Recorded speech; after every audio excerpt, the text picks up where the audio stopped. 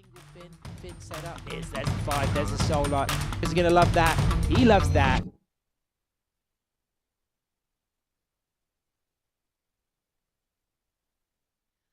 Welcome to day one of the 2024 Surf City El Salvador ISA World Longboard Championships. We are here for the greatest sport in the world, professional longboarding, and we've got so many surfers from around the globe that are here this week to compete for an ISA gold medal. Shannon Hughes in the booth here alongside Wingnut to call the action. Wingnut, it's great to have you in the mix, being that you have such an incredible history within longboarding through all the generations, and now you're back here to call the action with the ISA. Shannon, I'm really excited to be here and be a part of this week. The surfing I've seen leading up to today has been fantastic. Swell is built in a little, so it's going to be an exciting week.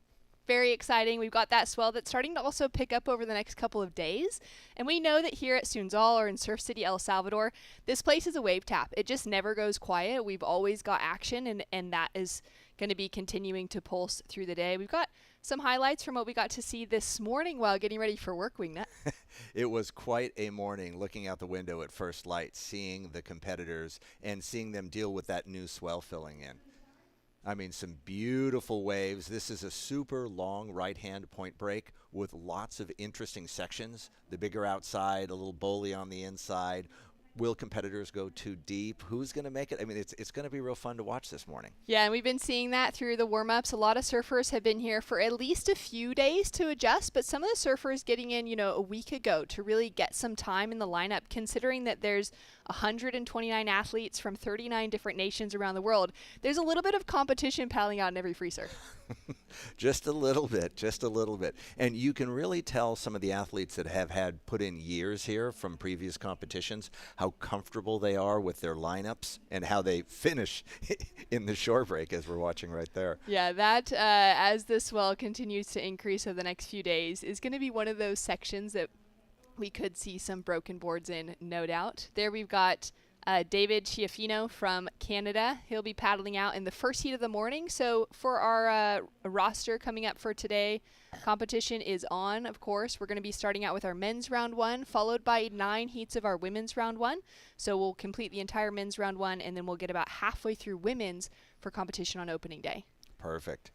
Ben Skin Dog Skinner paddling out for the opening heat of the day as well. He's going to be one of those that's tough to beat as we take a look at the draw with Canada, Uruguay, England, and Ecuador in the water.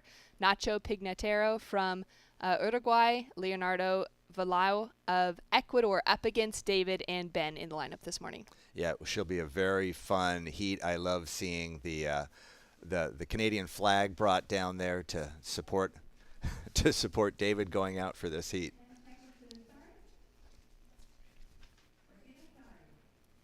Some flags down on the sand this morning. A lot of the crew just getting that, those kind of country colors going as we can hear the buzzer for our opening heat of the week here for the 2024 ISA World Longboard Championships. We are here in Surf City, El Salvador, and Nacho Pignataro is already up and riding on the nose. The goofy foot on his backhand here. This beautiful right-hand point break of Sunzal, as he takes a couple cross steps up and back, just looking to kind of navigate how this wave is opening up for the very first wave of competition this week, with gold medals on the line by the end of the waiting period by Thursday. Nice little S-turn through the middle as he cross steps back into the nose. Great bit of variety coming through from his surfing so far. Staying steady on a wave that has a little bit of bump to it as well, that isn't giving him that entire, opportunity to keep things super smooth, but he's doing a great job as he comes through to the inside section here. Puts that pressure on the fin as well, just to be able to ride out and finish.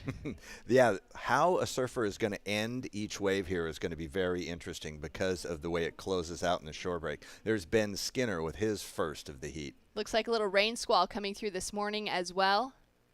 Ben with a little bit of that white water on the face of his wave. We can see that it's, a couple of those sets coming through nice and early. He'll kick out quickly, so that wave's not going to go into a huge score for him to start out, but it's going to get his feet in the wax. Yeah, it's good just to get one. I mean, that's all right. All right, everything's working right. That first turn was good. Wave closed out. Let's pull the plug and head back out. What's nice, Shannon, is how many waves in each set. So there's no lack of scoring opportunity for the athletes, and it's just maybe being a little more selective. I think Ignacio, Nacho did a great job trying to score one right away. It was a clean one. It went all the way through. So at least he's going to have a good number to start with. And there goes David from Canada on his first. Setting himself up with those first couple cross steps, stretches out to a hang 5, locks in for a moment, cross steps off the nose, sets himself up now for a bit of rail work.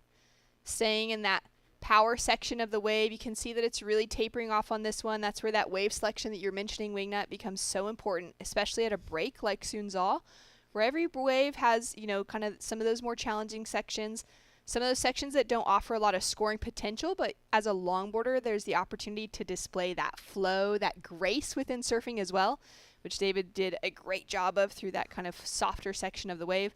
Goes down on that final nose ride, but he'll be getting a score on the board. Skin Dog with a 2.33 to open up his heat. It does leave Leonardo Valau out of Ecuador sitting with that first priority. He's the only surfer to not catch a wave so far.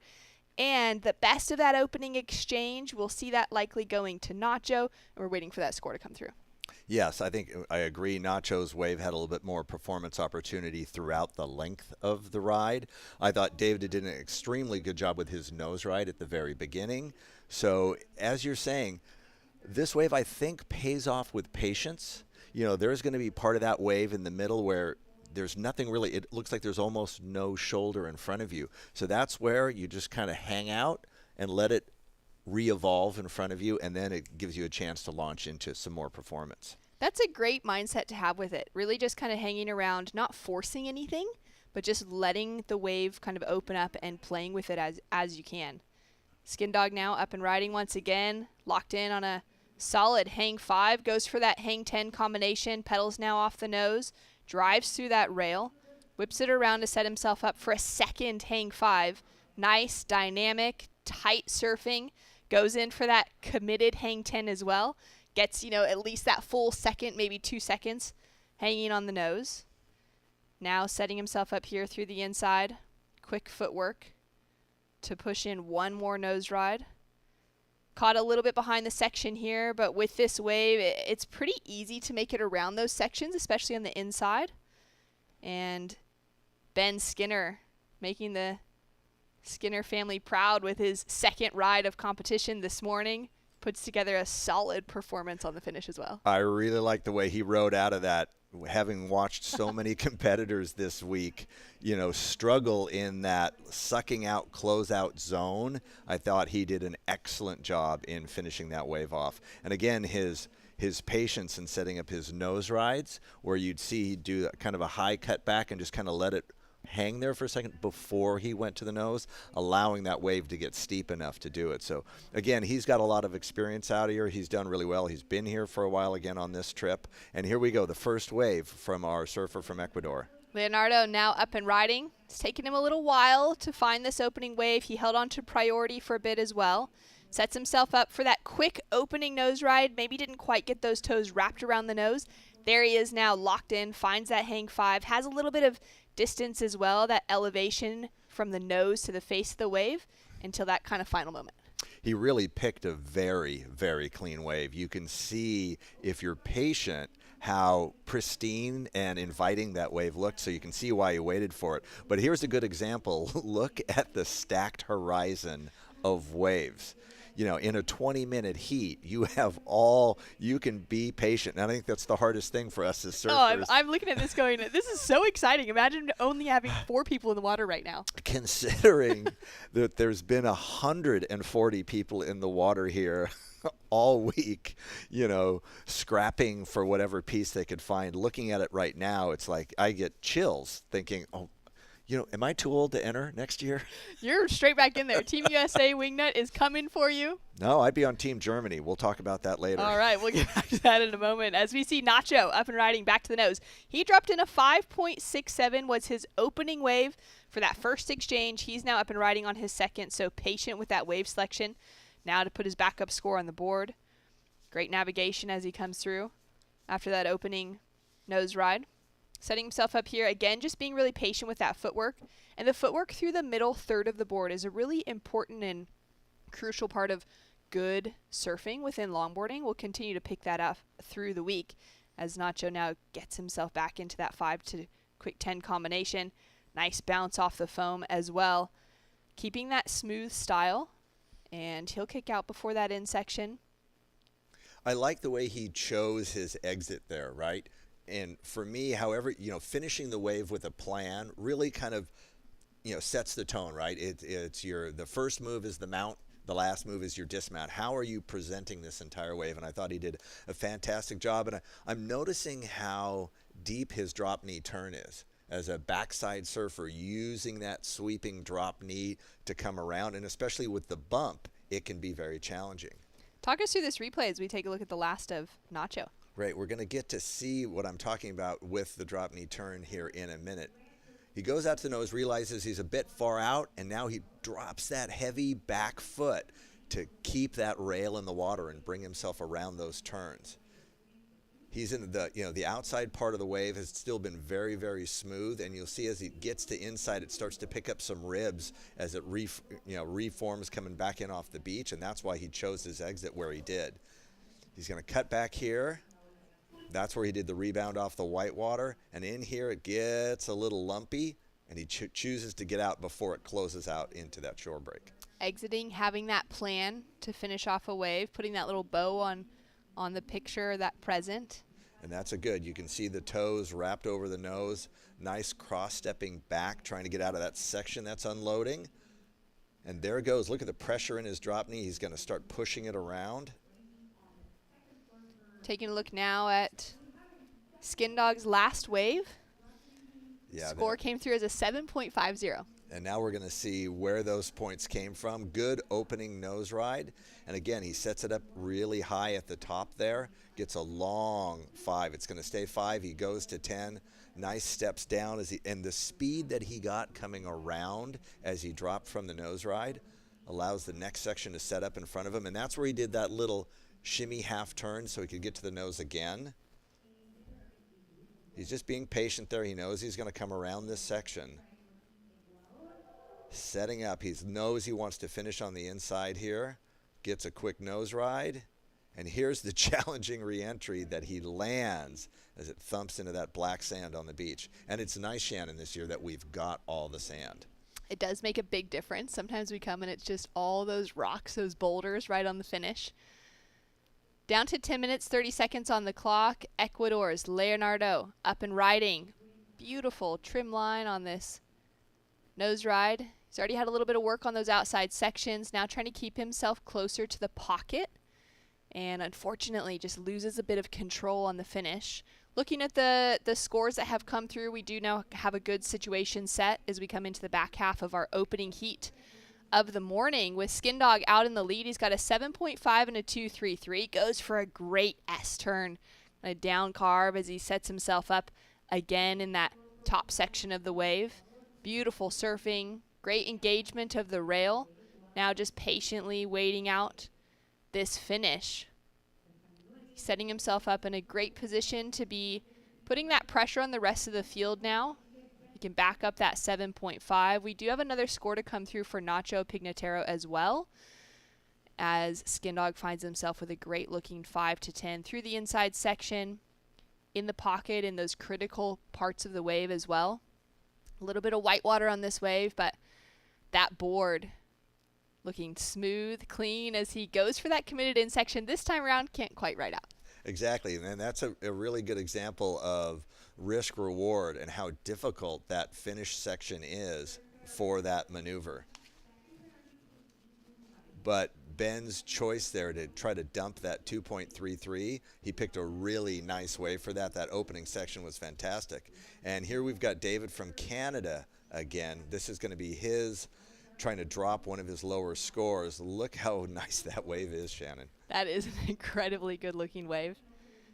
As he just cuts back here nice and clean as he gets past that opening section. Could have some great scoring potential through this. Gets a little bit flat. You can see that use of that footwork towards the front of the nose, not even having to get all the way there, but keeping that trim point moving, that weight forward as he sets himself up now for a great looking hang 5 on the inside section. He's done really well to read this wave coming through for the finish. Beautiful little whip around as he sets it up onto the inside. Can't quite find the projection out of that finishing turn. That move he did in the middle of that wave where he was so patient bringing it back towards the whitewater, he actually got a nice nose ride going left back into that section, and that wave really set up for him nicely. So that's definitely going to improve his scores. There's no question about that. He's also only chasing that 2.35 right now to take that second position away from Nacho. We are waiting for some scores to come through for 3 out of our 4 competitors. As we take a look at the replay here from that outside section, just taking a look at a different angle. Right, so here's David again from Canada. We'll get to see it from the start this time. Look, a little bumpy on that wave. You know, that's a little bit of that morning sickness that we can have here sometimes. Here's the patience where he's waiting for the wave to set up for him again, and he realizes he should cut all the way back. Being patient there, actually gets a little touch of a nose ride, and then the wave gets really clean and fast here on the inside, and he capitalizes on it with a nice clean nose ride. Cross steps it back, lets it set up again. Little tail stall work there. Wave didn't really show up for him for a nose ride, and then he just couldn't come out with a clean exit. All right, and here's Ben. Look how deep that cutback and the projection he gets out of that turn. That's some really beautiful surfing right there when you can come all the way back below the whitewater and launch forward out of it. And again, now the patience. He's just casually waiting for the wave to set up in front of him. Comes off the bottom here, and he's going to start moving forward on the board. Big, deep sweep, drop knee turn from Ben Skinner. 5 to 10, very clean Ben. Looking at the inside section. Let's see if we can pick apart why this one didn't allow him to land it.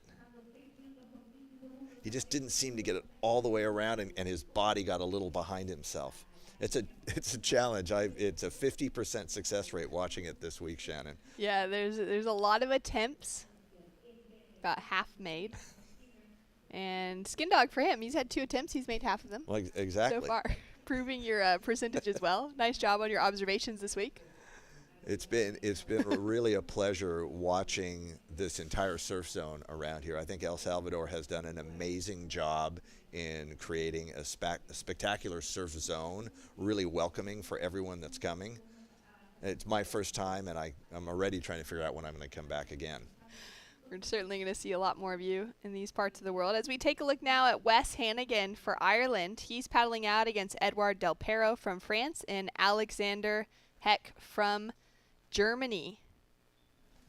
3 surfers in the water for this upcoming heat. Top 2 advancing through in the main round. Bottom surfer will be heading into the repechage round.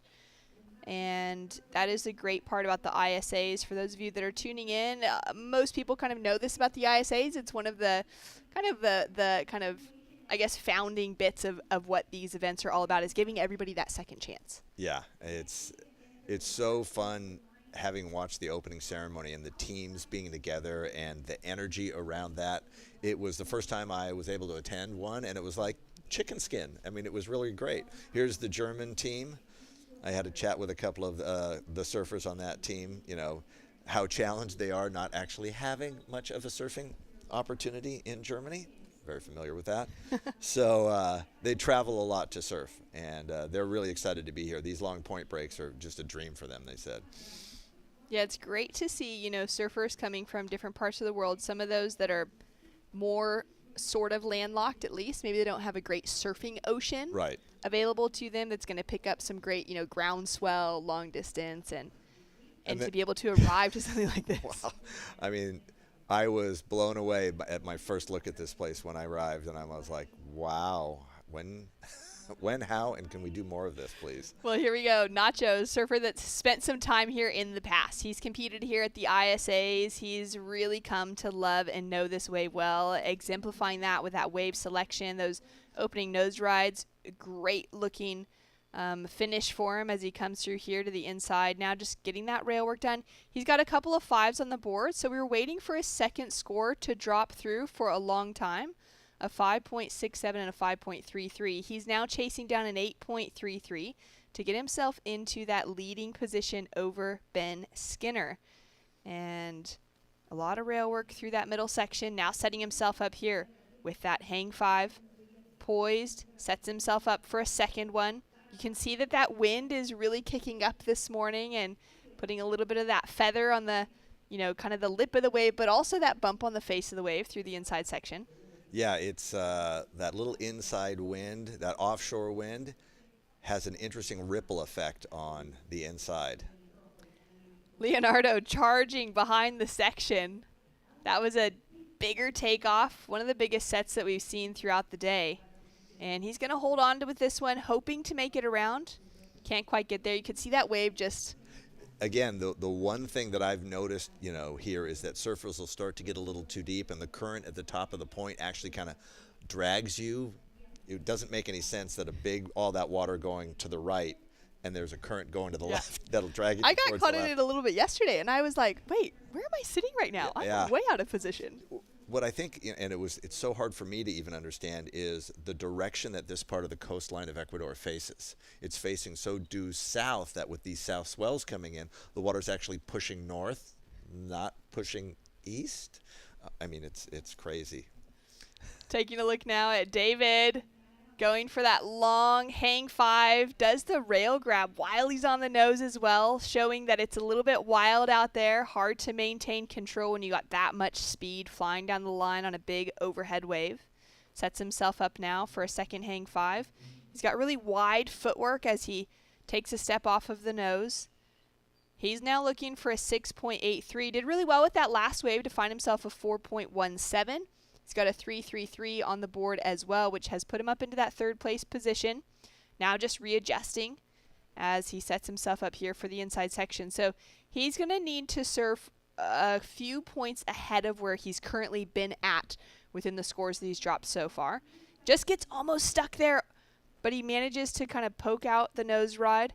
And he's looking for a big finish as well. Swings it around. Stay with it. And unbelievably almost makes it out. I thought we were going to see a miracle there.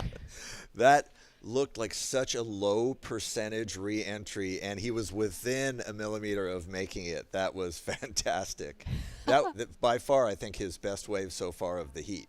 Well, down to 50 seconds on the clock. First heat underway here for the 2024 Surf City El Salvador ISA World Longboard Championships. And what a great way to kick things off, to see that many perfect lines coming through. The surfers surfing throughout the day are going to be frothing to be able to get out there again. Yeah, this is one of those really special weeks of competition where I think there will be no lack of opportunity for every competitor in every heat. There won't be that scrappy battle because it's like, pick one. You can have any one you want. The one behind it's just as good. That's right. Priority almost, at least within this heat, it really didn't have to come into play in any way whatsoever. And you can see where, Leonardo from Ecuador was a little too deep on his last wave. And by David being just a little further up the point, he had all the opportunity in the world. Well, what a great way to kick things off. We can see Leonardo there from Motanita in Ecuador. Spends a lot of time working with kids, getting kids into the ocean back at home. He strings together his first heat alongside David out of Team Canada. Those two will be heading into the repecharge round as they found themselves in that third and fourth place position, but they're going to have another opportunity to battle back into our main round, to our main final coming up later this week. Up next, a very big threat in the lineup. Edouard Del Perro from France hits the lineup.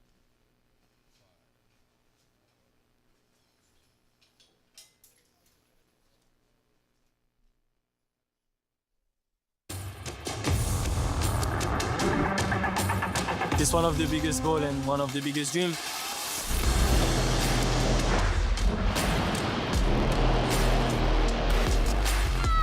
It's been like an emotional roller coaster. I ask myself, what just happened? Is this real? Every athlete's dream is to, reach that gold medal. I'm on a mission, I think that everything is possible. It's not over till it's over.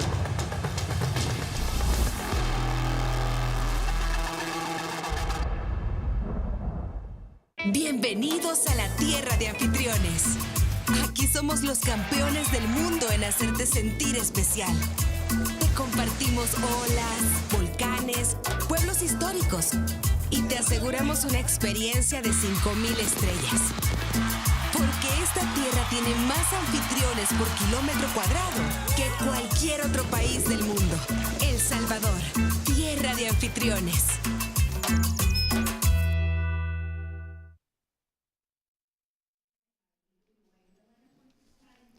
Well, welcome back to the action. We've just seen our first heat finish out for men's round 1 with Ben Skindog Skinner out of Team England taking away the win and Nacho Pignataro from Uruguay walking away with that second place position. David from Canada and Leonardo from Ecuador will be heading into that repechage round, but they're going to have another opportunity to battle back. Now, we thought paddling out with just 4 people in that last heat wingnut was a pretty lucky thing, but for these 3 surfers in the water now, for Edouard Delpero of France, Wesley Hannigan of Ireland, and Alexander Hecke of Germany, they've just got 3 people in the lineup right now with, I'm sure, some incredible surf on the way. They are going to have such a ball out there. I mean, the opportunity to have so many waves to choose from and really no need to worry about priorities or anything like that. We're looking on the beach at that's Nacho coming in, congratulating his other competitors. All right, and Shannon, just a quick question. Who do you think's the favorite in this heat? Wow. Well, Edouard Delpero has been a threat to that gold medal many a time before. He's going to be a surfer to keep an eye on throughout the event here. I'm going to be curious to see what he's riding, kind of what his approach is to the waves. We've seen his approach change through the years, different styles kind of coming through from him up against Ireland and Germany. It's interesting, you know, having looked at so many boards on the beach and in the water, a lot of the surfers have gone to that really wider tail with a lot of lift in it, and Edouard's still riding the boards that I saw seem to have that narrower, almost a speed shape looking tail. And actually for me, that's my preference. You know, looking at all the boards, I really liked the look of his equipment. So I know he surfs them really well, so I know they work.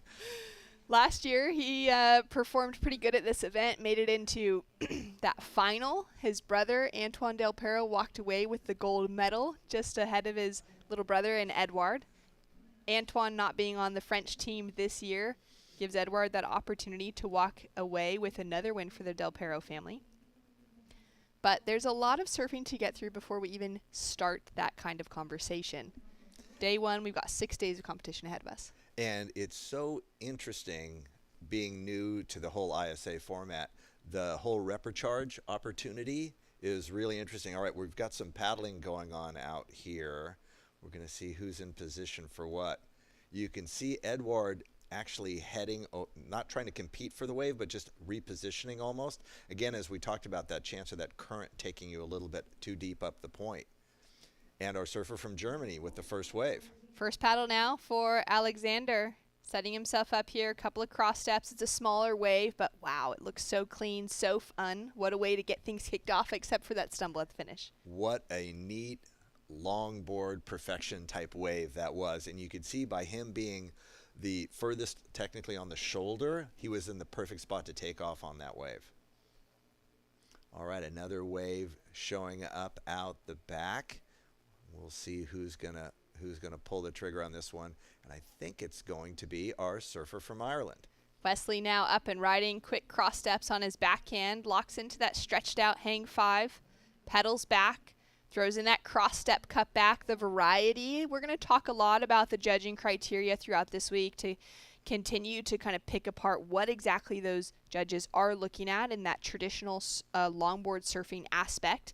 That variety is an important part of it, to be able to see that bit of, the changes within that footwork, the different types of turns that are available, to be adding to the scoring potential of a wave that's hopefully also filled with some great nose rides. As Wesley gets a little bit caught up behind this finishing section, and he'll finish off. Yeah, a little parallel stance there to get through the white water. I thought that was really clean. Interesting in looking in the 2 wave choices from our Irish and German surfers, how much smaller they were and how Edouard stayed a little patient, and it's paying off for him right now with this wave on the outside. Very clean, big, powerful cut back there, and he's really found a clean opening wave. Yeah, great start. Smaller little set to get this entire kind of exchange opened up. And clean surfing coming through from Edward. Really paced out on those turns as well. Deep, throwing in that power, but without forcing anything too much. And he chose to exit it instead of trying to milk it to the shore break because, you know, he just wanted to get back out to the top.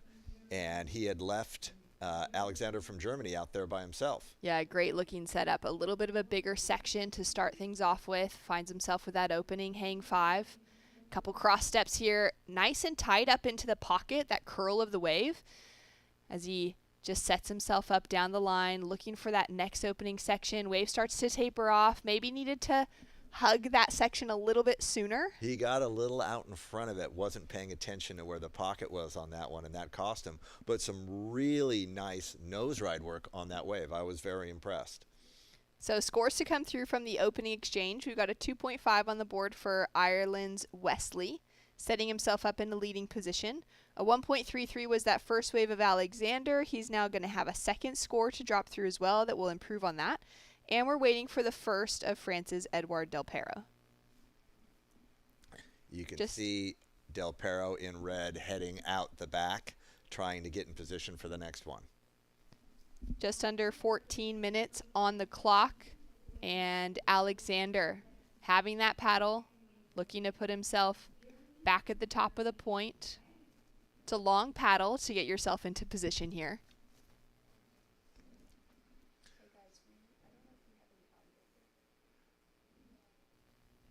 "13 minutes, 20 seconds on the clock." And this has been the smaller sets, smaller waves of opportunity have shown up here. I can see why they all jumped on that first wave early on because of they'd been 3 or 4 minutes into the heat. And look at Del Perro putting it on rail, hand on the rail. Definitely more in the performance school of thought than traditional classic longboarding. You see how low he stays through his turns, but the projection and power out of it are very impressive. And clean footwork as well, right as he swings out of that turn. Doesn't let himself get too high in the face of the wave, so he stays where there's some power in the pocket. Sets himself up for that inside nose ride. You can see how glassy some of these waves are. A few of the waves this morning with a lot more wind on them.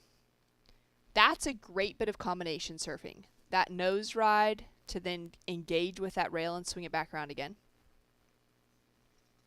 And another one from Del Perro on the outside. Speed down the line from Del Perro as he sets himself up out of that opening nose ride into beautiful looking S-turn. So much projection as he runs straight back onto the nose once again. Rebounds off the foam, sets himself up through to that inside, uses that drop knee cutback as well as he's just in that perfect corner spot of the wave. Sets himself up here through the inside now.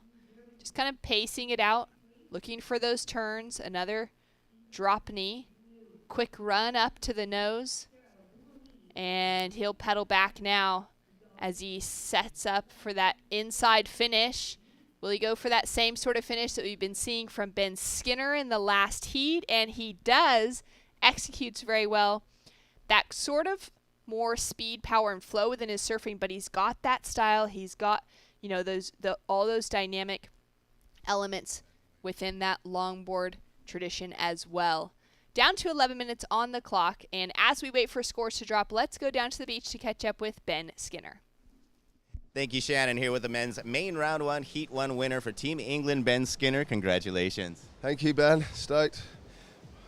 So, great surfing out there. We saw some increase in size today. Looking at it compared to the surfs yesterday, did you have any change of plans? I saw you had the leash on the board. How was it feeling out there compared to yesterday? Yeah, I mean, the swell's filled in. It's big, much bigger period today, and that's made the waves much longer walls and much more powerful. And, you know, it's like pretty much a full 6-minute paddle to the right out the back. Pretty much took me 6 minutes in the first paddle. So in 20 minutes, it's pretty tough going to get more than 2 waves. So you got to make them count. That's what I was going to mention. You had the 7.5, and then you kind of sat calm. And how important is that wave selection when you do have that paddle out? you make a mistake, choose the wrong wave, it could cost you half the heat.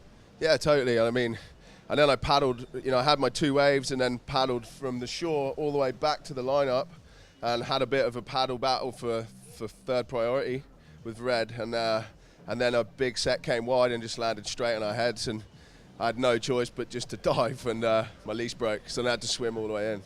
Let's talk about your equipment. You're using the Thunderbolt, your double scoop model here, Skin Dog surfboards. I've seen a lot of these around the competition area, a lot of different nations choosing your board, and I think you might be on top of the Shaper leaderboard right now. Yeah, no, it feels good. I've worked really hard on my shapes and designs in the past, 10, 15 years, and it feels like this is a really, really good one, and I think people are feeling that as well, which is a really nice feeling.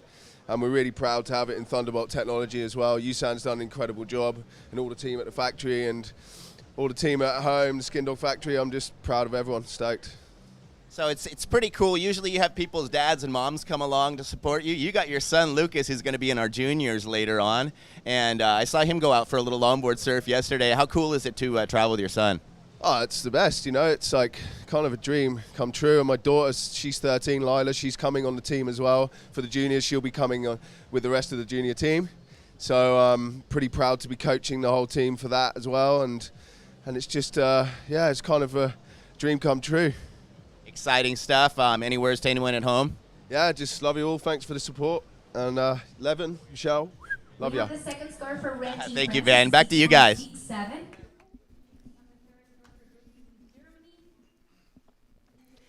Thanks so much, Ben and Ben, actually. Great to hear from those two. And Skin Dog walking away with a solid victory to kick things off. His family's been getting their little way around the world, getting some better surf with the kids as well this year. So it's exciting to see Ben Skin Dog always wearing a jersey, but traveling with that family in tow often. On his own now with Team England down on the beach there. We've got Emily Curry. We've got Lola Bleakley as well. And it's been great to have the crew down on the beach. Definitely. That was a really great last wave from Alexander from Germany.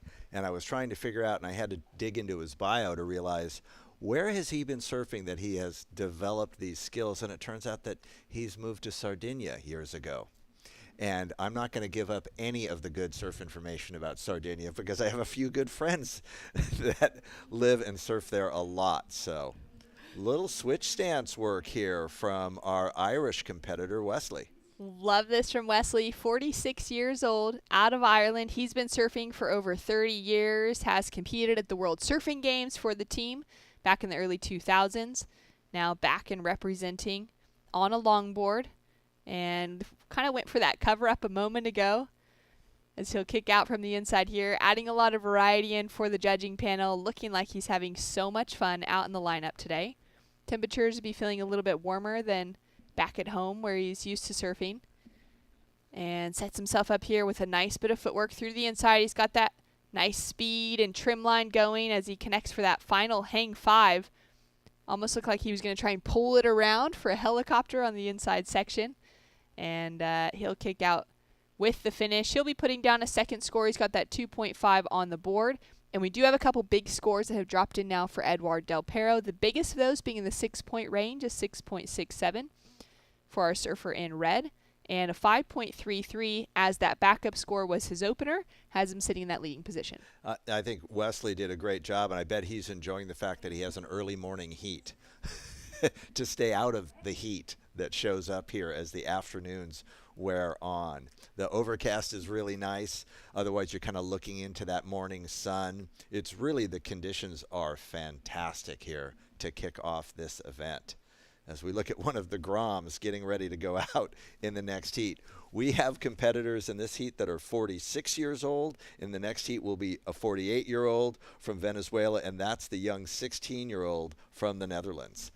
Dowie looking ready to paddle out in his opening heat for this year's World Championships, riding the Luffy.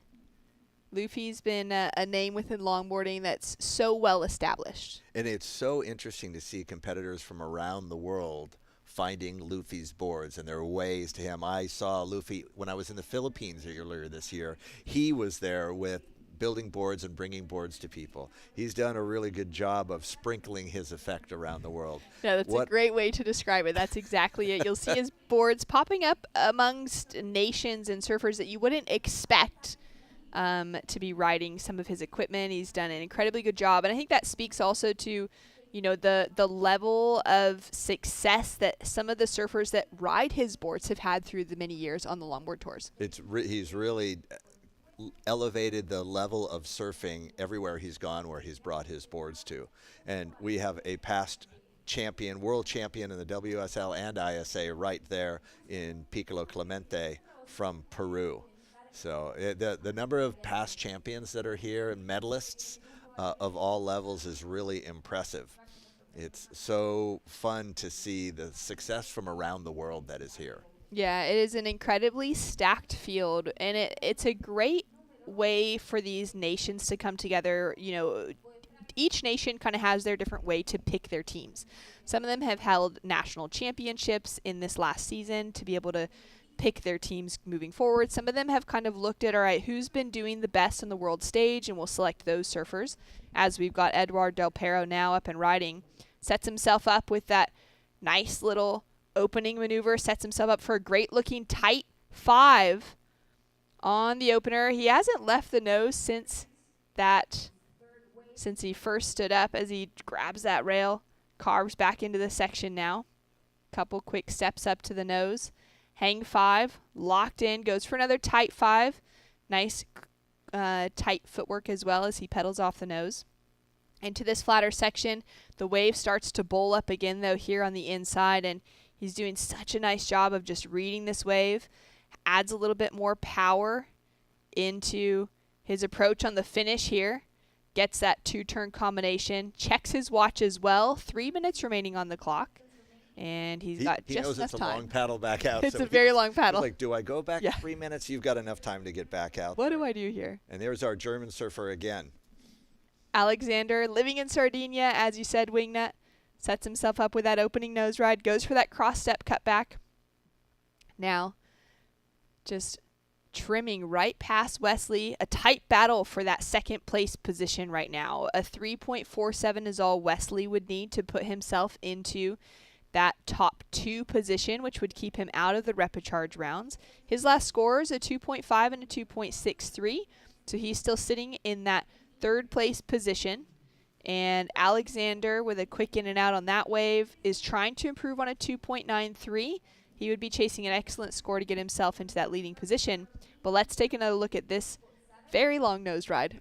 Yeah, this wave of Edwards really separated it from his others in how long and committed the nose rides were and how fast they are, the speed, and look where he's in almost the middle of the wave and it's just hanging perfectly, the spray coming off that board.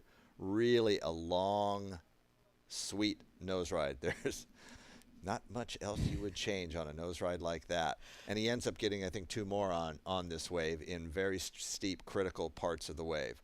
Look how relaxed his body English is. Very comfortable. Cross-stepping back to the middle part of the board.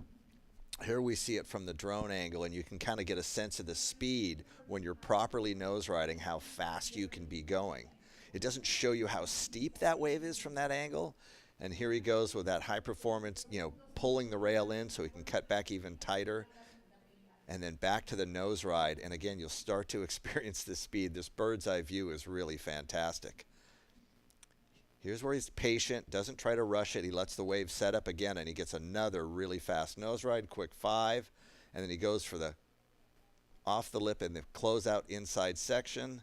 He's going to set it up right there. Scores to come through now for this last wave of Eduard. As we take another look at this, talk to us about that approach to holding his inside arm up and back behind him. It's, you know, that's working as a counterbalance. It's a really nice way to maintain control, and the way he was able to land that and then go into this next one. Again, definitely on the high performance spectrum, not in the classic school, but the control and power through it, and then using the drop knee turn right there to set up the next part. He's really putting a combination in together and finishing with this move here. And look where he's trying to sight. His head gets turned away, and he still manages to land that. And so his shoulders were almost fighting that landing. So the balance and skill level there is very, very high, as we know from Del Perro, who is the obvious winner of that heat.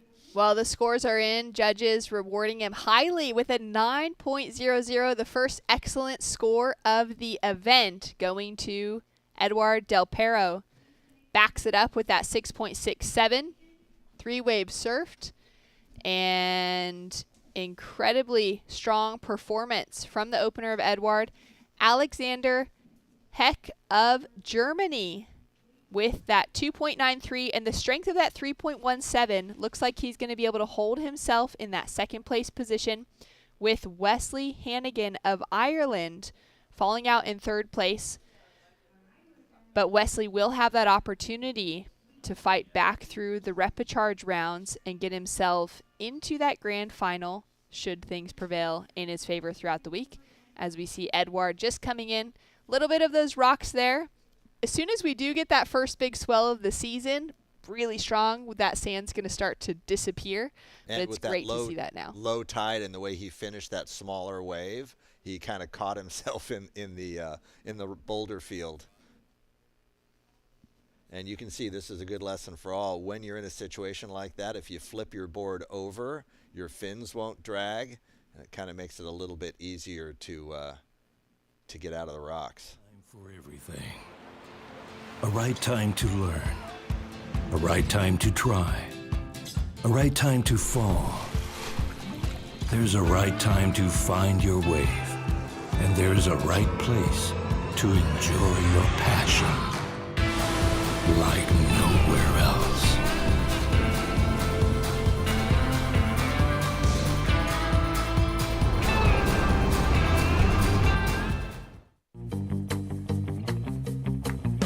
Consulta promociones. Disfruta de cable TV más internet residencial desde los 50 megas hasta los 1000 megas. Para más información, contacta con nosotros. Multinet, siempre que tú quieras. Bienvenidos a la tierra de anfitriones. Aquí somos los campeones del mundo en hacerte sentir especial. Te compartimos olas, volcanes, pueblos históricos y te aseguramos una experiencia de 5000 estrellas. Porque esta tierra tiene más anfitriones por kilómetro cuadrado que cualquier otro país del mundo. El Salvador, tierra de anfitriones.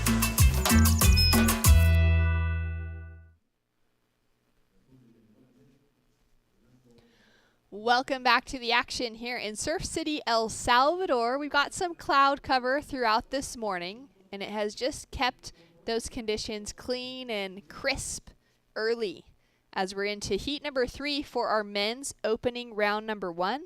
Out in the water, we have Benoit Clemente, also known as Piccolo affectionately in the longboard community, out of Peru.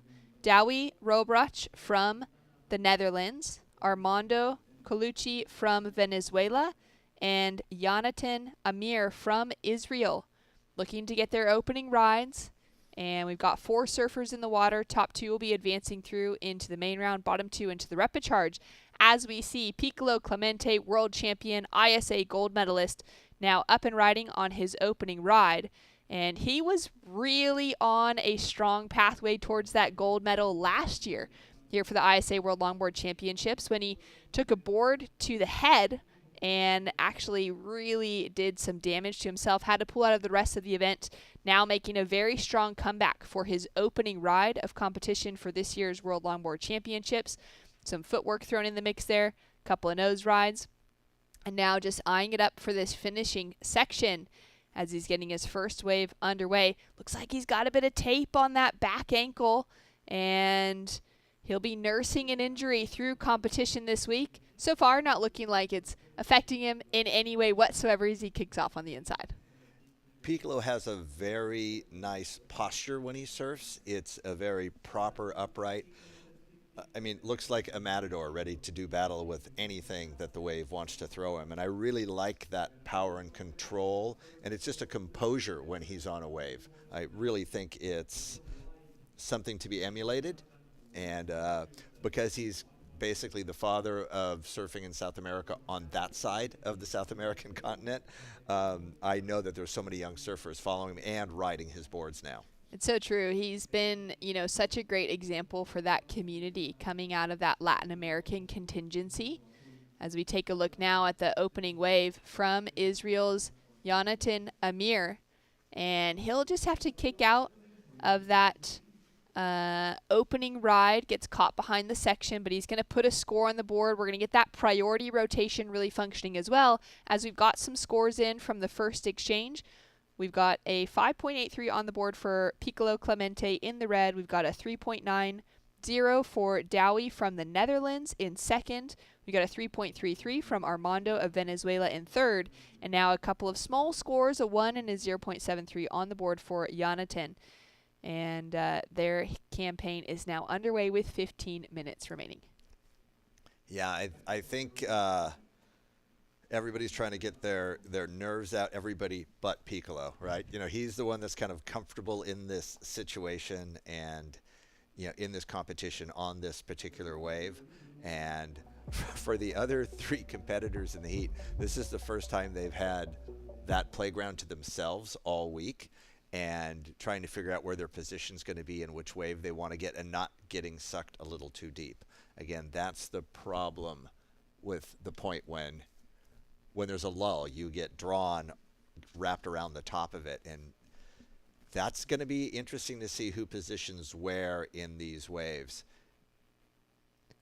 Piccolo Clemente has been in the finals a few times in his years here at the ISAs. He won the copper medal in 2010, the bronze medal in 2011, silver in 2018, and gold in 2019, steadily building on those positions year by year. Up against three surfers that are, looking for those first opportunities, looking for that opportunity to maybe try and medal by the end of the week, but also to just help improve their country standings overall. We've got a whole seeding system that works here at the ISAs where every country will have individual rankings at the end of the week. We'll also have team standings at the end of the week. So there will be a team's gold medal, a team's silver, bronze, copper, and placings all the way through for the 39 nations that are represented here this week. And those placings then work into the favor for seedings out of next year's event. So each of these countries is, doing their best that they can to improve their seedings overall. The higher seeding they get, then they get to draw those lower seeded countries coming up into the following years and really start to work on maybe the development of their surfing overall, which is one of those beautiful things about the ISA that's focused on running great world championships across every discipline of the sport between shortboarding, longboarding, parasurfing, SUP, the juniors as well, but also the development of surfing in so many different nations. And, the ISA was the one that brought surfing into the Olympics, created that opportunity. And we know that in early 2025, we're going to find out whether longboarding is going to be included in the 28 Olympics. So when you're saying about this is important how the countries are seeded and positioning, it's also important for these athletes to think that they could be looking toward the 28 Olympics. That's right. And, the showing of this event this week, the records that are continually being broken, especially that of even gender inclusivity.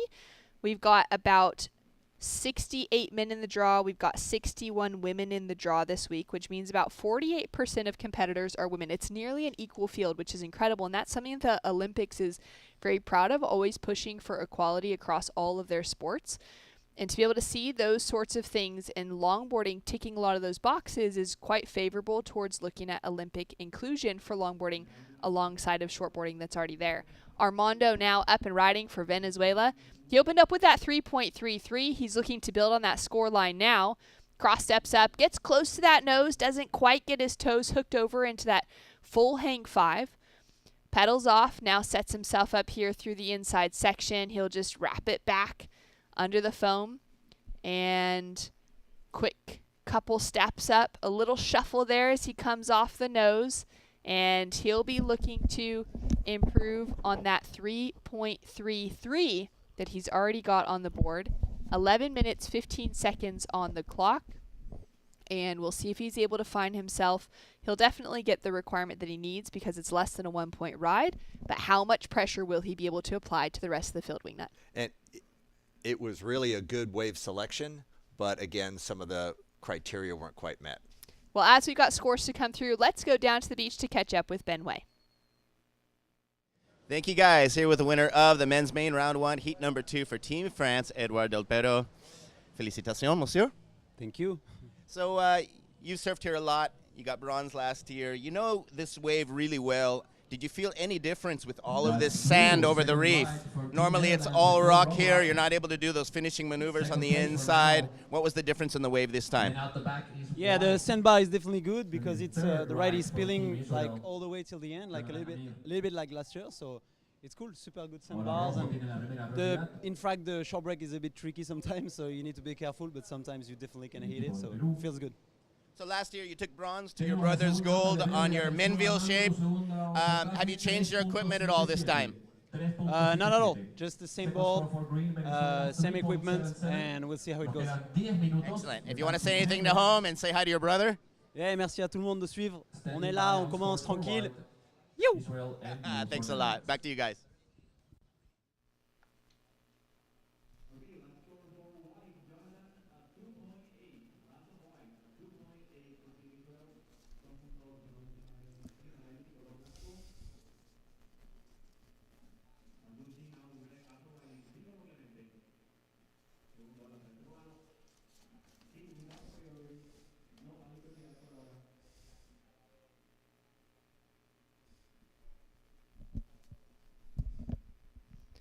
Well, back into live action now, watching Benoit on the inside, finishing off as we take a look at Jonathan on the outside.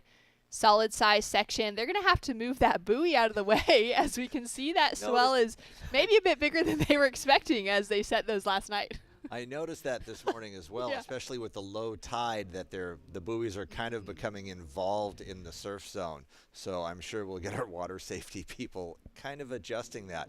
And the swell, remember, is still filling in.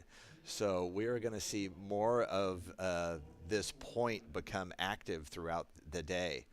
I would say that's a good problem to have, that if the buoys were set, but suddenly the surf's actually good enough and big enough that it's kind of coming into that zone, that's a better thing than it getting too small. Yeah, when they dropped those yesterday before the swell built, they looked like they were in the perfect place, and now today it's definitely become a bit of an issue on the bigger sets. And what a great drone shot of the outside wave coming into the point here. It's really one of the most inviting looking point breaks I've ever come across in my travels. This being the first time that I've been in El Salvador, I can see what all the fuss is about, why everyone wants to come here, and why the ISA has made such a fantastic partnership with Ecuador and, with El Salvador and their tourism board to host so many events here, and the infrastructure that they're putting in Sunzal is really fantastic. So we're waiting for that second score of Piccolo's to drop. Hasn't come in yet, but currently our leader is from the Netherlands, Duve Robrach. To kick off his campaign, he had that 3.9. Now he's built on it with a 4.47. And sitting in that leading position, taking a look at the beautiful coastline here in Surf City, El Salvador, specifically sitting in the El Sunzal kind of point of town. El Tunco is just to the right of us, and you can see some great little accommodation. If you're a surfer from anywhere in the world, and you're looking at these waves going, that looks pretty fun, there is so much opportunity. There's so many beautiful places to stay. The surfers right now this week from the contest have packed out every little spot, nook and cranny. Every bed is, I promise you, filled on the coastline here. But there is so many incredible spots. I met a young girl out in the lineup yesterday when I was surfing, and as we've seen scores drop in now for Piccolo Clemente, a 6.23 takes him up into that leading position once again, bumps Netherlands down into second. But a girl that was here with her family, she's surfing for the week, was really excited to be able to spend some time in the lineup here. And she said paddling out yesterday, she had no idea that the world's best longboarders were also going to be here this week. And she's like, well, it's a little bit more challenging to get waves than what she was expecting to.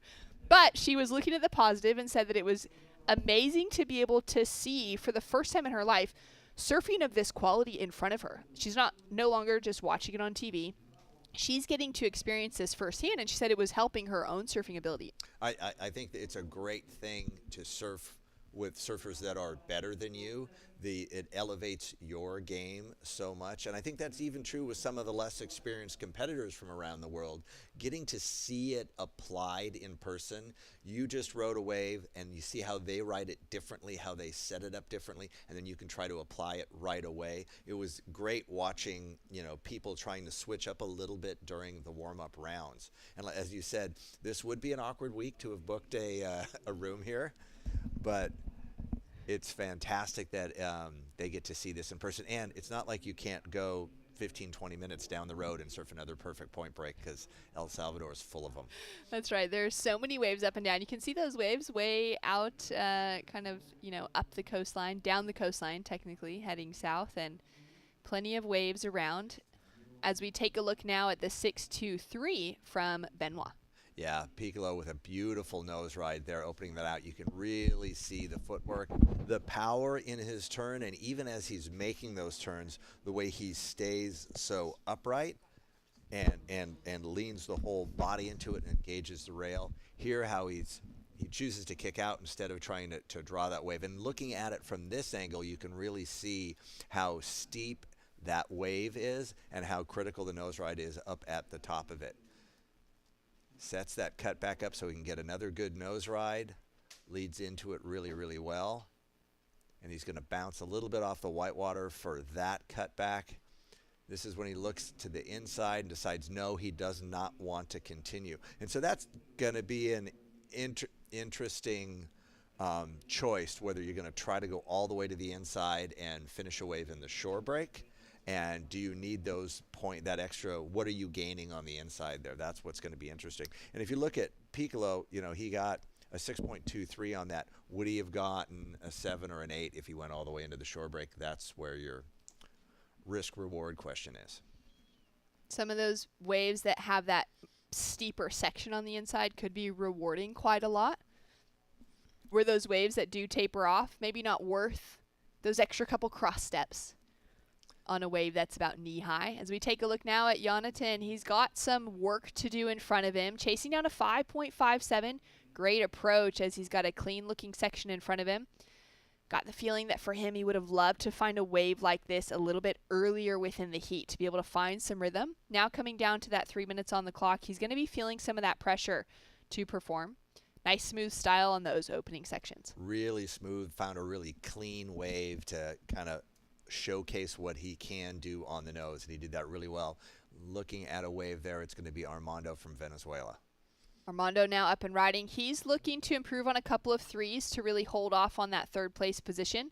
A 4.60 will put him up into second as he's locked in for a great hang 5, finding a lot of distance. Now carving back into that section, sets himself up here off the rail and back into that hang 5. Just caught a little bit outside the section, that section where nose riding's maybe not going to be very conducive to even just keeping that trim line moving forward. Right, that's where you don't want to get so far ahead of it and want to push your energy back down the wave as we see our heat leader, Benoit Piccolo Clemente, take off on what could be the last wave of the heat for him. Beautiful looking set opening up in front of him. 2 minutes remaining on the clock. Opening nose ride, now carves it back deep behind the section as well. That full commitment, knowing that, risking a fall as he sets himself up here, kind of bounces back off the foam again and cross steps forward into that perched hang 10. Oh, holds that committed line and gets taken out. And gets taken out, but again, that was the full Matador going for it. And the confidence that he had in that nose ride, and he expected it 99% of the time, he would have made that drop and stayed with it, and it just probably had just a little bit of a bump in the face that caught that outside rail of his. Down to 1 minute, 15 seconds remaining on the clock. Piccolo Clemente in that leading position. We've got another score to drop through for his last wave. Armando from Venezuela. And we've got a score to drop in for him, chasing down a 4.60 to try and find a advancing position. But now, Douwie up and riding from the Netherlands on his forehand. Nice couple cross steps. And now looking for some great work on the rail as he moves himself forward here into that hang 5. Nice and perched. Does really well reading this wave as well. And could be holding himself into that second place advancing position. Setting himself up here through the inside with 30 seconds remaining on the clock. This is a really important wave for our surfer out of Holland to hold himself in that top 2 position to avoid the repecharge round for now. Young surfer, just 16 years old, out in the lineup, adding in so much great delicate footwork as well in his variety. As we take a look now at Armand from Venezuela. Up to the nose quickly, caught behind the section, grabs that rail to make it around. He'll do that with ease. This is his last opportunity. Currently chasing a 4.60. We're not sure yet if Last of Blue is going to up that requirement in any way. So this is a really amazing way to finish out heat number 3 of the day, as Armando has this last opportunity to put himself into that top 2 position. Great bit of variety, full use of the board as well, from the nose all the way back to the tail, but unfortunately takes the slip. Stay with it. He's trying hard to stay with it. Yes. Incredible performance on the finish there from Armando. And wow, what a way to finish off this heat. Very tight once again for that second place position. I thought, let me go back to the kid from the Netherlands. What great composure, what amazing surfing. Did not expect to see that level of competence in such big waves from the young man from Netherlands. And what an enjoyable final wave for Armando from Venezuela. If I can be a little bit critical, there was not good cross-stepping there. The toes were not wrapped around the nose. We're going to have to see those criteria met. You're just not going to be able to advance without that. And as we go forward, we're really going to have to start picking apart what is proper, what is scoring, and what is well. But I just love the way that he committed to not losing that board no matter what. He had a leash on. He could have just let go. He could have bailed, but he stayed with it. And I loved the whole donkey cart ride that he went through. What a way to finish off. Piccolo Clemente for Peru there in the red jersey. He'll take away that winning position. We don't know yet where where his last score is going to come through, but it looks like results will stay the same. Armando has officially dropped a 3.73 for his last wave, which doesn't move him out of third place position. We've got a score to drop for second and for third, Netherlands and Peru, but it looks like they'll be staying in those first and second place positions. Coming up next, we will have Sam Bleakley and Megan Godinez joining the conversation with more great surfing right after this.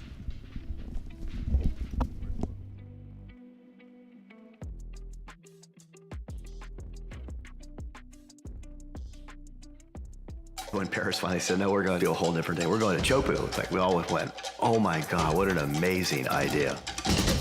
Chopu is one of the most incredible waves, probably a wonder of the world.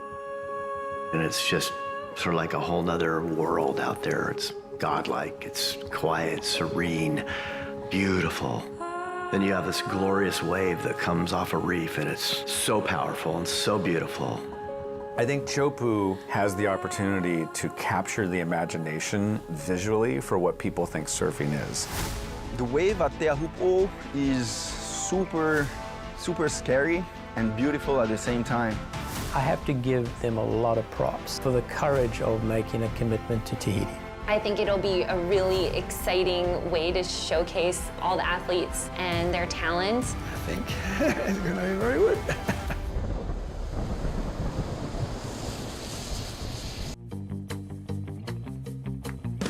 Consulta promociones. Disfruta de cable TV más internet residencial desde los 50 megas hasta los 1000 megas. Para más información, contacta con nosotros. Multinet, siempre que tú quieras.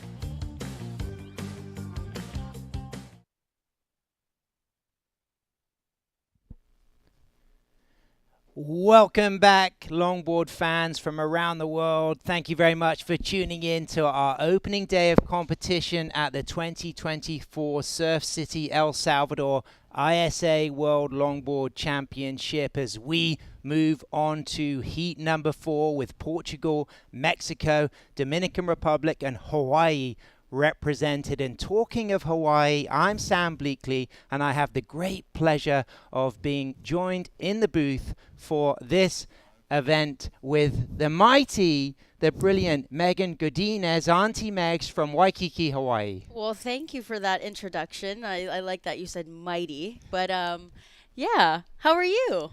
I'm great, and it's a pleasure to have you here. And let's not forget that in 2013, you medaled at this very event in Peru. I did. I was quickly reminded of my age, one. But yeah, that was really exciting being able to be in Huanchaco, Peru. And I was, I think, 2013, I'm about to show my age.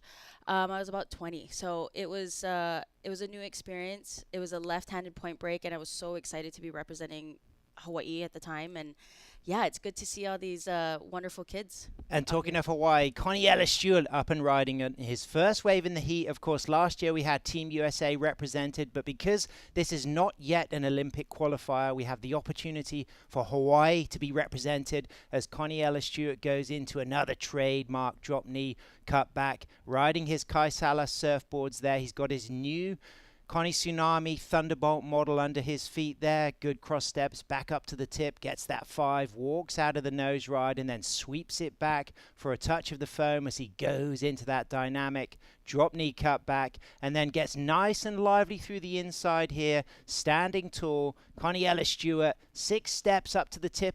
There's that 5, there's that 10. Walks back to the tail, and what a great start for the Hawaiian. Megs, I mean, he's looking good, he's looking lively, but that whole Hawaiian team has got incredible energy. They do, and they had a really stacked team here. You know, we have Kai Salas, who is the 2023 world champ. Connie was right behind him in second. Khalees, she's ranked number 2 in the world, and Honolulu Bloomfield, who won the world championship in 2018, 17. And talking of world champions, 2019 gold medalist from Peru, Piccolo Clemente is with Ben Way. Thank you, Sam Megs. Here with the winner of that heat number 3, representing Team Peru, Benoit Piccolo Clemente. Felicidades. Gracias, encantado de estar otra vez en El Salvador. So he's super stoked to be back here in El Salvador. I'm going to ask him 2 questions in Spanish. The first one is going to be that he always rides his own Piccolo Clemente shapes, as well as a lot of other competitors in this competition. I'm going to ask him how important he thinks the relationship between the rider and the board is. Siempre usas tus propios shapes, los Piccolo Clemente, y he visto muchos otros competidores en este torneo que también lo están usando. ¿Qué es la importancia de la relación entre el surfer y su tabla? Bueno, ahora estoy con los diseños de los Longboard nuevos junto con Dani Martínez, que hace el acabado final. Creo que es importante tener una buena relación entre surfer y shaper porque entiendes cómo es que corre, puedes verlo correr, estás en los campeonatos con él y puedes intercambiar ideas para siempre mejorar un poco más los modelos. So he said he's got a couple new models here. He's finishing. ¿Cómo era el shaper? El finish shaper? Dani Martínez. Danny Martinez, who's doing his finishing shapes that he's working together, and he said it's very important to have the surfers at the competition with you, explaining how the boards work and going back and forth on trying new ideas and making things better. The next question, he was on his way to the finals last year when we had the accident in the shore break where he hit his fin in his head. I'm going to ask him how hungry he is for another gold medal after that one in Biarritz. Bueno, el año pasado, estás riendo, ¿me entendiste? Estuviste en camino a los finales cuando tuvimos este accidente con la quilla y explícame el hambre que tienes para otra medalla de oro para la ISA este año. Bueno, estuve muy cerca de estar en las finales ayer, casi hasta el último minuto estábamos en la clínica mirando el hit, quizás podía volver y entrar si lograba pasar, pero no se pudo. Ahora vengo con muchas ganas de volver a pelear la final, tratar de poder conseguir nuevamente lo que hice en 2019 en Francia y, como digo, encantado de estar en el país de las derechas. So he said they watched the replay, was very close to working on getting into the finals, and after the accident, he's back really hungry to try and do what he did in 2019 in Buenos to get another gold medal. Y si quieres unas palabras a tus paisanos ahí en Perú. Bueno, un saludo para Piero, Jamie, les mando un besote a todos mis amigos peruanos, a toda la barra peruana, vamos para adelante, saludos. Muchas gracias, campeón. A ti, hermano. Back to you guys. Congratulations, Piccolo, a surfer who has won all 4 medals. He's won copper, bronze, silver, and gold, and that says a lot about his integrity and his pedigree. Exactly, and we were talking earlier, and he reminds me of like a Formula One racer. The way that he's very composed, he's going 100,000 miles per hour per se, and he is just always on it. He never looks rushed. His composure is always together, as we see Connie up and riding. So this came in at a 7, Megs, and what was it about this ride that put that close to the excellent range? I think right here how he is really reading the wave. He's not rushing anything. He's looking down the line, but also really concentrating on where his eyes are. He's looking at his cutbacks. He's looking at where his board, his nose is turning towards the whitewash to go ahead and finish off those turns and make them nice and rounded out. And he's very composed. And the thing with Connie is that he uses every part of his bodies down all the way to his toes. How he's turning, he's very light on his feet. The guy stands at 6'2", 6'1", and how he gets down, drops knee like that. He is very, very aware of his body and where it stands. And of course, great skills beyond his competitive surfing as well, already a boat captain and training to be an airline pilot. Yes, he is. I was very surprised when he told me that. He's a kid of a lot of, he's no one-trick pony. And I feel like in Hawaii, that's how we're kind of trained. Live action, Mauricio Nunez from Mexico here fades in, sweeps that turn there, the goofy foot of 2 steps, and then walks back to the tail of the board to readjust into a high line, 4 steps, up to a nose ride, and then just shuffles the feet back to the tail and then just rebounds off the foam. Couple more cross steps as he goes into more of a roundhouse cut back there. Nice close stance, a little soul arch there as he just gets delicate on this wave as he walks cleanly into another touch of the 5 as that wave starts to die out. And our surfer from Mexico gets his first score in the heat. Yeah, I think with 13 minutes left, he needed something. So he was definitely just trying to build house, as we say in the surf world. As we see red up Joao Dantes. Joao, of course, from Estoril, Sao Pedro, a fantastic right-hand point break as we can see him locked on his Luffy board on a really nice long opening nose ride. A great performer here last year for Portugal with his brother Antonio, gets into a second nose ride there. Little soul arch with that back arm up and sweeps his Luffy board. Luffy, Luis Bento, the shaper, he's on site. He's also got his daughter Raquel Bento in Team Portugal. But what about this wave from Joao Dantas? It's loose, it's lively, and he's kicked off with strong nose rise, and he's still got more on the inside here as he walks out of that last section and then eyes up this stool with 4, 6 steps into a 5, holds a 10, puts those arms down by his waist, stretches back into that 5, cleanly walks out and smoothly ends with charisma, and then dismounts onto the sand, and that's got to feel good as Connie Stewart answers back with a 5, pedals down to the tail, comes off the bottom, off the top, uses the middle of the wave with cross steps as he walks to the speedy part of the middle of the board where he gets that acceleration, back to the tail to carve that roundhouse cut back into the drone clip as we just see him using that footwork so elegantly to keep that trim speed and using that rail work back and forth. And Megs, what a great display of 2 fantastic world-class longboarders, really putting on a show for us. It's excellent, and being from opposite sides of the world, and it's really interesting. They both share the passion of sailing. So, you know, Connie being a boat captain and Joao loving sailing, his passion is sailing in the ocean. So it's really cool to see 2 parts of the world come together. And both of those surfers have great experience competing around the world. Joao, a former European longboard champion. Of course, Coniella had that fantastic showdown in the WSL World Longboard Finals with Kai Salas last year. As we can see, our second ride for Mexico, Mauricio Nunez. He's got a 2.5 He's getting a high line there for a 5 into a tight 5 there, and then just opens that stance to come off the tail and set another high line, using that high part of the wave to touch those nose rides, walking out of the nose rides, shuffling back to the tail, but then walking back in to the 4th nose ride, looking really good for Mauricio Núñez from Mexico. The 23-year-old from La Saladita, of course, a fantastic area of longboard culture. And one thing I've noticed from Mauricio in a lot of the free surfs is he uses the switch stance a lot. So if we get to see that opportunity of a slightly slower paced wave, you might see the elegance and the charisma of the switch stance, which is very much a big part of a lot of great Hawaiian surfers, Megs. Yeah, you know, on the west side we have Rustic Kealana and the whole entire Kealana family, and I feel like they were the pioneers of that, being from Macau, which is a right point break, and a lot of the times there was a lot of goofy surfers, and it was such an excellent break, it made the surfers actually change their stance. So as we see Connie here on a beautiful hang 10, just very composed, not rushing anything, again, not trying to pull out all the tricks, he's just trying to build house. It's the first heat, as he's nice and controlled off the top, big, nice swooping turn. You see how he doesn't actually try and get really low to try and go all the way up, because he wants to stick to that traditional longboarding.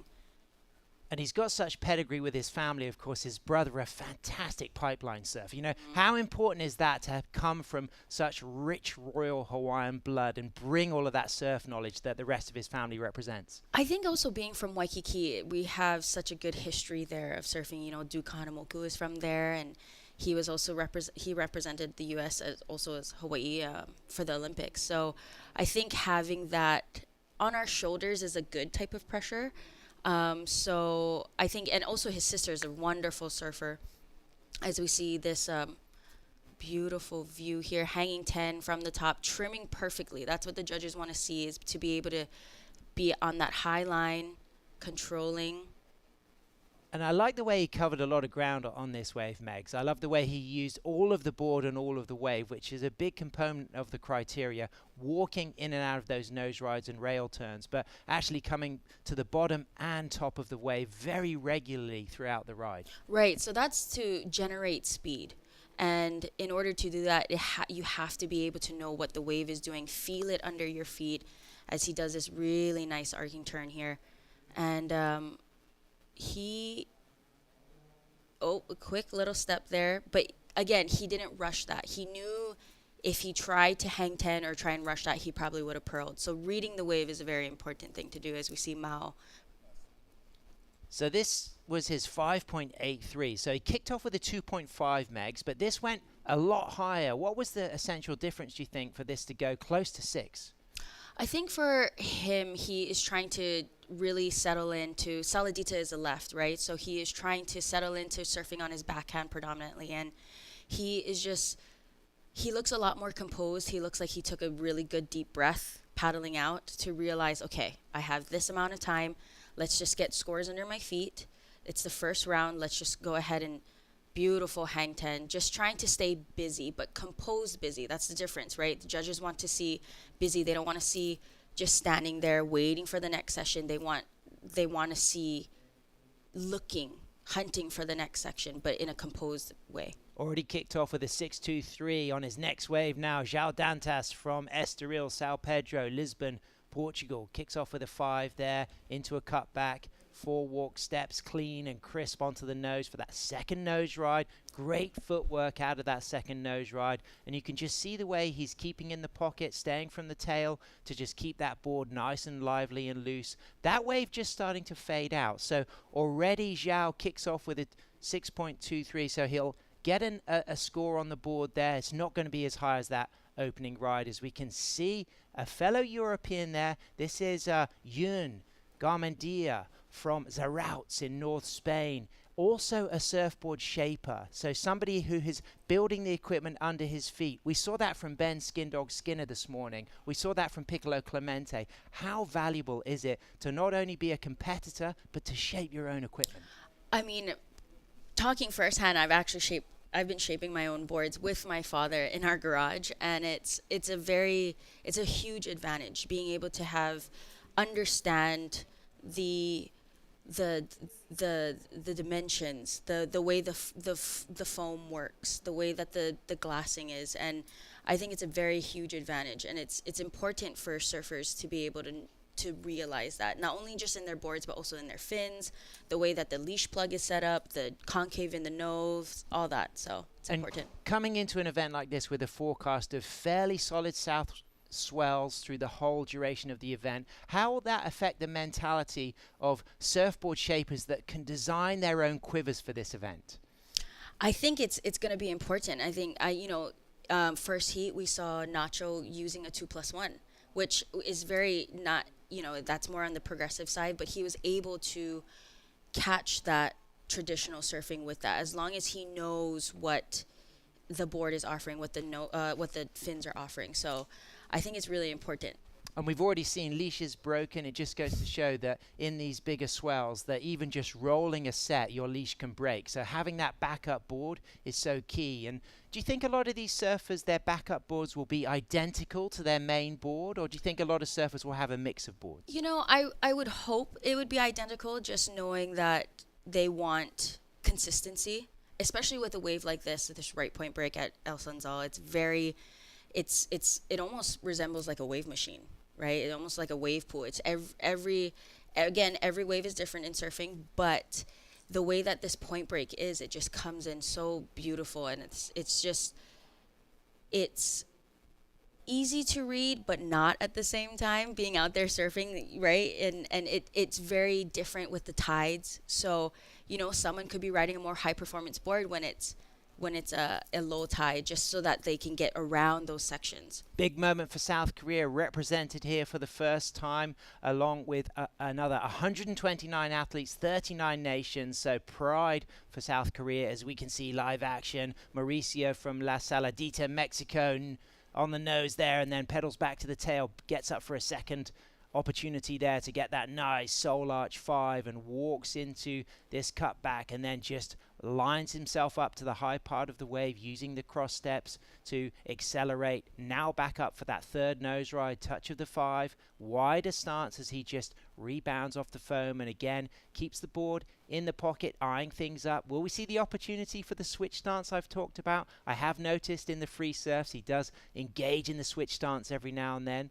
So he gets himself with some cross steps through to the inside, as we can see that wave just starting to fatten out. But then this is the shore break section where it gets steep, gets the 5, gets the 10, and then just stools it once more, stays nice and high, dismounts. He's going to feel good about that ride. Yes, he is. And riding that Michael Takayama, I feel like a lot of surfers in this competition are riding Michael Takayamas. So shout out to Uncle Michael. He's been making some weapons for all these surfers out here. And I think with this cross step, I think he's really thinking about, is it going to be a mistake to do that? Because right now it's round 1. He's not trying to do 90% of surfing. He just wants to surf at 50%, make heats. That's the importance of the different rounds. So as we see here, Mao just slowly, just kind of in the middle of the wave, having that hang 5. He needs to watch out for those little shuffles. The judges really like to see the cross step. Absolutely, and I'm noticing, watching his free surfing, his footwork has been really clean, and I think what we're seeing is just those nerves coming out, sometimes going into the shuffle. But I can vouch for him in the free surfs. I've been impressed with his surfing. His teammate Jonathan Melendrez, nicknamed Gordo, a really great, fantastic longboarder as well. This is a strong team for Mexico. Yeah, it is, especially with them being all from around Mexico. Saladita is a really renowned left point break. So be interesting you can see from his first wave to this one how he looked more relaxed and confident, as we see Eduard from Dominican Republic up on this wave. Santana there, stretching out for a nose ride, just rebounds there, cuts back and goes up for a second nose ride, holds that 5, walks out of that 5, stays on the shoulder of the wave here, so the judges will like to see those nose rides in the pocket, but you can just see this steeper section standing up for him as he comes off the top, off the bottom, back into a nice tighter nose ride there, little soul arch from our surfer from Dominican Republic, and he's going to add to his 317 with a 2.6 7. So he stays in 4th position. So as it stands right now, Hawaii in 1st position, Mexico in 2nd position, Portugal in 3rd position, and Dominican Republic in 3rd. So João Dantas now chasing a score of a 4.5 into the tip right there. Gets a quick 10. The second 10 holds that 5. Locked in that nose ride. Looking really strong. Going for a 4.5 already. You get the feeling that this has got potential for that kind of score as he goes in for that really nice locked 5. Tight quick 10. Holding that 5 through the section. Nearly nose riding. Walking out. Holding that rail. If he can just keep his composure here, he's looking promising to get the score that he needs. As it just bowls up, you'll find him walking back up to the nose ride there, and here's that chance to just put some variety in as he sweeps onto that tail turn, back up for another nose ride. And Megs, knowing he's needing an attainable score of a 4.5, is this going to be more than that? Is this in that ballpark region? How do you feel about it? You know, I think it's going to be just there, if not a little less, just because his hand touched the rail. And that's something the judges don't want to see, because that is not a form of control in a way. I think he really wanted to get past into that inside section so that he could try and up his chances for a 4.5. But yeah, I think it'll be close. 20 seconds remaining. Cross-step takeoff turn there from Mauricio Nunez from Mexico. Currently in 2nd, but waiting for a score to drop for João. But can Mauricio replace his low score of a 4.9? He's carrying a 5.83. Locked in the nose ride in a steep section there as he really puts that board on rail and lifts those arms with grace, as we can just see a bird moving through the screen there, giving it some beautiful flair as he comes into the rebound roundhouse off the foam there. A little hair flick for composure. So it's all going to be down to this last exchange, Megs. We're waiting for that score from João Dantas. He needs a 4.5, but that requirement will be higher if our surfer from Mexico, Mauricio Nunez, can replace his 4.9. Wow, this is a down to the nitty-gritty here already in round 1. That was a battle to have. Great moment there as we see João and Antonio embracing the Portugal flag raised high. There's Ines Martins to the right of your screen, also joined by Luffy's daughter, Raquel Bento. So Luffy, the surfboard shaper for the entire team, not only has his daughter competing, but also has all of his team riders here represented as we wait for that last exchange. Can João Dantas get the score he needs, or can Mauricio Nunez stay in 2nd position? As it stands, it looks like Dominican Republic, Eduard Santana, will stay in 4th position, but right now it's a battle for 2nd. Connie Ellis-Stewart safe. He's got an 8.5 and a 7. Great start for the Hawaiian, Megs. I know, he went guns blazing here, but even so, like, that's him surfing at probably 50-60%, you know, so I'm like, dude, you got to be careful on how much you're going to be pushing, because the score only goes up to 10. Yeah. So that's just something special about the quality of Connie Ellis-Stewart, the fact that you can recognize that he's just playing it easy and he's already going up into the excellent range. I know, in round 1. So he's got a long days of competition, but he's taking it slow, but slow with good scores. So and how difficult is this moment now, Megs, where you're waiting on the beach for that score to be dropped? I've been in a lot of situations where I'm standing on the beach, I feel like I'm going to tear out of my own skin, because just waiting for the score. And it's a score that will make a difference to either make it to the next round or be in repocharge. So it's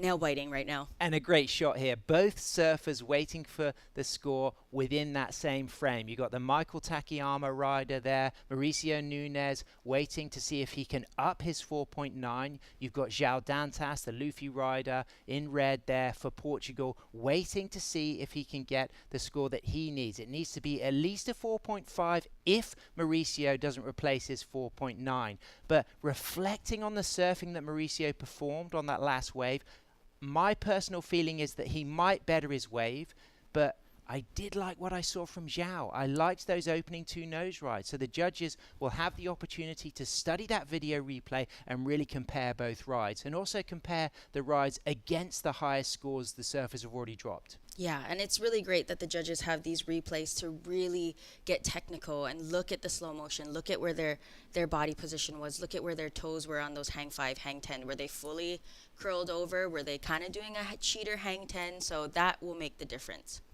To Spanish-speaking nations, of course, will be surfing regularly in this. But right now, of course, it's Iberia, Portugal, but Portuguese speaking against the Spanish-speaking Mexicans, waiting for scores to drop.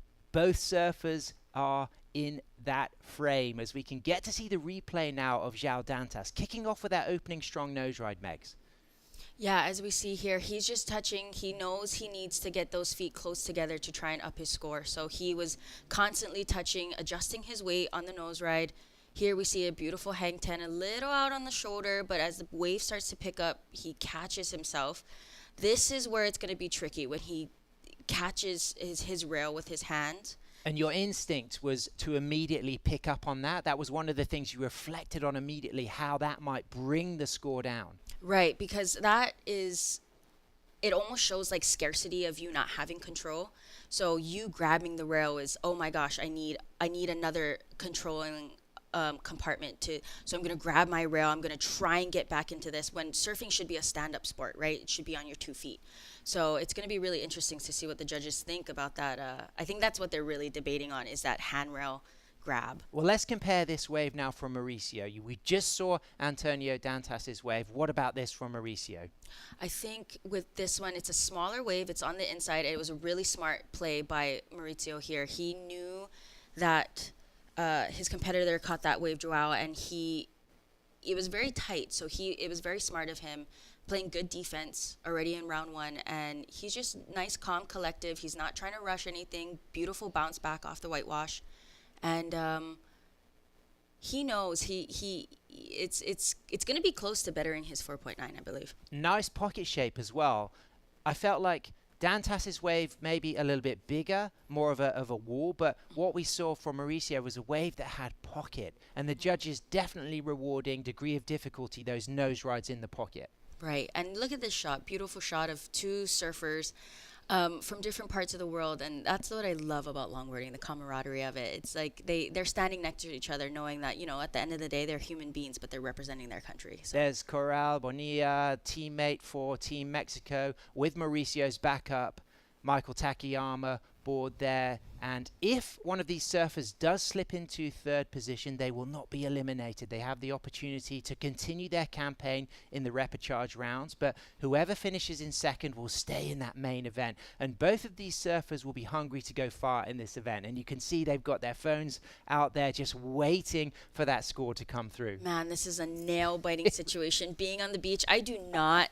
Do you miss this? I don't miss this at all. I love being in the booth for this, but I get excited about it because I've also got that memory of being a competitor and, representing my country at ISA events. And for me, I just really zone in on the importance of these moments. But Megs, we've got to deal with these moments for a number of days to come, because this could be happening when it comes down to gold medals being crowned, or that surfer that wants to get into that final. As we can see, our score for blue comes in. It doesn't replace his lower ride. It comes in at a 4.33, and João Dantas drops a 5.17, pushes him up into 2nd position. Connie Ellis-Stewart, Hawaii, 1st. João Dantas, Portugal, 2nd. Mauricio Nunes, Mexico, 3rd. Moves into the repechage with Eduard Santana from the Dominican Republic in 4th. Stay with us, surf fans. We'll be right back.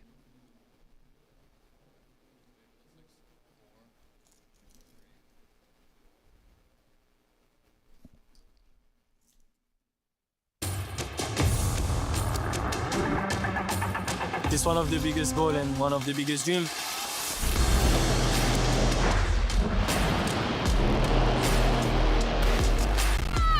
It's been like an emotional roller coaster. I ask myself, what just happened? Is this real? Every athlete's dream is to, reach that gold medal. I'm on a mission, I think that everything is possible. It's not over till it's over.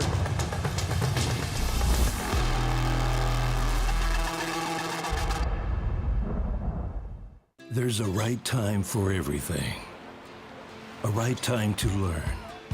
A right time to try. A right time to fall. There's a right time to find your wave. And there's a right place to enjoy your passion like nowhere else.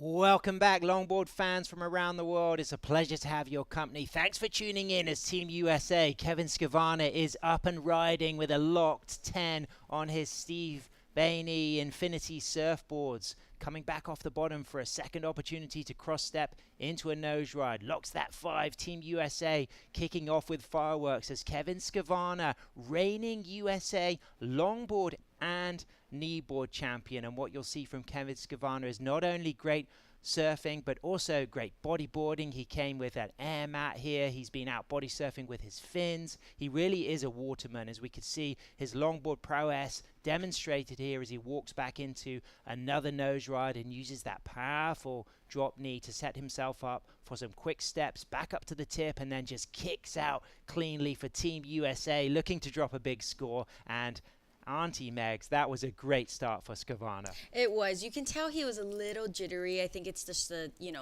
pre-competition nerves. But, yeah, he looked very composed, very ready as we see blue up.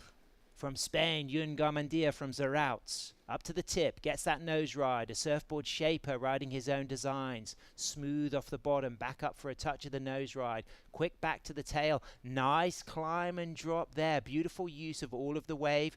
4 steps back up for another locked nose ride. I really like the lines we're seeing from the Spaniard as he locks another 5 there, looking very comfortable and in control on his self-shaped board as he sets himself up through this foamy section with a stool, back up for a 5, walks out of that nose ride, cuts back, and then here he just eyes up the section, deciding, is it worth stalling for another nose ride? Do I work that inside, or do I just kick out and paddle out for more as he sets himself up with a couple of steps, touches that 5, and then what you'll find at the moment is we do have sandy sections underneath the feet of the surfers here, but as these southwest swells start to fill in, it can get more rocky, so they've got to be careful about putting their feet down at the end of the ride, Megs. Yeah, yesterday on low tide when I got to surf, definitely touch. It wasn't sand, it was definitely rocks, and they weren't soft rocks, let me tell you.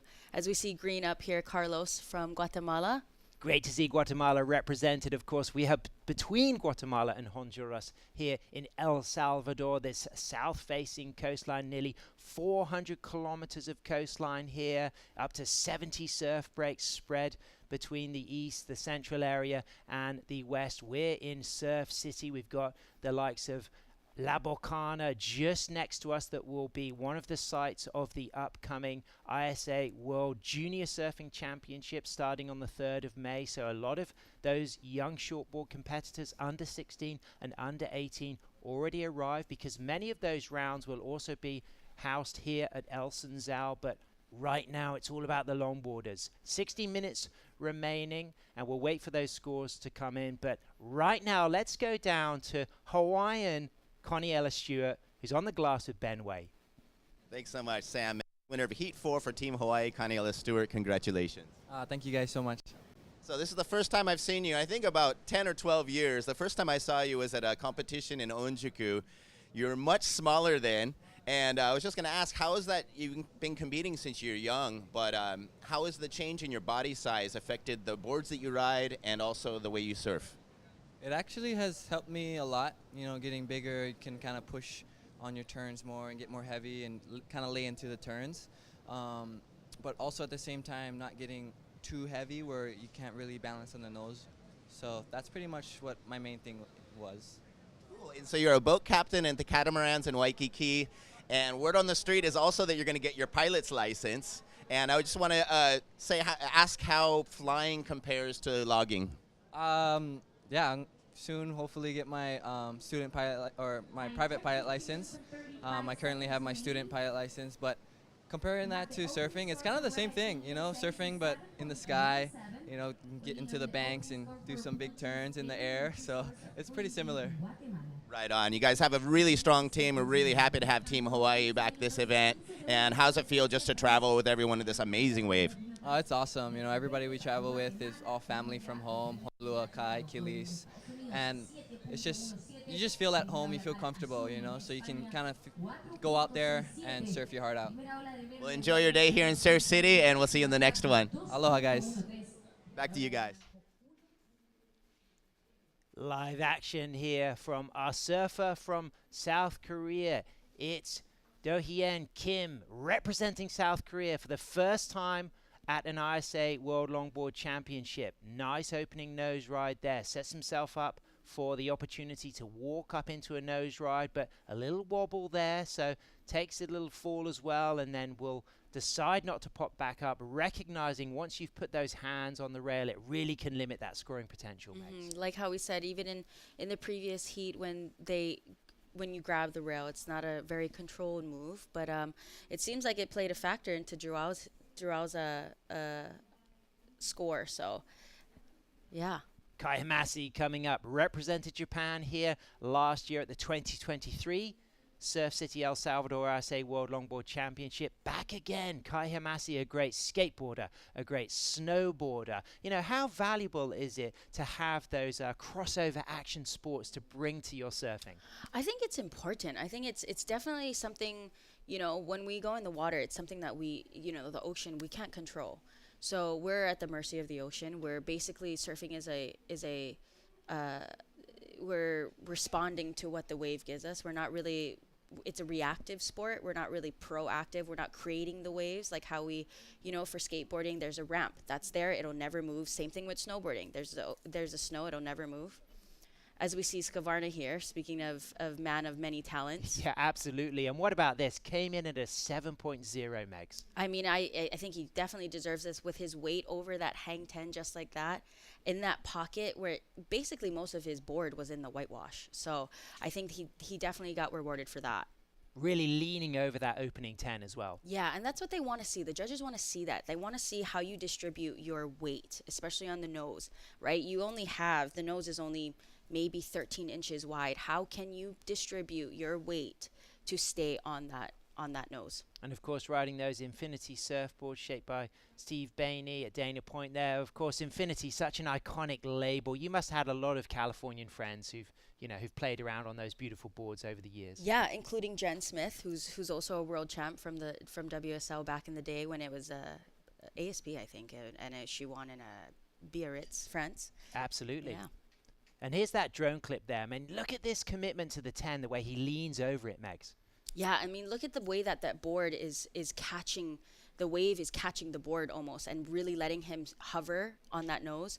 So, and here again, that slow cross step, how he just balances his weight back and forth between his dominant leg and his not dominant leg, and how he approaches the nose. It's very, very, very quick, but composed. And you do a lot of coaching. I know you coach with Sophia Colhane. How important is it from the perspective of a competitor and a coach to talk about nose riding in the pocket in the steepest section of the wave? I think that's I always tell everyone that is what's going to start your wave. That is what you should be doing very much off the top. I mean, coming from me, from a high performance surfer, it's even hard for me to get that to click. But as we see again, Kevin Skavarna up again, he's staying busy in this heat. He knows what he has work to do, and he wants to build his house, like we say in the surf world, of just trying to stay busy. Also playing defense on his competitors, so that's a smart thing to do. Yeah, really putting the pressure on. A 7.17 for that opening wave. This is his second score. Kicks off with some nice footwork and nose rides, and then just sweeping it back and forth, and then putting that board on rail there. Gains his composure, just standing nice and tall. You'll see how he uses that cutback to stay in the pocket, uses those cross steps to increase the trim speed. Of course, walking up to the front there, that now becomes a stall maneuver on the nose ride. But when those surfers are in the middle of the board, they have the opportunity to accelerate. So that footwork is a way of elegantly moving up and down the board to keep pace with the wave as he goes into a switch stance 5, back to a goofy 5, and walks out of that and then just rides the float. Technical degree of difficulty on the inside there. Super high as our Spaniard answers back with a bold upright 10. Yun Garmendia, the shaper from Zarautz in Spain, body language, mixing up the difference between the low stance off rail to the high stance in the hood, ornament, hang, 10. The 30-year-old riding his nose rider board, our reigning Spanish champion, doing a lot of work with Poliola that are really kind of high up there on the eco credentials, so making a real effort to engage with sustainability in surfboard construction. And we had the great pleasure of listening to the Minister of Tourism, Morena Valdez, talking about Surf City's passion for sustainability, really building this event and making a legacy out of it, like this new building that we're using to bring you the broadcasts and house the judges and a lot of the staff. But our Spaniard there, he's going to feel super strong about that. He's got a 4.67 and he's going to add a big score to the board, but this is one of the biggest waves of the heat so far. From Guatemala, Carlos low down in the wave there, on the shoulder with a 5, walks out of that 5 and then opens the stance to shuffle into that cutback, drops down to the low section, cross steps to the middle, widens that stance and just avoids rebounding too much off that foam, but just stays near that pocket section as the wave gets very, very bouncy. Difficult to ride when we go into these bouncy sections, Meg. Yeah, and that was a smart move by him as trying to turn. As we see White Doan Kim from South Korea up.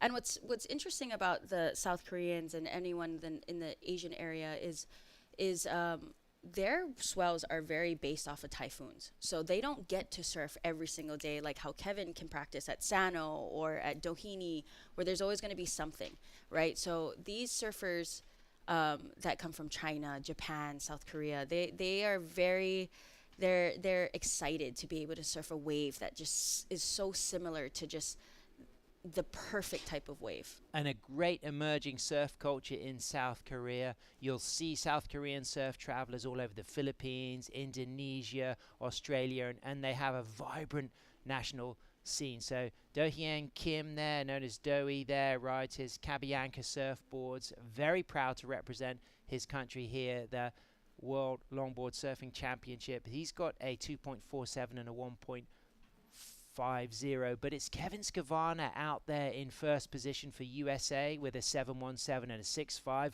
Yun Garmendia from Zarautz in northern Spain. He gets a 5.67 for that last ride, so that critical nose ride really kind of factoring in and going higher than his opening 4.67. So now the pressure is on our Guatemalan Carlos Escobar. He's chasing a score of a 7.51. What goes through the head of the surfer when they need something in that near excellent range? Well, with 7 minutes left, I would almost tell them to replace all scores. I would try and have, it's easier to get 2 4s or 2 5s than it is to get one big 7. I mean, with the time crunch, paddling out, the current here, that's why I'm really amazed that Kevin got out there so fast. But, and here he is going for that, trying to get that, I believe, a 6.94 that he needs. Up and riding, locks into that nose ride there, walks out of that nose ride and then puts that board on rail, sweeps round, a bouncy section there. You can just see the lighter weight of the board as we can see Yun Garmendia with a big section out back. Both of those surfers appear to have been quite deep on those sections. You could see Yun there, he kicked out of that wave, recognized he couldn't make it. And also Carlos there, you can see now how he's got to have a couple of those sets on the head. And yes, it's a soft face wave at times, but if you get yourself deep, Megs, there's some power out there. Yeah, and it's a right point break, so there's no, you really your window of where the power source is can be very small.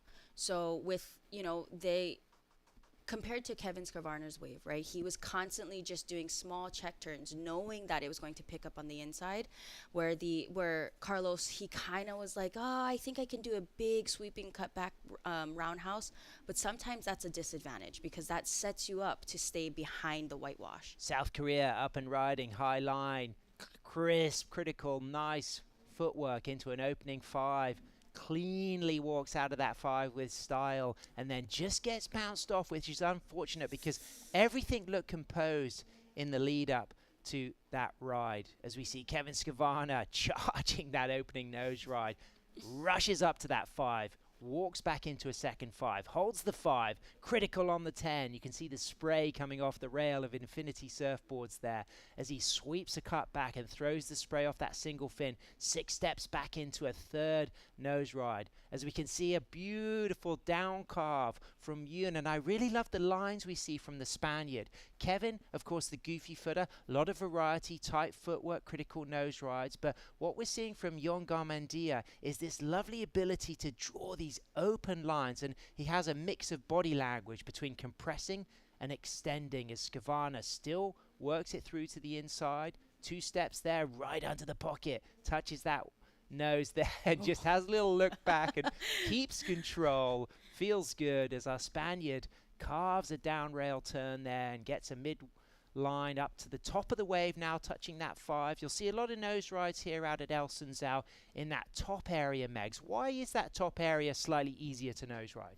I think it's because it's where you can control the speed, and there's a kind of less speed to have to maneuver your body weight and kind of have to adjust. You can adjust slower. So when you're in the middle of the wave and you're really, really in that pocket, you are at the mercy of the wave. You need to hang on and make sure those toes are curled over the nose. But that's what the judges like to see, is that very high critical condition and position of the wave. So as we see here, our surfer from South Korea just trying to make it onto the inside. He needs a good score. Good style, you know, this is a great opportunity for our South Korean team. You know, he's got elegant style, footwork is good, everything's clean. Of course, so much pressure competing here for the first time. But what about these committed 10s, Megs? The way Skavana just leaning over those nose rides. I mean, look at his board. It's basically 3/4 of his board is behind the wave, and that's really due to the shape of the board, right? So that's why it's really important for surfers, for the longboarders, to be really connected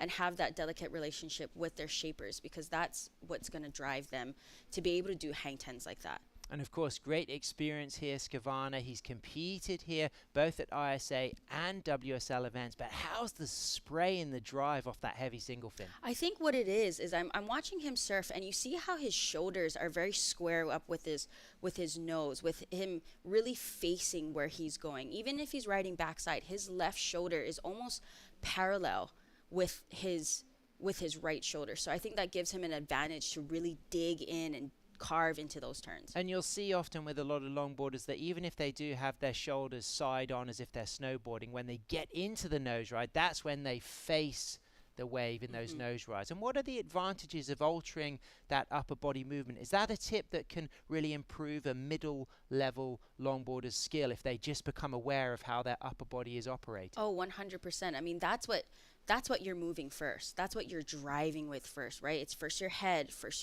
and then next is your shoulders. Is where is my shoulder pointing? I mean, similar to snowboarding, you know, you have to point down the mountain and know the direction that you're going in. But you see how Kevin here, his shoulders are really always looking towards the face of the wave, and I think that really gives him an advantage to read where to nose ride and when to do those big turns. And what I love about Kevin, I mean, this is a bit of a masterclass here, but he seems to have great use of the arms where they're low a lot of the time, but he'll use them when he needs to for balance. He never seems to overwork the arms, but they seem to come into the game just at the right moment. Yeah, and that's what gives him that composure and that control, and that's what the judges want to see, is that control, that composed walking up to the nose, beautiful, just the way that his hands are posture. It's like it's like he's like a bullfighter. It's crazy. Great to see there Rachel Tilley with the Stars and Stripes, Caitlin Mickelson, of course, Kevin Skavana's Team USA teammates. We've got Chase Cheech, leader there from Montauk on the east coast of the USA. What a fantastic team of cool cats, and not only great surfers, but wonderful career surfers who have used their love for surfing across a number of different mediums. Of course, Caitlin Mickelson with her physical therapy, and the fact that Kevin is not only a reigning national longboard champion, but a reigning national kneeboard champion. Variety, that's the spice of the USA team. Yeah, and they stay busy there. I mean, with all the waves on the West Coast, there's always something to do in the water. So I think he definitely deserves that. He's always in the water, that guy. Hard-working guy as well. Of course, he studied a business degree at Saddleback College there, where Lindsay Steinreide is a teacher, of course, a former WSL Women's World Longboard champion. So big shout out to Lindsay if she's tuning in, watching Team USA. But as it stands, Megs, it's Team USA taking the win. 20 seconds remaining. Kevin Skavana with that 717 and that 673. So it puts a lot of pressure on our Guatemalan, Carlos Escobar, chasing an 8.20 into a sweeping roundhouse cutback. Our Spaniard in second, our South Korean in third, but Carlos coming unstuck on that nose ride as we move into the final seconds. Man, that must, I know that feeling when you need that score and the pressure's on you, time's clicking down, but he fought a good effort, and we'll see him in the repecharge. Well, that was a great performance for Kevin Skavana. Congratulations, Team USA. Yun Garmendia from Spain, from Zarutz on the north coast of the Atlantic area of Europe there. He has got a second position, so Do-Hyun Kim will be in third, Carlos Escobar in fourth. We'll be right back as we move on to Japan, surfing against Chinese Taipei, the Dominican Republic, and Wales.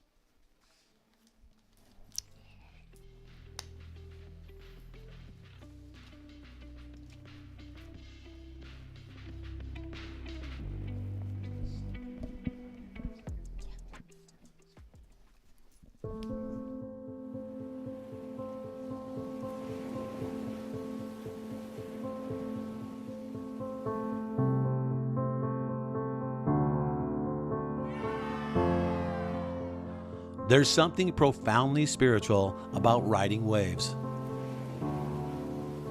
Water is transformative, healing. You're at the mercy of Mother Nature, the ever-changing movement of water. The ocean is the great equalizer. You don't need to belong to a certain race, religion, or gender to surf. The pursuit of these fleeting walls transcends sport. It's a way of life. Surfing has the power to change the world. We'll now take the next step on the world's greatest sporting stage, the Olympic Games. The International Surfing Association is the world's governing body of surfing, recognized by the International Olympic Committee with member nations around the globe. This is the ISA. This is a better world through surfing.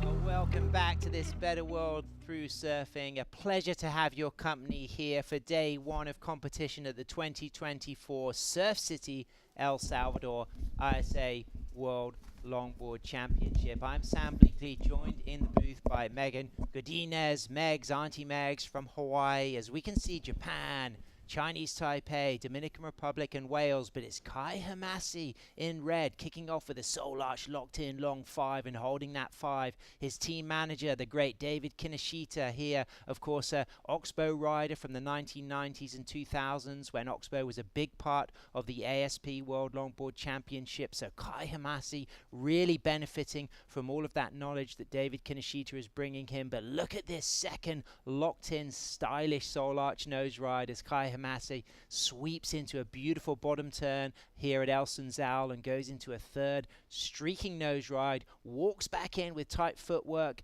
out back to the tail, rebounds off the foam, and then tries to just keep composure onto that section, but takes a fall, but will be very pleased with that opening nose ride as our surfer from the Dominican Republic, Victor Beaton, he takes a fall, but Lucas Chen Chi from Chinese Taipei, of course, represented Chinese Taipei here last year. Lucas, both a professional surfer and a school teacher, riding his Ian Zamora surfboards, coming back for more to represent his nation and surfing with style, back up to a nose ride, using a dynamic drop knee turn there, getting a high line. Big shout out to the Zamora family. His shaper Ian will be great to see the representation. He'll love seeing the way that board went on rail in the drop knee as Lucas drops down low and kicks out cleanly with style, with 2 big scores coming in now for Japan and Chinese Taipei.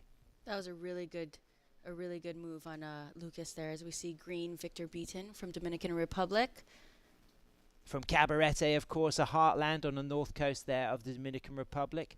Cabarete and Cuentro, all of those areas there, you know, that really is a fantastic coast there. If you ever want a kind of surf trip in the Caribbean, Dominican Republic is one of the exciting surf travel nations. But this is in El Salvador. This is where we are. We've got a beautiful golden coastline here, which lights up with right-hand point breaks. And Victor Beaton kicks off with a small score of a 0.43. This will certainly be a lot higher than that opening score, as he uses good tight footwork to walk in and out of those nose rides and then gets a line through the inside. You can see the power in that shore break. Little turtle diving under there. You'll see a lot of different types of turtles here on the coastline. It's rich marine life. It's a beautiful area, Megs, and you know, you must be pleased to be here. It must be a real joy to come over from a great surfing area like Hawaii, but also find the abundance of waves and culture in El Salvador. Yeah, I really feel at home here. I mean, the heat also is something to compare it to, but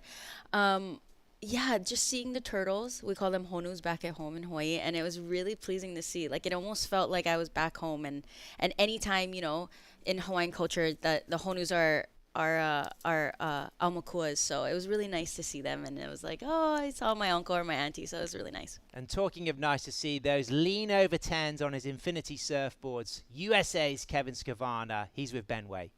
Sam, Megs, thanks a lot. Here's Kevin Skavana for Team USA, winner of that heat number 5. Congratulations, Kevin. Hey, Ben. How you doing? I'm doing great. Not as good as you. And, yeah, I mean, we've seen you the previous days here. You've been out practicing on your surf mat. Saw you get a gnarly body surfing wave all the way from the outside. You ride everything. I know you're on doing kneeboard competition right now. Tell us about this new Capistrano model from Infinity. Yeah, myself and Steve Bainey came together and just worked on a board that really suits a lot of different conditions and works really good on the rail, but can produce lift. And yeah, I'm really happy with it. I'm really stoked how the boards are turning out. And this board, the Capistrano, I'm riding a 9.7. It's about 23 1/4 by 3 inches thick. The rails are nice and foiled and it feels really good.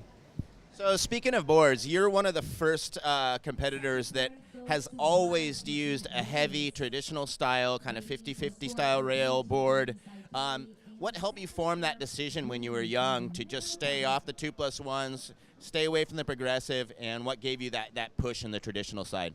Yeah, I think it's probably just where I come from. I mean, like, I grew up surfing Sano and Doho, and, you know, a more traditional board works better there. And then all my favorite surfers were kind of traditional longboard purists, and I didn't really stay away from the 2+1. Like, I didn't not like it. I just didn't like the hop and the bounce and the kind of weird in-between moments that differentiate between the two styles, I guess. So I just stuck with that and tried to get boards that worked. And you know, it's a hard thing. Like, it's a hard stake to die on, right? Like, you come out here and it's 10 foot and you're like, oh, this kind of sucks. Like, I wish I had something else sometimes, but we just made the boards so they can work, you know, and they work really good right now. So I'm stoked. Is this the first time you've used a leash since Surf Ranch? Yeah, probably. Yeah. It just takes the pressure off, I guess. Makes it easy, less to think about. I had most of my practice surfs without one, and I checked one on yesterday just to see how it felt, and it's fine for me. Yeah. It didn't get in the way of your feet this time. No. As long as you keep going, it doesn't really matter. Always great to see your surfing. We're happy to have you back. It's the first time at an ISA event since China, I believe. Yeah, 2018. Been trying to get back on the team since then, and yeah, it's hard. USA, it's hard to get on there, so stoked to be here. You're MVP at the moment. Thank you. Back to you guys in the booth. MVP, most valuable player, Kevin Skavana, but he did look valuable. But talking of valuable, Team Wales, Tom Fisher on an absolute beauty. Toes on the nose through the midsection here. He's already kicked off with good nose rides on his JP Johnny Purton built surfboards. Fisher stretching out for another nose ride and feeling good about that. Representing Wales with Evan Rogers and just putting the eject button on the inside. But what a fantastic that wave was. As we were listening to Kevin Skavana, I was seeing that Tom Fisher was on fire as Lucas UN representing Chinese Taipei, riding his Ian Zamora-built surfboards, answers back.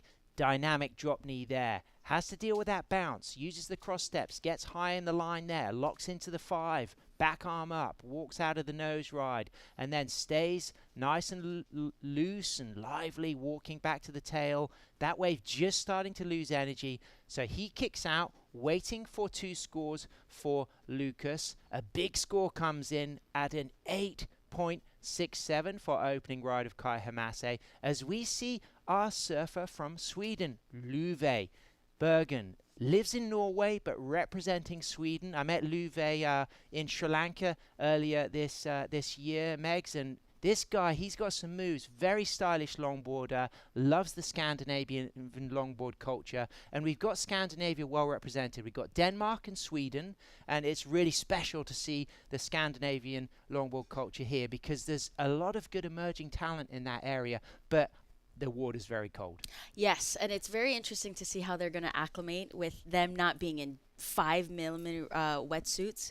And I can see a lot of them surfing with them. They look like they were out of breath. They look like, wow, this heat is insane. So I think it's going to be hard on their body, but they're going to be good on that. But they travel well. So Luve has been in Sri Lanka for a surf season. Then he's been here for 1 month already in El Salvador. So he's got used to the climate, which has a big role to play. And how important is it for those longboarders that do decide to come early to El Salvador?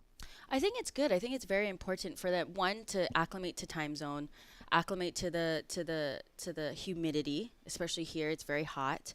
But also to the culture, understand, the locals, get to know them, get to be very in the scene, but also respecting it. So I think it's good that a lot of surfers will put in time for them. Putting in time, Tom Fisher waiting for a score to drop. He runs a fantastic coffee shop and surf shop in Port Einan, which is the last beach before Rosilli on the Gower Peninsula. So he's proud to be here for Wales. But Victor Beaton for Dominican Republic into a second nose ride, as we can see how glassy that section is from the drone clip as he sets himself up off the bottom, 6 steps into an opportunity to find the nose ride, but doesn't quite find that touch of the 5, uses the cross step turn there. We see that cross step turn from a lot of the Central and South American longboarders. There's a very famous Californian longboarder called Kevin Connolly, used to do that brilliantly. What is the advantage of the cross step turn, Megs, when you use that as a cutback opportunity? I think it helps them set up for the next maneuver, being that their non-dominant leg is behind them. So it'll actually position them to swoop in a little faster and get that position to get perfectly into that wave for, say, another cross step. So it's just building the momentum for the next maneuver. And talking of momentum, hitting the ground running. I mean, Kai Hamase kicks off with an 8.67. I mean, how does that feel when you start with an excellent range score? I'll tell you what, he's probably paddling out with a little less stress and breathing a lot slower and not hyperventilating. But still, it's always, you never stop looking for the next wave until the very last second of your heat. So I'm sure he knows he has that good score, so he's looking to back it up. But looks like there's a lot of time and a lot of wave coming for that opportunity. So in first priority, our surfer, Lucas UN there. You just saw him waving. That was just the opportunity to get information for the beach announcer. High line, straight into a locked 5, arm up. Walks out of that nose ride with 4 steps. Acceleration. Widens that stance to come off the bottom. Nice bottom turn set up here. 2 steps up to a touch of the 5. Walks back to the middle of the board. And variety as he puts that rail into a drop knee cutback with spray. And 4 steps back to a lock of a 5. Walks out of that 5. And I love the way he gets nice and low on that bottom turn and then stands tall and high. Recognizes this isn't a nose ride opportunity. So goes back into the drop knee cutback. Again, another high line. There's those 4 steps up to the 5, but hit a little bit by the bounce there, Megs. Yeah, that little bit of backwash. I think the tide is starting to fill in, so there's more water that's going to be bouncing back towards them, so they really have to be aware of that. This is one of my heroes of the event so far. Mbuso there for South Africa. First time he's traveled on an aeroplane here, but what great experience he's got around him. Sam Christensen, multiple South African champion. But what about Roxy Davies? She not only has represented her country as a longboarder, but also a shortboarder. And the work that she does in the Roxy Davies Foundation, empowering people to get into surfing in South Africa, is game-changing. Yeah, I think that's so amazing. I mean, just to be able to be where we're at, where she is, and be able to pay it forward in that sense, I think that's important to understand that that's what we do as surfers, is to always pay it forward. And what's been special about watching Roxy Davies surf this week is she's been with her son Daniel, a 10-year-old shortboarder. There's been some pretty big days out there, and you know, she's been looking after him. But if you want to learn more about all of these surfers, go onto the website and follow us at ISAsurfing, and follow Mbuso Suzozi on his Instagram account, and you can really see the energy and the passion that this young South African is put into being here to represent the Rainbow Nation of South Africa. And I think this is really the alchemy of the ISA World Longboard Championship, the fact that we do have 129 athletes from 39 nations. We've got 61 women, 67 men, you know, close to 50-50. Of course, we expect 50-50, but we will have 50-50 by next year. That's yes, the way I feel believe it. about I think with the equality for both genders is going to be amazing, especially with the forefront of ISA. Kai Hamase, toes on the nose. Beautiful soul arch locked onto this nose ride. He spent at least 5 seconds, maybe nearly 10 seconds on that nose ride. That was a very beautiful nose ride, controlled. You see how he didn't even flinch to try and walk back. He understood that this wave is going to give me the opportunity to stay on this nose, and this is what the judges are going to like. And the fact that he pulled into a 10 at the end of it, and then now he starts to unleash on the rail turns, but not over rushing those rail turns, really reading the wave as he now settles down to eye up that inside section. You can really see him looking ahead to see what that inside section is going to offer. And what it does offer is a chance for another touch of the 5, another little stall, gets back up in a clean section, finds another 5, locks in for a 10, walks out, and demonstrates that this guy is one of the best in the world. That was a masterclass of Japanese longboarding. I mean, I think longboarding in general, I mean, that's going to go up in the excellent range, I believe. That was probably close to his 8.67 with that very beautiful long nose ride, reading it perfectly. That judges love to see that control of that touch 10, even if it's just a touch. They want to see those 10 toes on that nose. So I think it's going to be a good score for him. And it really reveals commitment and risk, you know, when you put that whole body weight over the very tip of the board. But the fact that he kicked off with that long hold of the 5, as we see the Irukandjis, Team Australia, Declan Whiten coming out. We've got Clinton Guest, Declan Whiten, Kira Molnar, and Tully White for Irukandji's Team Australia. Woo, that's a hot team, Meg. Yeah, that's going to be you know, they all have done great accolades for both sides, ISA and WSL. So it's going to be good. They're going to be in the top contender, I believe. Yeah, it's going to be interesting, of course. Team France have won 3 of the last 4 team golds at the ISA World Longboard Championship. Will they be able to get back-to-back gold? You know, you know, they've also got a very strong team. No Antoine Del Pero, but of course the teammate of Edward is Martin Correz. Yeah, and he was actually at the Peru ISAs as a junior. Beaten by Honolulu Blue. And Honolulu was the only girl. And I remember Martin was just so upset, but it's so great to see him back in the environment of surfing. I haven't seen him in years, and surfing with him the other day, we kind of did one of those like double takes. I was like, wait, Martin? And he's like, Megs. So it was really cool, and that's what I love about surfing. You will see old friends meet new friends. So yeah. Scores waiting to drop. Still waiting for Tom Fisher's first wave to be tabulated. It's going to be a good score, but Tom will need a backup score. Waiting for that third wave to come in for Kai Hamasi. Kicks off with an 8.67. Gets a small score of a 0.9093. That will be replaced. Megs, you felt like it was excellent range surfing, so it could well really put the pressure on the surfer in second to need a combination of scores to move up into second, and there it is. Comes in at a 7.83. So Kai Hamase in a commanding position, sitting in first. Lucas Yuen for Chinese Taipei, sitting in second with a 4.17 and a 3.97. Victor Beaton from... Oh, there we go. There's the change. Tom Fisher's score. It comes in at a 5.07. He backs it up with a 4.93. So congratulations, Tom Fisher from Wales. There, he's going to be extremely proud to see those scores dropped, and he's now in second position. Kai Hamase for Japan in first. Victor Beaton up and riding, stretching for that 5. Comes unstuck on that nose ride, so it won't be a significant score, but he's carrying a 3 and a 2.5, and everything now is putting pressure on Lucas Yuen for Chinese Taipei, because the surfer in blue needs a 5.83, and he's in second priority. Tom Fisher from Wales in second in first priority. So I think what's going to happen is Tom Fisher knows that there is less than 2 minutes left, so he is going to play the best defense he can ever play right now to make sure Lucas doesn't catch another wave, because a 5.83 is very attainable in this conditions right now. So this is going to be another nail biter. What's special about Tom is he would have been a young Grom, seeing that some of the successful Welsh longboarders like Chris Griffiths, but watch out for Lucas chasing a 5.83, kicks off with an opening nose ride, locks a 5, good down carve, nice soul arch, second 5. I love the body language.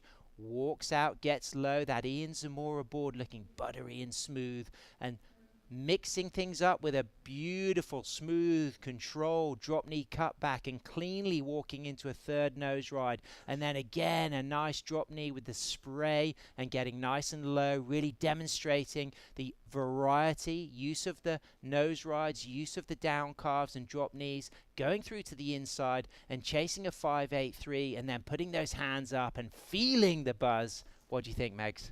Wow, I think that was a smart move on him. With less than a minute left, he knew he needed that score, and he surfed that so beautifully. He didn't rush anything. He knew he needed to complete that wave and just finish strong. As we see up and riding Kai.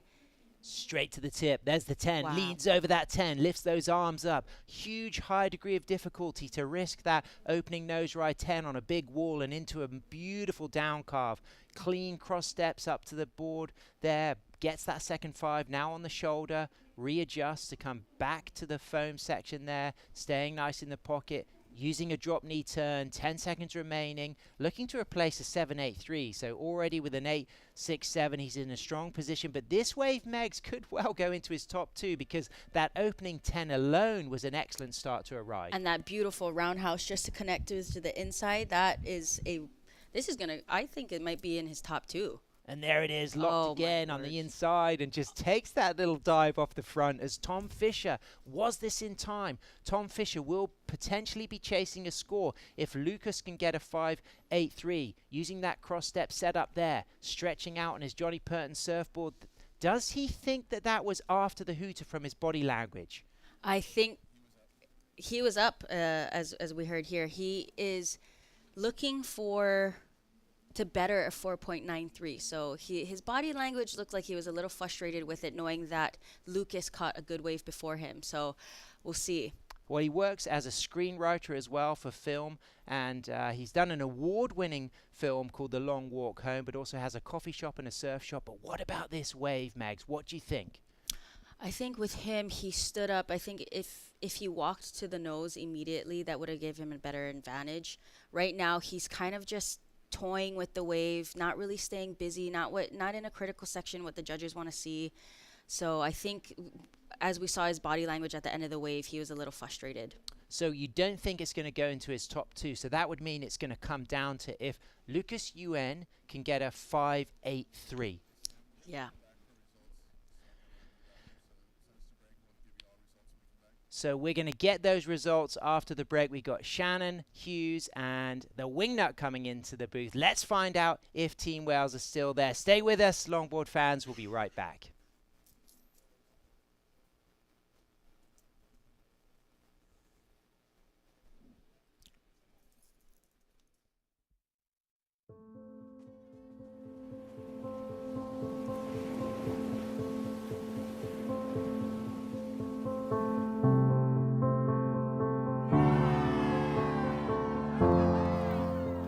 There's something profoundly spiritual about riding waves.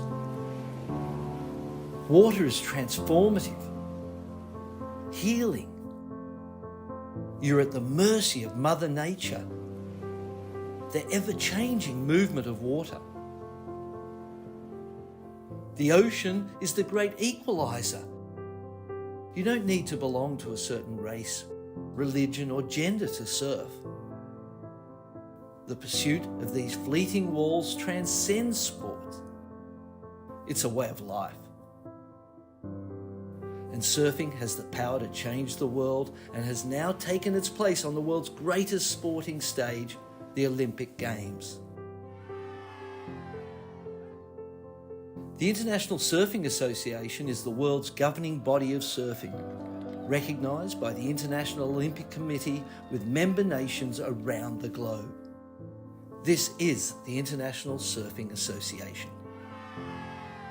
This is a better world through surfing. The ISA strives to advance the sport of surfing by crowning world champions in multiple event disciplines each year. The World Surfing Games gathers the best national surfing teams to compete for gold. Since Olympic inclusion, the event has become a key part of the qualification pipeline for surfing in the Olympic Games. The World Junior Surfing Championship, which has celebrated surfing's youth since 1980, is a breeding ground for future generations of surfers, spawning the world champions of tomorrow. The World SUP and Paddleboard Championship combines the disciplines of SUP surfing, SUP racing and paddleboard racing into the world's most recognised event in stand-up paddle sports. The World Para Surfing Championships gives universal access and opportunity to para-athletes to achieve sporting excellence. The World Longboard Championship showcases traditional longboard surfing, highlighting the style, flow and grace of this classic discipline. The quality and credibility of every competition hinges on the education of our officials. The ISA offers globally standardised certification courses for surf coaches and judges. A global standard adaptive surf certification program ensures instructors and therapists will be adequately trained and have the knowledge and tools to improve the skills of adaptive surfers. Global development of the sport across competitive and grassroots levels is a key element of the ISA mission. The ISA offers a scholarship program to young surfers who are outstanding role models in their communities and aids them in their education and surfing ambitions. Water connects the world, uniting us all, and together we can all create a better world through surfing.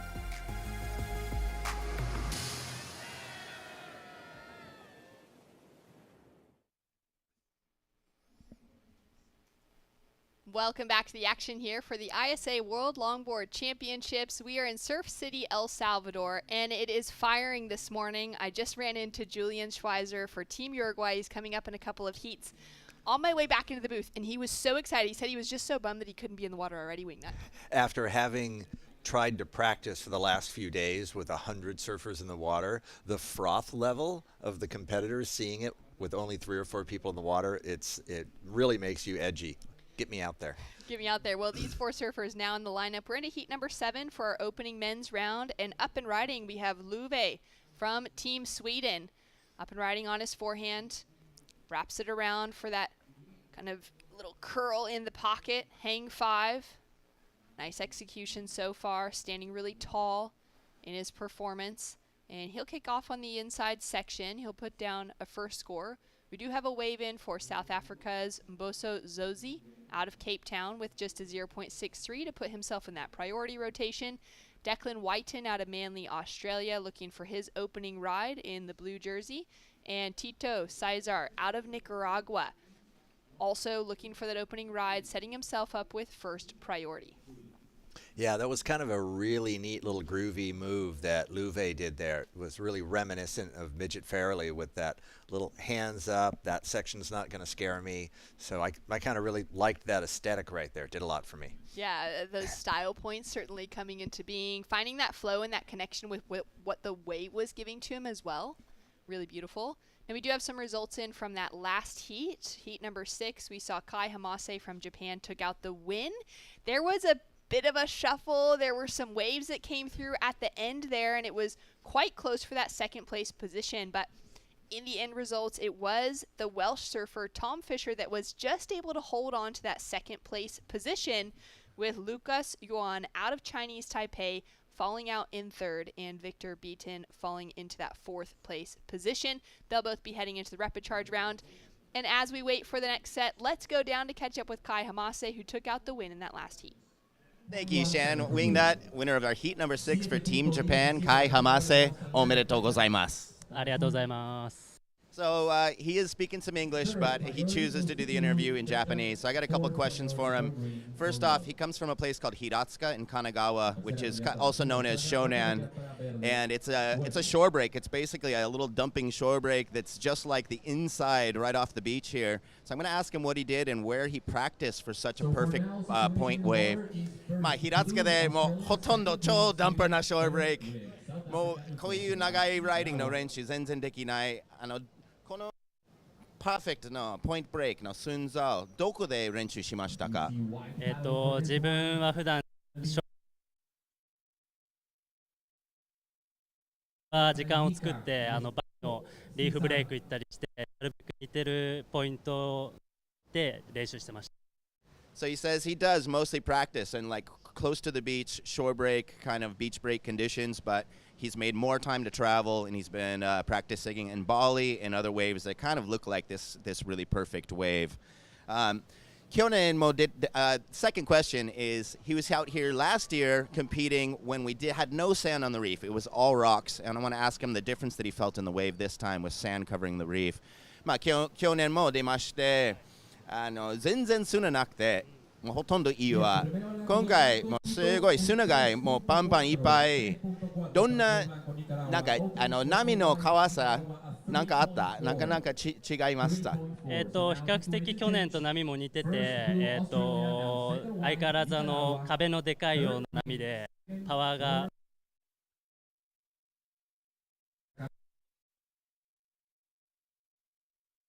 Close to what we had last year. There's big walls, a lot of power, and the wave is so long that your legs burn at the end of it. And so I'm going to let him give a little message to his friends in Japan. 最後、応援している方、日本人の方に応援メッセージお願いします。日本よだからと思うんですけど、特に応援ありがとうございます。井上選手なんですけど、みんなで一丸になって、メダルを取れるように。勝ち上がりました。もう寝ていいよ。All right, back to you guys in the. Thanks so much. Great to hear from Kai. What a strong performance for him, Wingnut, in that first heat of the morning. We know that he typically shows up strong to these events, but he looked fantastic. There was some really epic nose riding in really critical sections on the outside there, really strong all the way through. The flow through his turns, that was a performance that will carry him far throughout this competition.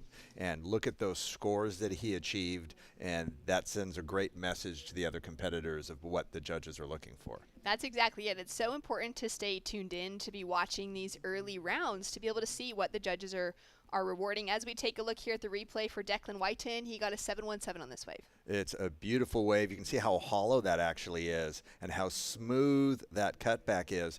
And again, the upright posture, the clean nose ride, footwork, precise. That's what we want. Deep drop knee turn. And notice, Shannon, how he goes down below the whitewater. He's not trying to carve it up into the whitewater. He's using the power of it to go below and then come out of that bottom turn. Here's a little cover up. There we go.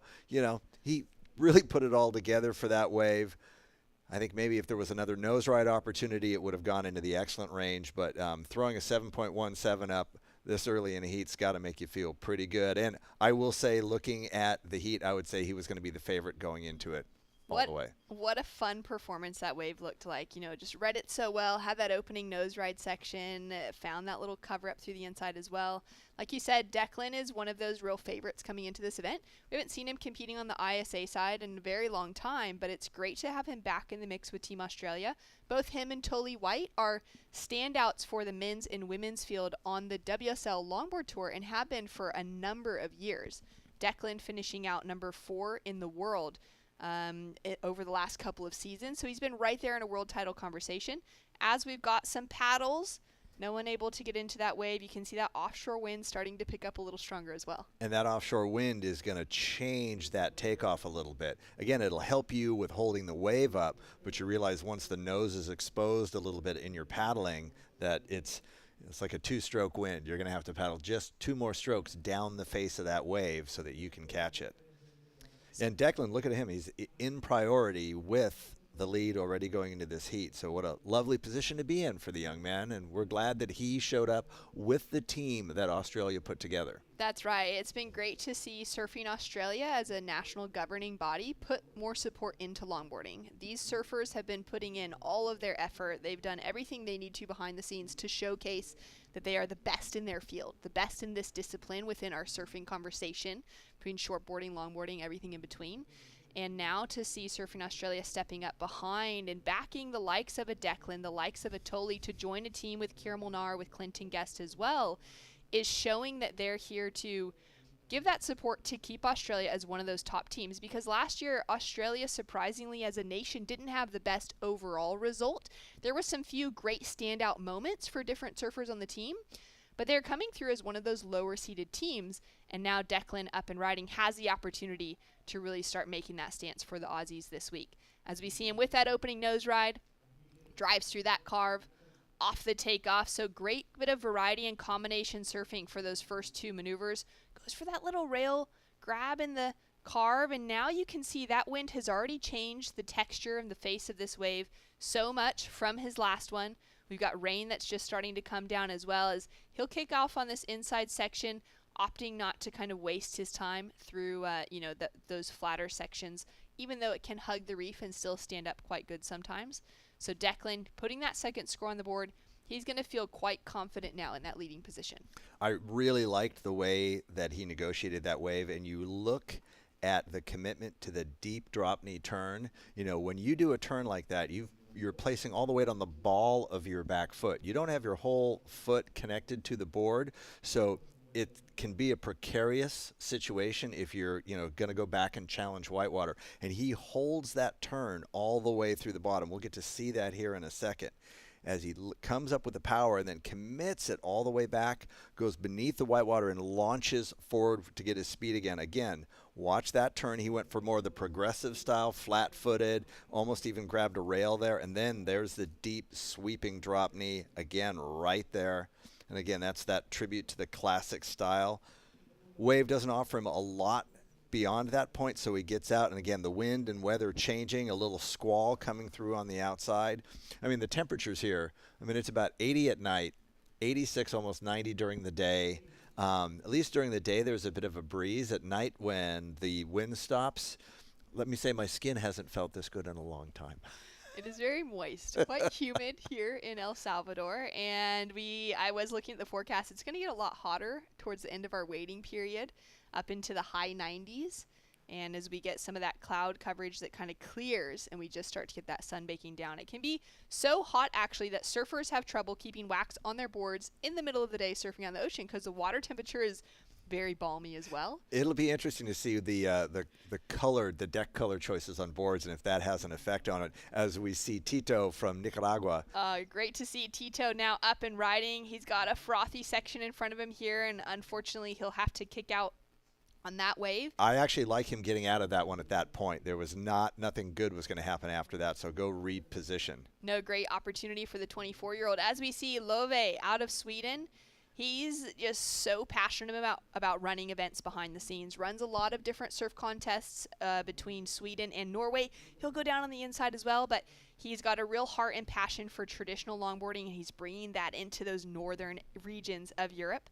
As we take a look now at Mboso out of South Africa, he's had an incredible journey to getting to this stage of his life. Discovered surfing when he was around 11 years old. Now works as a surf instructor back at home. As we see Tito up and riding with another opportunity as well. So on his paddle back out, quickly swung to go on this next wave to try and sort of redeem himself, get some better points on the board. He is sitting in that second place position for the Nicaraguan. He's looking to improve on a 1.2 at the moment. very tight for that second place position. It is, and it makes me question that choice. You know, obviously Declan is, you know, in the lead in this heat, favorite to win it all along. He's got his priority, and he's being patient on the outside. I think, you know, the scoring potential for one of the bigger set waves instead of that quick spin around for a perhaps mediocre potential wave. So let's see if they settle down. I mean, there's still almost 6 minutes left in this heat. Plenty of time to get that one wave you need because it has been such a consistent morning. That's right. It is so consistent. There's plenty of opportunity. And because these surfers are riding boards that are at least 9 feet in length, some of those boards going up to that, 9.6 to 9.8 range likely, there's a lot of ease in the paddling in comparison to surfing a shortboard out here. Like we'll see the juniors coming up at the ISA World Junior Championship. Or how about Ben? Or Ben, who I think brought a 4.5-foot surfboard. Sure, it's 4.5 inches thick, but yeah, he's relegated to the shore break. He tried to get out the back, and he's like, this isn't not going to happening. work. That's right. Especially with longboards going by like freight trains on either side of him. He's like, brought a hand plane. I think that was a better choice. Great decision. Much easier to travel with. Much easier to travel with. Throw a few fins in the bag. This trip, I brought fins with me. I've got a mid-length with me. You got to have the kind of full quiver, especially when you're coming into ISA events where you get so many surfers from so many nations represented. Means there's going to be a lot of people in the water, no matter what the conditions look like. Exactly. Kevin Svarno brought his air mat. He brought his mat out as well. Great. So a lot of different disciplines being applied to what the ocean is offering us here. Love putting himself into position, chasing down a 6.25 at the moment. Love that little stall to start. Sets him up for that opening nose ride, which is really important to capitalize on that first section. Now engages that rail, goes for a nice carve, sets himself up here, just sort of working with it. Really nice use of that back end of the board. Throwing in a little bit of variety here, just kind of waiting for this wave to stand up. Nice control. So far, a couple steps forward as we see Declan Whiten come screaming through out the back, and Louvet on the inside here. Great little wrap around under his feet, tucked into that tight 5, and finds that little pocket nose ride to finish off with here. He might have another opportunity wingnut through to the inside. And that was a really great display of the Swede style. And being patient. I mean, nothing, and that's the beauty, I think, of having the longer boards is you can cruise with them and be patient for the sections to open up. And he did really well with that. And there's Mbose. Mbose now up and riding, sets himself up, trying to find that nose ride. He found himself a second place finish behind his fellow teammate that's here representing in order to get himself a spot for the team coming into Worlds at the South African Longboard Championships in J-Bay. Tito up and riding as well. Hasn't gotten too much done up until this moment. Just a little bit of tail work. Finds that quick tap to the nose.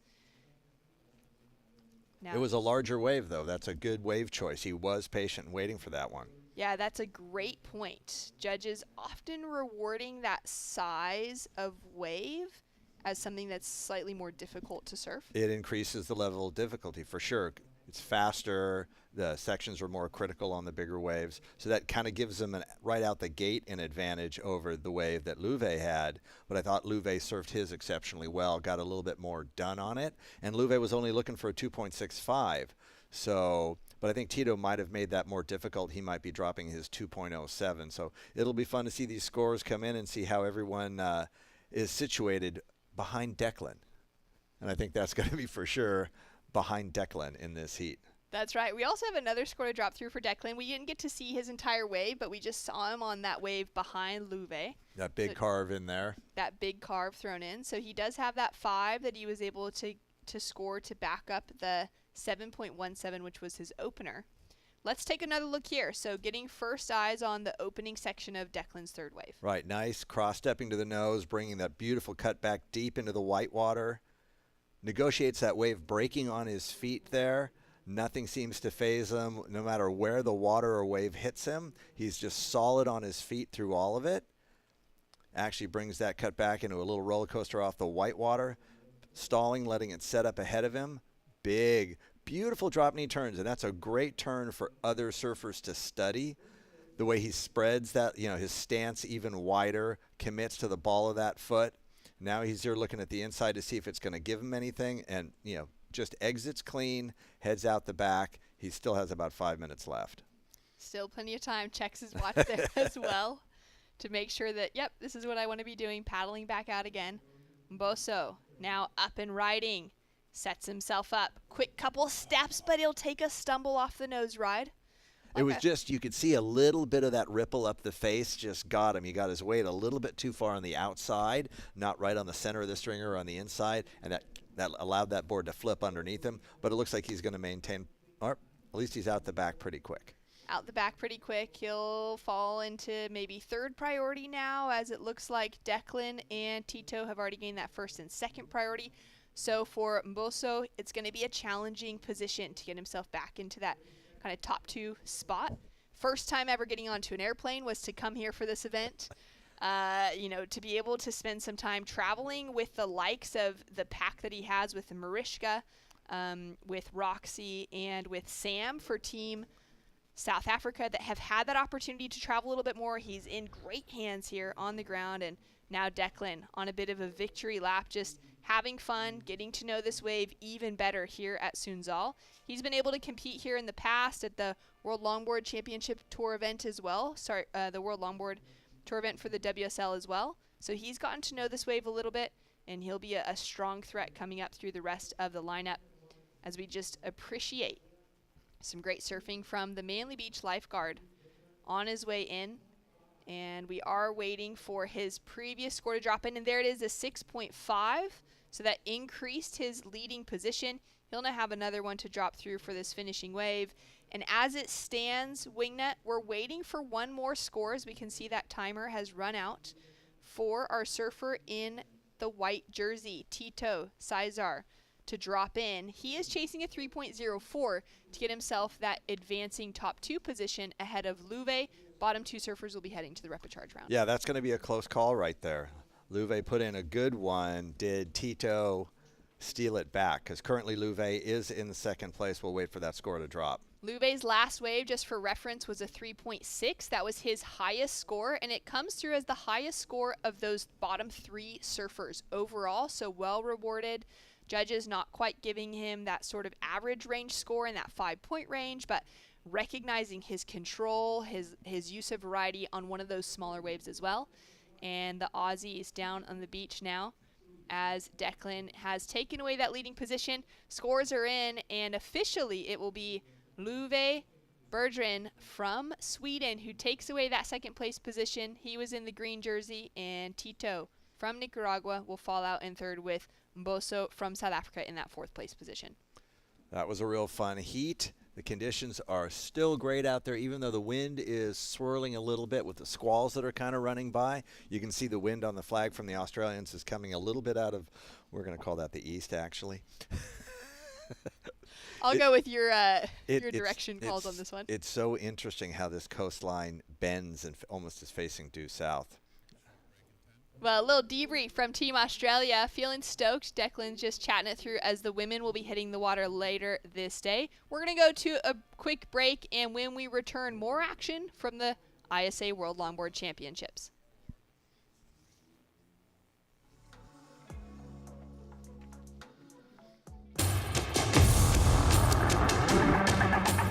It's one of the biggest goals and one of the biggest dreams.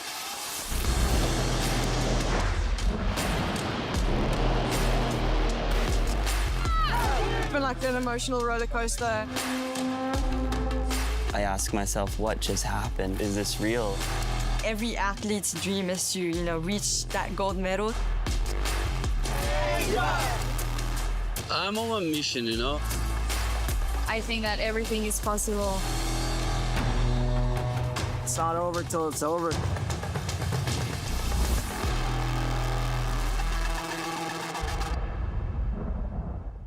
There's a right time for everything. A right time to learn. A right time to try. A right time to fall. There's a right time to find your wave. And there's a right place to enjoy your passion like nowhere else.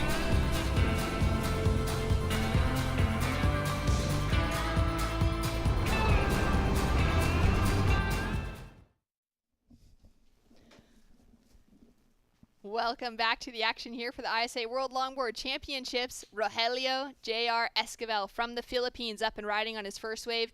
He found himself with the copper medal at last year's World Longboard Championships and brought home a very first ISA medal for the nation of the Philippines. He's putting together a strong performance now on his opening ride, and he'll be a strong favorite coming into this heat, wearing that red jersey, having given the Philippines team overall a better seeding coming in off of his medal finish last year, and really put together an incredible performance that could have given him the gold medal. As we take a look now as he's finishing off towards the inside section here, just patiently timing it out. Great quick footwork up to that nose ride, the goofy foot, surfing this right hand point break on his backhand, and just patiently waiting for this to line up one more time. He's going to go for that committed little nose ride to finish. Quick kick out the back of that wave as well with control, and we'll have a first score to come through for JR. As we take a look now at Dorian Torres of Costa Rica, perched into that sole arch hang 5 to start. Now just holding his position, arms high in the air, having a lot of fun, getting this opening ride underway. Quick couple of steps, but keeping himself mostly in that front third of the board until now as he just jams it back into the rail. Sets himself up here down the line, just staying low and crouched to find that speed, get around the white water into that open face once again. This wave is looking great. What a fun exchange for these first two waves between Costa Rica and the Philippines. Dorian Torres being one of those founding fathers of longboarding within Costa Rica, really wanting to continue to develop that community specifically in the Costa Rican surfing community. He has been a pleasure to watch down there. I spend a lot of time in Costa Rica over the years, and the growth of the classic style of longboarding has been really fun to watch. But going back as well to JR, I was so impressed with his surfing, so impressed with everyone's surfing in the Philippines when I was there earlier this year. Sam and I were both there for an event, the Single and Unattached. It was really a pleasure, and it actually opened up my mind to how great their level of surfing is and the surfing opportunities in that country. Yeah, it's been incredible to see those levels continuing to rise. Daisy Valdez competing on the women's side as well. Such a composed competitor. As we take a look now at a big looking set, Jack Tyro just has to pull back. And again, that's a little bit of the wind blowing from the east and the current pushing you up as well, getting a little, behind the takeoff spot, I think. And you just have to be aware of that when you don't have, you're getting out there so quickly, there's not a pack that's kind of sitting in the right spot. You're coming back out sitting in the ocean all by yourself. You need to have a lineup. And that's something you should be kind of doing on those busier days. It's not going to be your turn for 20 minutes anyway, so you kind of figure out where would you sit when there's no one else out there. That's right, and the best way to pick those lineups is looking back to the shoreline, right? Lining things up, picking the building, and the tree in front of it or behind it, right? And then a secondary one, if you can, when you look down at El Tunco, where are you in relation? What is El Tunco lined up with? So you can kind of triangulate those two positions, and then this is most likely the best spot for most of the opportunities. We could see some of that positioning change up as we have the swell building through the week, but let's take a look now at what we missed during the break. This was from Augustine Vargas out of Panama. Nice opening wave. Again, smooth. He's not trying to rush anything. He's composed. He's letting the wave set up. And that's the beauty of longer boards is you don't have to keep them moving to be able to glide along with them. And so you can kind of be patient, letting the wave set up in front of you. And again, I like it. Hands are down. He's relaxed, sets up his footwork. And again, his eyes are so far forward, right? He's looking at what the wave is going to end up. Beautiful little tail shimmy stall right there. Seeing if he's going to be able to finish that nose ride, and just kind of drifts out of the back. I am really impressed with his surfing. We'll get back to that in a moment, though, because Jack Tyro out of the South Island of New Zealand from Sumner in the Christchurch area, now up and riding. Finds himself that opening nose ride, drives back in that big S turn, sets himself up right there in the curl into a second. Driving drop knee. Looking for a nose ride here. Challenging section now. We'll see if he's able to find that projection. Doesn't quite get there. We're down to 13 minutes on the clock as we wait for scores to go through. We'll see those replays in just a moment. Let's go down to the beach to catch up with Declan Whiten and Ben Way. Thanks, Shannon. Wingnut, winner of the heat number 7 for Australia, Declan White, and congratulations. Thank you, stoked. So great surfing out there, first of all. And Wingnut was touching on the difference of using the shorter boards and having something a little more length to kind of smooth out those midsections. And I'm seeing that you're riding a 9.4. I guess you've been riding O'Donnell shapes for about 10 years. And tell us a bit about this model, the bell pin that you've developed with him. Yeah, this is just something we've been working on. We were kind of started it for bells last year, and then it works amazing here. There's a lot of kind of similarities between Bell's Wave and here. And yeah, we kind of started with a bit of flat V and worked in a bit of double for when it gets bigger. So yeah, the model goes unreal out here and feel like you get a whole lot of drive out of it. Sick. And so you have been here with the WSL. Did you do any tuning after kind of testing it out here? Did you do any tuning for this event? Yeah, for sure. For the last event, I had one with just flat V.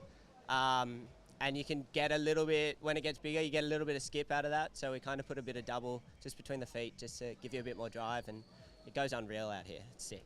Looks like it's working great. So it's your first ISA event since China, I think. In Hainan is the last time we saw you.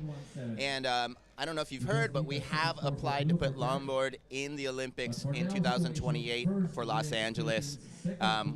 What kind of dreams of being an Olympian longboarder do you have? Oh, it'd be incredible, you know, like not just for us as athletes, but for the sport and in general. Like longboarding's come so far since I've been doing it. You know, it was one event for so long, and now we have the ISA, we have so many events on the WSL, and like you can see that coming through the juniors too. The like junior longboarders are insane now compared to when I was younger. I think for sure there's just so many of them, and the talent's amazing. So yeah, getting into the Olympics, it'd be such a big thing for the sport and just push everyone further, I reckon. Yeah, for years it seems like longboard's been kind of the underdog. There hasn't been sponsor money. It's kind of been, it's been underground, and I'd love to see it come overground with the Olympics. That would be amazing. Yeah, absolutely. Yeah, it's like I said, it's come so far, and I can't wait to see where it can go. It's amazing. Excellent. Well, thanks for your time, and if you want to say anything to anybody at home, tell O'Donnell thanks for the killer shape. Yeah, absolutely. Thanks, Todd. Thanks to my girlfriend and mum and dad watching back home. It's about 1 o'clock in the morning, 1:30 in the morning, and to the boys that are still up, it's early hours of Sunday morning, so shout out to them as well. They may still be going from Saturday night. I think so, for sure. Shout out, boys. Back to you guys in the booth. Thanks so much. Great to hear from Declan. We'll get back to that conversation in a moment as Dorian is just giving those little hands, those prayer hands to the face of the wave as he's just making it around the section here. He's got a 4.57 was his opening wave for the Costa Rican. Now has gotten a lot of work done through this wave, setting himself up through the inside, found that last little tap, goes for that little drive down carve. Can't hold on to that control, unfortunately, and he'll fall as we've got another great looking set. We'll see if anyone is in position for this wave, or we'll just do a little bit of mind surfing ourselves. Wow, that is a beautiful set going unused. You can see Jack doing the little bird dog action, trying to figure out which one of the next 1,700 waves does he want. Yes. Wow. And I like Dorian. I liked his commitment to control, doing battle with the whitewater, keeping his hands clean, knowing that he had the drive to get around that section. Lip hitting him a few times, had no effect on him. And here goes Jack on a beautiful set wave. Wow, well, takes his pick of the lineup, perches straight into that hang 10 off the takeoff. Now he's pretty deep behind the section here. He's going to grab that rail, stay low and composed to hope to make it around. We'll see if this wave opens up for him. I think he had the same problem that JR had, just a little too deep in that takeoff. Augustine there, you can tell, a little more on the point and getting a better opportunity to start. That's right. Just in a better positioning on the takeoff means that he can make that first section. Bit of pumping there, which is not the best from a kind of fluid, smooth nature that we want to see in traditional longboarding. But coming out of that opening nose ride now, I mean, this wave is big. It's around the buoy. is officially in the way in the lineup because those sets are coming through. We knew it was going to get big over the next few days. This is that set to really show, all right, that swell is arriving. And Augustine is on, you know, the ride of a lifetime at this stage. Great looking nose ride here as he perches through the inside out of Panama. Now, Augustine spends a lot of time coaching back at home. So the majority of his life is really spent in the water instead of on land. But he's actually newer to longboarding. And I really appreciated the style that he's bringing into it as he's kind of developing in that longboard mentality. JR now perched on a beautiful looking section. Great positioning as he goes in for that big down carve, sets himself up now through this little softer area of it. Slightly smaller wave. It kind of avoids that buoy getting into his line on the face of that wave. But he's doing a really good job here as he starts to set it up through the inside section. Finds that next nose ride really bumpy, hard to control these long boards. They just pick up every little bit of bump in motion, every bit of wind as well, can be really challenging to control. So the surfers that are able to display control really showcases their talent. And I think the degree of difficulty backside versus front side, when you're trying to nose ride and control those boards with the bumps, and really the heel of your foot is doing most of the weighted work, and that has nowhere near the control and power distribution that the ball of your foot does. So I think it's really more of a challenge for the backside surfers here, and I thought that was a great display of control by JR. I would have liked to seen it end a little differently. You know me, I'm going to always talk about finish your wave. You've made all that money on the wave. Put it in your pocket at the very end. That's right. Just really close that door solidly as we take a look now at the replay here from Augustine. Yeah, you can see where he's got those lumps going up the face, and he was trying to generate some speed and get ahead of it. And it's like a mid-board, mid-face pump as opposed to just setting a line. But again, he was trying to get around this buoy. Literally. Yeah, he had some motivation to go that way. And then he gets this long, clean nose ride coming up here. He's going to set it up, comes up, and then waits for it, gets his cross-stepping, doesn't rush it, gets that clean nose ride, gets a little arch. For somebody that's not a lifelong longboarder, I think he did a really good job, and he finishes this one with a plan, gets out, really well played, and here's JR on that wave. And again, let's look at how difficult it is and how smooth he makes it look, being the backside surfer on one of the biggest waves I've seen ridden so far this morning. How deep that cutback, and to be able to come back up from your heels like that, really nice control all the way through JR.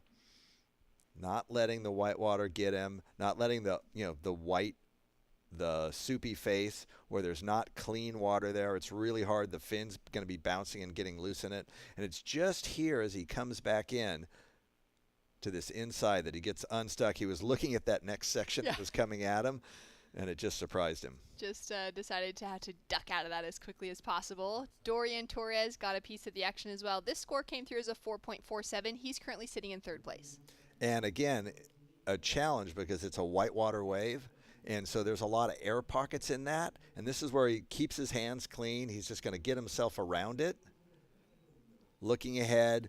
He's keeping that sight line, knowing where you're going to go. Don't worry about all that water that's trying to knock you off. No, I'm fine. Here, take a little bit of it in the chest. No, I'm good. And just comes through the composure. And then that's what I think for a lot of surfers that aren't used to a wave that's this big and has this much power, realize that if you just plant yourself correctly, you can kind of power through this, but you have to feel it coming. You have to know it's going to be there. Demerit on the dismount. Have to say it. Just one small demerit. Well, scores are in. We've got 5 minutes on the clock for our situation for those of you listening in. Jack Tyro currently waving his arms as fish, large fish, are jumping out the back. Is he asking for time or a fishing rod? Maybe both. Great place to, eating the local fish here, it is incredible. We're in a great destination. If you like fish, this is the area to travel to. It's been so good. The food here, the hospitality, everything that El Salvador, Sunzal. I mean, the Board of Tourism has really gone out of their way to extend hospitality to the competitors from around the world, and it's great. I mean, the little village that's next to village, I shouldn't call it that, the town that's developed, the surf town that's developed here is so much fun. Restaurants, bars, shops. It's like it's been a real treat for me to discover this. It's so true. I mean, Wingnut, they found out that you were coming this year, so they built you this tower with your accommodation built straight in right underneath us. Perfect place. You can sleep almost in the water. They finished the place that we're staying in, Club Salvadoranio. Sorry, I'm going to say that again correctly. They finished it the day we got here. And it's beautiful. Incredible location, great spot to be staying right on the ocean. And we've got Jack Tyro sitting out in that leading position. So he's looking for a fishing rod. He's also looking for that next set to roll through.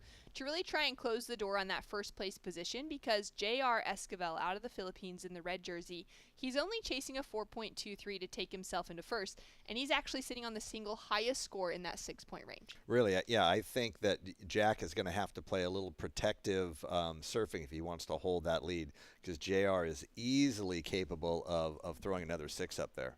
And with the performances of Dorian and Augustine, I think, Wingnut, for the heats that you and I have called, this is so far the most competitive across it. It's similar score lines. You know, those 4-point rides, those are right there to keep a surfer in an advancing position if they should find themselves on another set and be able to get into that 5- and 6-point range.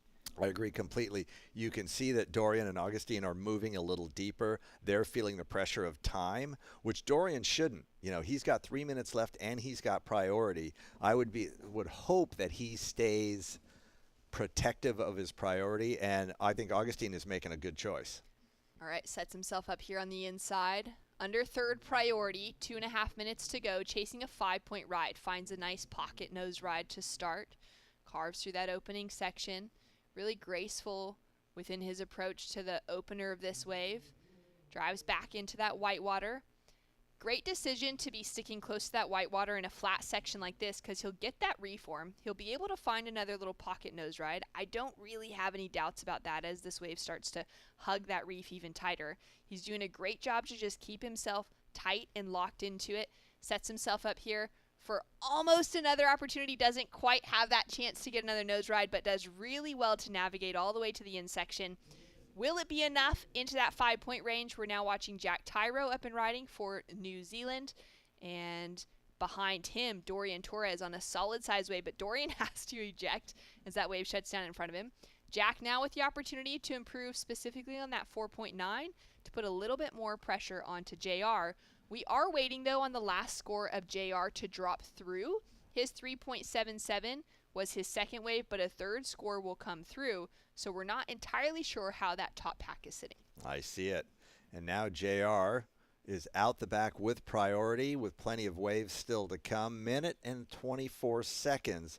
So we'll see whether the score we're waiting for is going to do it, or whether he's going to get one more wave, and that will allow him to move into first place. Great heat. It did. That score came through for Rodrigo. JR, sorry, you are in the lead with 13.33, and you've got priority with a minute left. Let's see what else you can do and showcase the great backside surfing you've developed in the Philippines. Well, incredible. The 7.33, well-deserved, puts Jack Tyro from that leading position into second, chasing an excellent score. He needs an 8 now to take first away. And JR now up and riding on his backhand, uses that priority down to 40 seconds on the clock. He's in a beautiful position to be able to just surf this wave well, to hold on to that lead already with a very strong leading position.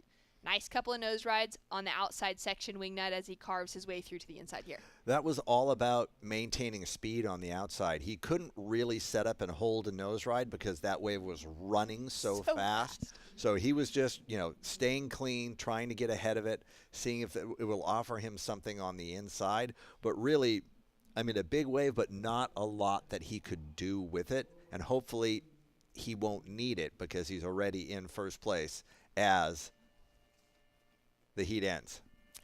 Buzzer sounds. He'll kick off on the inside. We'll see what Jack's wave comes in at. We're still waiting for that, right? Right. So I'm thinking that JR's wave isn't going to come into his top 2. What happened with Jack's is my question.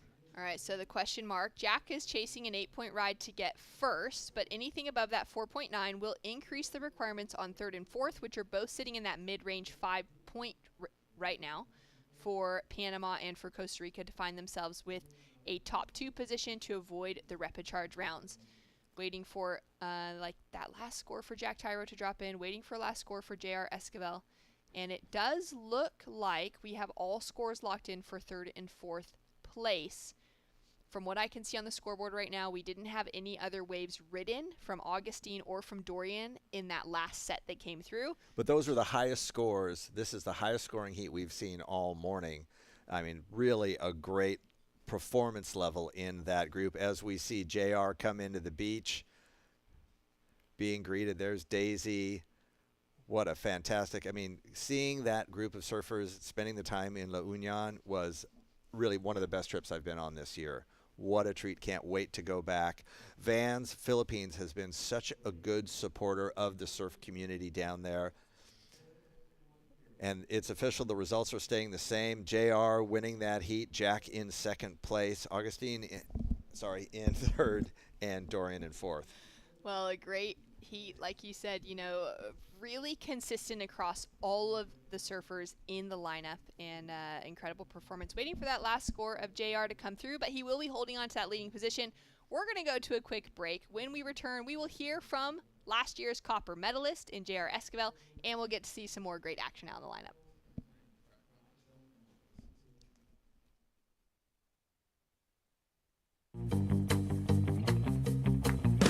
Consulta promociones.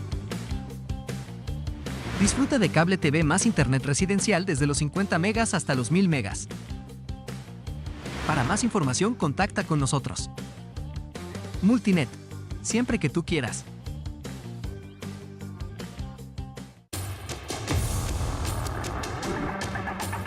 It's one of the biggest goals and one of the biggest dreams.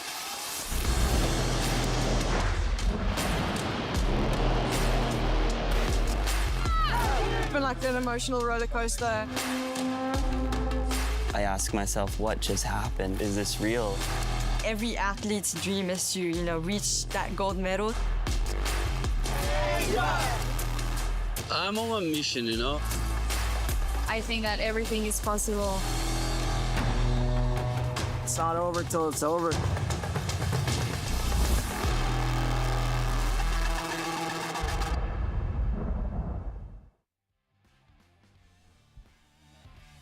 We are back with lines rolling down the point here at El Sunzal. It has been firing all morning, and it's only getting better.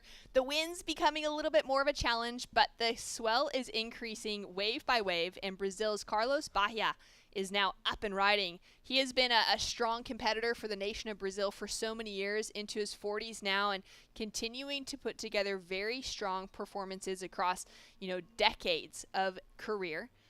Looking for this inside nose ride here, hooking it together. He had a little look out the back as well just a moment ago to see how that set was kind of rolling through, what the waves behind were looking like.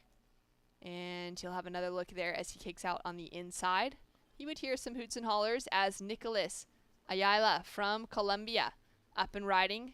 He'll have the earlier kick out to that wave. And the local El Salvadorian in Henry Salinas out in the lineup.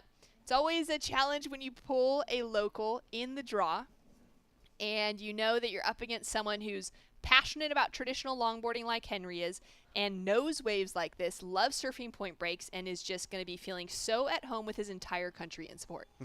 He looked so happy with the end of that wave. What a great exchange from all three at the start of that. And Carlos, when you were talking about him looking back over the wave, when you make that decision, to pull the trigger early on in a heat, it does make sense to kind of look back. Did I choose the best of the three waves? Because you've got 20 minutes. Now you can decide which one you want the next time. Because Carlos is going to get priority, it looks like, going back out there.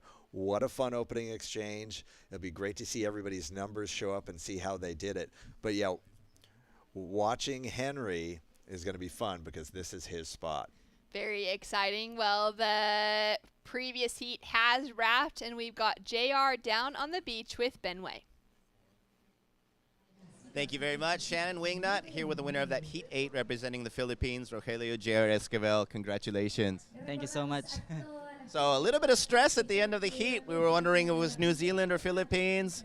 You put on a great performance. Last year you got copper medal here, and everyone was surprised by your surfing. We were really impressed. Such a beautiful style. What did you feel different this year on the wave, besides maybe the size is a little bit similar?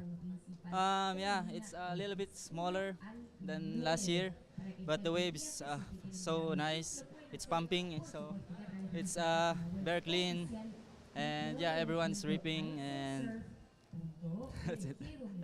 So after your placing on the podium last year, it seems like you've been really keeping some momentum and you're making a name for yourself in longboarding. We're doing our best. We're we always train and push harder to be better, and yeah, we'll keep on focus, and yeah, we'll keep watching everyone, and we'll learn what will be the judging. And how about your board this year? Are you using the similar board as you competed on last year?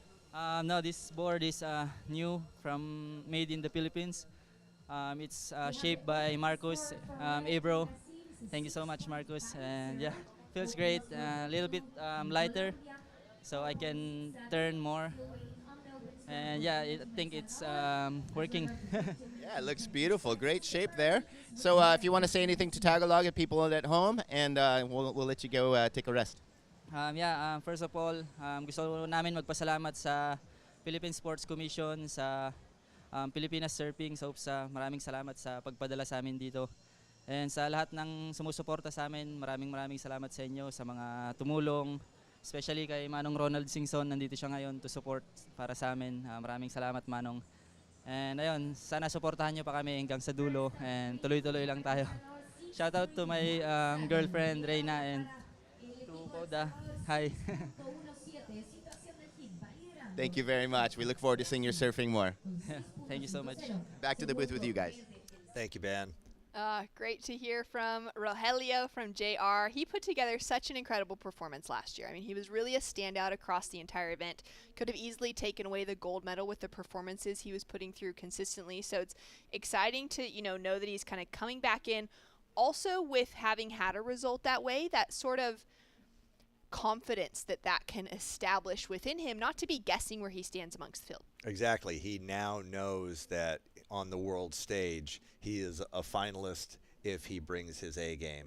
And so far, the game is there. I love how much of a traditionalist he is, how he really exemplifies more of that classic clean style with all the power, all the speed, making it look graceful, really hitting the judging criteria very well. That's right.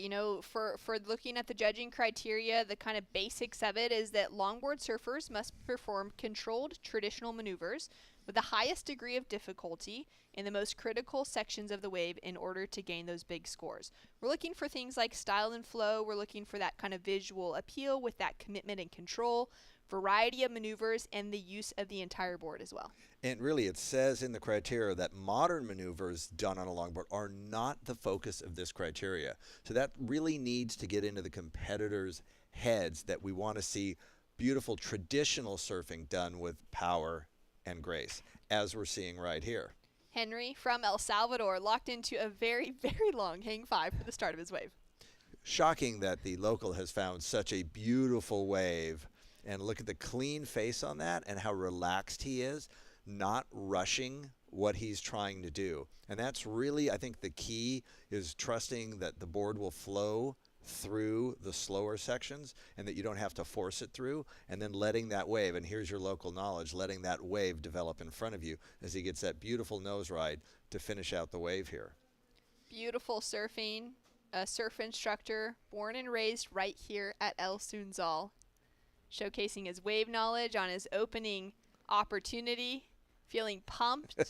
The local crowd down here would all know him personally as well, seeing him surf every day of the week as we take a look at Carlos. And here's Carlos, and as you pointed out, he's one of the senior members of the Brazilian surf community, and I think there is a lot to be said for age and experience when you're dealing with traveling to new locations, because you can bring that, this reminds me of, this reminds me of Pleasure Point at home. It has a very similar feel to it. Yeah, it does, doesn't it? Without the kelp, that's a problem where Yes. I'm at. So, Very cold water. when you've had, the experience that Carlos has, you can look at this wave with okay, I pretty much am ready for most of it, and then you'll start to dial in the nuances of the wave and then start to put your flair onto it there. Just dropping out the back, that look back to see what's coming, what the rest of the competitors did in that heat. And that was a good score for Carlos, a 6.50. That's right. So he earns the highest score of the opening exchange. Henry from El Salvador scores a 6.17 to put himself in that second place position. So pretty much even between the first waves of Carlos and Henry. Carlos just getting the nod. Nicholas Ayala from Colombia with a 4.67. So he's right there in this conversation as well. It's a very close opening exchange. 9 minutes are gone. There's still a lot of time left. And we'll see how patient, whether this will be a very busy heat. Again, there's only 3 competitors, which is always nice.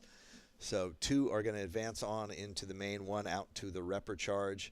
As you can see, the local El Salvadoran community on the beach here to celebrate and support Henry. Umbrellas out as well, as we've had quite a bit of rain throughout the morning. Little storm that kind of blew in yesterday afternoon just before the opening ceremonies took place. It was the thunder and lightning was very exciting. It was wild. You could see this dark cloud way out in the ocean, and it approached pretty quickly, and there's a lot of surfers out in the lineup, and everyone kind of just scattered and kind of headed for cover. Wind hit pretty quick. That was around 1:30, 2 o'clock yesterday afternoon. Thankfully, it started to clear up a bit by the time our opening ceremonies began, so we didn't have anyone having to sit there too wet. But it was a kind of an exciting reminder that we're in the tropics, that we get those tropical storms that will blow through, and that with that much kind of weather and energy out there, we are going to have more and more swell being kicked up. Yeah, and it'll be interesting to see when the squalls come through, what they do to the wind, change it in favor, or the wind comes quick and cleans it all up. As here we go, Nicholas again from Colombia. Fade takeoff for Nicholas, straight into that hang 5. Now driving back into the section, setting himself up with a couple of S-turns here, just kind of off the top, looking like he's having a lot of fun, finding that fluidity within his surfing, feeling kind of loose. He's 36 years old, out of Puerto in Colombia, and he's got some great footwork here on the inside section. Finds that nice locked-in hang 5. That little pocket under the nose as well is an important kind of way to showcase the critical nature and the positioning of a nose ride. As we take a look at Henry, who just goes down at the back. Nicholas still up and going on the inside. I really enjoyed the left go right, that fade takeoff that Nicholas did. You know, really appreciating, you know, the beauty of a point break wave where you can fade all the way back into where the energy is and then set up your first turn. Thought he did that really, really well. That showed some nice style and composure. I would have liked to seen a little more variety in his turns. You know, 1 drop knee, maybe 1, you know, regular. Like, you got to show the judges you've got some variety in the maneuver options. That's right, and that variety is an opportunity to showcase the judges what you're capable of. Not everyone is capable of throwing in all those different types of maneuvers. As we take a look now at Henry on the inside section. So picking off a slightly smaller wave, it's got some good scoring potential here as he's back into that nose ride. Nice tight footwork, tall stance as well. And quick, straight up to that 5 to 10 combination, loses control in the finish, though. And I see that knee brace that he's got on, and he's got the leash attached above the knee. It's an interesting option there as Carlos gets a beautiful nose ride to open his wave. You were speaking about that age bringing experience into the competitive field, and we see that across every discipline of sport across the world. Carlos bringing that in with his wave selection, and this back half of the heat, unfortunately, gets a little bit wobbly there, and he'll kick out, kind of recognizing that that would kind of impede on his flow within this wave. Lost the plot there for a second. Like, what just happened? What am I doing? All right, you know, I think he was actually thinking, like looking ahead at the wave, trying to figure out, do I want to stay in this, and kind of lost his balance. Look how beautiful that wave is and how the wind just cleaned up. Just moments ago, there was all this bad ripple on it, and now it's beautiful Sunzal again. Yeah, it's like different days almost. Every 15 minutes it changes.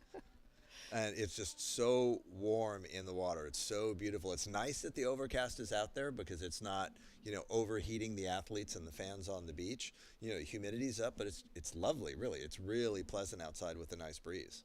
7 minutes remaining on the clock. Nicholas in the blue jersey. He'll come in probably in that 3rd priority position, as we can see Carlos out in front, Henry just behind.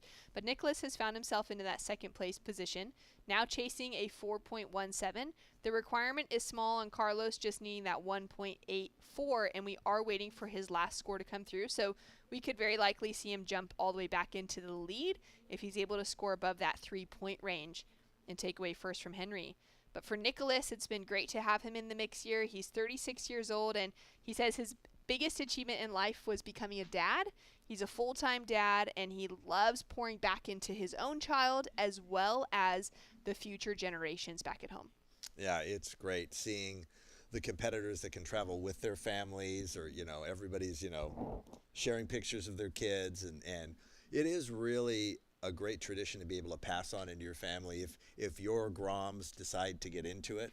Not all will. I have plenty of friends whose kids don't want to know anything about it, but don't push them.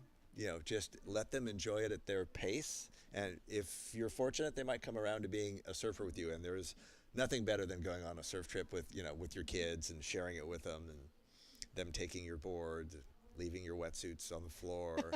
Kids are great. Just taking care of everything really well. Yeah. Where'd this ding come from? Those things. Kids are great. They're fun to have. There we can see Ben Howie for Team England in the green jersey. He'll be paddling out next up against Julian Schweizer from Uruguay. He's there in the blue jersey just behind. Julian was the surfer that I ran into just a little while ago who was like, I wish I would have had a heat even earlier in the day because he just wanted to get in the water. Oh, yeah. It looks so exciting after having seen, as we've talked about, seeing the massive crowds all week, that to finally see it unused, empty waves going by. Waves where you can make big turns wherever you want because you're not negotiating the buoys that are in the way, the other surfers that are just trying to practice. Yeah. So it really is special. And in talking to some of the locals around here, and how it's usually not busy in the middle of the day because it gets too hot or the wind turns a little bit and the few locals go in. So other than the weeks that there's a competition here, there's such an opportunity for endless beautiful waves in Surf City. It's just great. That's right. The tourism group here has done an incredible job at investing in surfing as a real hope for the nation, a hope for El Salvador, and turning this strip that has such good quality waves, such beautiful little towns and people here into an area that is safe, that is welcoming, inviting for surfers from around the world, with a variety of things to be involved with as well. There's great breaks if you're a very high level surfer. There's great breaks if you're low level, you're just beginning and you're wanting to catch your first waves. There's beach breaks around. There's great point breaks. There's these reef breaks that are pretty challenging and heavy, where you can get that heavy water feeling. You get some hold downs, all of that coming into play, which is why the ISA keeps coming back, because it offers such a variety for all types of events, for longboarding, for the juniors that are coming up next week, as well as the World Surfing Games. We've had a lot of surfers qualify for the Olympic Games out of breaks just in this region. And as you're saying, they're planning their development and their growth in a very smart way. They're putting their infrastructure together first. They're not letting developments show up where an area isn't ready for it with power, water, sewage, septic. They're really thinking about how they want it to grow so that they offer really beautiful conditions to travelers and visitors from around the world, as we see our local Henry taking off on this one. Henry, the local from El Sunzal, showcasing his knowledge of this wave so far. Sitting just behind in that second place position, perches onto the nose. Really love his style. I love the grace coming through within his surfing. Gives that salute back to the beach on the hang 10 as well. And he'll just kick out on the inside section. He's chasing a 5.84 to take himself into a leading spot. That was a really nice nose ride. I like the way it didn't look forced. He knew he had the momentum as it was turning back to the left, that it was going to drop back into the wave. And that's really where you'll see people start to get overly physical, trying to push the board back in. And he felt that momentum, so he was able to stay really casual. And it's that gracefulness that we really like to see in traditional longboarding. Now for the El Salvadorian team, we have Claudia Tamacas, who's also from El Sunzal, from this region. She'll be competing on the women's side of the draw. And then from La Libertad, which is the city that's just to the south of us, it's not a far drive, about 15 minutes away, Amando de Jesus Alvarado will be competing on the men's side. And then Sandy Portillo for the women's side. She's from the way kind of far south end of El Salvador. She'll be coming up in the women's side, as we see a great exchange here between Henry and Carlos. Henry now caught behind the section after a great opening nose ride. Carlos with a beautiful wave, perfect wave selection, perched back into that hang 5, holding it for a very long time. He had some great rail work thrown in as well, adding in all of that variety, driving through with a little bit of power through those carves, throwing that spray, showcasing his style of surfing out here at Sunzal. Now throwing in that little soul arch, a little nod to tradition, as he links together another cross-step cut back and looks for one more opportunity to get back to the nose.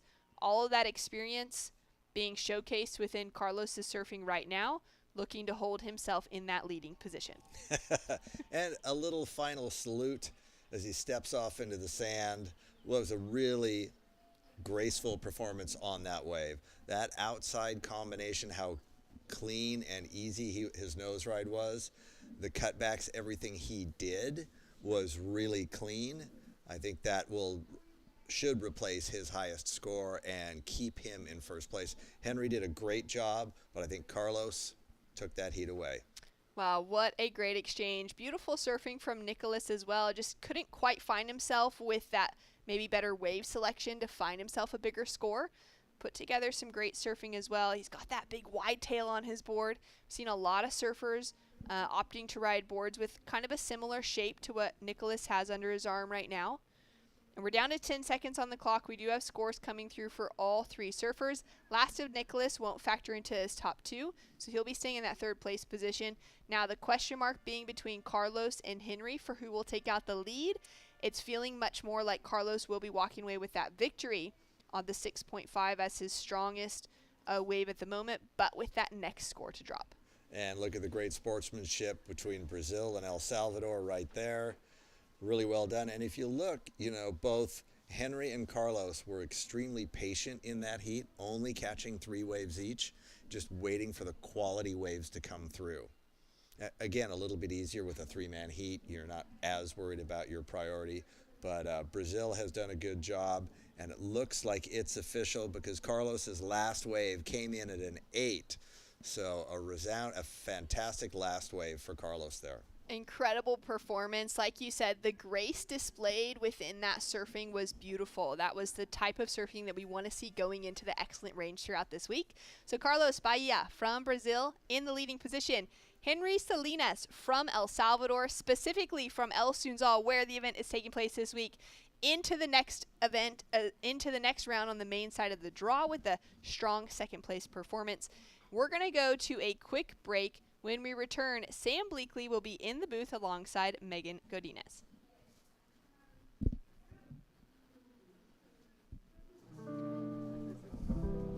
There's a right time for everything. A right time to learn. A right time to try. A right time to fall. There's a right time to find your wave. And there's a right place to enjoy your passion like nowhere else.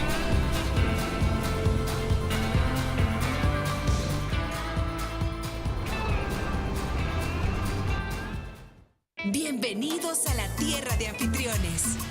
Aquí somos los campeones del mundo en hacerte sentir especial. Te compartimos olas, volcanes, pueblos históricos y te aseguramos una experiencia de 5,000 estrellas. Porque esta tierra tiene más anfitriones por kilómetro cuadrado que cualquier otro país del mundo. El Salvador, tierra de anfitriones.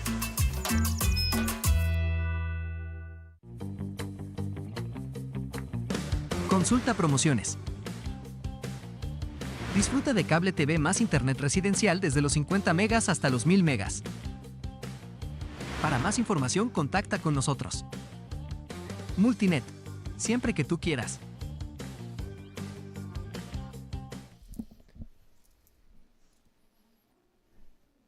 Welcome back to live action from the continuation of day one here live from Surf City, El Salvador for the 2024 ISA World Longboard Championship as we see Ecuador, England, Uruguay and Canada all starting their campaigns for gold. Right now on your screen, Oswaldo Borbor from Ecuador kicks off with a big, nice, smooth, open-face, locked-in 5 with some carving rail turns and connecting through to the inside as this increasing southwest swell really starts to show with the pushing tide here at El Sunzal. Back up for the tip ride, touching the 10, getting bounced off on the inside.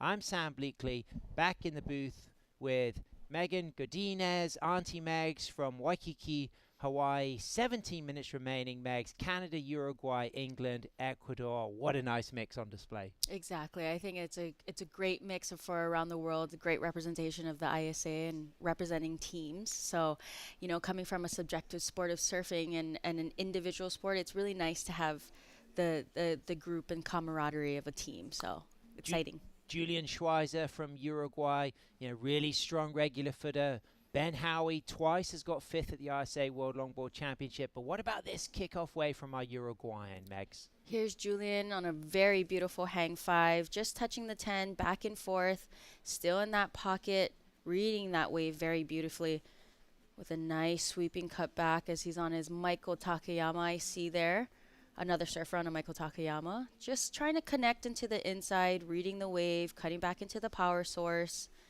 And then this nose right here, just trying to stay busy, but also composed, like I said before, right? Just trying to look like the next three maneuvers are already in his pocket. So that's how we want to look at that. Represented Uruguay last year here at the World Longboard Championship. He's a silver medalist from the Pan American Games in 2019. But what about this from Ben Howie from Team England, who already has 2 5ths to his name at the 2019 and 2018 Hainan and Biarritz ISA World Longboard Championships. And this was a good size set wave. I see that the buoy, they might have to move it over there, but good redirection into the power pocket of the wave. Just trying to read it, connect it to the inside. There's kind of a deep spot with this high tide coming in.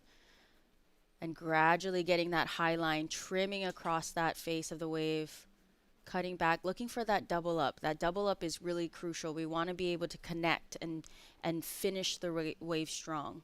Talking of double up, Ben Howie riding the new double scoop model shaped by Ben Skinner at Skin Dog Surfboards, laminated by Jason Gray. So big shout out to all the shapers and surf industry people tuning in, watching their team riders as we get the replay here for our Ecuadorian Oswaldo with his first score. What do you think of this, Max? Very beautiful. You see how he's just in the middle of the wave, just trying to trim across, keeping up with that speed of the wave and then cutting back into the power source.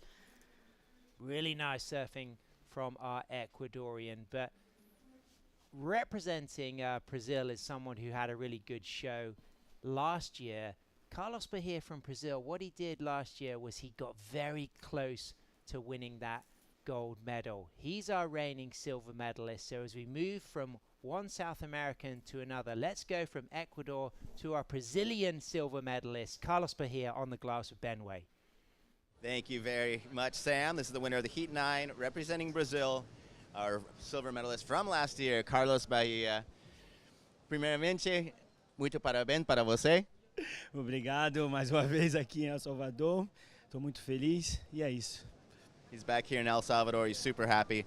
So I did spend 3 months in Rio, but my Portuguese isn't that great. So I've got Karina Bras, who's also a very well-known competitive longboarder for Team Brazil. She's going to do the translation. First of all, I hope you guys aren't bored with my board questions, pun intended. But Bonga Perkins gave him his first longboard. I'm going to ask how that changed his life and how that formed his career, because that was the first step. So, Karina, please ask him about Bonga Perkins giving him that first board and how that changed his surfing life. He was telling this history yesterday, and he told us that he was on the beach and just wondering all the guys are doing at the beach. And then Bonga saw him and gave him the first board, and for sure this changed all his life. Unbelievable. And last year he had his red board that he called his love, that he'd had for a long time, and it looks like he's retired his love for a new love. Let's ask him about his new Luffy board that he's brought here. Ele está te perguntando que o ano passado você estava com a tua vermelhinha, a prancha vermelhinha do coração, e agora você aposentou a sua prancha e colocou essa aqui no lugar. Sim, primeiramente, quem é competidor sabe muito bem que é uma coisa muito difícil quando você tem a sua dedeira, o modo de falar, a sua prancha do pé, e no meio do caminho você pegar uma e falar essa vai ser a prancha agora do momento. Testei muitas pranchas aqui, junto com o meu shape, o Lurf, e cara, essa foi a prancha que decidi a colocar nesse mar agora e o resultado foi esse. Fiz boas ondas e vamos para frente.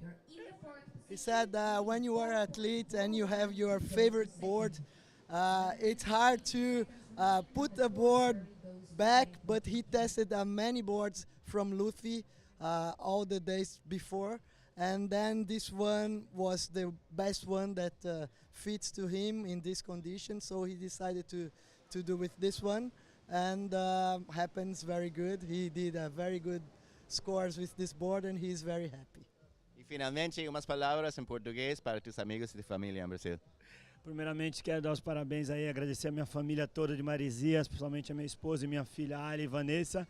E é isso, valeu toda a galera, meus patrocinadores, meu fisioterapeuta, a Dani, meu preparador físico ali, o Johnny Bigô, tamo junto. E é isso, obrigado galera e todo o time Brasil. E vamos Confederação Brasileira.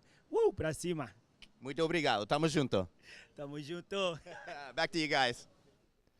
Nice performance from Bahia there, and coming off the back of last year's silver, it's got to give him a lot of confidence coming into this year's event. Yeah, absolutely. I mean, his confidence is probably so high, and he's hungry for that gold. I would be too. So, yeah, it seems like he's got a good start to his campaign. And a lot of experience here at El Sunzal. 4 times a year he comes and surfs here. But right now, these 4 surfers, Uruguay in first, Ecuador in second, England in third, Canada in 4th. Adam Torrey, born in the UK but raised in Canada. He's got a low score to his name. Ben Howie from Bantham in South Devon in the UK, representing Team England. He's got a strong start with that 5.0.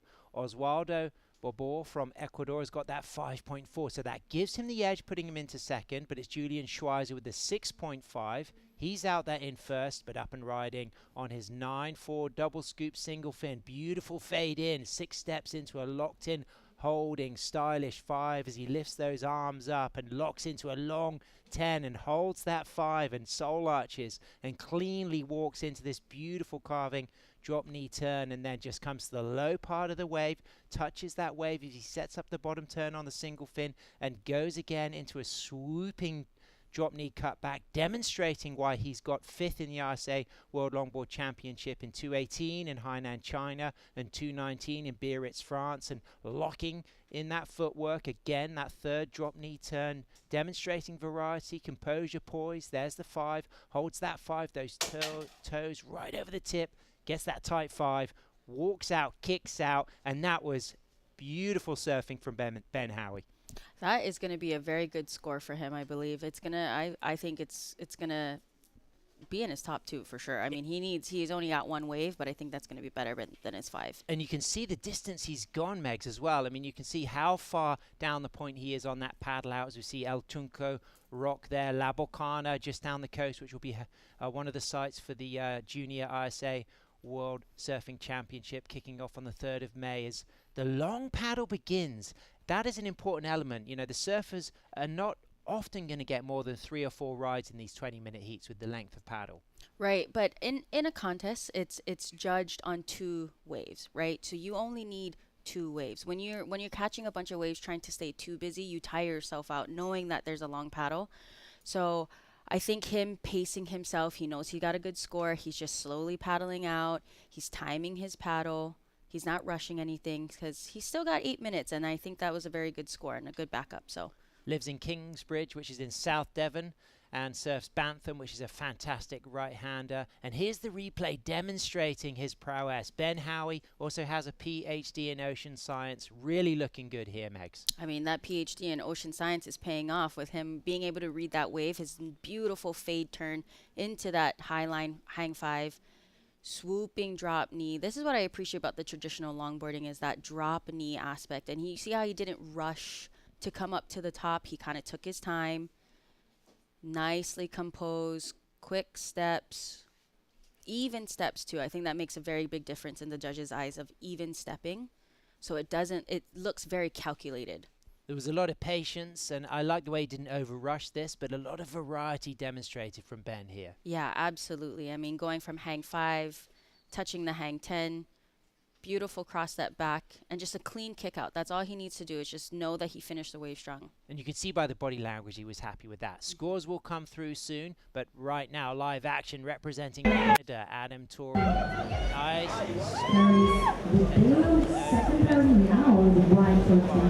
Walks out of the nose ride, back to the bottom of the wave. So a good start for this wave, patient, measured, setting himself up again for that third turn, gets that high line. But we can see the difference in shape between Ben Howie's wave that had height, speed, and tapered with that really straight lip line. Adam's wave much more peaky.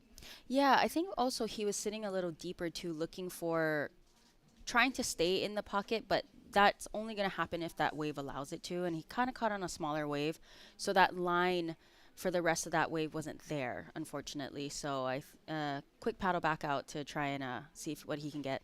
6.23 for Ben Howie, puts him in first, as we see Nico Andrade and Cheech Chase leader coming up with USA, Spain, Chile, and South Korea represented in our next heat number 11 of this opening men's round. We will move into women's round 1 today as well, as we can see our Spaniard Nico there from Salinas in North Spain, and Cheech from Montauk, Long Island, East Coast, USA, and great camaraderie there. There's nothing better than seeing the surfers give those high fives before they paddle out for action. Oh yeah, I mean, once that horn blows, it's always, you know, no friends in the water once that horn blows, especially with priority now being a very good step into that defensive mode. So yeah, it looks like they're good camaraderie all around. So that first priority sitting with Julian Schweizer from Uruguay in blue.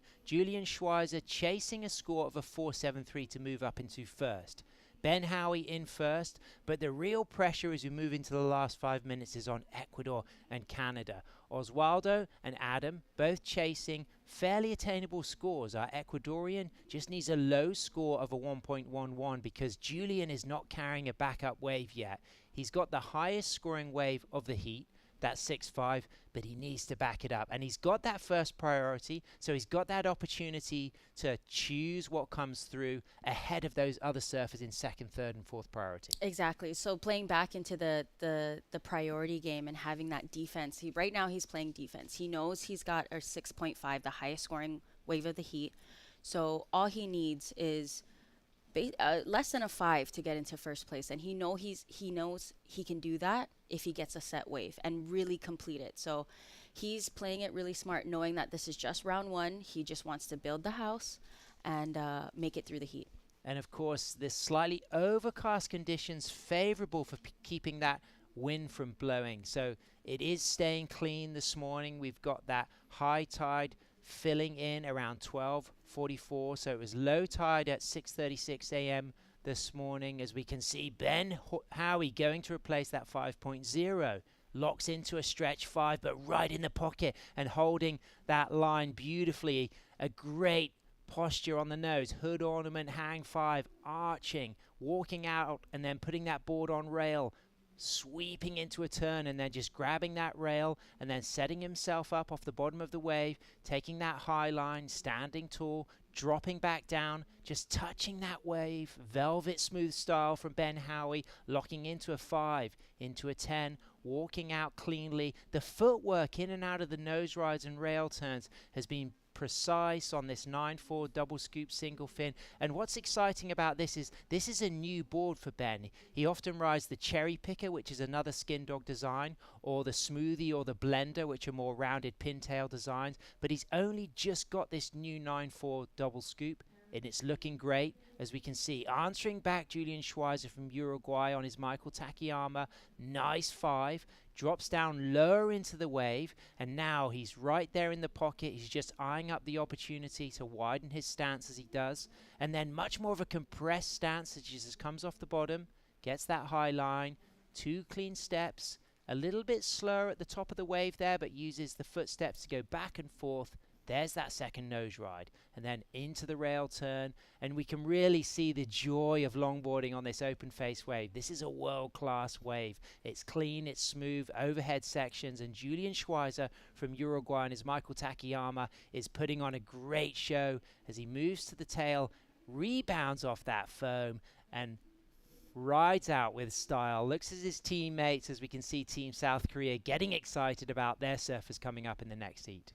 Yeah, I think that was a very smart play on Julian's part. He knew that time was clicking. He needed a second wave, and that was a smart play on him. Do you think Ben Howie has potential to replace his low score of a 5? I think it'll be very close to that backup score. I think with him nose riding out the back very quickly is what judges like to see, right? That's the most critical part of the wave, is right when it starts to open up. So, yeah, I think he's in a good spot.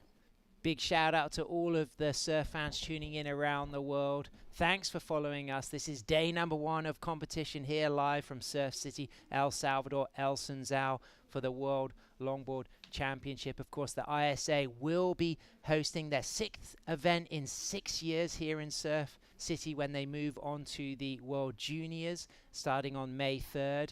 Shared between the right-hand point break of El Sunzal and La Bocana, the juicy, fruity, predominant left with some shorter rights that's just down the coast here. But right now, live action. Our surfer from Canada looking to replace that 1. He's got a 2.0, locks in a 5. Nice footwork back to the tail.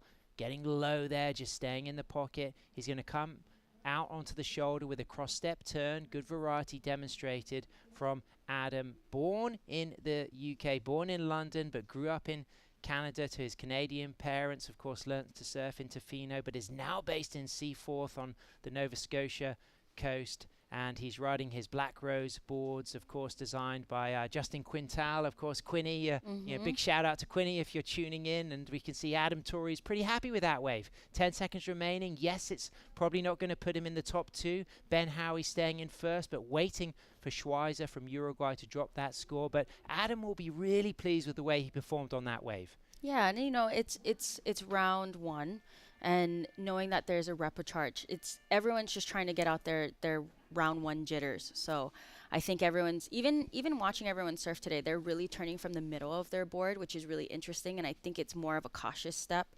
because if they go on the tail, they can really slip out that fin and really just unbuckle and end up falling. So I think everyone's kind of surfing on the cautious side, which is a smart play to do. So yeah, good surfing all around though. Team Uruguay there waiting for that last score. We just saw Team Canada, Liv Stokes and Liv's mum Dominique there on the sand cheering on Adam. Of course, Julian needs a 7.24 to move up into first, but in a safe position in second. But certainly he'll be excited to get that score. It comes in at a 7.10. Doesn't put him up into first. So Ben Howie from Team England takes the win. Julian Schweizer, Team Uruguay, takes second place. Yeah, amazing work by both gentlemen, from all the gentlemen in the heat. And Ben Howie actually ended up getting an excellent score at a 7.5, bettering his top score, so that's great. So our surfers from Ecuador and Canada will move into the repechage rounds. They won't be eliminated, but congratulations Ben Howie for England. Congratulations Julian Schweizer for Uruguay. What a great performance from that excellent score. I mean, it really was locked on that nose. He really committed. He held the posture there, and what I love about this is the way he just pulls that foot back and then just goes in for the hood ornament soul arch 5, styling it all the way. Ben Howie, stay with us, surf fans, because we'll be back real soon as we see USA, Spain, Chile and South Korea kicking off their campaign for gold live from Surf City, El Salvador.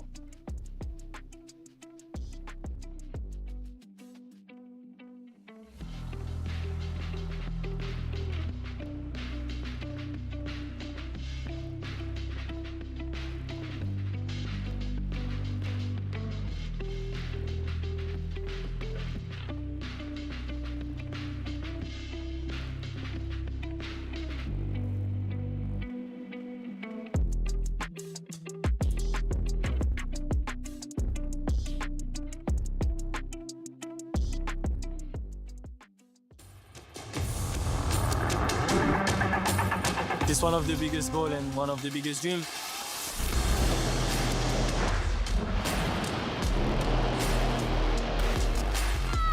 It's been like an emotional roller coaster. I ask myself, what just happened? Is this real? Every athlete's dream is to, reach that gold medal. I'm on a mission, I think that everything is possible. It's not over till it's over.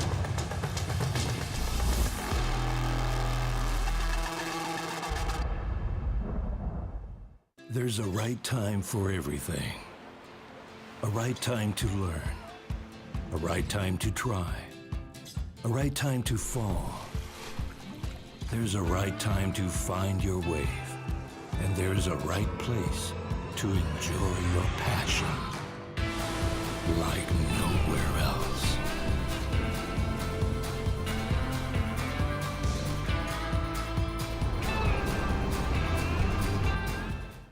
Bienvenidos a la tierra de anfitriones. Aquí somos los campeones del mundo en hacerte sentir especial. Te compartimos olas, volcanes, pueblos históricos y te aseguramos una experiencia de 5,000 estrellas. Porque esta tierra tiene más anfitriones por kilómetro cuadrado que cualquier otro país del mundo. El Salvador, tierra de anfitriones.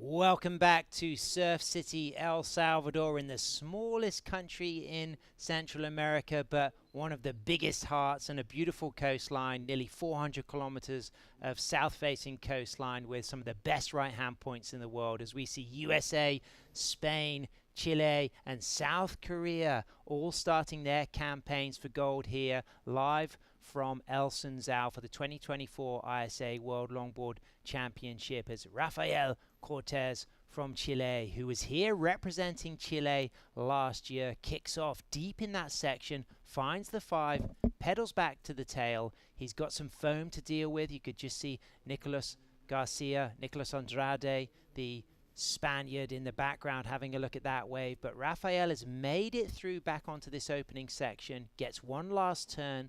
Wave goes a little bit peaky, and you'll see him paddle back out for more as our South Korean surfer representing South Korea for the first time at the ISA World Longboard Championship. Dong-Yun Kim, also known as Mark, riding his Burn surfboards from Muchi. Nice and lively, a foamy section here through the inside as he gets a stall there. He's looking to just line up with this opportunity to stay in the pocket and touch that 5. There's the lock of the 5. Walks back to the tail, readjusts that line and stays high. Couple of cross steps, a little bit of a rail turn, moving right through to the inside, kicking off in style for South Korea and getting a nice touch of the 5. A little bit of a bounce, rolled onto the sand, but he'll be out for more. Yeah, that was a beautiful ride as we see Nicolas here from Spain up and riding. Beautiful touch tap for that hang 10. Straight into a nice nose ride, good down carve turn, gets a high line there. Back up for a second nose ride, walks out, widens the stance, sets himself up off the bottom of the wave.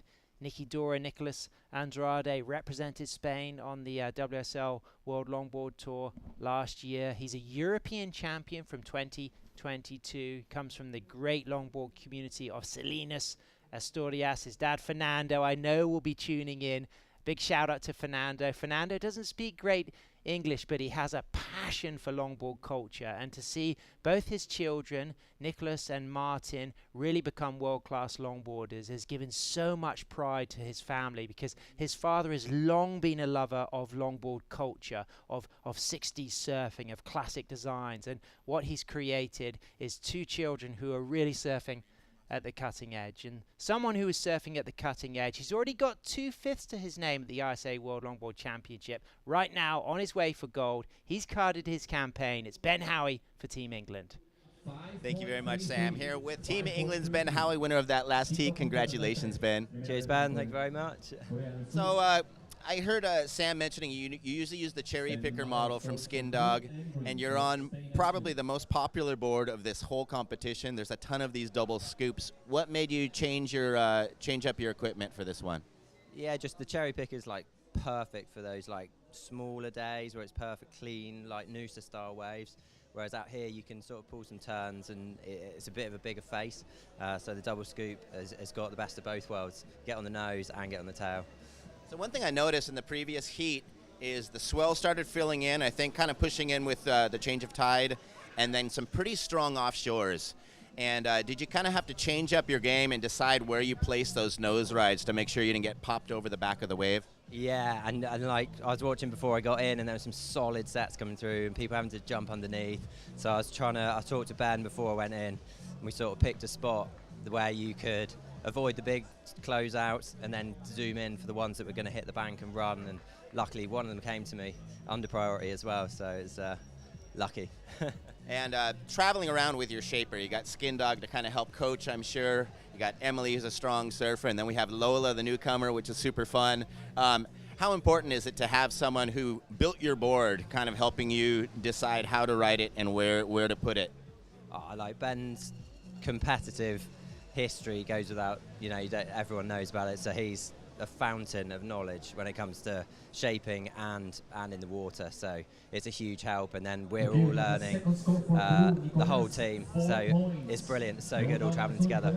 You said you haven't surfed much lately, but I figure coming out of a wetsuit, you feel loose, you're looking great out there. How is it to lose the rubber and get out there and just be free? I was in a 6 mil before I left, and then everything feels better in the warm, I swear. Perfect. Well, anyone at home you want to say hi to? Yeah, Sammy and Flick, Mum and Dad, Mom, Claire, Emma and Max. See you. Right on. Thanks so much, and we look forward to seeing you in the next one. Cheers. Cheers, everyone. Back to you guys.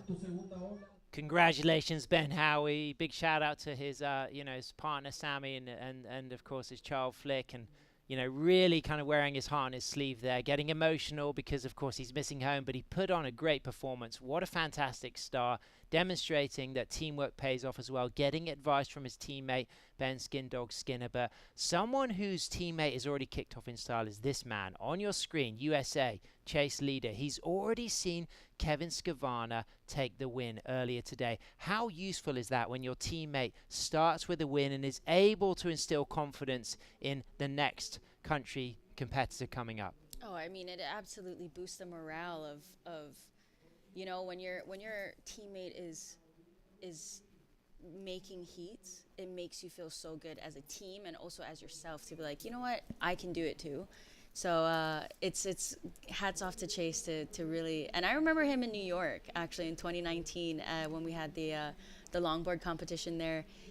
I've never met a more hungry young kid, little kiddo, just wanting to be on tour and wanting to surf professionally, and here he is, not only surfing for the East Coast but for his entire country. So hats off to him. Here's Venezuela coming up. Jose Antipaz is going to be coming up next. You can see Ben Howie. He's just done that post-heat interview. He's staying at Caillou Surf Resort, very close to the sand. A lot of the competitors choosing to stay in spots very close to the break. What are the advantages and disadvantages of staying very close to the place where you'll be competing for your heats?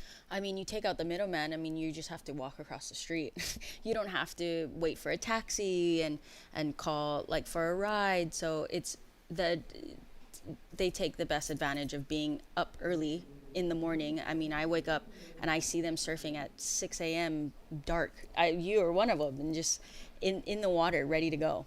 Yeah, actually, you can get in as early as about 5:10 is when it's just about, you can just about feel your way through a few rides. By about 5:20, you can really see properly. But I can vouch for the fact I did a kind of like a 5 days of dawn patrols. I was in at 5, and first few waves you just all feel, and then by 5:15 it's all I think that's an advantage as itself. Like if you're surfing blindfolded, I mean, apparently what it sounds like is I've been waking up late to the party. You've been out at 5:10. I'm up at 6. As we can see, South Korea up and riding. Mark, nice cut back there, putting that board on rail. 6 steps up to a really beautiful hold of a 5 into a nice 10, standing high and throwing spray into that cut back. And now demonstrating some variety of the rail turns. With this being an open-faced wave, how important is it for the judges to see that the longboarder can put that board on rail in a variety of ways? I think it's very important, being that that's the tone of surfing, right? You need to be able to using the whole board from the nose all the way to the tail. And that's why it's really crucial in knowing your own board, as we see that he's working his way in, trying to get that double up. Beautiful little soul arch turn. Really nice surfing from Dongyan there, the 26-year-old regular footer, also known as Mark from Muchi, riding his Burn surfboards as we see Chase Leader out in the lead with a 3.87 and a 3.40. Rafael Cortez is in second with a 4.77 and a 2.17. Up on your screen right now, Chile, Rafael Cortez kicking out, looking to replace that 2.17. Nicolas Garcia, he kicks off with that score of a 4.0. He'll be wanting to replace that low score of a 2.17. Nicolas Andrade is the European champion from 2022. His brother Martin, a really stylish young longboarder. The whole family behind the kind of classic approach to longboarding. And of course, we've got 7 minutes 20 seconds remaining. So as we can see, Chase Leader paddling out, knee paddling out there, opting to wear no leash. You really get a real sense of the shape of the wave there, Megs. Yeah, how it's definitely a right point break, especially with the tide coming in. That tide also brings in the waves as water moves in. So yeah, it's interesting to see even Rafael, how his approach to, he's from Chile, the waves of, it's a place of big waves. So he's no stranger to bigger waves. So he seems comfortable out there. And so many exciting teams represented here. We've got American Samoa, we've got Denmark, Dominican Republic, Hawaii, Guatemala, the Netherlands. It's really special to see these 39 nations represented, but also South Korea here for the first time. So Donghyun Kim is got not only that national pride, but also now a 5.33. So he's going to drop a second score. It might well change the situation because a lot of the other surfers not carrying a strong backup score. So South Korea possibly could move up into first or second position when this score comes through. I think he definitely could, as we see Nicolas here from Spain, up on the nose, smooth cut back. Sweeps it back off the tail there, back up to the middle of the board, and then again just locking on that rail. Coming up for the setup turn here, just slowing down a little bit to stay in the pocket. Didn't want to accelerate out on the open face. Recognized that he's keeping that stall option alive because he's probably thinking, can I find the opportunity for footwork to then get into the steeper section for the nose ride? But as this wave gets a little bit more peaky, just goes to grab the rail, and here's the opportunity for some more cross-stepping as he goes back to the tail once more, staying nice and lively, gets a touch of the 5, and then into that shallow shore break. How hard is it to navigate those shore breaks? That shore break has sometimes no mercy. As soon as you start paddling out, you think you're okay, and then it hits the sandbar, and then it just demolishes you. Rafael Cortez up for a 5, out on the shoulder there with a long streaking nose ride. Then walks back and then just has to bounce at the top of the wave there. Now he's got his composure again, and then opens the stance and just rebounds off that foam.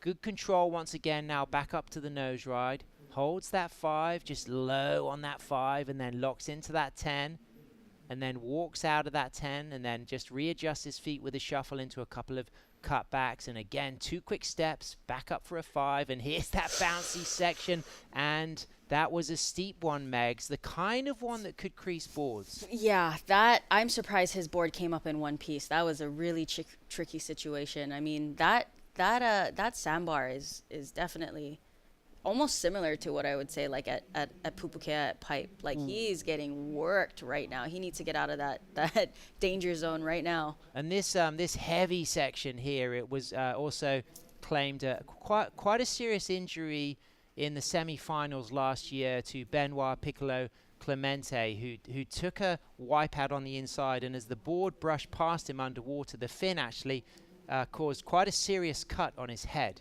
And that meant that he had to come out of the semi-final, and he wasn't able to finish off and go back in to the rest of the semi-final, and he was holding a strong score. So it meant he didn't get to the grand final, and it demonstrates the danger of that shore break. As we can see, our heat leader for South Korea looking to drop a 5.33. He's got a 5.60 as his highest score.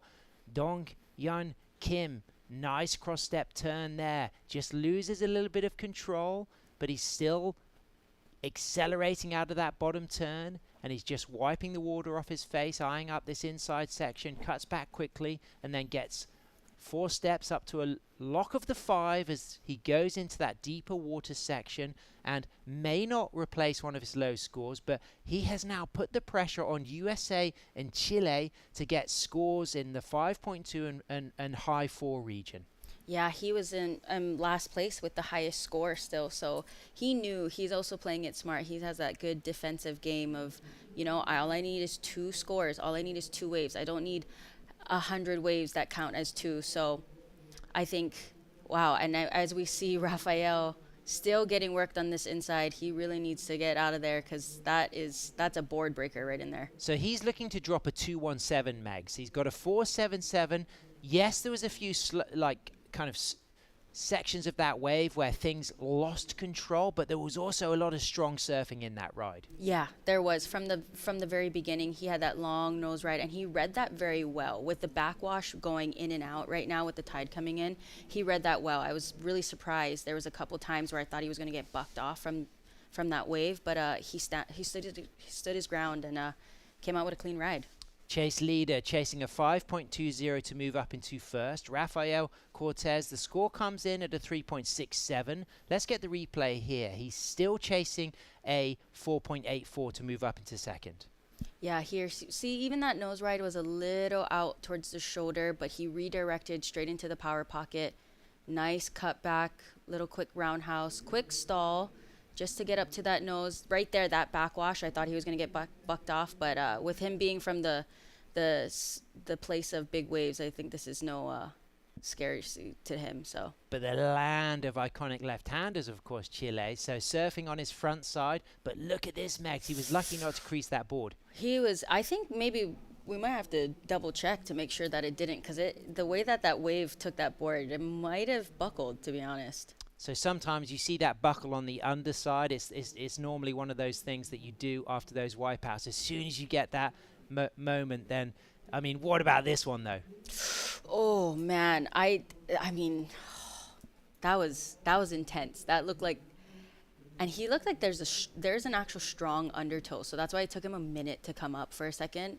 He's kind of recollecting his thoughts, like, okay, I got about 2 minutes to paddle back out. Is this even worth it? And he is just getting worked, but he did a good effort on that last wave, so we'll see what the scores come in. And it looks like from what we've seen of the board, he got away without a buckle, but there might be one below the area we saw. But at the moment, it's quite sandy in that section. There are times of the year when the South Swell season really kicks in through the rest of this month and through May, where it becomes quite rocky in there. But right now, he's got away lightly from that shore break. As we move into the last 10 seconds, South Korea out there in first position, USA in second, Spain in fourth, Nicolas Garcia Andrade chasing a score of a 5.58 to move up into second position. Chile in third, getting a 4.43 for that last wave. It didn't put Rafael Cortez up into second, and Nicolas Garcia Andrade is chasing a score. Is that wave big enough to get the score that he needs, Megs? I don't think so. It was on the inside. It was a last Hail Mary. So good efforts on him. He didn't stop fighting to the very last horn blow. So yeah, big win for South Korea in first place. Awesome. What an amazing moment for South Korea. The first time here at the ISA World Longboard Championship. 129 athletes, 39 nations, and South Korea represented. What a special moment. Not only has South Korea got an emerging surf culture, it's also now got elite representation. Getting those types of scores, winning your first round heat, says so much about the federation and the culture and the support. And this is really a good symbol of the power and beauty of ISA surfing. Yeah, when you can bring a country that's, not known for its surfing, and their swells are all based off of typhoons. So, and that happens average 7 times a year. So being able to do this on a wave far away from home is incredible. And it takes a village to raise a child, because look at those two women, Sujin Park and Lena Munn there. They are both longboarders who we have seen represented at the likes of the Noosa Festival, Single and Unattached, Mexi Log Fest for many years. They have been traveling around the world, and they're bringing a lot of inspiration to these young South Korean surfers from the experience they've gained around longboard culture. Yeah, and that's why it's important to pay it forward as surfers. You know, the next generation is what we build up, so. Well, stay with us, surf fans, because we'll be right back after these messages.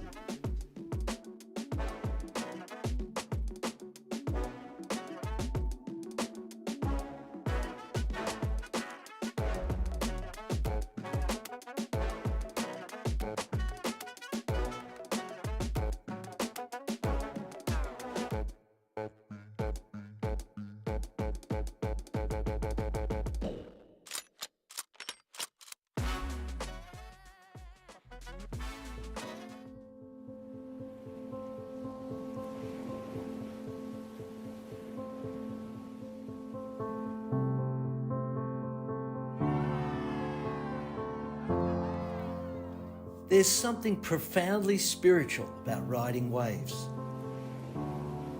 Water is transformative, healing. You're at the mercy of Mother Nature, the ever-changing movement of water. The ocean is the great equalizer. You don't need to belong to a certain race, religion, or gender to surf. The pursuit of these fleeting walls transcends sport. It's a way of life. And surfing has the power to change the world and has now taken its place on the world's greatest sporting stage, the Olympic Games. The International Surfing Association is the world's governing body of surfing, recognised by the International Olympic Committee with member nations around the globe. This is the International Surfing Association. This is a better world through surfing.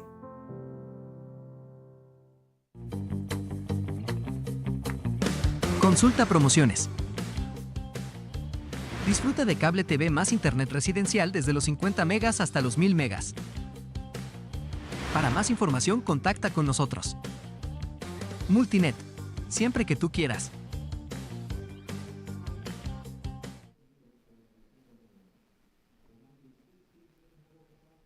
Welcome back as we make history here on day one at the 2024 Surf City El Salvador ISA World Longboard Championship, with South Korea just taking their first heat win at their first representation at this event. But as we see, we've got a little opportunity for scores to be dropped for our surfers in this heat, with Peru, the Netherlands, Venezuela, and Denmark represented. So 2 South American countries and 2 European countries. Good to see Denmark here, but up and riding right now. This is Sebastian Cardenos out of Peru, kicking off with a near excellent 7.0 megs. And well deserved with that beautiful nose ride in that midline trim. I know that he really looks up to Piccolo, so you'll see a lot of his style resemble Piccolo. And here we see a beautiful drop knee, not too drawn out, just trying to stay in control, get into that back into that power source. Nice flow into the inside. Just keep bouncing back just to find that in that double up. So here we have him just kind of reading. Beautiful sweeping turns. Notice how he's not really trying to really attack the whitewash, because he knows there's a section coming up for him to nose ride. Here's our Venezuelan stylist, the goofy footer, up to an opening nose ride. Jose Antipaz there on a second nose ride, locked in that section. Big salute to the sky there as he stays true to that nose ride and demonstrates a little soul arch and really celebrates the drone clip. There was about 4 different expressions. But now he has to go into the cross-step turn and then readjusts with that rail grab. And wow, the body language on this. I've seen more kind of flamboyant drama on this nose ride than I've seen on, kind of a week. Yeah, I mean, hey, it's a subjective sport, so you got to sell it like there's nothing else. So that's exactly what he's doing, and he's doing a great job. As we can see out back, getting his second ride, Sebastian Cardenas from Peru kicks off with a 7.0, riding his Piccolo Clemente boards. Of course, Piccolo, a former gold medalist here, the ISA World Longboard Championship. He won that back at Côte de Basque in Biarritz in 2019 as he navigates that inside section there, opting for that kind of ride out and then just kicks that board away into that shallow area. What's that technique of just pushing that board away at that last moment? Well, we'll get back to that as we see white up, Alexander from Denmark here. Nice, beautiful stall. Up on the nose, high trim line, reading that wave very well. Still in that pocket, starting to drift out into that slow area, that deep water.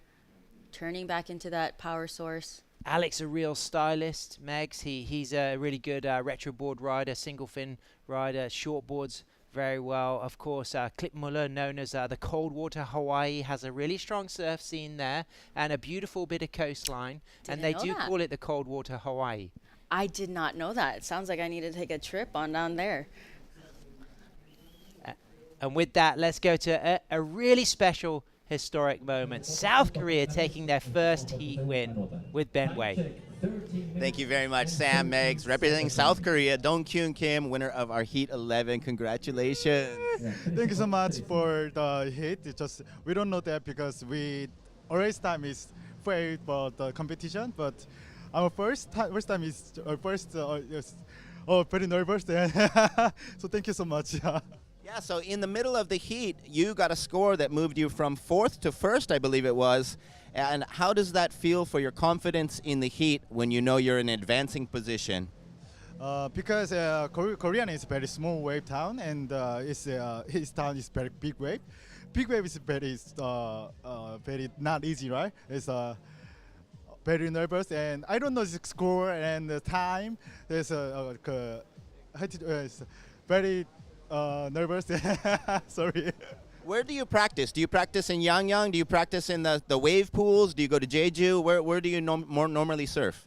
Korea is a small wave, and everywhere it is sometimes west, sometimes east, sometimes south, and we have a wave park. And every time, because winter is very cold, some is going to Bali or Philippines, Taiwan, yeah, everywhere. And I noticed you're riding a Cabianca, Johnny Cabianca shape. That's the shaper for Gabriel Medina. Yeah, the board looks like it's working great. That's just, we talked, it's 5 years sponsor is Cabianca, but we mainly talked making the boards. It's just Johnny is make the performance, but we talked it's the new style, class style, making the traditional style. And it's just we tried that. This is success. It looks great, and for you guys, they're making Cabianca boards right down the street here in Tunco with Papaya. So if you want to order one of these, you can get them from Jaime at Papaya. Well, congratulations. I'm very proud of you, and do your best in the next one. I want to go to final the winner, but many practice. Yeah, it's just I feel so good. Do your best. Yeah, I'm the best. 감사합니다. Thank you so much. 감사합니다. Back to you guys. Great stuff. Big congratulations to the South Korean team. Big congratulations to 26-year-old Reg Yidford, Dong-Kyun Kim, also known as Mark, riding his Cabianca shapes there. And of course, you know, he was playing it down a little bit, but Jungmun Beach in Jeju, an island off the southern coast of South Korea, has really great waves in the typhoon season. And they also have the wave park in Seoul, in the capital. So they do have cold water in the winter, warm water in the summer. But I think he was playing it pretty modest on the wave quality in South Korea. It can get decent. That's what I've heard. I think he was. But like he said, even that it is cold, the South Korean surfers will go to Bali or the Philippines to go and surf. So I think their body is very well acclimated to the warm water. So I think that's a big advantage for them. Talking of advantages, Peruvian Sebastian Cardenas is taking a strong lead with the 7-1, 0 and a 7. Having a look at that wave, he is sitting out there in first position. He will stay in first priority because there are no other competitors out there in the lineup. And for all those surfers tuning in around the world, Megs, briefly explain, how the priority system works and why it's important in competition. Well, I think it's important. I grew up in a time where we didn't have that, and then we transitioned into a time where there is priority, and it could be your best friend and it could be your worst enemy, but understanding that yes, surfing comes down to your natural way of surfing, but also how you can play defense. That's how you bring the full round of a game into surfing, is to bring in that priority and really understanding to play defense and offense. So in Sebastian's situation, carrying those two near excellent scores, that 7-1-0 and the 7, how would you advise a surfer in that position to manage the back half of a heat when they're in that commanding position and sitting with priority? For me, now I have to put my coach hat on. For me, I think for Sebastian, what I would have told him was if there is less than 5 minutes, that's when we're going to start sitting on the other competitors, playing really hard defense. I think it's really smart right now that he holds priority, but not for too long where it becomes a disadvantage for him, because say Alex can catch a wave under priority, and that could better his score, because really he needs an 8.43, which is very attainable right now with the waves coming in. So right now he loses his priority. That was a mistake. That is something. The coach hat is on. I would have been whistling on the beach like, hands up, what's happening? But there's a lot of time still. So I think with right now, he knows that Alex needs a very high score, which we'll try and see what he does here. From Denmark, Alex Wolfers straight into a 10. Walks back to the tail, widens that stance, sweeping turn. Beautiful style off the bottom there. Back up to the tip, locks in that 5. Little soul arch, speeding, streaking. Pulls in that foot close on that 5. Clean footwork, and then just putting that hand on that outside rail and then standing nice and tall. Little Harrison Roach approach I'm seeing here from Alex. Very stylish. Locks back up into the 10, gets low for the bottom turn, and then just down carves there, keeping that rail alive and engaged, and nice flex on the bottom turns and a smooth kick out. A real beautiful display of longboarding there. A lot of charisma, variety, but all throughout the ride there was a real expression of style. Yeah, as you can see, he was rubbing his legs. That wave is very long, so by the time you're done and then you have to paddle out, it's like, okay, let me take a couple deep breaths to try and get this paddling through a treadmill, it feels like. So, yeah, I think that's gonna better his score. And hydration, such a big feature for the surfers here, staying hydrated in this climate. As we can see, Mikael 6 from the Netherlands, up on the tip there. He's been training here for the whole week, rides Ben Skinner built Skin Dog surfboards. This is his Wrangler single fin. He's also come with the Cherry Picker model, which is the option he would use in the smaller days, but lively off the bottom, smooth setup from Mikael there, and got a really great team behind him. Ninka Doenmeijer and of course Douha Robruck and his team manager Ava and Anna Albers. You know, the Netherlands team is very strong, and they've also been doing a lot of training here at El Sunzal. So great experience with the wave. As Mikael comes through to the bouncy inside section, he's just eyeing up a chance for a lock of the 5, walks cleanly out of that nose ride and kicks out coolly. Yeah, he looked happy about that one. I mean, it's a good call on the team manager's part, being here, training, especially not having to wear a wetsuit. I feel like that, you know, also you coming from England, that's something to really acclimate to, right? Yeah, it's liberating because you're lighter, but one of the big features if you are normally a wetsuit surfer is the kind of rubs you get. You know, when you're exposing your skin and even, you know, sitting on the board or the way your arm might rub on the rail as you paddle, those types of rubs are things that wetsuit surfers really have to deal with when they come into tropical climates. As we can see, our heat leader slicing that beautiful S-snaking turn there on his Piccolo Clemente built board and locking in a clean 10. And you could really get a vision there of how cleanly he used the cross-step footwork to come out of that 10. Everything was done in pace with the pocket, and there was no shuffling. It was all clean, smooth footwork. Right. So even in that hang 5, his back foot was a little too close, and he was very reactive and knew that was too close. So instead of moving his whole weight back, all he did was move his foot about 6 inches, and that got him to glide back up into the pocket. So that was a good read on his part.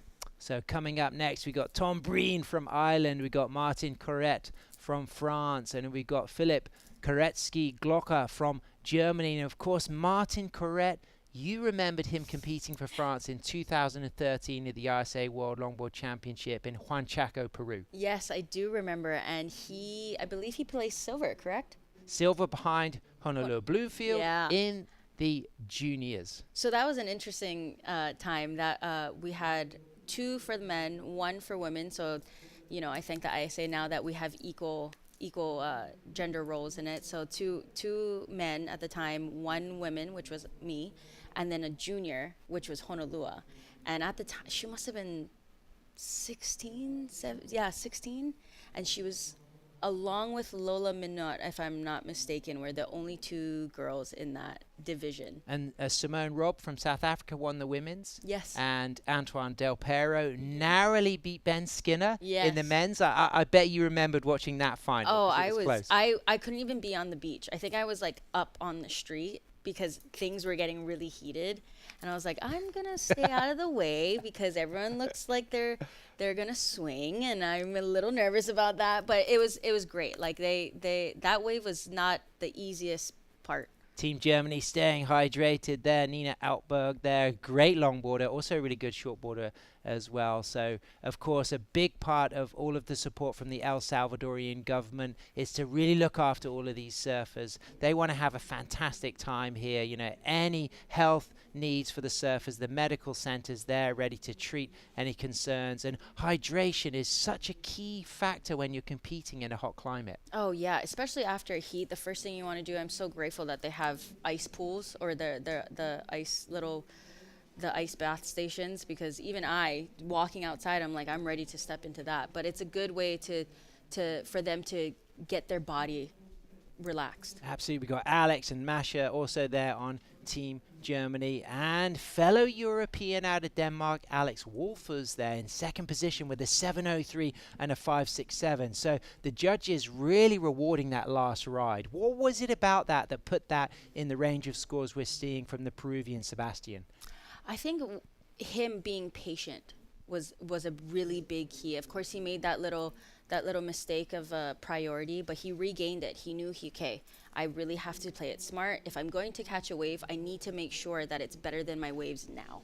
That's how we try and coach people, is that if you are going to catch a wave in that priority, it better be better than those 2 top scores. And that's what we've seen from Alex from Denmark. He's built on his scores. He kicked off with a 4, he added that 5.67, and then he replaces that low 4 with a 7.03. So always improving and demonstrating the value of choosing waves that you think have a higher scoring potential than your existing 2 rides. Exactly, and within 20 minutes, you can get a lot done. So it's really understanding your timing and where you're sitting.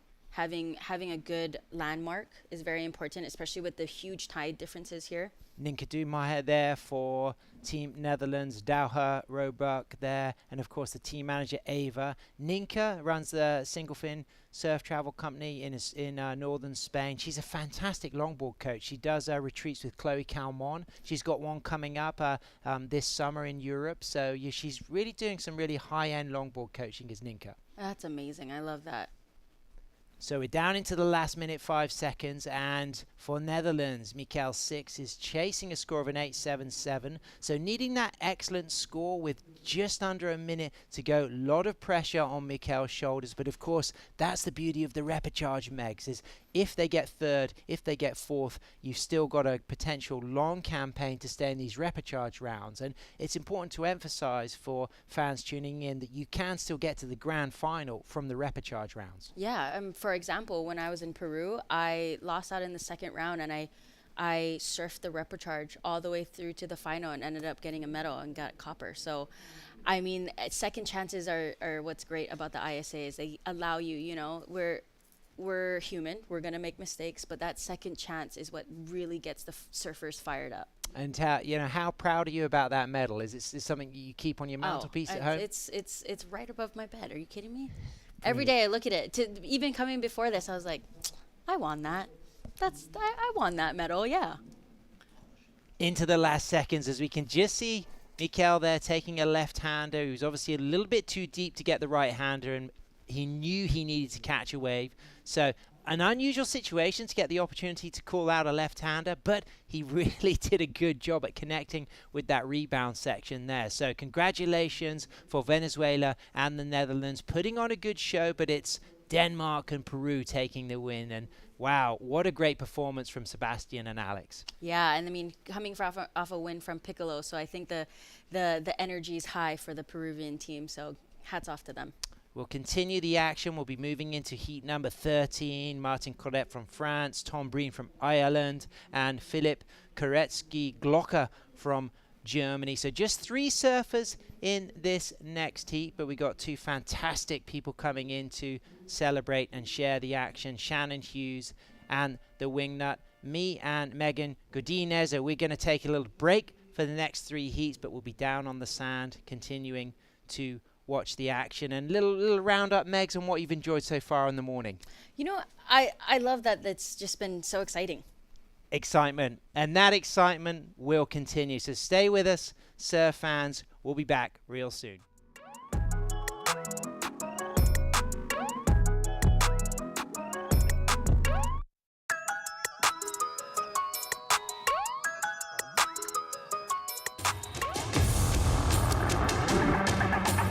It's one of the biggest goals and one of the biggest dreams.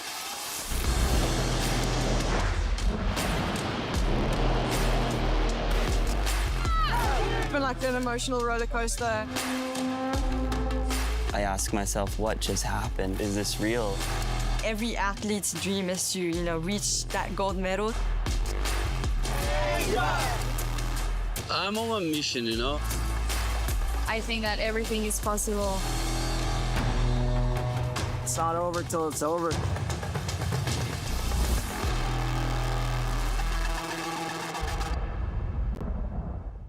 There's a right time for everything. A right time to learn. A right time to try. A right time to fall. There's a right time to find your wave. And there's a right place to enjoy your passion like nowhere else.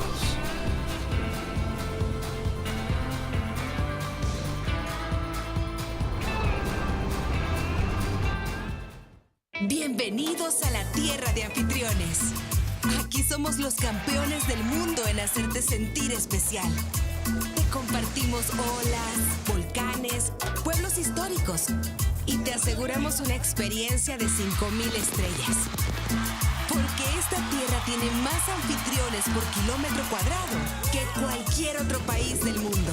El Salvador, tierra de anfitriones.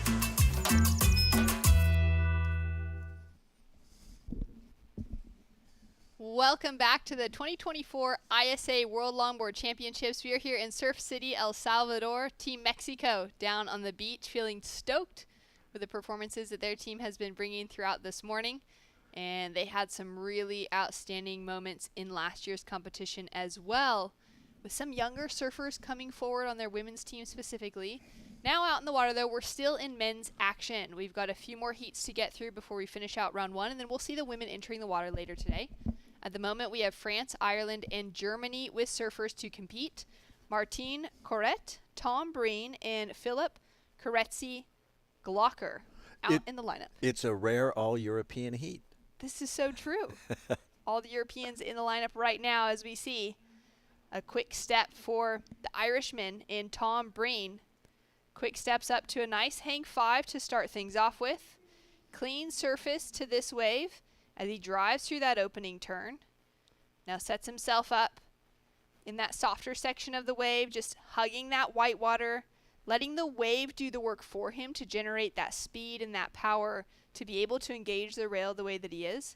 Couple footsteps in, he goes down. And I really liked the way he was setting up that wave, the way he faded so far back into the whitewater. It was unfortunate that as he was climbing back through it, he got taken out.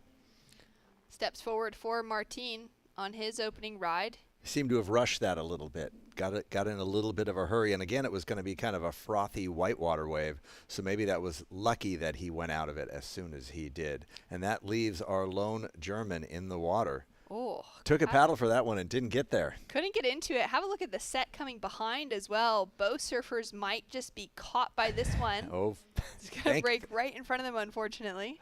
that drone gives you a real good idea of how out of position they were. Some really big sets coming through this morning now. Tom Breen already up and riding once again from Tramore, which is on the southeast coast of Ireland. Some great surf there.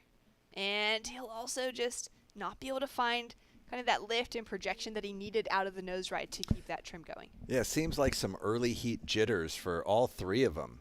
And quickly going right back at it again is going to be Philippe from Germany.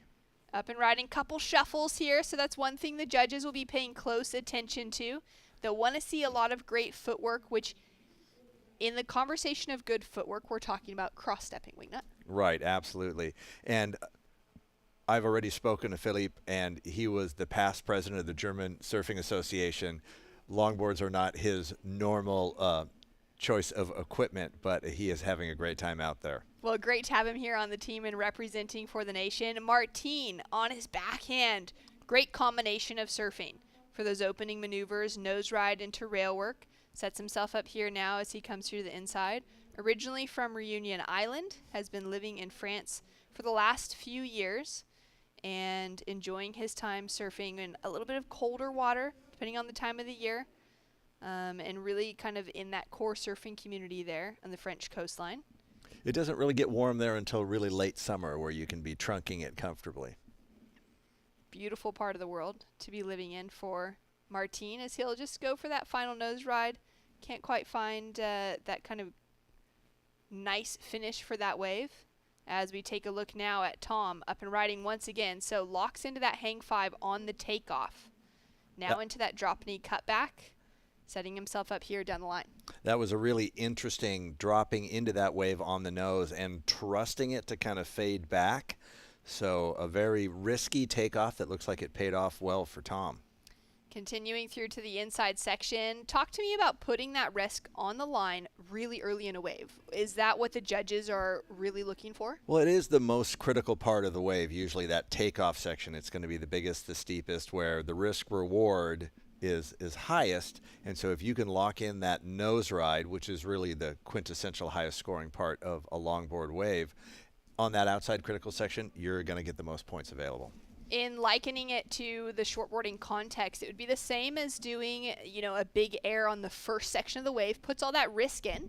If you fall, the rest of the wave goes unridden and those scores are out. But if you risk all of that, the rest of your score could be quite high off of a great opening maneuver. In longboarding, we're looking at a great nose ride. Let's go down to the beach, though, to catch up with that last winner on the sand with Ben Way. Thank you so much. Shannon Wingnut, winner of our heat number 12, representing Peru. Sebastián Cardenas. Congratulations, felicidades. Muchas gracias, muy contento, el mar está excelente, las condiciones están épicas y muy feliz de estar acá nuevamente en El Salvador. He said he's super happy to be here, the conditions are amazing. I'm going to ask him two questions. First is, coming from Peru, the water's normally cold. I'm going to ask him how it affects his surfing, getting out of a wetsuit and being able to throw the trunks on. Imagino, por lo normal, estás practicando el surf en traje de goma, en agua fría. ¿Cómo es llegar, estar así súper cómodo y en bañador? ¿Y cómo afecta tu libertad y tu surfing? Sí, mucho más cómodo surfear en short, a diferencia de estar con el wetsuit puesto, se siente mucho más libre y el agua caliente, de verdad es un paraíso estar acá y mucha más libertad. He said he feels a ton of freedom, and it's just beautiful to be out there and makes it really easy to surf. Y luego, the second question is going to be, how does his confidence get boosted on having superstars like Piccolo and Mafer in his team, and how that affects his game? Bueno, viniendo con un equipo, con competidores son unos superestrellas del longboard como Piccolo, como Mafer, ¿cómo afecta tu confianza llegando aquí? De hecho, la aumenta muchísimo tener un respaldo de equipo como lo es Piccolo, María Fernanda Reyes, ahora se sumó Caloya y Nostroza. Se siente muy bien porque ya hay un camino hecho para nosotros poder avanzar y seguir pisando fuerte, ¿no? Tratar de llenar ese espacio, esa huella que ha dejado un tricampeón mundial como Piccolo, subcampeona mundial el anterior año María Fernanda Reyes, y muy feliz de formar parte de un equipo que realmente han de ser un sueño para mí y ahora ya es una realidad. Muy feliz. So you said it adds a lot of support having them. I've already left their footprints that he feels confident in feeling, and it's great to kind of have the road paved for him to kind of move up. The last thing is Mafer wanted to ask how he feels using her board as his backup without authorization. ¿Y cómo es la onda de que tienes la tabla de Mafer como su backup? Lo que pasa es que yo le dije a Maffer, y lo va a ver, que si por A o B, como el mar ha crecido, se me pasaba algo a mí, a mi tabla, yo iba a agarrar esa tabla. Pero dije por si acaso, porque yo no pensé que iba a crecer. Entonces ella siempre ahí me molesta y tal, siempre nos bromeamos, somos como una familia y de verdad, bueno, no la agarraba. So you told her the waves are pumping. Just in case something happens to my board, I'm grabbing your board as a backup. I probably won't need to use it, but just in case. Great. Si quieres decir unas palabras a tu gente ahí en Perú. Sí, saludos a mi familia, a mi mamá Giovanna, a mi papá Edgar, a mi hermano Joaquín, seguro mis abuelos también lo están viendo, mami Dina, el abuelito Ignacio, mis tíos, de verdad, muchas gracias. Un agradecimiento también a la Federación Peruana de Surf, a mi entrenador Osvaldo Vélez, a Richard por la organización y obviamente a todo mi equipo. Muchas gracias. Y lo sabes. Y lo sabes. Felicidades. Back to you guys in the booth. Thanks so much. Great to hear from Sebastian, referencing Mafa, Maria Fernanda Reyes, who's competing on their women's team. She had an incredible run last year here at Wingnut, where she was really the favorite to take away the gold medal.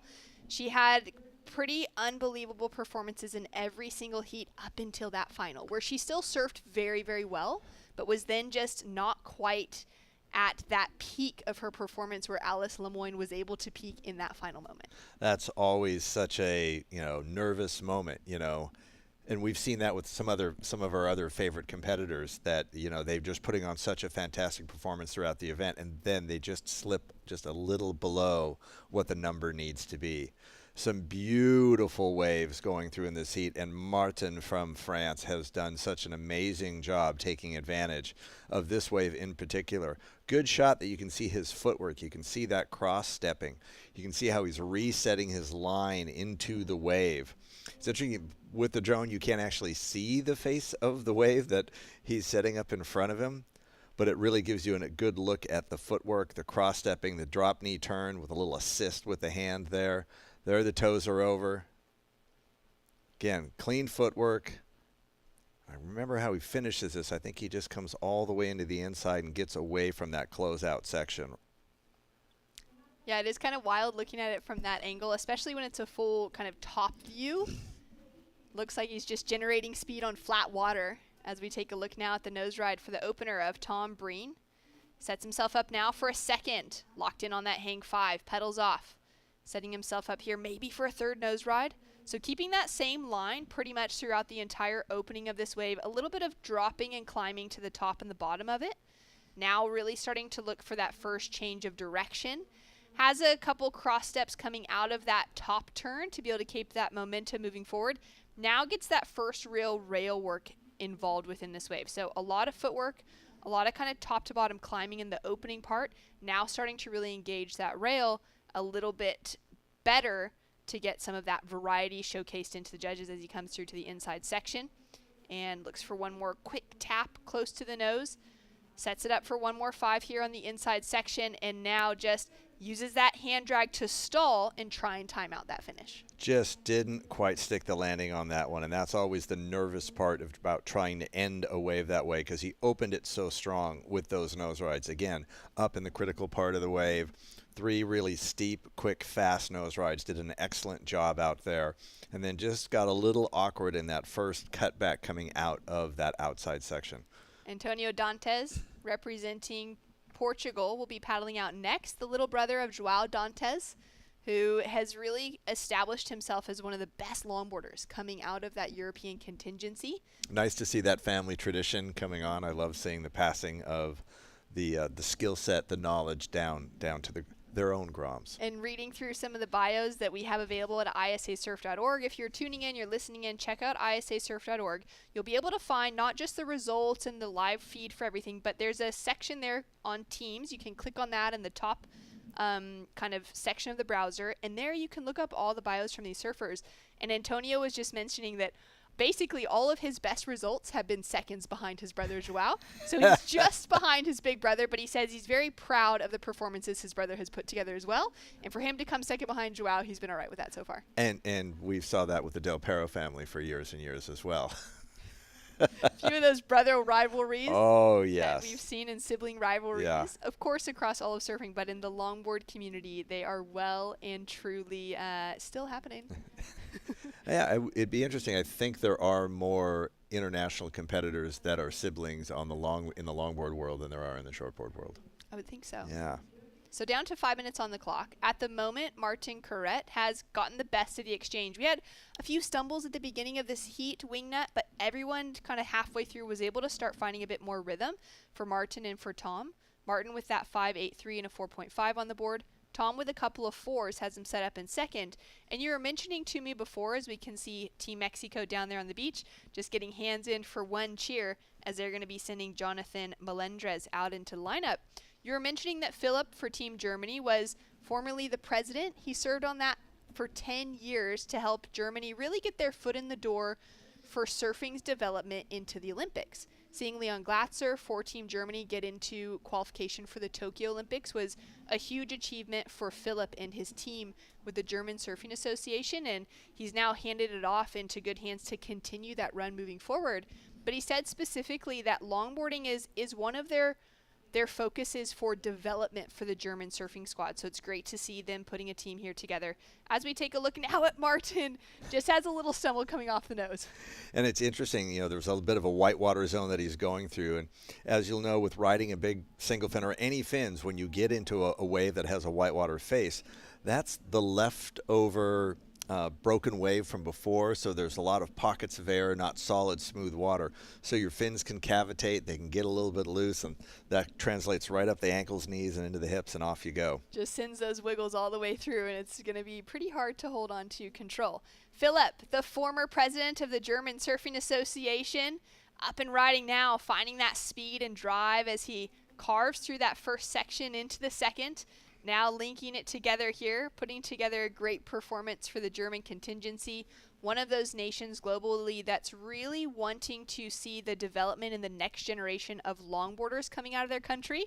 Goes for a huge layback. Somehow he just went from laying flat on the surface of the water to I lost a $5 bet on that one. There was no way he was making that. I'm going to have to talk to my fellow Kölner and discuss some of the growth we can do with. I'll help the German team. Well, Wingnut, do you remember of the surfing community that could potentially represent Germany? Technically, yes, Now, Shannon. if longboarding gets into the LA 28 Olympics, which we're going to continue sharing with our audience, that's the hope for LA 2028. Are we going to see Wingnut on Team Germany? Let's say the odds of that are quite slim. Hopefully I can contribute something to the German national team if they are looking to grow their longboarding program. I'm here for you, as a lot of people know, and most don't. I was born in Germany. I was born in Cologne.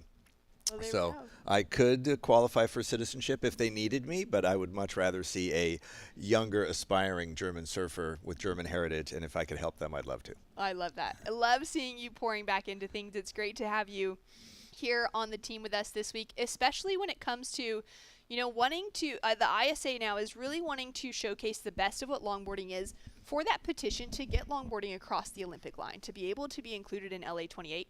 And it's really awesome to have yourself, to have Megan Godinez join Sam and I in sharing with our surfing community and sharing with even, broader listeners maybe what our love of longboarding is and really what the sport is within all of its nuances. It's been really fun. I've spent probably the last 10 years trying to explore regions I hadn't gone to before and was not as aware of their longboard surfing communities. Going to Chinese Taipei with the WSL was very exciting for me. The trips to Hainan and the way Hainan has grown, amazing. South Korea and the work that Mino-san has done with the South Korean surf community is fantastic. The Philippines. And so the growth of longboarding around the planet is really impressive.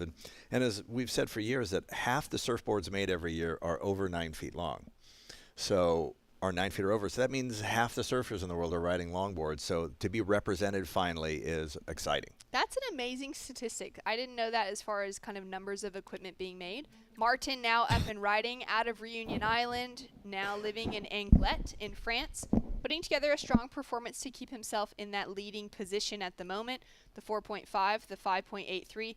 Beautiful rail work. I love just the way that he's able to keep that speed and momentum moving forward as he's trimming back into this softer section and looking for another nose ride. And I love the way he faded back, giving that wave plenty of opportunity to rebuild. Again, going back to where the energy is, finding the pocket of the wave, and using all that energy that's there. Not rushing it, not trying to force some speed out of it, just being patient with it, and then cranking the board around from the tail. Yeah, looking a little bit more progressive as he comes through to the inside section here. Nice little finish, maybe almost holds on to it. But well, that's a question of not breaking the tail of your board right exactly, there. I was going to say, that sand came up very quickly. Yeah, so I can kind of see why he chose to get off as opposed to sticking the landing. Let's see what the judges consider it, but a beautiful ride by Tom Breen. Yeah, what an outstanding opening section. Nice nose ride through the pocket. Sets up that big S-turn for another nose ride here. Drops that knee, couple cross steps forward. Just eyeing it up. He's chasing down a 6.93 to take the leading position away from Martin. Unfortunately, just digs in the nose there on that last effort. But with the strength of his fours right now, he's in a great position to be holding himself in the main round, where Philippe out of Germany, unfortunately with that 2.67 as his highest score, won't be advancing through in the top two. But once again, he's one of those members of the surfing community. For anyone that's around and down on the beach this week, the different teams, he's a great person to go and chat to when it comes to governance of the sport and what your nation can be doing to help improve and continue the growth of shortboarding, of longboarding, of all disciplines around Team Germany. A great one to have a chat to this week with that. And we'll be back with more action at beautiful Surf City, El Salvador when we return.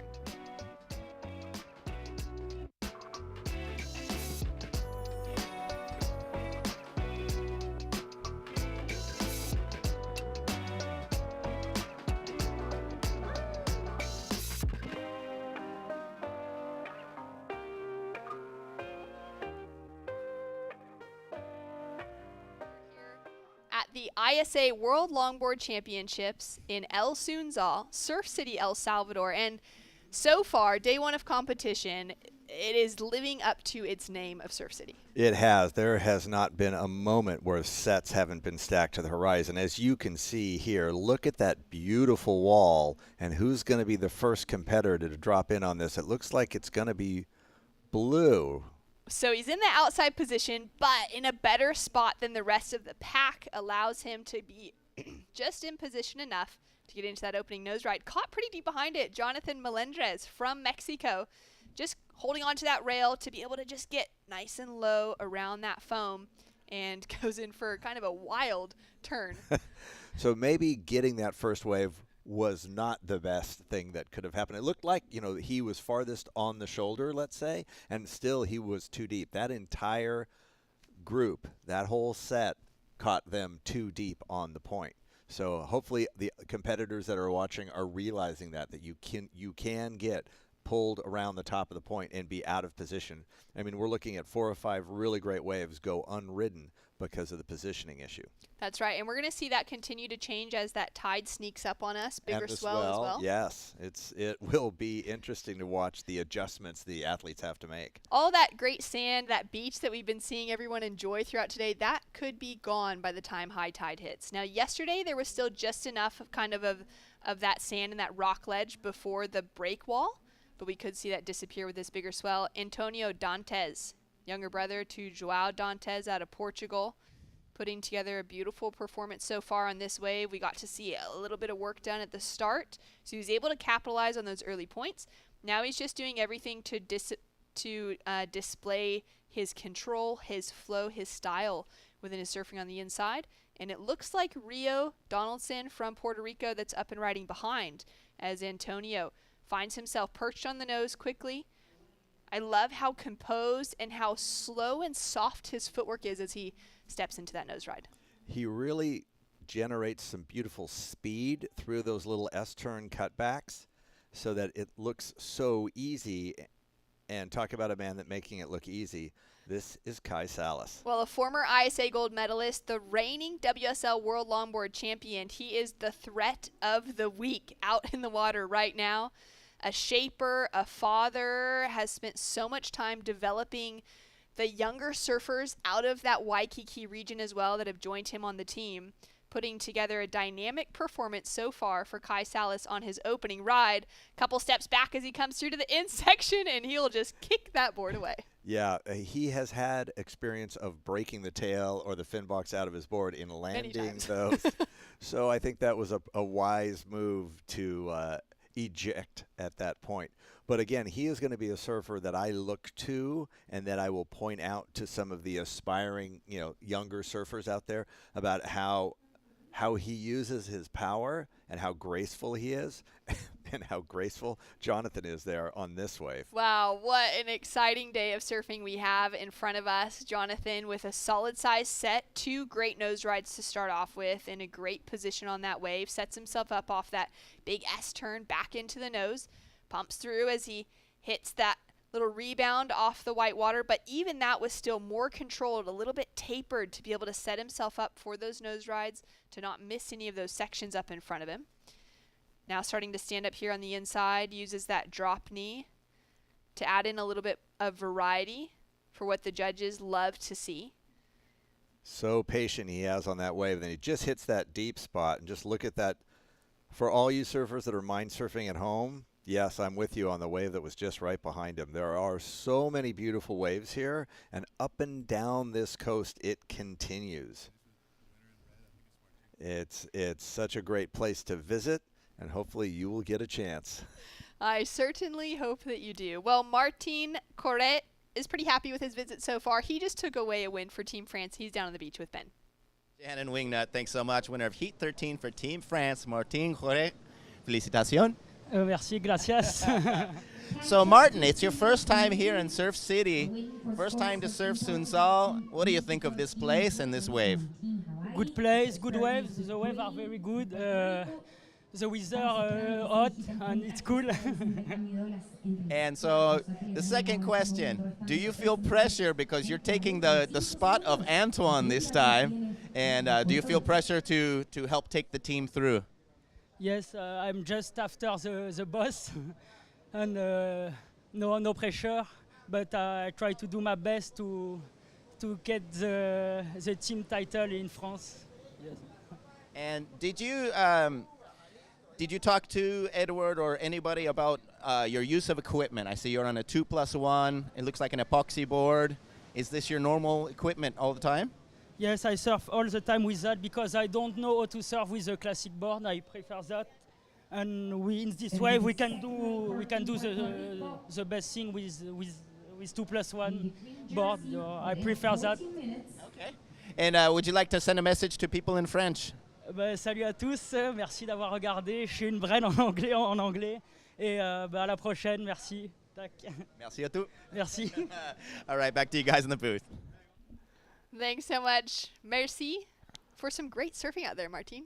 Absolutely. And again, Rio right there with a beautiful nose ride, sweeping cut back. Gets himself set up again. See how high he goes. He's going to go all the way to the top and gets one of those descending nose rides. It's an interesting lineup or a way that you set up a wave where you want to launch your nose ride from. I feel that if you bring yourself all the way up to the top, you're almost forced to have a descending, trajectory on your nose ride as opposed to stopping maybe halfway or 2/3 up, and at that point sending off your nose ride, because then you can run parallel along the face.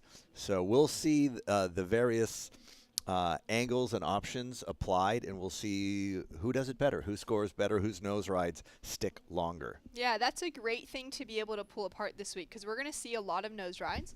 We're going to see a lot of waves that have, that slightly different change of shape. Some of those that have that nice stretched out wall. Some that just have that little corner, that tapered shoulder, where you kind of have to be nose riding almost straight to the beach. We'll see where those scores, kind of come in from the judging panels. Now, at the moment, we've just had a massive score drop in. Kai Salas being Kai Salas, letting everybody know, brought the A game with me in case you were wondering.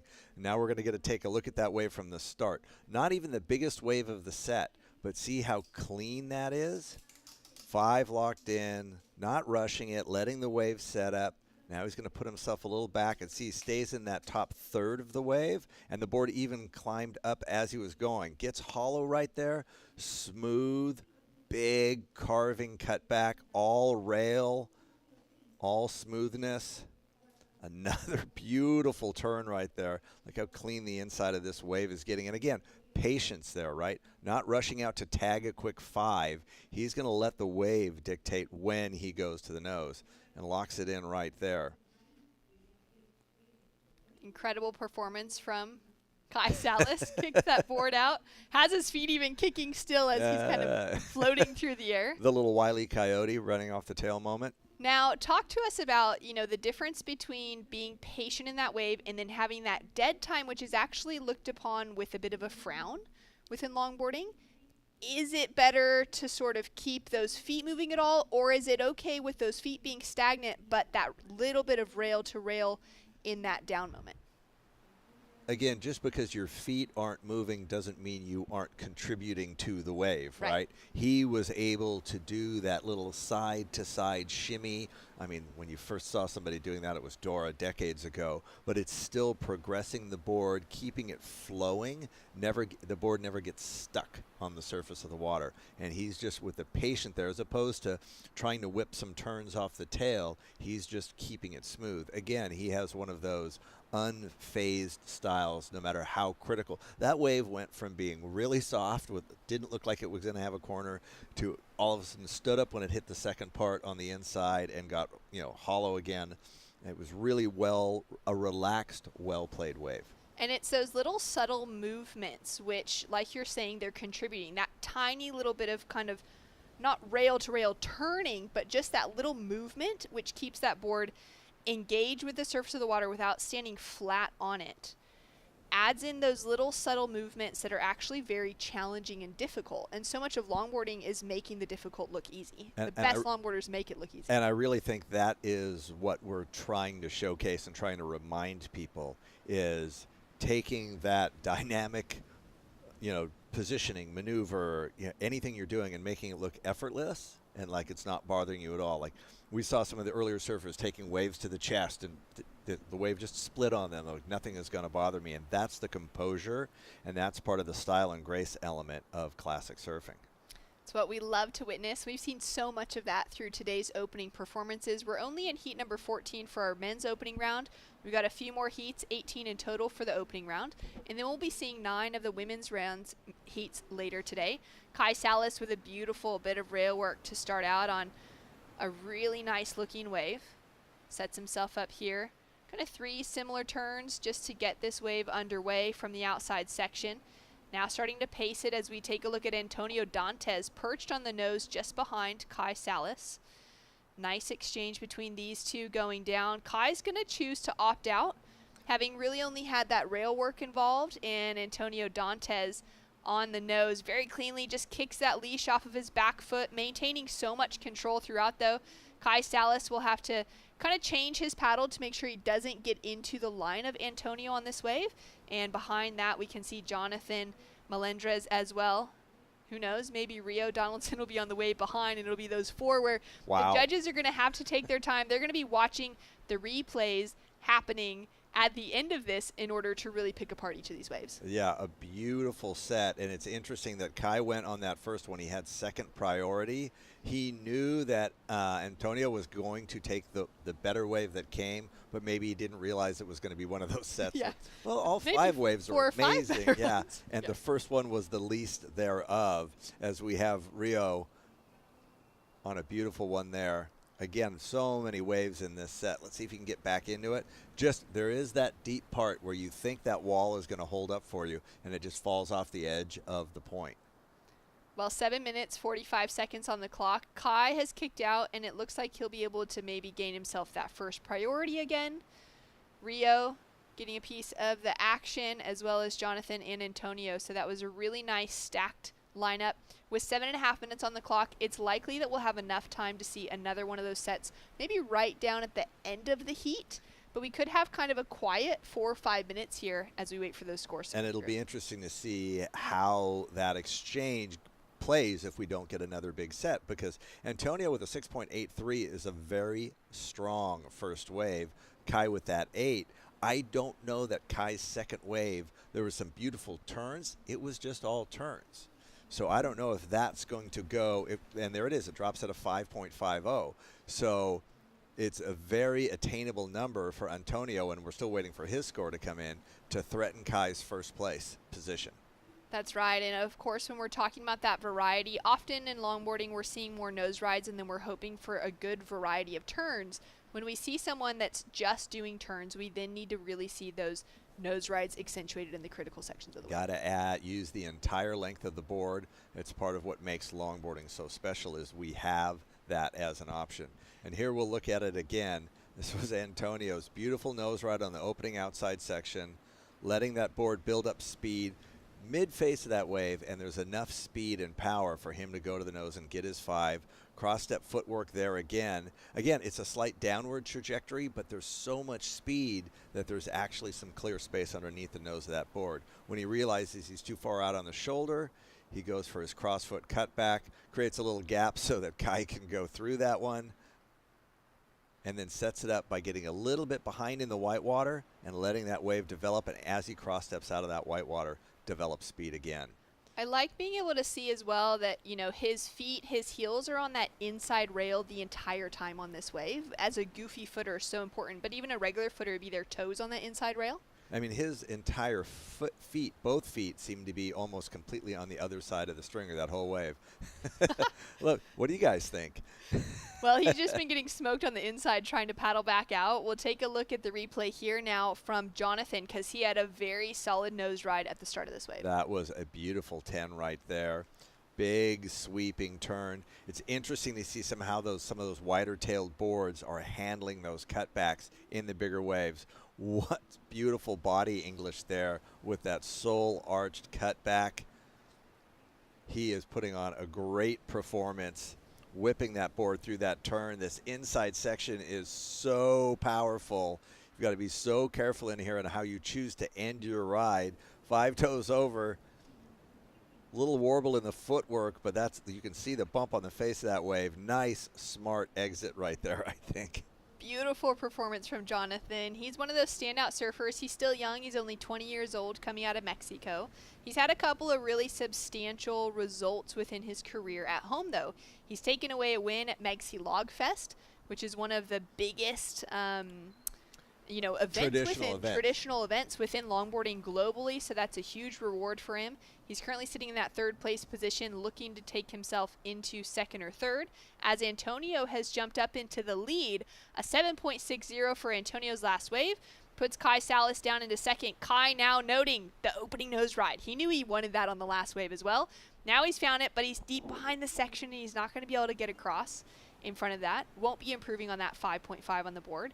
So at the moment, it's Antonio in the lead, Kai in 2nd, Jonathan, former winner of Megsy Log Fest, as well as the Salinas Longboard International Festival, sitting in that 3rd place position, hoping he can find himself a big requirement of a 7.48 and now a 9.27 on the board for Puerto Rico's Rio Donaldson. And it's interesting, with Kai choosing to go on that wave, it takes him out of priority position and is going to put him behind Jonathan.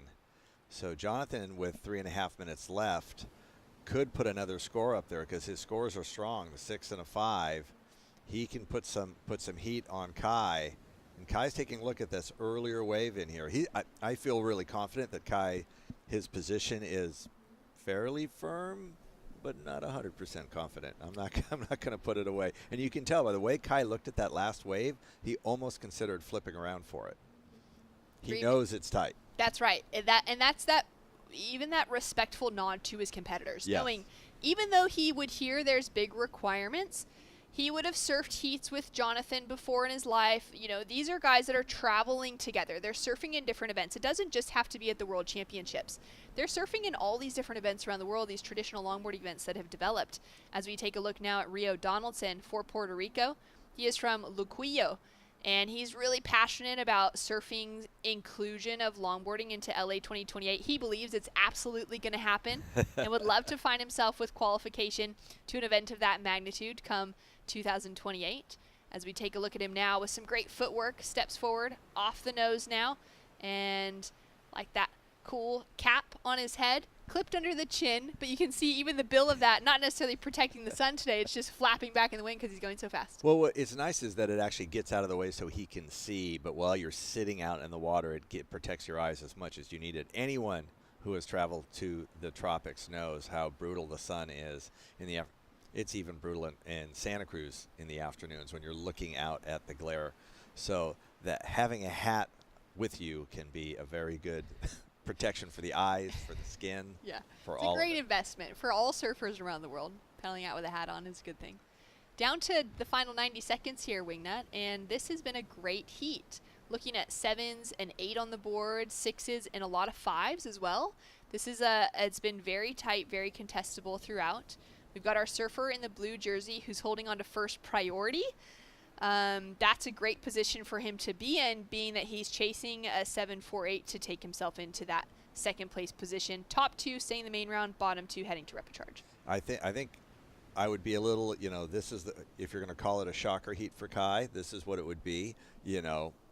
Started out super strong, an 8, biggest number we're going to see out of the whole heat, and then not being able to truly back it up.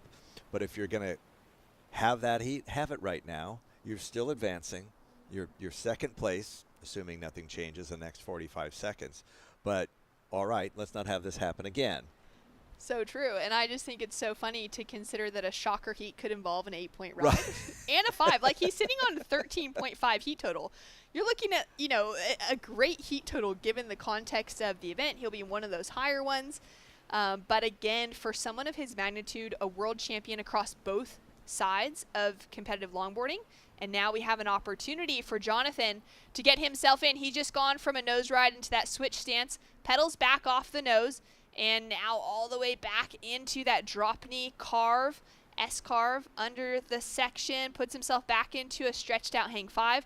I love that the wave is glassy enough to even see his shadow and his reflection on the entire thing as he sets himself up here with some great rail work, a decent amount of variety of creativity being thrown into this wave, control as well, trying to now throw maybe a little more power, a little bit of spray off the rail as he's in this sleepier section of the wave.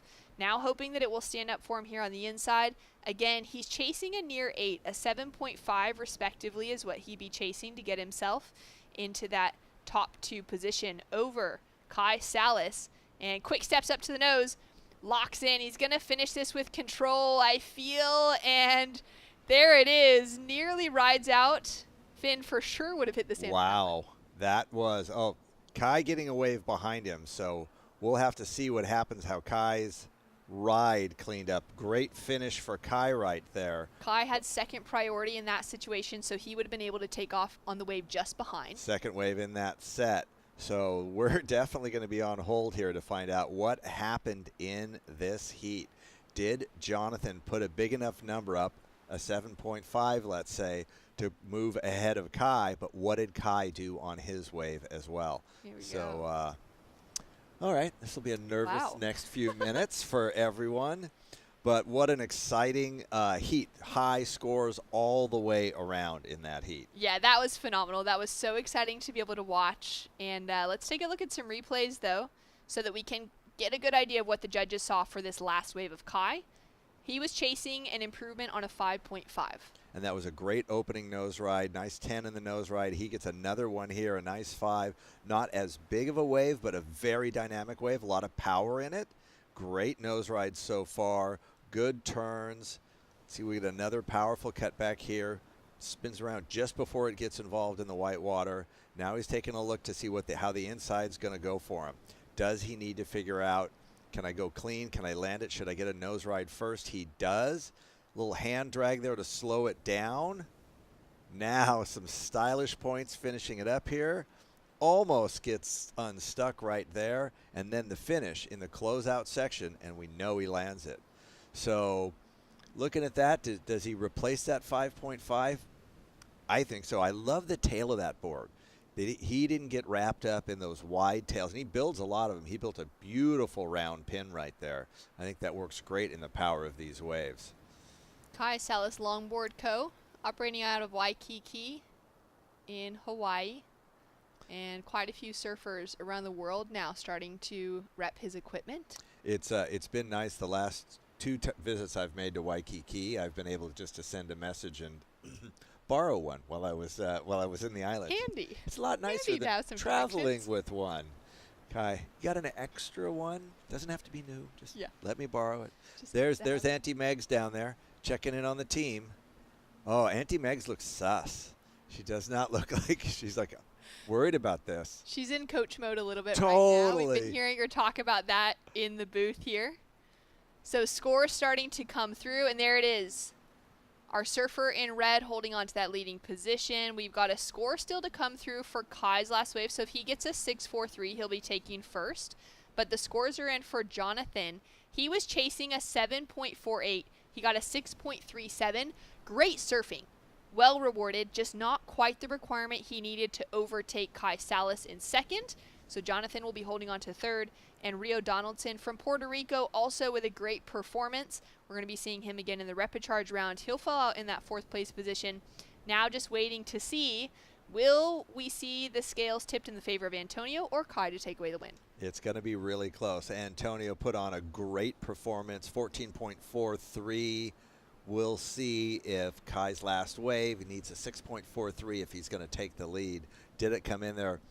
It's going to be really, really close. Really close. Well surfed. And there it is, a 6.93. He just gets the nod to take away the leading position. And he'd just be hearing that now as he's standing next to Antonio Dantes. But beautiful performance from both surfers. And they finish off with just 0.5 dividing their heat totals. Wow. That was a great battle throughout that entire heat, back and forth with those guys, with all three of those competitors. What a fantastic heat. That was great. Auntie Megs now can relax. That's right. She can relax, take a breather. We're going to go to a quick break. We're going to relax for about 60 seconds, Wingnut. When we return, more great action right after this.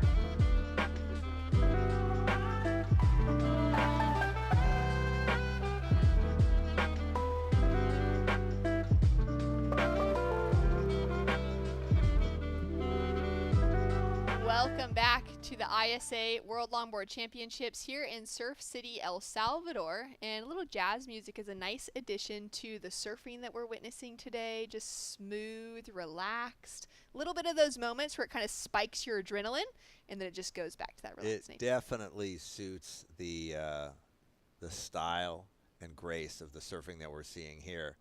We have got round one, heat 15 in the water. They've had a minute and a half, but nothing has shown up for them to launch into. An interesting heat we've got here. Who's your favorite out of this one?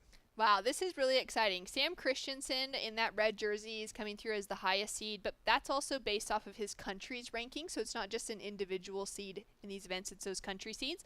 But Sam's got some really solid experience behind him, as well as Clinton Guest from Australia. Those two have had those opportunities on the World Tour stage. They've competed for their countries many times with really solid individual results and performances. But I'm really excited to see the likes of Antonio Puo Pagan from Puerto Rico, who's now up and riding, in the green jersey, and then Victor Wilbur from Nicaragua, who's currently up and riding on his opening wave, and to see what they are bringing to the table from that Latin American contingency. Yeah, he just didn't have a wave that would allow too much to go on. He got a little too deep on the takeoff on that wave. We've got Clinton Guest now setting up a beautiful opening nose ride, clean. Again, I think the competitors are getting drawn. Those lulls at the beginning of a heat pulls everybody too far up the point, and they're out of position for the better waves. Well, 17 minutes on the clock, small scores to come through from the opening exchange. Let's take a break for a moment to check in with Kai Salas. Thank you very much, Shannon Wingnut. I'm here with Hawaii's Kai Salas, our 2024 World Longboard Champion, and a gold medal holder for the ISA, and I think it was 2018, if I'm not mistaken. Congratulations. Thank you. So it looked a little shifty during your heat. The last couple heats, I've seen a little change in tide, a little change in conditions. One of those waves, you were sitting really deep, and the section just ran. You'd snuck in that nose ride, but it kind of stuck you behind. But luckily, that happened early on. You were able to get right back into position. Yeah, 20-minute heats out there. You're kind of a little anxious to get going. So, you know, I would have liked to kind of sit in a better spot but I could have picked my waves better, you know, but first heat and made it through, so I'm happy. Yeah, and your board's looking great. I guess it's a new model that you're working on. We don't have a name for it. Maybe we'll come up with a new name while we're here. Yeah, luckily I didn't get the best waves, but my board was working amazing, so I was able to get the scores.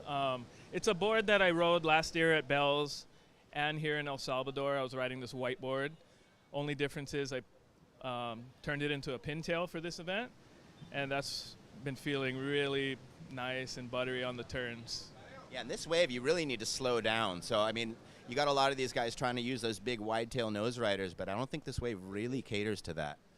Yeah, it wouldn't be my first choice. Some guys are able to make it work, but I feel like when I look at this wave and those amazing walls, I just want to turn. So that's why I chose a pintail. Well, I've been so excited seeing all the momentum from Kai Salas Surfboard Company. And how cool is it to be out there kind of showing the quality of your product on a world stage? I mean, you're doing these contests as partly marketing. Yeah, I think it's a result of just me, Connie, Keani, myself, and all my team riders, like just being able to test and develop boards at a rapid pace. And they've been working good in all the contests. So because of our close relationship and like being able to just like try stuff and we watch each other surf, it's been resulting in good boards, so I'm happy. I know you have some great designs with Thunderbolt as well. Is there anything that we can look forward to for the new line? Oh yeah, big time. Summer of 2024, we have a new Tsunami model built in Thunderbolt, which is Connie's new model, and a bunch of new colorways with the existing Mango Jams and Waikikis. And we got a couple new models. You just got to wait and see. But yeah, summer 2024, some exciting new Thunderbolt boards under the Salas brand will come out. Super excited. If you want to say anything at home to family and friends. Yeah, just hi to my wife and 2 girls at home. They're probably watching. All right, thanks a lot. We look forward to seeing you do great in the next one. All right, thank you very much. Back to you guys. Thanks so much. Great to hear from Kai, putting together some great board design and linking in some fantastic waves to take himself into the lead as we take a look now at Victor out of Nicaragua. He's currently sitting in the lead with that 3.2 and a 2.83. Takes a little bit of a fall on the end section as we now see Clinton Guest underway on his second ride. He's had so many incredible titles go to his name and so many victories in the Australian logger community, that more traditional style surfing as opposed to the high pro boards that get ridden a lot of their pro events or their open division events. And so for Clinton, he's been sitting in this traditional category for so many years and has had some great results behind his name. It's awesome to see him competing here this week on behalf of Team Australia and putting together a couple nice turns as he comes through to this inside section, looking maybe for one more opportunity. That wave looks pretty much unrideable because it's on flat water, but when you're riding a board that's, 9.5 feet long, you can really stay standing for a very long time. Yeah, he had some momentum going that we could not see, but he could feel, and tried to add on to the end of that wave. He's even laughing about that. Oh, it was really fun to watch him just glide and flow through that wave all the way. The opening nose ride was really stunning. I think there'll be some points to be locked in there. Rodrigo Sveyer getting ready to paddle out next for Team Brazil. He's one of those surfers that's really adapted his style of surfing over the last few years. I remember seeing him in Taiwan a couple years ago in Chinese Taipei. I believe so, yes. And he started surfing a single fin, and it kind of just redefined a little bit of his approach to things, and it's really given him some incredible results. His nose riding since the change has really been upgraded. You know, it's really fun to watch him on the front of the board. He'll be paddling out next against another surfer from El Salvador, from Amando, who is from La Libertad, just down the road. Would surf Sunzal many days of the week on his longboard. Yeah, there's always, you know, when I would approach a wave like this, I would try to figure out who that local is and try to spend as much time sitting about 4 feet away from them the entire time in the water. They're going to have the lineup. They're going to have it all figured out. So that second wave from Clinton put in a good score for him. So it looks like that was a 5 for him, putting him into the lead. Wilbur from Nicaragua in second, and Sam Christensen with a 4.33 looking to get a second wave and jump back up into the leaderboard. Clinton sitting in that leading position with that 5. He'll have a long paddle ahead of him. Antonio, however, in a great position. He's got that first priority next to his name. He's the only surfer that hasn't caught an opening ride yet. Does paddling for that wave take him out of priority? Oh, that's going to be an interesting one. Yeah, was that enough of a paddle to flip the priority? I think Sam thinks so. Sam maybe thinks so. But it didn't change on the board, so now Antonio is giving it a hard paddle to get for that wave and doesn't get it. Now that one I would think has to flip the priority, because that was that dedicated paddle where there was a little bit more of that pocket to the wave standing up. Hard to tell from that drone angle if that last wave was even going to kind of be breaking, if it was more that positioning to get into that position rather than being able to actually catch something. And there we see the priority flip on that last wave. So Sam Christensen now with first priority. He'll be chasing down a 1.70 to take himself into second, but knowing, you know, the amount of competitive experience that Sam has behind him, one of those real front runners coming out of the South African contingency behind a Stephen Sawyer in the kind of modern, this current generation of surfers. Of course, we've seen the likes of other great surfers beyond those two, like a Matthew Moya or a Tom King, who have found a lot of success in these ISA events in the past. To see a Stevie or to see a Sam now in this conversation is really great for the nation of South Africa. That's Wilbur from Nicaragua taking a look again on a slightly smaller wave, but a really clean one. We saw him drift out of the top again. It was the mistake of setting your nose ride too high up in the face of the wave and not having enough momentum going forward when you set that. But he's spinning around again. Having a look on the inside now for Nicaragua, this is the very first time that they've fielded a team for the ISA World Longboard Championships. We've seen them at the juniors, at the World Surfing Games, at all of the other events through the years.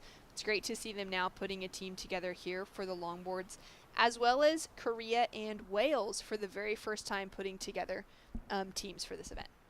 And it's interesting that the Great Britain nation got broken so that there could be a team from Ireland, there could be a team from Wales, could be a team from England, as opposed to just That's the UK. right. And same with Hawaii. So for this year's event, 2024, you'll notice Hawaii is in the draw alongside of USA, where in 2023, last year, Hawaii wasn't able to be here as a represented team. It was just the United States.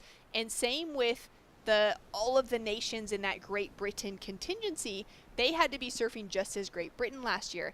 Now that was because there were some qualifiers in the Olympic realm. There was Pan American Games in 2023. There was also meant to be the World Beach Games in 2023, which were unfortunately canceled and didn't run forward. But because of those, the ISA then needs to fall underneath the regulations in that kind of context.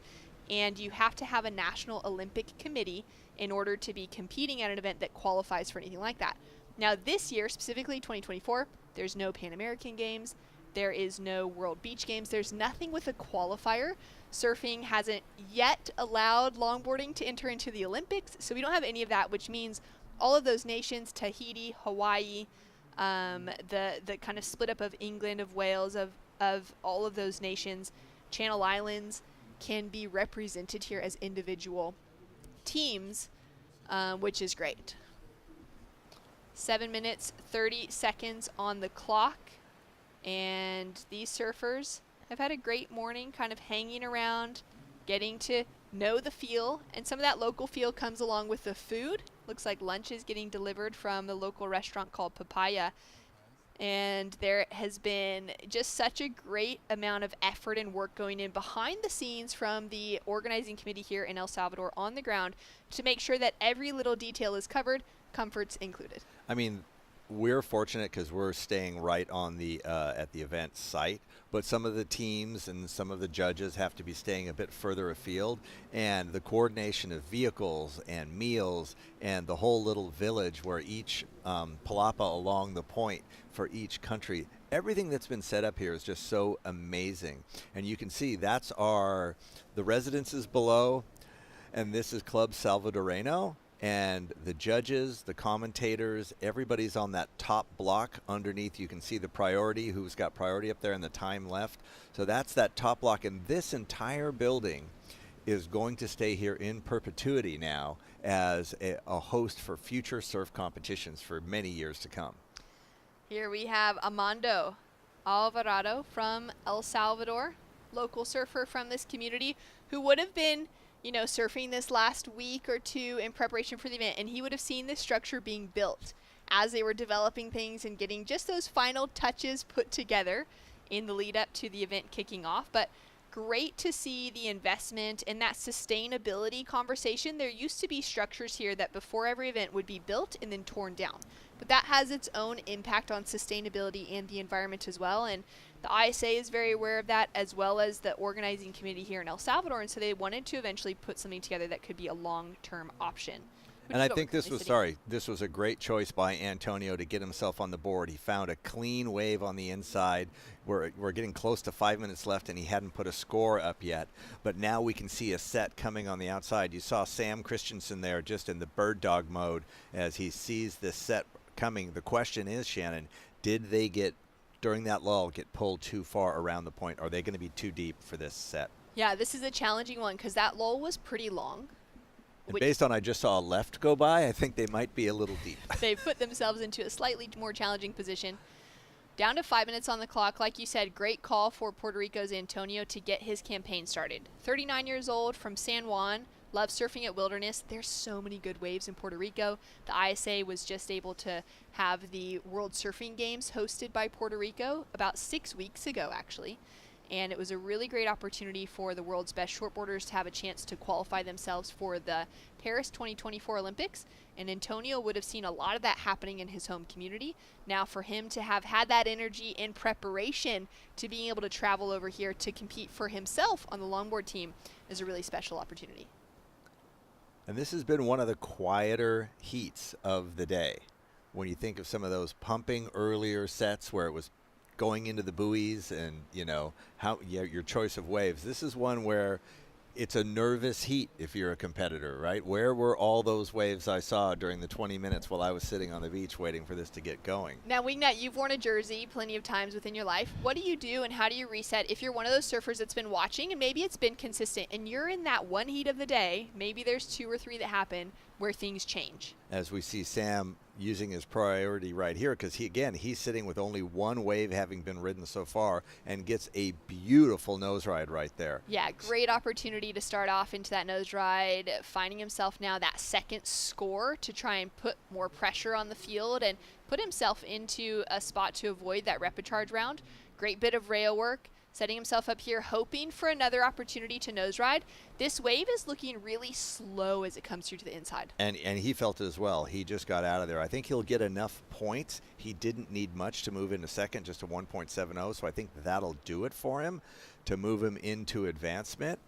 But again, when you're in contest mode, and it's something that I do in the water all the time where I'm timing sets, I know we're going to get him every 14 minutes. We're going to get him every this. When that falls apart for whatever reason, whatever little pause in the swell, the tide change, whatever is happening shuts the ocean off on you, you need to adapt real quick. You need to go get something on the board. That's why Antonio, having waited 15 minutes without getting a wave, even at my extreme advanced age, I do not have the patience to wait that long to get a wave. It's a long time, especially in a 20-minute heat.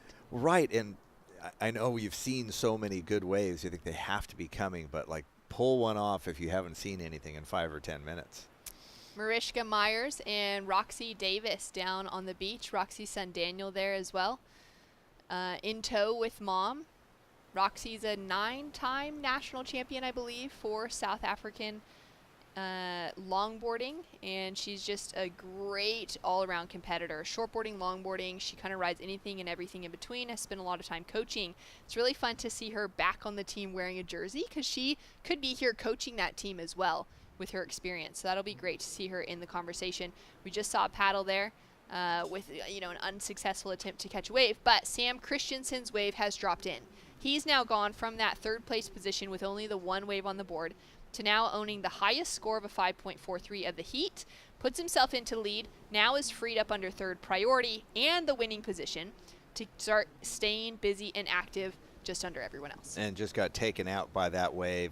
Again, he doesn't need it right now unless Clinton Guest does something really special, but they'll both advance the way this is looking right now. It's up to Wilbur from Nicaragua to see if he can put together a big enough score in the last minute of this heat to be the spoiler. Just didn't get enough of a paddle to get into that wave, and it had a little wonk on it anyway. Yeah, that would have shut down in front of him. Had a great effort, unfortunately unable to get into a wave so far that's given him, that real scoring potential. We've got Antonio now having a look underneath. He won't get into that one. Having a look now at Wilbur on the inside section for Nicaragua. Just taps himself up to the nose. Little cross step to shuffle off the tail as he's setting up and flying down the line, looking for that big roller coaster re-entry. And he'll be feeling stoked to get that completed maneuver. Found that nose ride, found that in section as well. And there's not a lot of longboarding that goes on in Nicaragua. Their surf is definitely more dynamic, more powerful, more punchy. It's definitely a performance shortboard surf destination. So I think they've done a good job adapting. With 20 seconds left, is Clinton going to get a wave, or is this going to be Antonio? I think it's going to go to Clinton. He's sitting with first priority. He's in a great position to try and sneak that lead away from Sam Christensen, also only chasing a 4.77. Has a couple controlled steps forward, doesn't quite get to that nose ride, and now he's caught deep behind the section. So he would have needed a lot more from that wave in order to surf to that potential. Again, a positioning issue at the end of that heat when that next set came through. Well, beautiful surfing from both Sam and from Clinton. Looks like they will be the two advancing through in those top two positions, holding themselves in the main round. Clinton would have his calves, maybe his hamstrings burning a little bit after crouching for so long to make it back to the open face. He's just feeling stoked that he kind of got there in the end. Couple cross steps up, finds that quick little tap, and he'll eject as he rolls up onto the sand. Big smile on his face. He was chasing a 4.77, unlikely to get that to take away the lead, but he'll be holding on to that main round finish. Sam Christensen also got a piece of the action, so we weren't sure what happened at the start of this wave, but for Sam, he's already sitting in that leading position, and it sounds like that was actually up after the buzzer, and so that won't be a scoring wave for the South African, but he's going to take away that lead nonetheless. So great surfing all around. And you can see the South African crew down on the beach to celebrate with Sam Christensen. We'll be hearing from him shortly. And when we return to the ISA World Longboard Championships, Sam Bleakley and Megan Godinez will be here to call the action.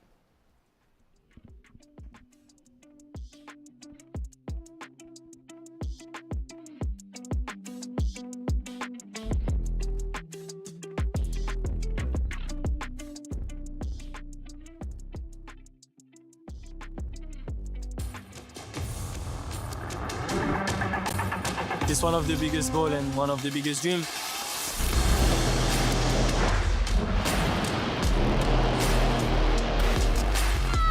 It's been like an emotional roller coaster.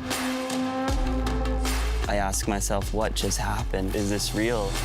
Every athlete's dream is to, reach that gold medal. I'm on a mission, I think that everything is possible. It's not over till it's over.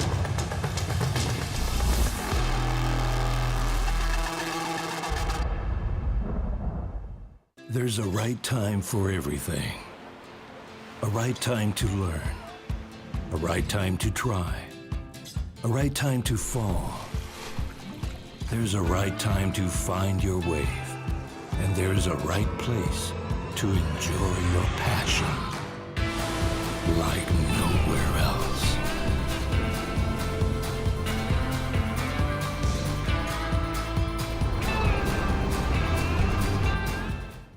Bienvenidos a la tierra de anfitriones. Aquí somos los campeones del mundo en hacerte sentir especial. Te compartimos olas, volcanes, pueblos históricos y te aseguramos una experiencia de 5,000 estrellas. Porque esta tierra tiene más anfitriones por kilómetro cuadrado que cualquier otro país del mundo. El Salvador, tierra de anfitriones.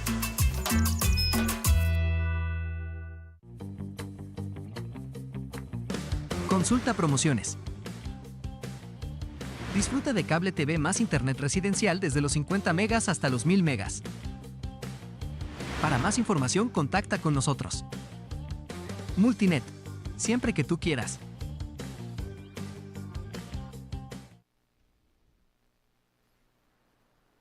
Welcome back to the action here in the heat of the tropics of El Salvador for the continuation of day number 1 at the Surf City ISA World Longboard Championship as we move into heat number 16, men's round 1, El Salvador, Brazil, Colombia. We've got Amado Alvarado, the local goofy footer who is a regular here at El Sunzal, kicking off with a 5.33. Rodrigo Schweier has been a gold medalist for Brazil at the ISA World Longboard Championship, and twice he's been a runner-up on the WSL World Longboard Tour. But we've also got Leonardo Herrera from Colombia. 16 minutes 35 seconds remaining.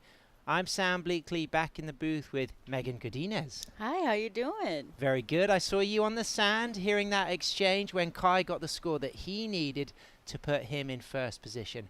How much of an advantage will that be for Kai Salas here, going for his second ISA gold to kick off with that first heat win?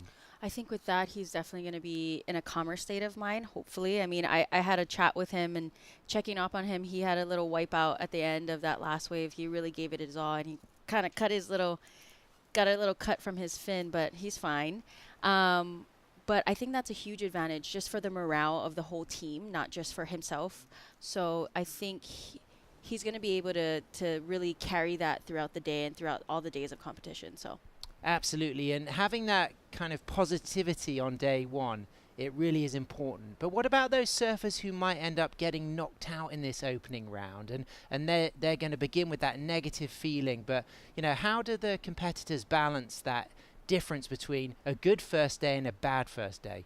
I think for them is to understand that you will lose more than you win. So you have to let yourself feel those emotions, you know. Feelings are they come and go.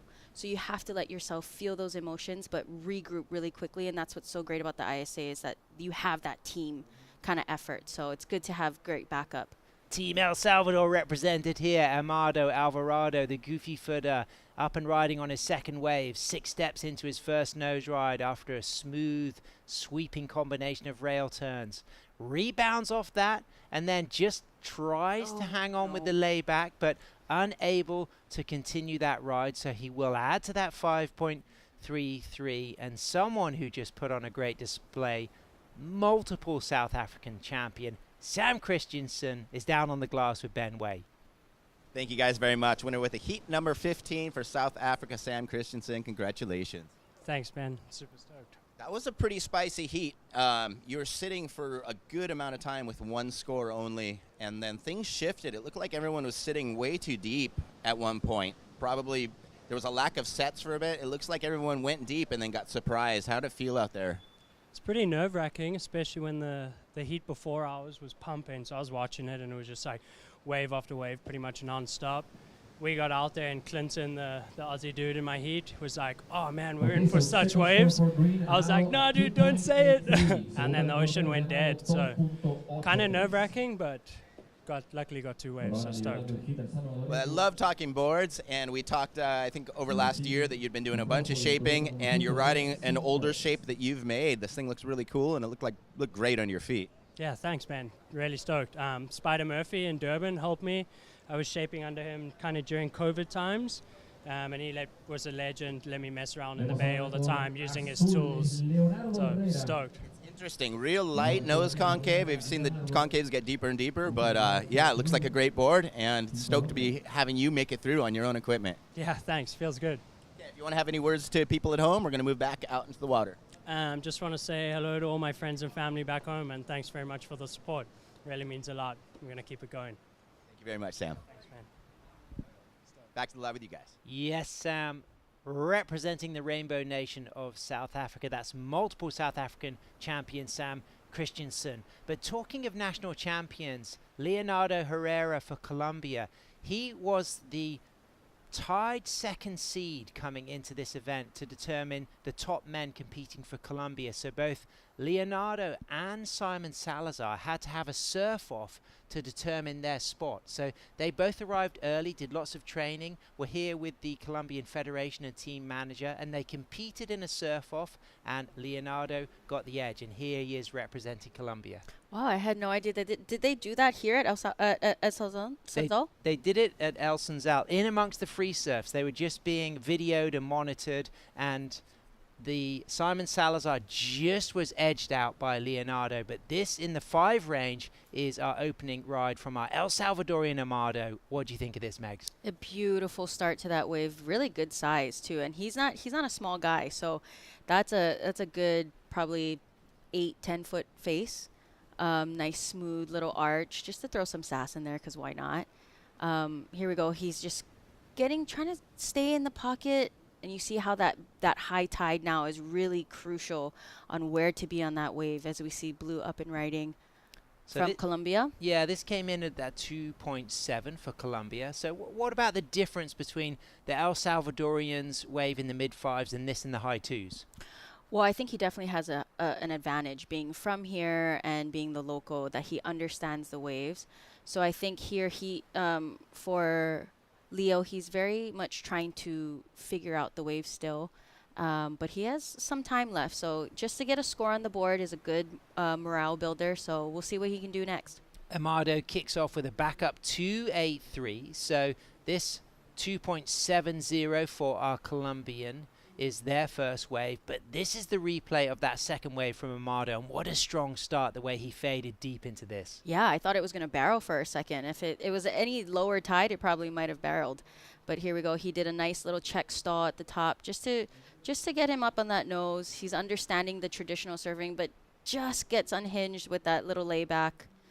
Unfortunately, didn't come back up, but he's right back out there and hopefully gets another one. Yeah, and has been El Salvador's leading international longboarder for a number of years. He knows all about this rainy season, this south swell season between the April now and into October, where you really start to see El Sunzal coming alive. And another great surf spot, Punta Roca, of course. A lot of the scenes in Big Wednesday, filmed in 1977, released in 78, were filmed at Punta Roca, which is the surf break where Amado learned to surf, just down the coast from here in La Libertad Surf City.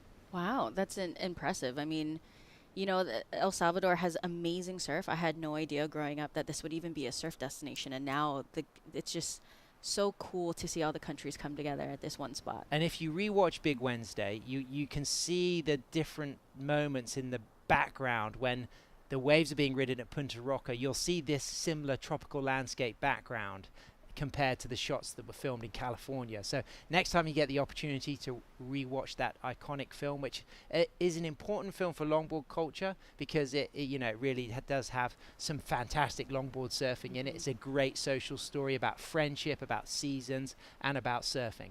Wow, I'm amazing. I'm gonna definitely have to watch that tonight after the competition today. Flat spell, what goes through the mind when you get these lulls out there, Megs? Oh man, I mean, my heart would probably be racing, and it's just me putting my coach hat on, and also my competitor hat on, to be like, okay, there's nothing you can do. Again, we are at the mercy of the ocean, right? We can't control when the waves come. So this is the time to really start calculating, all right, this is what I need. Is this wave going to offer? If the wave comes in, do I take the second wave of the set? It's really about timing, and this is where surfing really becomes such a very high thinking sport. A lot of people think, oh yeah, it's just surfing, everyone's cruising. But in a competition, you really have to hone in those skills to almost be one with the ocean. As cheesy as that sounds, it's true. And the competitors will recognize that we're sitting now on the high tide, so it's got a bit slower. Kai talked about in 20-minute heats the need to get that quick start, that feeling of pressure without a quick start. So Rodrigo Schweier, our 2010 ISA gold medalist at the World Longboard Championship, we're over halfway through the heat and he hasn't got a score on the board yet. Which is very interesting, and you can tell he's paddling over more towards the channel just to see if he can, because a lot of people have been getting stuck because they're sitting very deep, right? Because the size is getting pushed in. So he's kind of paddling over to see if he can score one of the wide ones.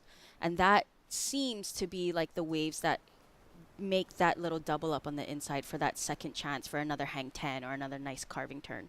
Great goofy footer is Rodrigo Schweier. Spends half the year in Portugal, half in his native Brazil. Originally from Saquarema, and the gold medalist at the 2010 ISA World Longboard Championship, 3-time South American champion, and he's been a silver medalist at the Pan American Games in 2022, but also 2 times runner-up on the WSL World Longboard Tour. So somebody who's experienced prolific success and still at the top of his game.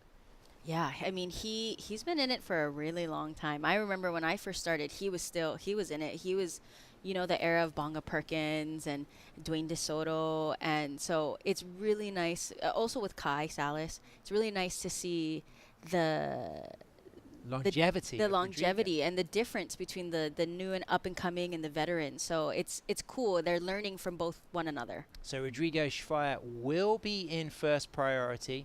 You can see him on his Luffy board there. He's having to scrap for this, but he's going to have the opportunity for a high line. But you can see the energy he needs to put into catching that wave as he goes 4 steps to lock on a 5 in the pocket. Nice high stance, holding that 5. Good body language, arms low, cleanly walks out of that opening nose ride and widens the stance for a sweeping S-turn, and then into the shoulder here as that wave starts to peak. He uses the foam to rebound and then keeps that stance wide just to help with those down carve rail turns. Coming again off the bottom. So started off with that steep wall, and then you can see how the wave got nice and peaky for him, but he had to go onto the rail work. So yes, he got that strong opening nose ride, but do you think he would have liked that wave to stand up a little bit more through the middle? Yeah, I definitely think he knows also with less than 6 minutes left, he needed to get moving.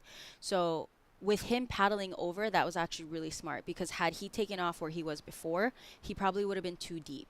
So that was a very good call on him, and he kicked out early, because that shoreline can be really dangerous. And you saw in previous heats, people were getting stuck and absolutely demolished. So that was a good call on him to kick out, reset, and get another one. Well, last year we were calling that shore break the pupusas section. Pupusas, one of the local cuisines here. If you've not been to El Salvador, I recommend getting some. They are delicious. They pack a punch with flavor, and that shore break packs a punch. As you can see, Roger Casagüey for the Philippines heading out for his next heat. Yeah, I mean, I experienced that punch yesterday. I still haven't had those pupusas yet. I definitely need to. Oh, you will love them, Megs. They are delicious. I'm a foodie at heart, so I will. Well, they're definitely one of the kind of famous things to eat here in El Salvador. Just 4 minutes 40 seconds remaining, waiting for that last score now to come through for Rodrigo Schweier. So the fact that he had that slow start, what do you think his approach will be now coming back into the lineup with just 4 minutes 30 seconds remaining? I think with him, he is already in second with a 6.07, so that's the best scoring wave of the heat. I think right now he just needs a 2.09. I think, of course, he's not going to just surf to get a 2.09. He wants to get another 6. So being smart, staying maybe on the inside if he knows there's no sets coming. It looks like the ocean has calmed down a little bit. So staying on the inside and just getting that backup score is going to be really important for him. And great representation of local knowledge here. So Amado, if you've ever free surfed here, if you ever competed here, you will know he is considered the sheriff, the regulator of the lineup here. And the fact that he is paddling this wide says a lot about the conditions. Is he going for a board change, or is he going to sit wider thinking that the next set is going to come much wider, or is he going to sit on Rodrigo Schweier? I think that's what's happening, is because he knows he has priority. So he's playing the epitome of defense right now. He paddled in to find Rodrigo, to really sit on him, to be like, hey, I'm not giving you any wave, as we see Blue Leo up and riding. Our Colombian walking into a nose ride, touches the 5, pedals back to the tail, widens the stance, gets another high line with 6 steps into a touch of the 5, locks those toes round the nose, opens the stance, stays tall, just readjusts the back foot there, comes off the bottom, little turn off the top, as we can get the drone clip, as we can see how he uses the cutback to get in the pocket, just lifting that back foot because probably the leash was just wrapped around his toes, bouncing through this section here, but kicked off with some good footwork and a couple of touches of the nose. He's going to add to that 2.70, but he needs a 3.38. So a lot of pressure now on Rodrigo Schweier, because just 2 minutes 30 seconds remaining. And will our surfer from Colombia get the score he needs to move up into second? It might be really close. He got really busy in the beginning, and that's what the judges like to see. That's the most critical part of the wave, right, is the beginning. So he did his work. He stayed busy, so we'll see what they drop for him. Comes in, Megs, at a 3.23, so not quite enough. It was borderline, but not enough, so he stays in third position. Rodrigo Schweier currently in second. Only one wave ridden for our Brazilian former gold medalist, Amado Alvarado. Local El Salvadorian has decided to play that game of chess and really sit close to Rodrigo and manage the last minute 50 seconds of this heat. Oh, yeah. I mean, it makes a huge difference from being first to second, because that distinguishes your seating. So, I mean, and also just being able to say, like, you won your first heat. That morale is just great for everyone. Team Brazil, Luana Suarez, a fantastic talent. I've seen a tremendous improvement in her surfing from last year compared to this year. She has the flavor of Alice Lemoine with that posture on the nose, you know, opens those arms, but she's got a really beautiful rail game, and we could expect to see a good result for Luana Suarez for Brazil. Yeah, I'm excited to see that in the women's round. Yeah, she's a really exciting new talent. 1 minute 5 seconds remaining. A little paddle battle going on. I mean, this is what we live for. These little defense moments, you know. So priority 1 stays with Amado. Rodrigo Schweier in priority 2. Here it is, Amado. The defense move, taking that wave away from him, but hoping there's no wave behind him. Nice section there. Touches the 5. It's speedy, it's fast. He's having to grab the rail. 40 seconds remaining. Is there going to be a wave behind for Rodrigo Schweier to ride? These ones where you really have to grab the foam to get back into the open face. Not much scoring potential, but he knows he's only replacing a 2.83 megs. Right, and for him, he's just gonna. Basically, it was his defense, and I don't know if that was going to be the best call, because there might be some sets rolling in. But he's working this inside section brilliantly, and I know that his team El Salvadorian fans will be on the sand waiting for that score, hooting, cheering as Rodrigo Schweier is up and riding before the horn goes. Into a nose ride, holds the 5, locks the 10, walks out of the nose ride, widens the stance into a sweeping turn, rebounds off the foam and just comes off the bottom. Little speed check turn. He'll stay poised now. He'll eye up the section. Probably have to stay on rail as this wave gets a little bit peaky. If he wants to find another nose ride wall, he's going to have to do lots of stalling, stay nice and deep. He's only needing that second score, just needing a 2.09. Amado looking to replace that 2.83. Heat is over. Is it going to be enough for Schweier to move up into first? Ooh, I don't know. I don't know if he thinks that he caught that before the horn blew. I'm not too sure, but he kind of looked like he was a little bit too relaxed. If I was him, I would have been kind of making it seem like I was a little bit more busy. with a huge little off the lip to finish right onto the beach. That was a the cool Brazilian finish. team is stoked. They like that, but I guess he knew that downtime on the wave, there wasn't much he could do in that middle section. I like the opening nose ride, love the finish, and it's only a low score required to move up into first. But Amado did replace his backup, so Schweier needs a 3.3 to move up into first. I think he got it. Well, what do you think? Well, that opening nose ride alone, I mean, was already, you felt like what we sometimes use that phrase, the halo maneuver. Yeah. The first thing you do, whether it's that bottom turn, top turn in a shortboard event, whether it's that walk into a critical nose ride in a longboard event. I felt like he started strong with that halo maneuver. Yes, there was a lot of downtime in the middle, but the opening section was dynamic. Yeah, absolutely. I mean, he surfed that wave from the beginning to the very end, and he knew at the end of that wave, he's like, hey, I'm going to go out finishing strong, and he did with that big off the lip. Right into the sand. Yeah, right into the sand. There's Team Brazil in their yellow shirts. We've got Carlos Bahia, his teammate on the men's side. We've got Luana Suarez and Atalanta Batista, two fantastic longboarders on the women's side. Big shout out to Chloe Calmon, deciding to take a break from this event. I know Chloe will probably be tuning in at home with her family, with Anna and Miguel, her mum and dad, a great surfing family. We're missing Chloe, unusual to not have her here, but certainly she'll be here in spirit with her fellow teammates from Brazil. Yeah, you know, I'm very proud of her for taking the year off to work on herself and, you know, do what she wants to do. You know, being a surfer, you're doing a lot of things for other people, for sponsors, for judges, for contests. So good for her, you know, working on her mental health and just being her. And she's in a great place as well with her career. She gets support from the Olympic Federation in Brazil. She has a fantastic range of sponsors, and you know there's a lot more left of this competitive season, so she'll be back strong. But congratulations to Amado. You know, I like the commitment to that game of chess. We know that this surfer is going to work the system. He's going to surf hard, but he's also going to play hard. But it's a 6.73 for our 2010 gold medalist out of Brazil from Saquarema. Rodrigo Schweier takes the win, moves up into first position, Megs. Amazing, and he only did it with 2 waves, and that's all you need.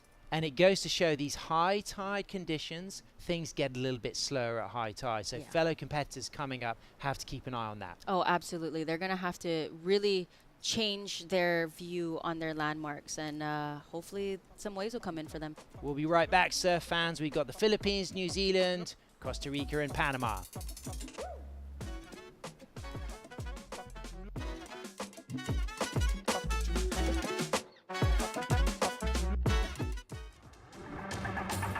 It's one of the biggest goals and one of the biggest dreams.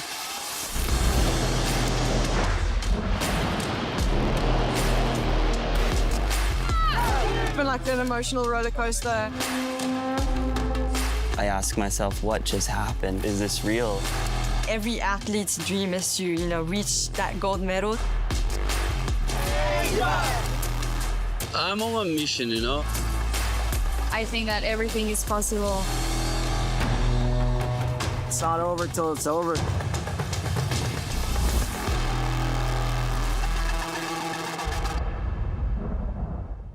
There's a right time for everything. A right time to learn. A right time to try. A right time to fall. There's a right time to find your wave. And there's a right place to enjoy your passion like nowhere else.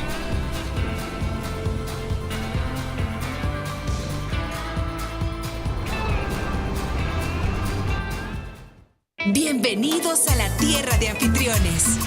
Aquí somos los campeones del mundo en hacerte sentir especial. Te compartimos olas, volcanes, pueblos históricos y te aseguramos una experiencia de 5,000 estrellas.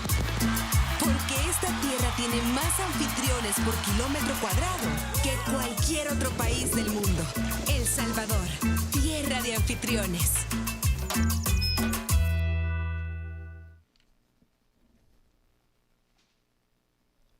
Welcome back to the ongoing action for the ISA World Longboard Championship in Surf City, El Salvador, as we move into heat number 17 with Philippines, New Zealand, Costa Rica, and Panama. Roger Casagay, Matt Nudick, Anthony Flores, and Edwin Perez. Philippines surfer Roger. Great story about Roger, because he has been awarded a quite prestigious honor recently. In 2020, he received the World Fair Play Award, which was delivered in Hungary, for his behavior in the 2019 Southeast Asian Games. When going for gold in the semi-finals, he helped a fellow Indonesian surfer from preventing him from drowning, Arip Nuridarat.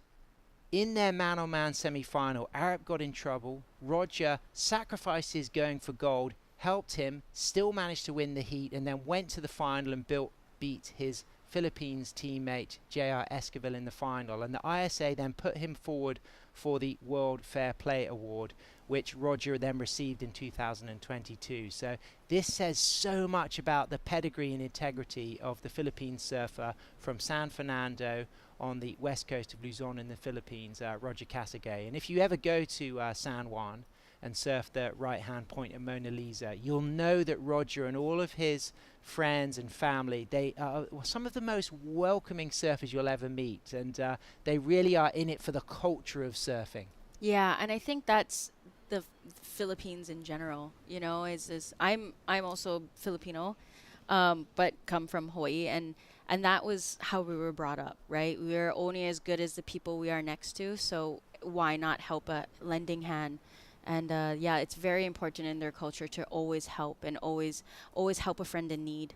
Perfect timing as Roger gets his toes on the tip into a 10 and holds that posture on the 5 with a beautiful long nose ride. Great body language. Locked into this nose ride for at least 15 seconds as he cross steps out and then uses that trademark drop knee that took him to first place at the recent single and unattached event at Mona Lisa Point, as he walks back down to the tail and stays nice and poised. High little cross step back up to a touch of the 5, lively walk to the tail, kicking out with style, and from one red singlet to another. Let's go down to Brazilian former gold medalist Rodrigo Schweier, who's on the glass with Ben Way.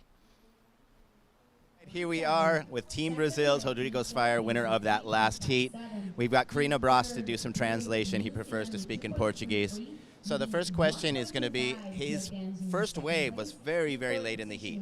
He was sitting with no wave, and almost at the time he got his wave, it didn't leave him enough time to almost get out had a set came in.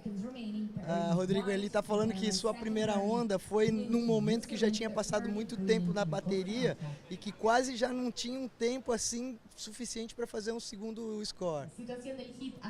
Eu tive que, como passou bastante tempo, faltavam 9 minutos, eu tive que armar uma outra estratégia que eu não poderia deixar uma onda da série para ninguém. Então, tive sangue frio ali de esperar e acabei não finalizando a onda para buscar a minha segunda onda.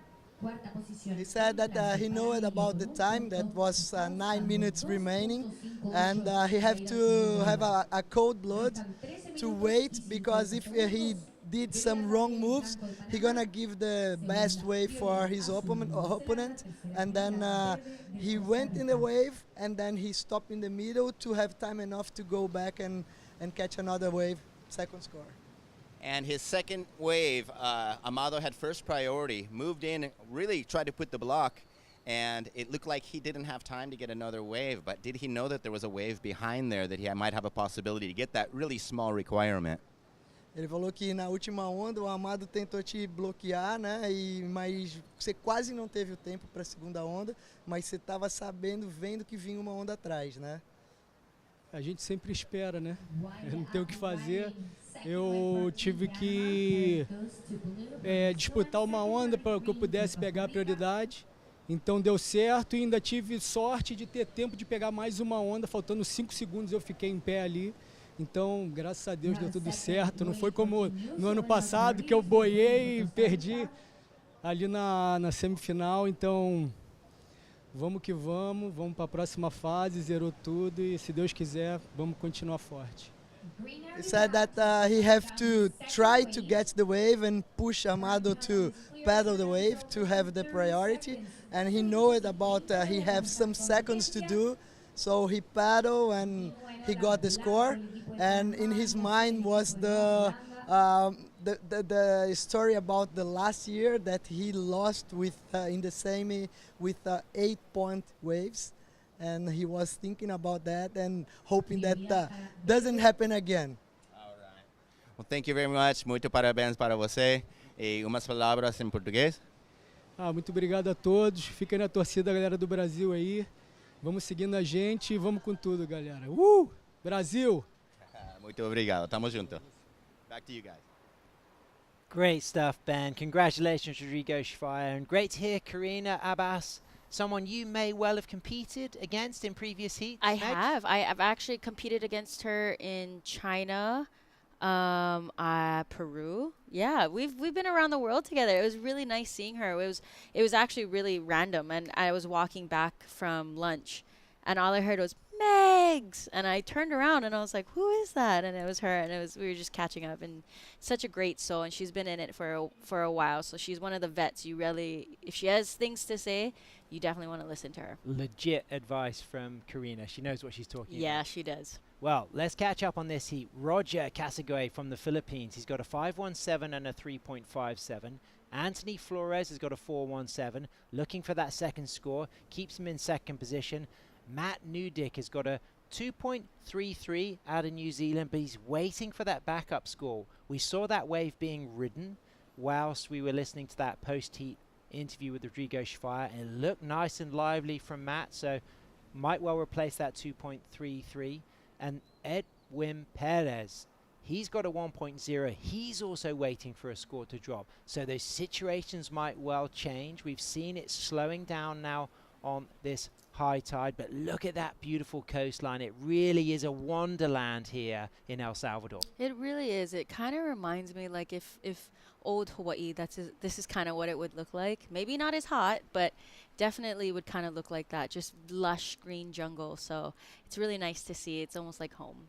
So you can see Anthony Flores there moving a little bit wide. He's sitting in first priority, so he's obviously recognizing that he doesn't want to get too deep if a set comes through. You can see the buoy there in the middle of the screen. You just got to see the El Tunco Rock. The next break past from the El Tunco Rock is La Bocana, which will be one of the sites for the upcoming ISA World Junior Surfing Championship starting on May the 3rd. And this will be the 6th event within 6 years hosted here with the ISA at Surf City, El Salvador. So fantastic celebration of variety of wave riding forms from SUP, longboard, junior shortboard, open shortboard. But what about this replay from Roger Megs? Beautiful hang five, trimming on the top, reading those little bumps. That's from due to the high tide, so he's really standing his ground, just shifting his weight just a little bit, just from his feet. Beautiful drop knee, relaxed, backed into the power.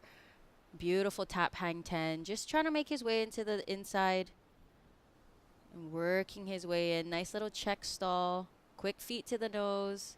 Let's see what he does. Oh, smart move. I was down at the beach and seeing people try to finish off their waves and whacking that lip.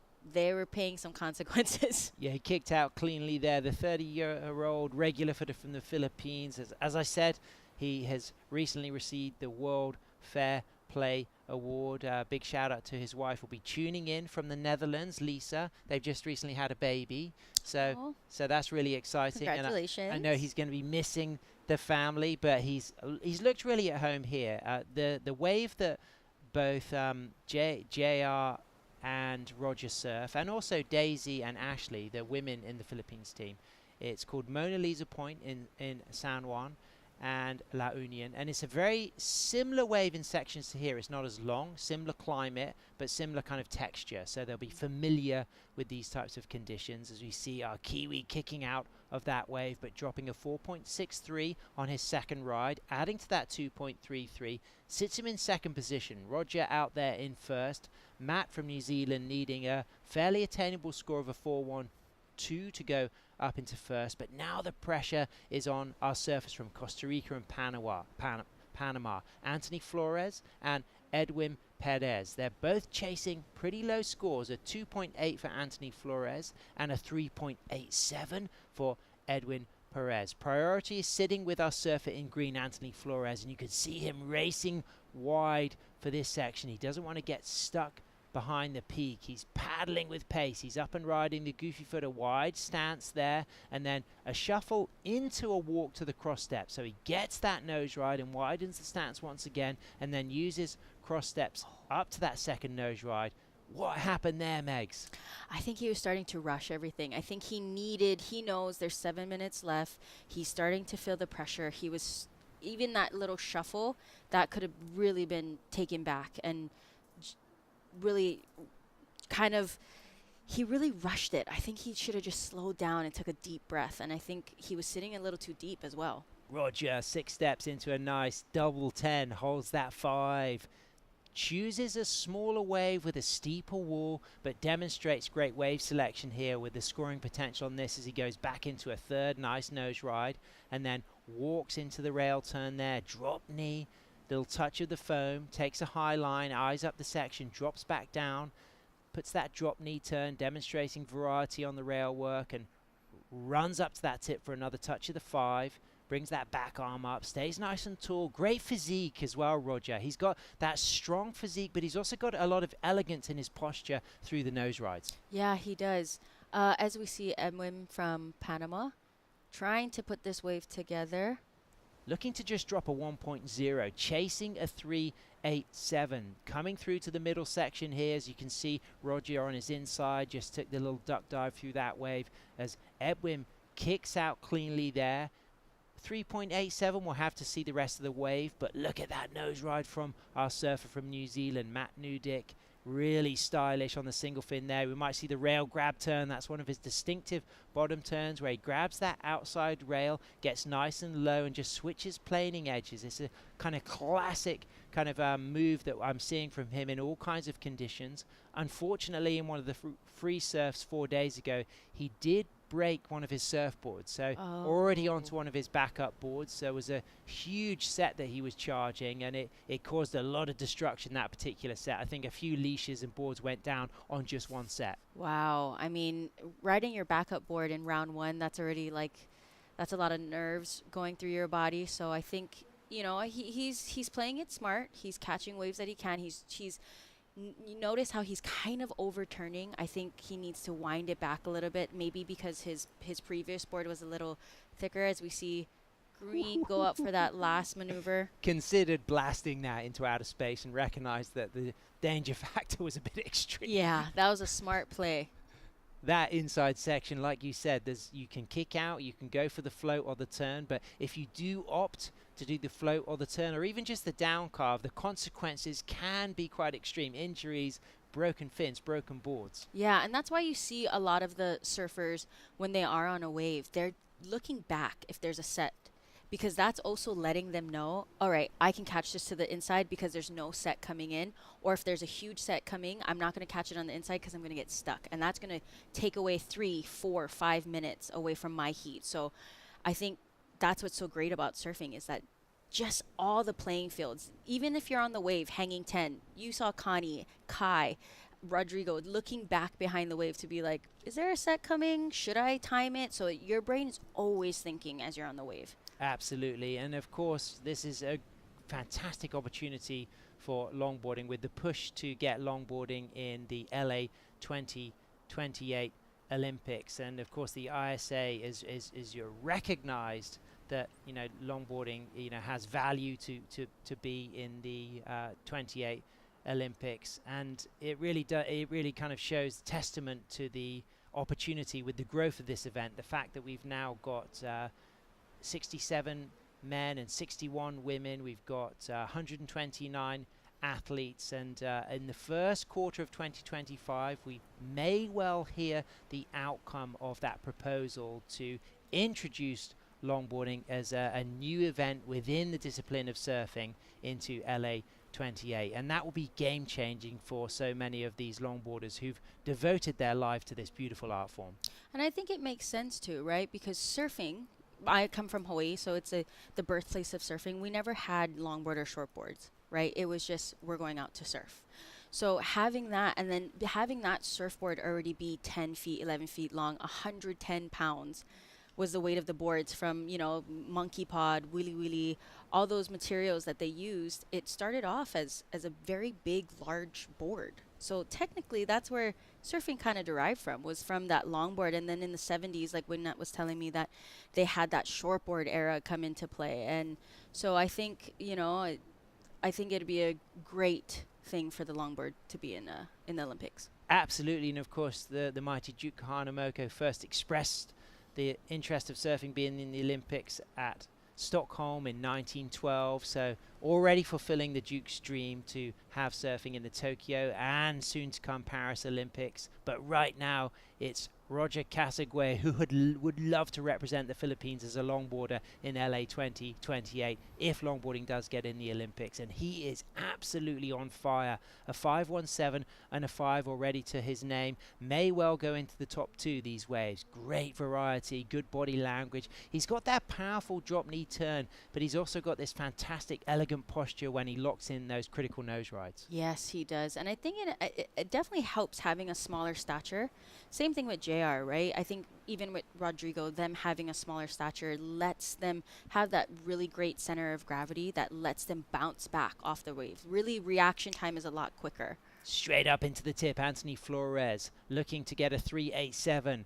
Arms up, nice 5, holds that 5, walks out, widens his stance there and just controls that cutback. He's aware that he can get the score he needs here, but he needs to keep that control as he grabs the rail, comes off the bottom, carves back down, and then again using that rail grab as he comes off the bottom, standing tall here, eyeing up the inside section, stalling it, looking, deciding what to do. He wants to give it everything as he walks 4 steps into another 5, cross steps nice, out of that 5, back in for another 5, and then just rides out and chasing a 3.87 up onto the sand. He's going to feel excited about that. Yeah, that's going to be a very close score, and he knows he needed it, and he needed that longevity of the wave, so that's why he probably ridden it all the way to the sand in that very scary, sketchy zone. So hopefully it pays off for him. Wow, exciting moments down into the last 10 seconds. New Zealand, Matt Nudik up and riding, 6 steps, holds that 5, gets that nice cool stretch cheetah 5, gets nice and low there, stays locked in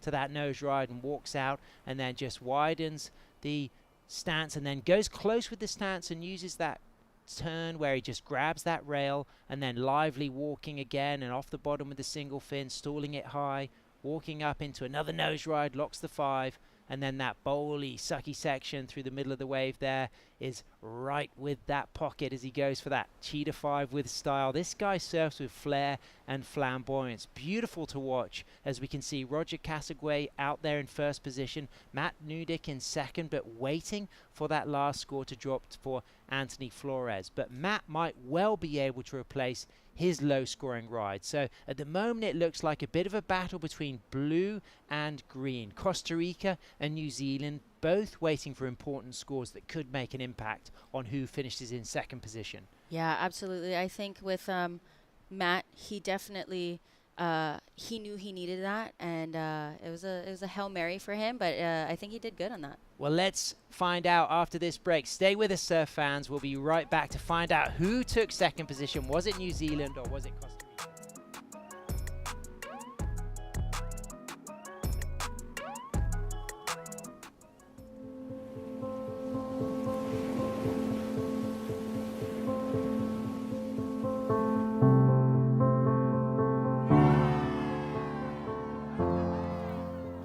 There's something profoundly spiritual about riding waves.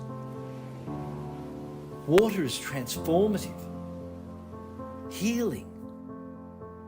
You're at the mercy of Mother Nature, the ever-changing movement of water. The ocean is the great equalizer. You don't need to belong to a certain race, religion, or gender to surf. The pursuit of these fleeting walls transcends sport. It's a way of life. And surfing has the power to change the world and has now taken its place on the world's greatest sporting stage, the Olympic Games. The International Surfing Association is the world's governing body of surfing, recognised by the International Olympic Committee with member nations around the globe. This is the International Surfing Association. This is a better world through surfing.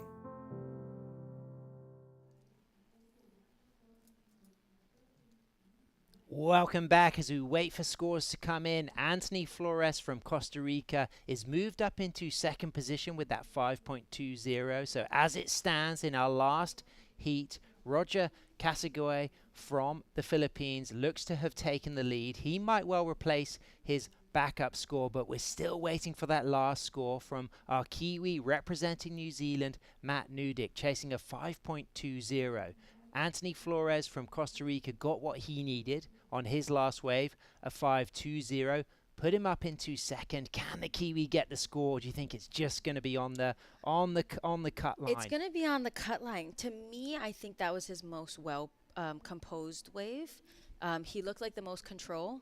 Doesn't get it, Megs. Like you said, it was a 4.17, so not quite enough. So Philippines first, Costa Rica second. But like you said, you loved the performance you saw from Matt. Yeah, and I was just telling you that he kind of reminded me of Stevie Sawyer, you know. So it was that little grab rail turn as we see the Filipino team down there. They're just waiting to see if he betters his low carrying 5.0. So nobody will knock him out of first position, but can he increase his overall score? Waiting to hear that. He'll be on the glass a little bit later, so that'll be nice to hear from Roger Casagoy. But great heat from the Philippine surfer as we start to get ready to kick off the last heat number 18 of this opening round of men's. We've got a lot of countries represented as always. We've got Japan, Chinese Taipei, we've got Chile, we've got Wales. As we can see, Wingnut there just telling Roger that he's got it. He's doing everything brilliantly.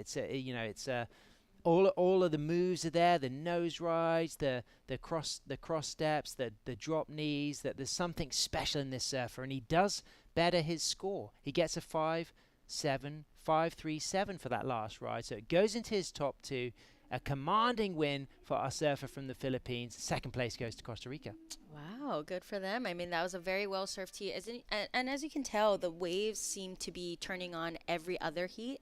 So I think it's important for the surfers coming up, especially in the women, to really study the waves, especially with the tide really changing right now, that it might be every other heat that's going to have those sets that come in. Well, it's Evan Rogers for Wales. He represented Team Great Britain last year. He's riding his 9.6 double scoop skin dog surfboard straight into a critical nose ride, walks back, goes for that big turn there, this time representing Wales.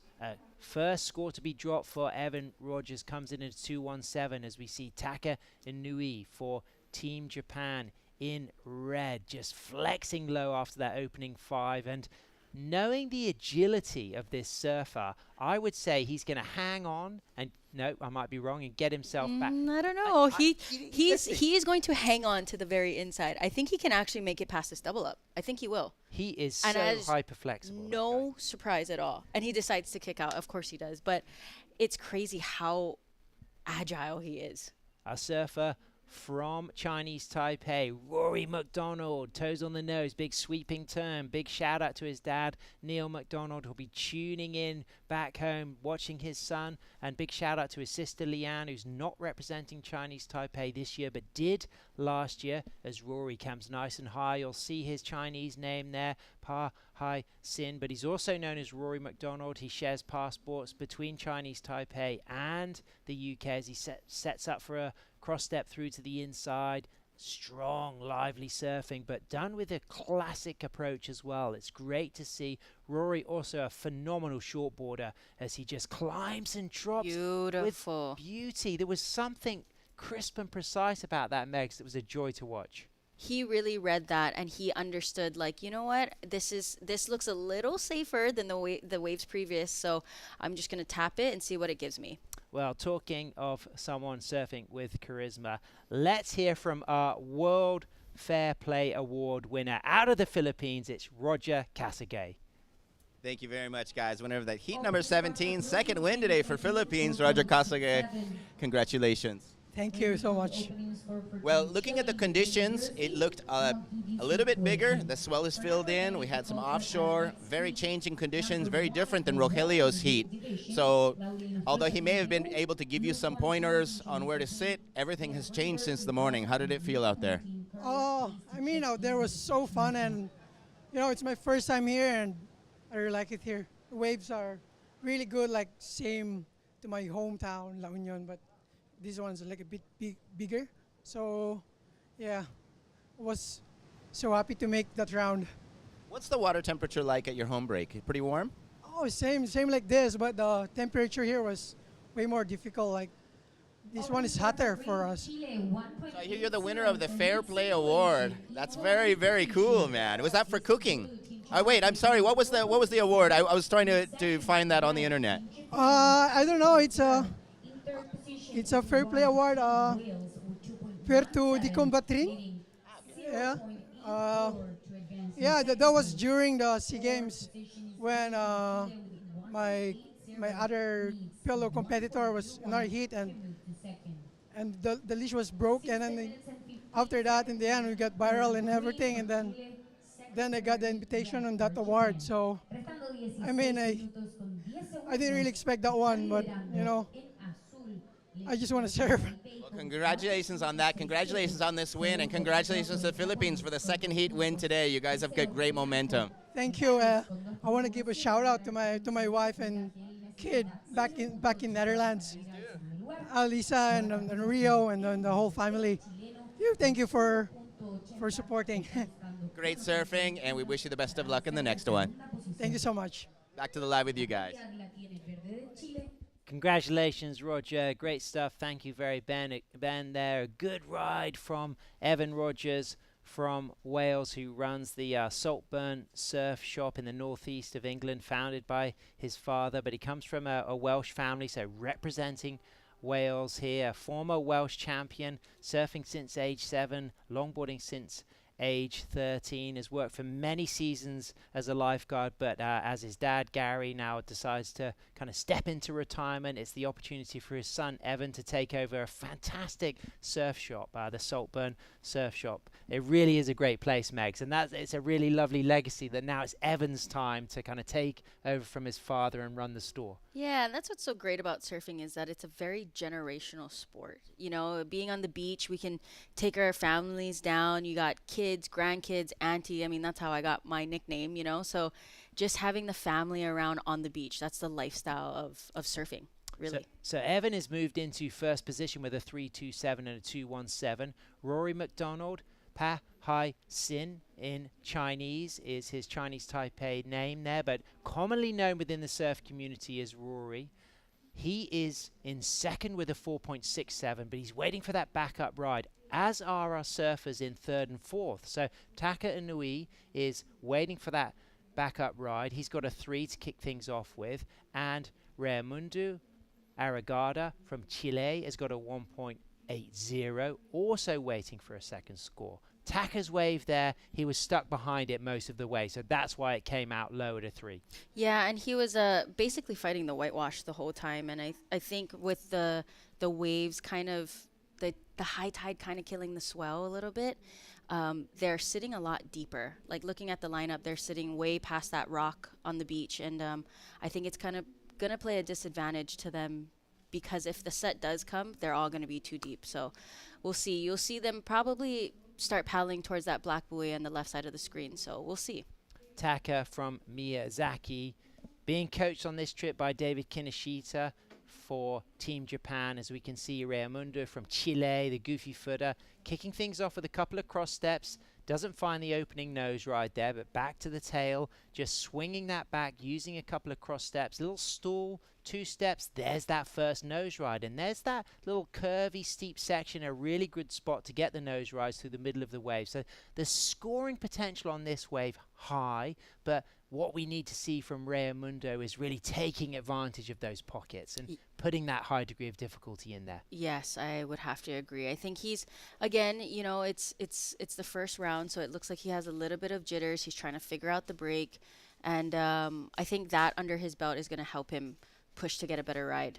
From Konkon, but answering back from Miyazaki, Japan, it's Taka Inui on the 5 in the Soul Arch, stays on that 5, pulls that foot a little bit closer and then goes into a sweeping low turn, extends high, lifts the back arm, walks back up for a nose ride and drops, deals with the bounce, light, lively board there, puts it onto the drop knee, 3 fins on display. It's a Piccolo Clemente built board as he walks back again to the tail, busy as always, rubbery, elastic, lively, full of talent. Not only a good shortboarder, a great SUP rider, but like we're used to seeing from Taka, puts a lot of maneuvers into every single ride, Megs. He really does, and he is so spunky and oh my word! And with that little off the lip, that was insane, little airdrop.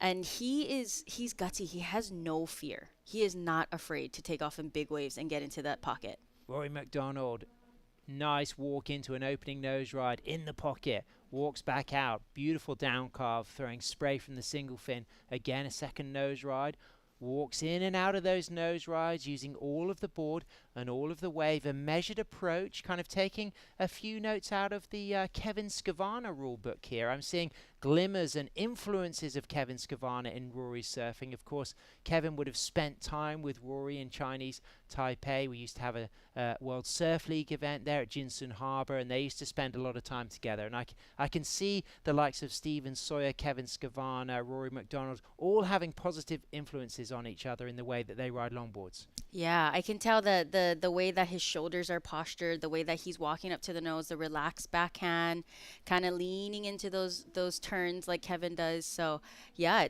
it's paying off to hang out with Kevin. Yeah, and I've also got a great career emerging with his knee-high wave surf school, surf restaurant, and surf tour business. As we can see, 10 minutes remaining. Evan Rogers sitting out there in first position, waiting for scores to come in for Japan, Red, Taka Inui, and also waiting for a score to come in for Chinese Taipei. And there it is, a 4.43. So Rory McDonald shifts up into first position. Evan Rogers sitting with first priority, now moves down into second position, meaning that Taka Inui is chasing just a 2.45 to move up into second.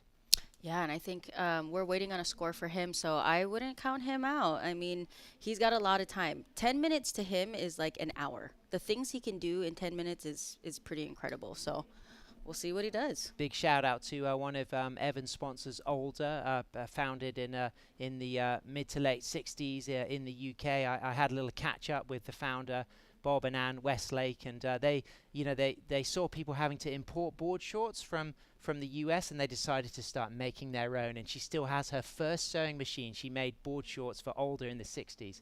They're one of the sponsors of Evan. He's up and riding. He's walking into a nose ride on his 9.6. Second nose ride, walks out cleanly. He's got a 3.27 and a 2.17 to his name. Nice swooping turn there from Evan Rogers, based up in Saltburn in the northeast of England, but from a Welsh family, proudly representing Wales as he does a drop knee carving turn there into the pocket. Again, using that drop knee turn. He's going to stand tall and have a little look at this inside section as he uses a couple of steps to keep that trim speed going. Holds that 5, walks out of that 5, comes through to the shore break, and ends with charisma on the sand. That is the way to try and get a score. The way that he was dropping his knee, the way that his chest would drop down to stay low. So he knew that the inside was going to pick up. So he stayed low. His whole body was the center of gravity. So he had to stay in that low position with those drop knees. There's Tom Fisher. He took second place in a heat earlier today. Also, he was surfing it against a competitor from Chinese Taipei. Beat Lucas Yuan in that last exchange. We saw good surfing from both of them. Wales just 2 surfers represented. They haven't even been able to come with a manager, but they're here proud, flying the flag. A very strong surf nation, Wales. A fantastic multiple world champion para-surfer, Llywelyn Sponge Williams, come from North Wales, but South Wales and West Wales got some world-class reef breaks. Cold water, but thunderous, raw waves. Great community. They'll always welcome you. Recommend it for a surf trip. Yeah, I think I'm gonna. That might have to be my next surf trip. I've heard a lot of great things about Wales, and it's really cool that they're representing their country for the first time, and it's just the two of them.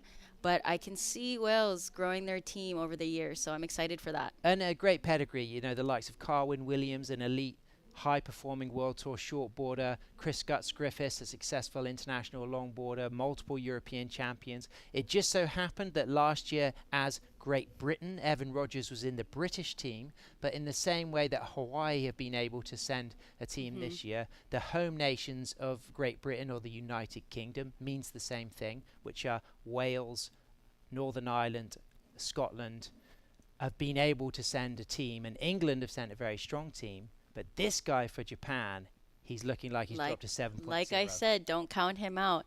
This is a 7-point ride here. Just he knew he needed this score, this little firecracker, and it's so cute. I saw him and he was so excited. That he was excited, but also sad that his mom wasn't here, because I know he travels with his mom. So hi, Mama Taka. If you're watching, beautiful roundhouse cutback, and that's a good thing. That's an amazing thing with Taka, is he will add both traditional and high performance when he needs to, and that's what makes him a solid competitor, is he can balance both of them very well. And the way he finishes here, Megs, that's a turn I would like to do pretty soon. I mean, I'm looking at the waves, I'm itching to go out, but that's the kind of turns that I end up doing every time onto the sand. My dad's probably not happy about that, knowing I'm breaking boards, but you know, you always got to go out with a bang. So that's a 7 to add to the 3, puts him in first position. Rory McDonald now in second with a 4.67 and a 4.43. Evan Rogers drops a 4.10 for his third ride. It's not enough to push him back into second. He's now chasing an attainable 5.0. Raimundo Arriagada from Chile, he needs a 5.77. 5 minutes, 50 seconds remaining there. We can see Lucas Yuen from Chinese Taipei. They've got the women's coming up soon, Megs. We're going to be shifting gears here. It's going to be really exciting. The tide now peaked on the high. It's going to start to drop. How is that going to change the waves, do you think, as we start to go into that dropping tide? Well, you have to think about it, right? The tide is sucking out, so that's taking away water. So where does it go? It's going to hit where the lineup is, making it a lot more backwashy, making it a lot more bumpy. So the girls really have to pay attention and read the waves prior to the heat, because as you can see, with this tide shift, it's seeming that it's every other heat that the waves are coming in. So it's going to be really important for the girls to watch every heat. So we're going to be completing heats number 1 to 9 of the first main round of the women. We'll be kicking off with Peru, Chinese Taipei, Ireland, Korea. We've got a lot of exciting heats to come. We've also got the opportunity in the women's to see if Alice Lemoine from France can get her 3rd consecutive ISA gold medal, which would be absolutely incredible. I was talking to her in the water and she seemed very hungry. Even in the free surf, she knows she holds 2 gold medals. Of course, she's so sweet, always says hi, but she stays hungry. She's always in competitor mode. So we'll see what's going to happen. And that's what we want to hear from you, Megs, through the week. We want to hear those little snippets of information, the experiences you've had being around the fellow competitors going for gold, and you know, the observations you're making with those who look to be tuned in and hungry, and those that look to be maybe a little bit anxious and nervous that could go against them. Yeah, and it's so interesting. The women and the men are so different in that aspect, right? I think for the women, there holds this type of sisterhood, but also a very competitive sisterhood where we're friends, but when that horn blows, we're no friends at all. and Elise is a very strong competitor, and I know from experience competing against her, I would just get tired being in the heat with her because she was so fast at paddling. Well, there it is. Cwm Rhan Byth, Wales forever. That was Tom Fisher flying the Welsh flag high there, hoping that his teammate Evan Rogers is going to get the opportunity to get the 5.0 that he needs. We're moving down into the last 3 minutes, 8 seconds. Our surfer from Chile in green up and riding, high stance, stalls it, 4 steps. Doesn't get the nose ride, moves back to the tail. This wave a little bit peaky, Megs, already when you see those waves tapering off. What's the strategy of the surfers to stay in the pocket? It's always to look for that whitewash and always keep turning. But for him, I would have told him to just kick out at that point, because that is time consuming to try and stay on a wave that's obviously, it went out to sea. It kind of just disappeared. So I think he's got some work to do with 2 minutes left. So priority with Taka Inui there as this nice set comes through. Will he leave it for Rory McDonald? It looks like Taka is not interested. Rory decides not to go for it. Taka just climbing up high on the board, but it gives the opportunity for Evan Rogers. But he recognizes there wasn't good scoring potential. He already knows what it feels like to get that 4-1-0, so he's got a reference point. Chasing a 5, he's thinking it's got to be substantially better than the 4-1-0 I took. yeah, I think so. And speaking of the women heats, I think Wingnut over here is telling me some stuff, and it's going back to how priority is such a big advantage. It actually tones down the heat. It brings some sort of structure and breathing in the heat to be like, okay, I have an advantage to know that I am the next up for a wave.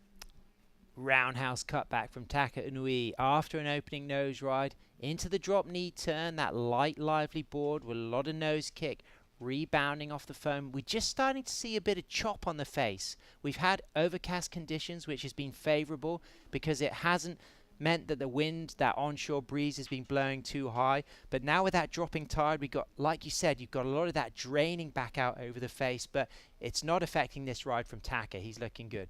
Yeah, with his stature and his low center of gravity, I feel like it would take a very random backwash to try and buck him off this wave. If you want to see a tall guy, you've got to meet team manager David Kinoshita. I'm 6'2", but David Kinoshita makes me look small. He must be 6'7".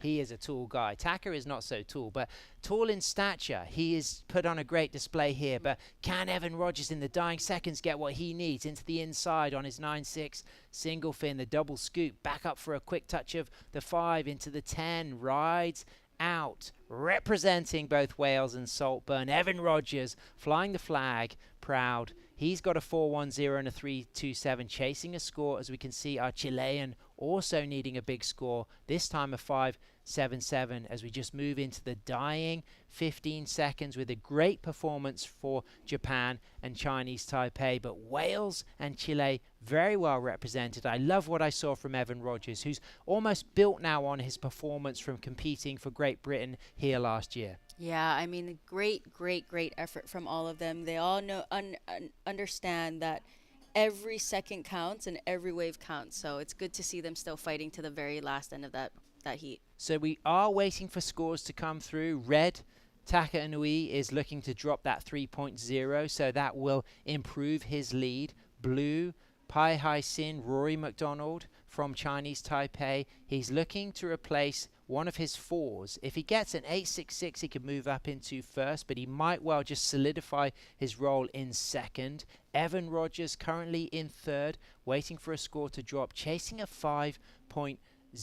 Raimundo Aragada from Chile chasing a 5.77. As we can see, Chinese Taipei there feeling good about the performance. We can see Team Ireland, they have got their surfers coming up next. A really great team. Wes Hannigan, Tom Breen, Ruby Knox, B. Greenberg. Love the energy of Team Ireland. But right now, the glory seems to be shining on Team Japan for a fantastic performance. But can Rory McDonald hang in there in second position as those last 2 scores come in for green and white?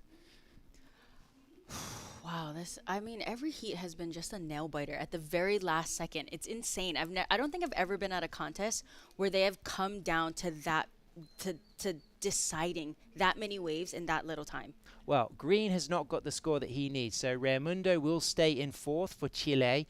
But now it comes down to Wales. Can Evan Rogers in white get the 5? He needs to move up into second position. Of course, the rides are long, so the judges, when they're studying those video replays, not only have they had to watch live a long ride, they've got to watch in replay a long ride. And that's why these final scores sometimes take a while to come through. As we can see, Team England on the sand there as well. He gets a 4. It's not enough. Rory McDonald for Chinese Taipei stays in second, but congratulations, Evan. Great surfing. He'll come in strong in the repechage, Megs. Yeah, I believe so. I think that everyone's just shaking off their first day jitters, and I'm confident that the repechage is going to be even almost heavier than the main event. We'll see. Absolutely, it's all to play for. So non-elimination, surfers in third and fourth moving to that repechage, surfers in first and second staying in these main rounds. But we're going to be shifting into heats from 1 through to 9 of the main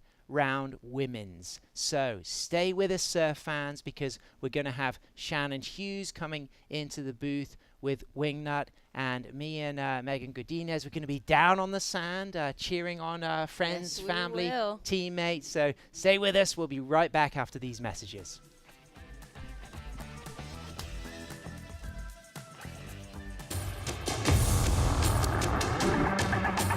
It's one of the biggest goals and one of the biggest dreams.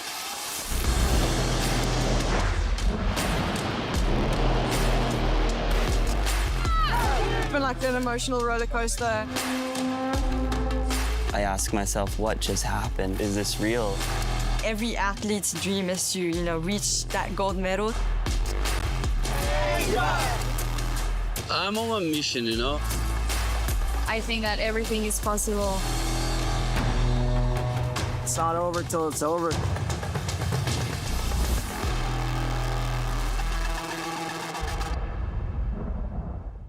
There's a right time for everything. A right time to learn. A right time to try. A right time to fall. There's a right time to find your wave. And there's a right place to enjoy your passion like nowhere else.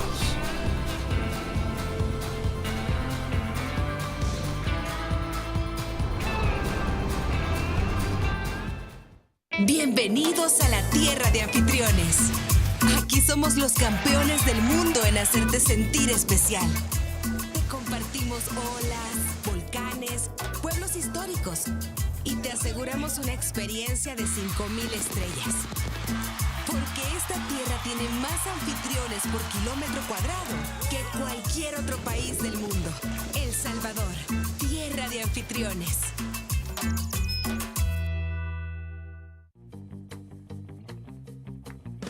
Consulta promociones. Disfruta de cable TV más internet residencial desde los 50 megas hasta los 1000 megas. Para más información, contacta con nosotros. Multinet, siempre que tú quieras.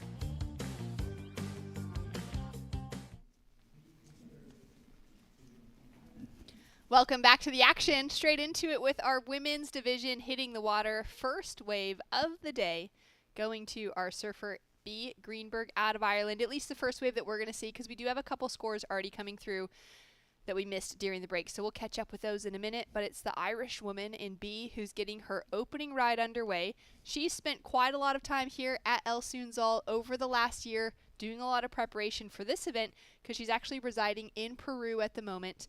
And so it's been great for her to have a little bit more of a closer access to traveling and preparing herself for this year's World Longboard Championships here in El Salvador, just being down the coast in Peru.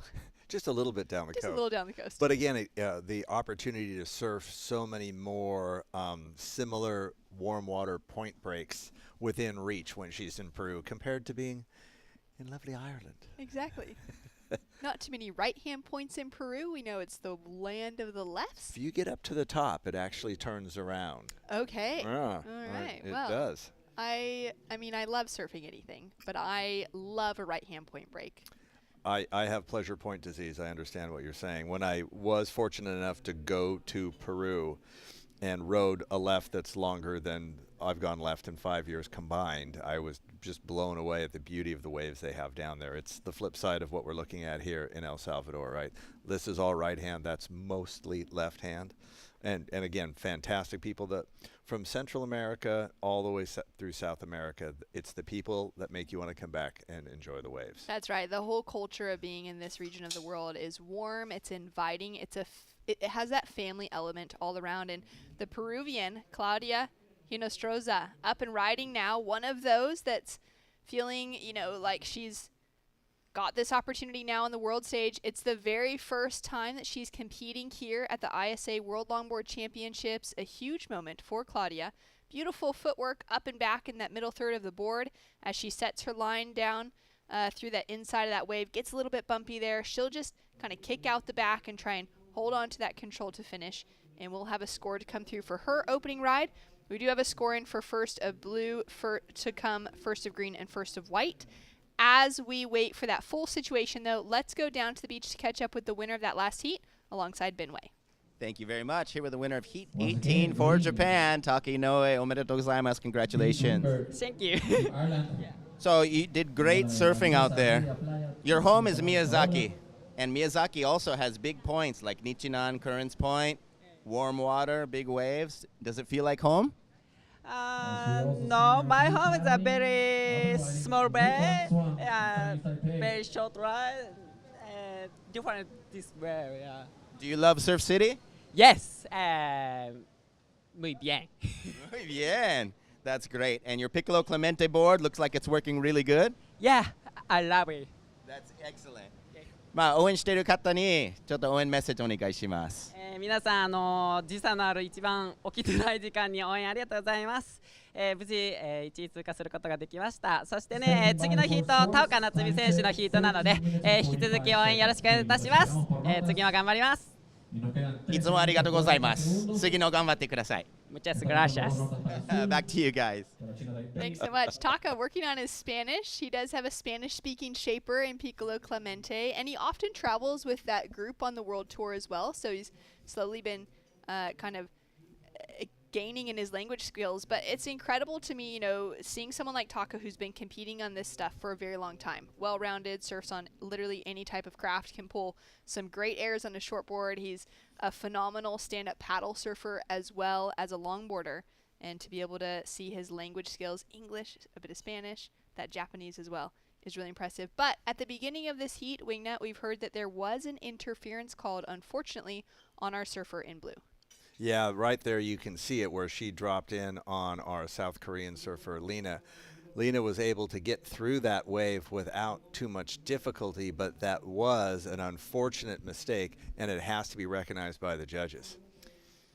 So taking a look now at the rest of this wave from our surfer in the white jersey, representing Korea, out of South Korea. Lena with a great-looking wave. This end section just becoming a little bit uncontrolled, but some nice work done through the inside. And we'll take a look now at live action as it looks like Lena is up and riding once again. So trimming down the line, solid size set. She took off from kind of really far up the point on that inside position from the rest of the pack. A little bit of cross-stepping here. You can see that that little bit of bump is back on the face of the wave. We've been seeing it kind of come and go throughout the morning. And again, she recognized that she had gotten herself out of the pocket, out of the power area of the wave, and wanted to get back. And I think you surfers that aren't familiar with bigger waves forget how hard the surface of the ocean is going to be when you try to lean that board into a turn. You have to do it a little bit slower, engage that rail a little slower so it can actually penetrate the wave and the rail can catch in the wave and come around. And she just got bounced right out. But again, it was a good wave up until that point. But unfortunately, yes, you can see it now on the best scores that there is a triangle sitting for the surfer from Chinese Taipei. Surfer out of Chinese Taipei, Lu Kuan Husan, also known as Tiffany, out in the water, unfortunately has a non-priority interference next to her name off of that opening paddle. So this was prior to priority being established at the start of the heat. It meant that the surfer on the inside position at the point break here, it's going to be the surfer when we're looking at the screen that's on the right side, but it's on the inside position of the wave, has that priority. So unfortunately, Tiffany was on that outside position. She paddled in, took off on her, Now, the reflection in that scoreline wing nut is going to be that she'll keep her high scoring wave, but her second scoring wave will be halved. And, Meg's talked about that in the previous heat, that, some of the scrappiest things that have ever happened in the women's, divisions of contests. And priority obviously kind of calms that whole issue down, but at the start of the heat there is no priority, so a little bit of scrappiness came out, and it wasn't like they were shoulder to shoulder. There was a pretty good gap that seemed to almost have been like a mental lapse on her part, on Tiffany's part, not looking over to check to see if Lena was penetrating into that wave and gonna catch it. That's right. Well, she hasn't been competitively surfing for very long. She's been a surfer for going on 10 years now. She started surfing when she was about 17, so maybe 8 years of surfing now under her belt, but only started competing a few years ago. And that's just one of those things that sometimes takes a bit of time. But like you said as well, I mean, in my competitive years, I had plenty of those moments where it was like Megan was saying in that last heat, like, we are there to fight. We want to take out a win. If there's priority in this event, we're going to be using it to our advantage. If there's no priority, it's going to get a bit scrappy, especially if you're on a point break and there's positioning and inside paddling and all the sorts that go down with it. There's elbows. Meg's has got elbows going right now. Meg's is fully in the conversation with us. She's totally thinking she's back in an event, and she's like, give me a jersey right now. I'm ready. Just talking about scrapping has got her ready to go. And even sometimes for those surfers who have been surfing in events for a very long time, those moments get to them. And there is just that, that desire to win. It's one of the reasons, Shannon, that I'm glad that I'm no longer put on a jersey unless it's a charity event. Because getting that worked up I can over feel my heart rate rising something this right now. simple is like, wait a minute. This shouldn't be going on right now. And it's fun. I do a big charity event for the UCSD Cancer Center in San Diego every year, the John Moore Cancer event. And events like that, it's great because it's all for fun. Right. You've got all these great people that are donating money to be a part of an event, and everybody's got their jersey on, and they're doctors and research scientists, and you look at them as you're about to enter the water, and you go, remember, guys, this is to the death. and the look on their face, like, I thought it was a charity. I thought we were here to have fun. Wait a minute. We are never here to have fun. It's to win. We got bragging rights involved here. Some nice scores on the board here. We're over halfway through this heat. That's right. Well, at the moment, it's South Korea's Lena who is sitting in that leading position. A 3.57 and a 2.10 has her sitting in that first place spot. This is, she's been competing for a little while. She's 37 years old. Her biggest achievement is being first in their national titles, being that Korean national champion. And now having that opportunity once again to represent on the world stage is huge. As we take a look at Claudia with a gnarly takeoff. Yeah, a little too deep. And I had spoken to Lena before the heat started about the athletes have a tendency to get pulled a little too far up. And I said, especially after you've gotten a wave, your fourth priority, stay wide. And that might pay off because it's not your turn anyway with priority, but if a situation like that occurs, you could be able to pick off a good one on the corner. Paddle now for Tiffany out of Chinese Taipei.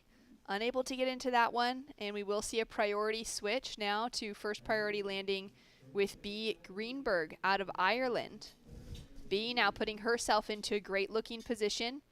With one more wave out the back still. And a strong paddle now for the 20-year-old. She's been on a crazy adventure this year, landing herself now at the World Championships. And she's got so much speed as she's flying down the line. We saw that first cross step, bit of footwork. Now driving through that rail for a S-turn as she whips it around for one more.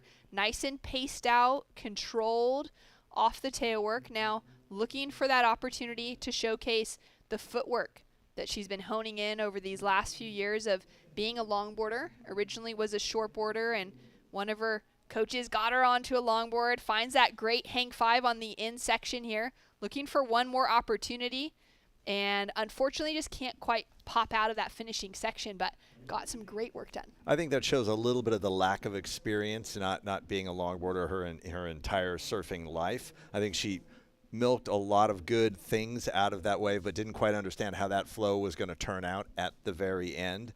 But beautiful opening part of that wave. A lot of speed, really clean. It was the second or third wave in that set, so that bump and ripple you see on the face was completely gone on the wave that she had. I'm really impressed with B's surfing in that wave. You know, there's some moments for sure for improvement, but considering last year when we saw her here for the very first time representing Ireland for the World Longboard Championships, she said that event was really the one that kind of sparked her, not necessarily her interest, but her realization that she could do this. She's competed for her nation. She now has the opportunity to continue to build in those performances, and she's been working really hard on that behind the scenes. As we see Tiffany taking off late on this wave, that kind of belly in under the whitewater, and unfortunately, as she gets up to her feet, there's just too much power there. Yeah, she realized she was caught a little bit inside and thought she might be able to, like, use that whitewater takeoff to throw her far enough ahead, and it just did not come to pass. So a little disjointed she is, and maybe perhaps she's got that, priority interference, in her head right now. Non-priority interference. Yeah, it's a really challenging thing to be able to shake off in the moment, especially first heat. Going to have something like that happen in the first couple of minutes that sets the tone moving forward. But you can see even with that challenge of that score of being in half on her second wave, she's still in position where she could move up into second or even first. She just needs to compose herself, go back out there, and get back on her game plan. She spent some time in her surfing years living in Byron Bay in Australia. She moved there to study for a couple of years, and it's a great opportunity for so many surfers from around the world to travel to locations like that where there is the opportunity to surf waves that are really long. I mean, Byron Bay's got a variety of waves and a variety of waves in the region as well, but to be able to think of surfing at the pass, to have those nice soft point breaks, especially as a longboarder, heading to a location like that and being able to put some dedicated time in is something that can really develop that style. It really helps you, I think, refine the technical parts of the craft. When you really want to clean up your footwork, your balance, what you're doing with your arms, down to what your hands and your fingers. So, you don't have jazz hands. You don't have kitty cat hands. Your fingers aren't spread. There's so many things that I remember when I was first starting out, I had a friend actually put rubber bands around my fingers because I had them spread like, hey, look at me. And he's like, you got to stop that. Literally paddled out and put rubber bands around my fingers. That's one way to teach. Yeah, there was a lot of other humiliating things they did to me. And there she is, our surfer from South Korea. Lena, beautiful footwork to start off with, taking that sort of bended knee approach as she trims off the top of that wave, sets her rail here, and cross steps down the line. I am loving that board design as well, the kind of different colors. The positioning of her arms, that upper body movement being, using her arms just enough kind of within her turns, but being quiet overall, which is something that just speaks to that control, that pacing within surfing. And this is a great looking wave as she's coming through to the inside with so much speed once again. Yeah, it's a beautiful Two Crows board. And those first started coming out of Santa Cruz a while back. She finished that one all the way on the inside. She actually was running a surf camp for Korean surfers in Indonesia in Batu Karas and has flown here from there. So that was a really fantastic wave for her. I think she managed the energy and everything really well. The turns were smooth. Her body English was very nice. I thought that was a great wave for her. And amazing to think of being one of those, surfers, as students on a camp like that, and to know, hey, my coach is leaving to compete in the World Championships. Yeah. As we see a big takeoff from Tiffany, unfortunately just has to kick away from that board on the pop-up. She just has not settled herself yet.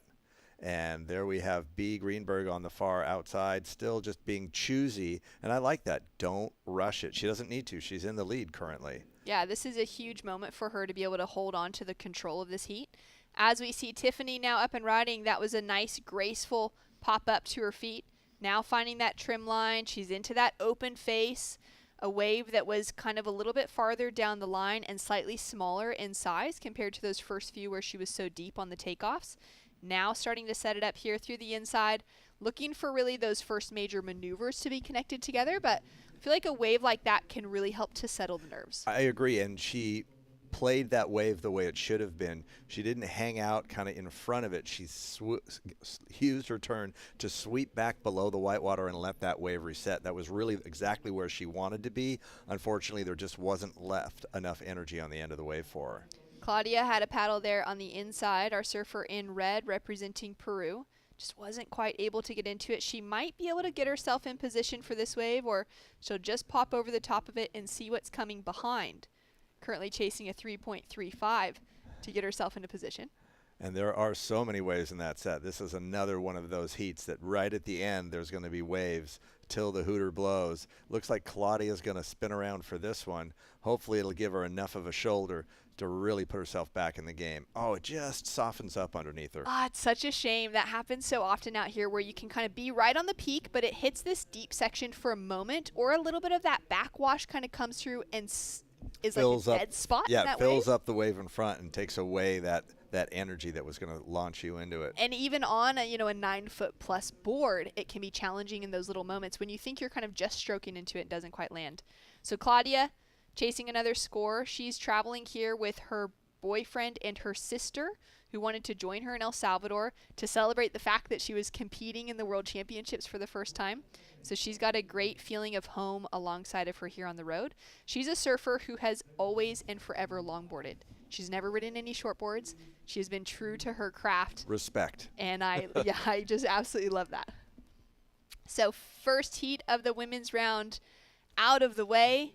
B. Greenberg out of Ireland, putting in all that work and effort behind the scenes, really just focusing on her competitive strategy, just cleaning up a little bit of those things from last year's performance, putting herself in with a huge heat win. We're going to hear from her in just a moment, and an exceptional performance from her. We've got Lena with the score to come through as well for South Korea, and just there on the buzzer, the score is just enough. Lena takes away the lead. A 3.43. It does push Greenberg down into second, but either way, it's going to hold B into that top 2 position in the main round, and celebrations from the Korean surfing team. Well done, well done.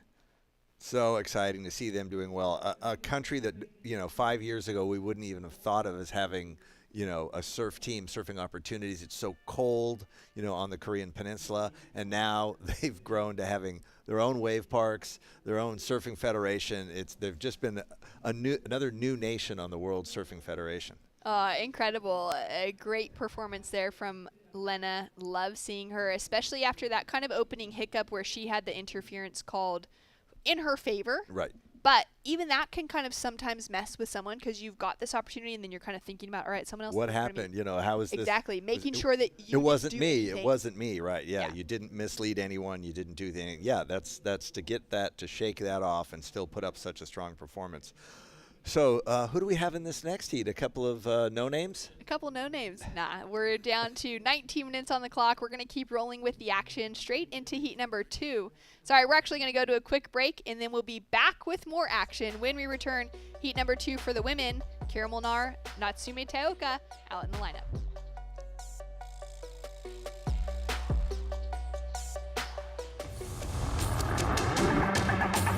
It's one of the biggest goals and one of the biggest dreams.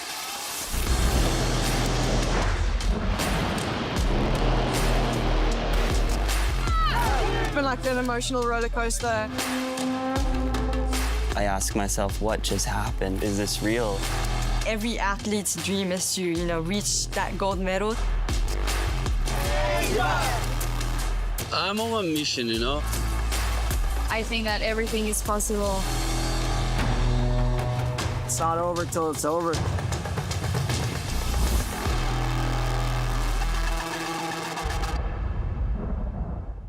There's a right time for everything. A right time to learn. A right time to try. A right time to fall. There's a right time to find your wave.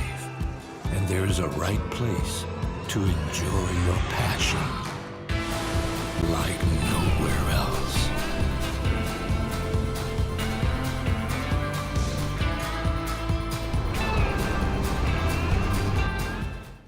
Bienvenidos a la tierra de anfitriones. Aquí somos los campeones del mundo en hacerte sentir especial.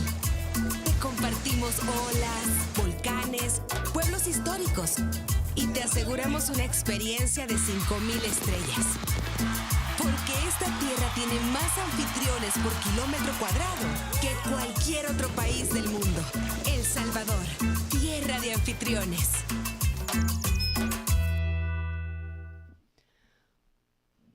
Welcome back to the action here for the ISA World Longboard Championships. We've got first score starting to trickle through for the opening exchange.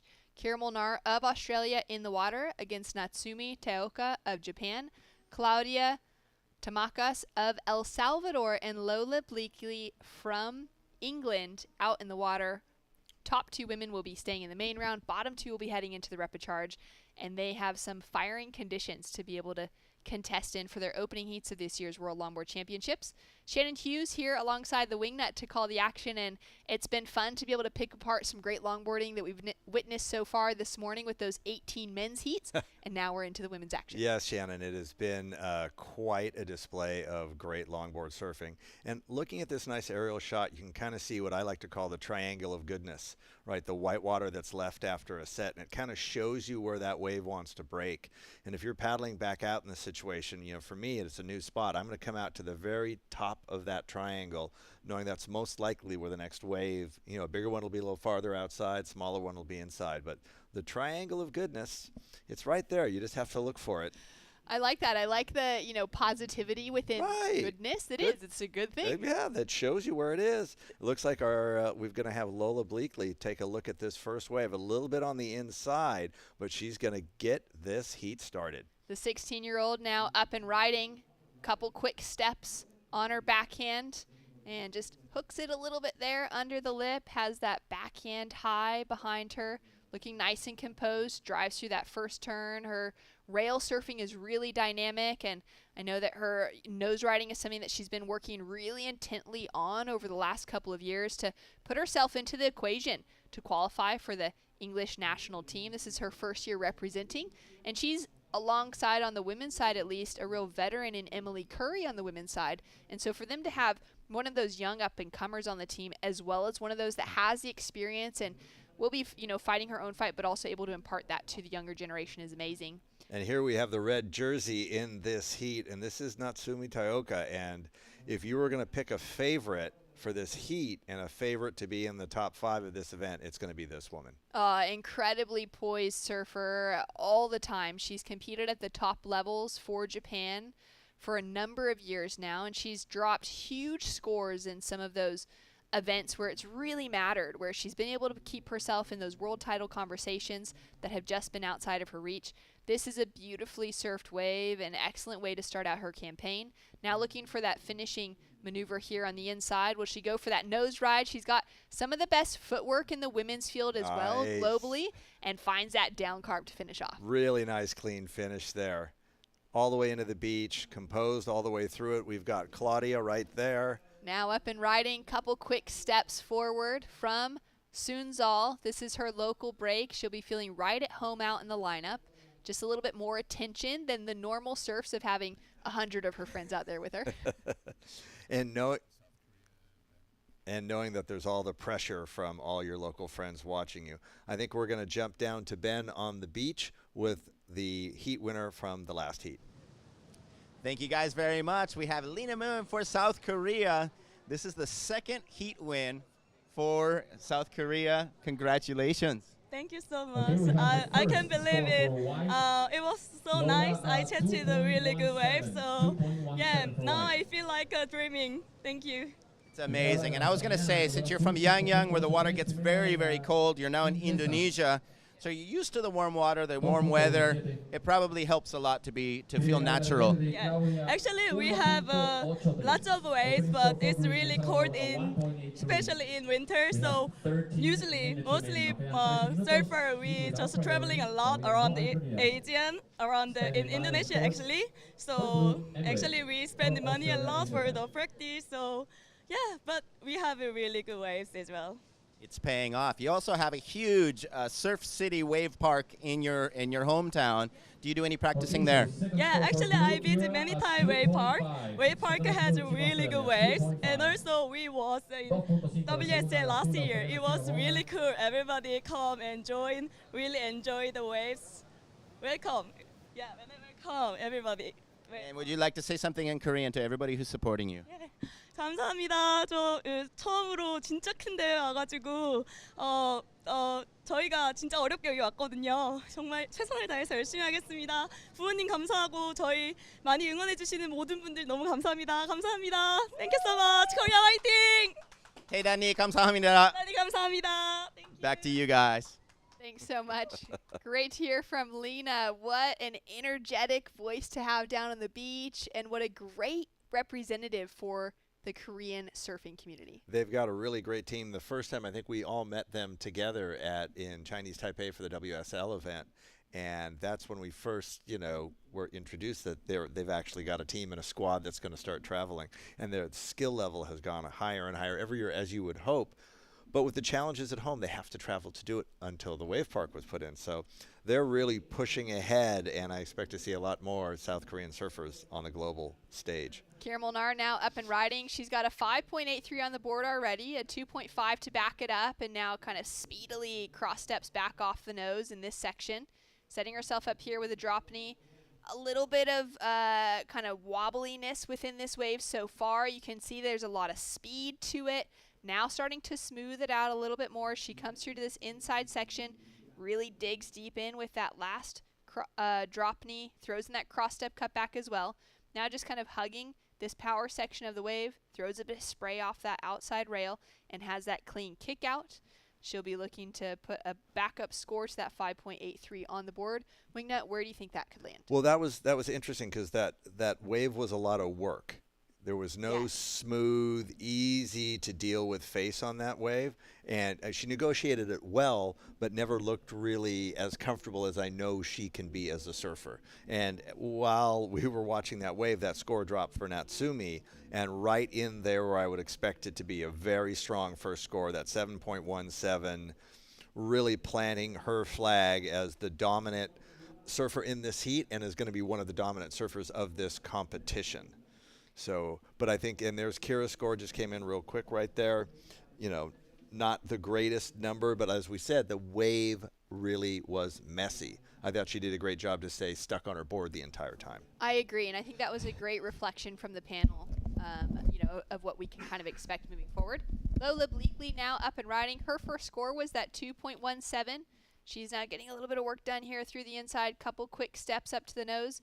She's nearly finished with her secondary education. She'll be finishing school this year and has really enjoyed that time there. But she's one of those surfers that's had the opportunity to now start traveling a lot more, to be able to start competing at some of those specialty events in the longboard world, those traditional events happening across the globe. And she's one of those surfers that we're seeing really start to grow into that space of being kind of a global citizen, becoming part of that community at a young age. And she's a surfer that I think for England and for Great Britain, for the future of longboarding, is going to be an absolute standout. It was not.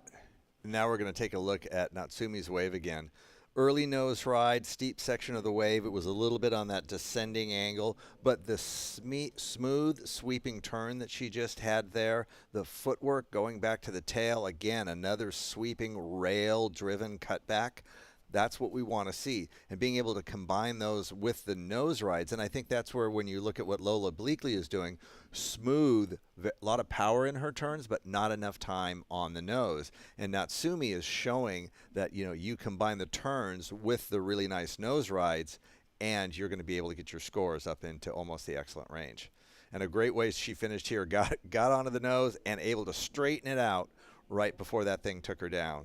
Good control. Great control, and such a great feeling at the finish of a wave like that, to just be able to kind of jam it out of that little end section. Just when the wave thinks it's got you, you're like, no way, I've got you. Well, Natsumi sitting in a great position now. That 7.17 has set her up really well. She's also sitting pretty deep out there, wanting maybe to wait out another one of those bigger sets. 8 minutes remaining on the clock, and we'll take a look now at the 5.83, which was the opener of Kira Molnar in comparison to that 7.17 we saw from Natsumi. Right, and it's a bit smaller at the start, so that's going to hinder the scoring potential of the wave. Look at the way it grew in front of her, though. Got a lot of good little touches to the tip early on in that ride, and then the wave hit that inside bowl, that pleasure point would be second peak, and it sets up, and she was ready for it. Again, the wave gets smoother, has some power. That thing tried to take her off her feet right there, didn't let it affect her. And that just shows you if you're properly balanced, if you're keeping your weight over the middle of the board, when that wave hits you, it's just going to keep pressing you onto your board, not flipping you off. So great work until she just bites the nose a little bit there trying to straighten it out. And there's a difference, right? The way Natsumi was able to finish that wave, put all that effort she put into it into the scoring point range and not losing a last little bit. And, talk to a judge about later. Is it 0.5 when you finish it like that? Do you lose 0.5 for falling off, or do you get a 1.5 for making it? I think depends on the size, depends on that last move that you do. Yeah. But I feel like in this context, that 583 could be sitting at a flat 6. perfect. Yeah, bumped it up just a hair. But even that, to be able to kind of have the competitors that you're up against here, oh, she's dropped a 6. Right. Something in the 5s, you're like, yep, cool. Into the 6s, you start going, that's the good range. Well, and that's why I always say you want to finish that wave. Even if you choose to kick out and not try to, land a little nose ride or a floater, but cleanly exit that wave, makes a point to the judges that you're paying attention to the start and finish of your ride. And the start of this next ride from Natsumi Teoka. Well, patience has been the name of the game for Natsumi. That 717 was a beautiful opener. She's now taking off on her second wave. Had priority, sat out in the section waiting for this wave to come through. Nice opening nose ride into that big S turn, looking so poised as she comes through to the inside. And really loving the look of this. Lola just has to quickly paddle to get out of her way to also avoid that line.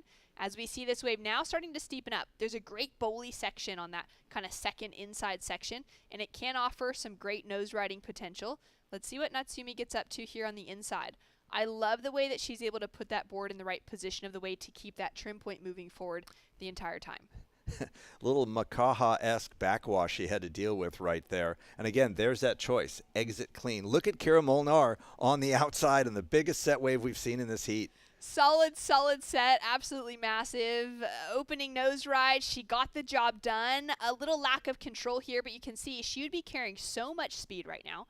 She'd be just flying down the line, looking to set herself up here for another nose ride, kind of staying in that top third of the wave for most of it. Hasn't really dropped down to the bottom yet as this wave starts to soften out. It's crazy that you can see, especially with, the size of this wave, the steepness out back compared to how flat it gets through that middle section, which would make that second nose ride that much more difficult. And Claudia jumping into this one, another wave in this big set, and using the local knowledge, being a little bit on the easier takeoff part, and now she looks like she's going to be patient and allow this wave to set up in front of her.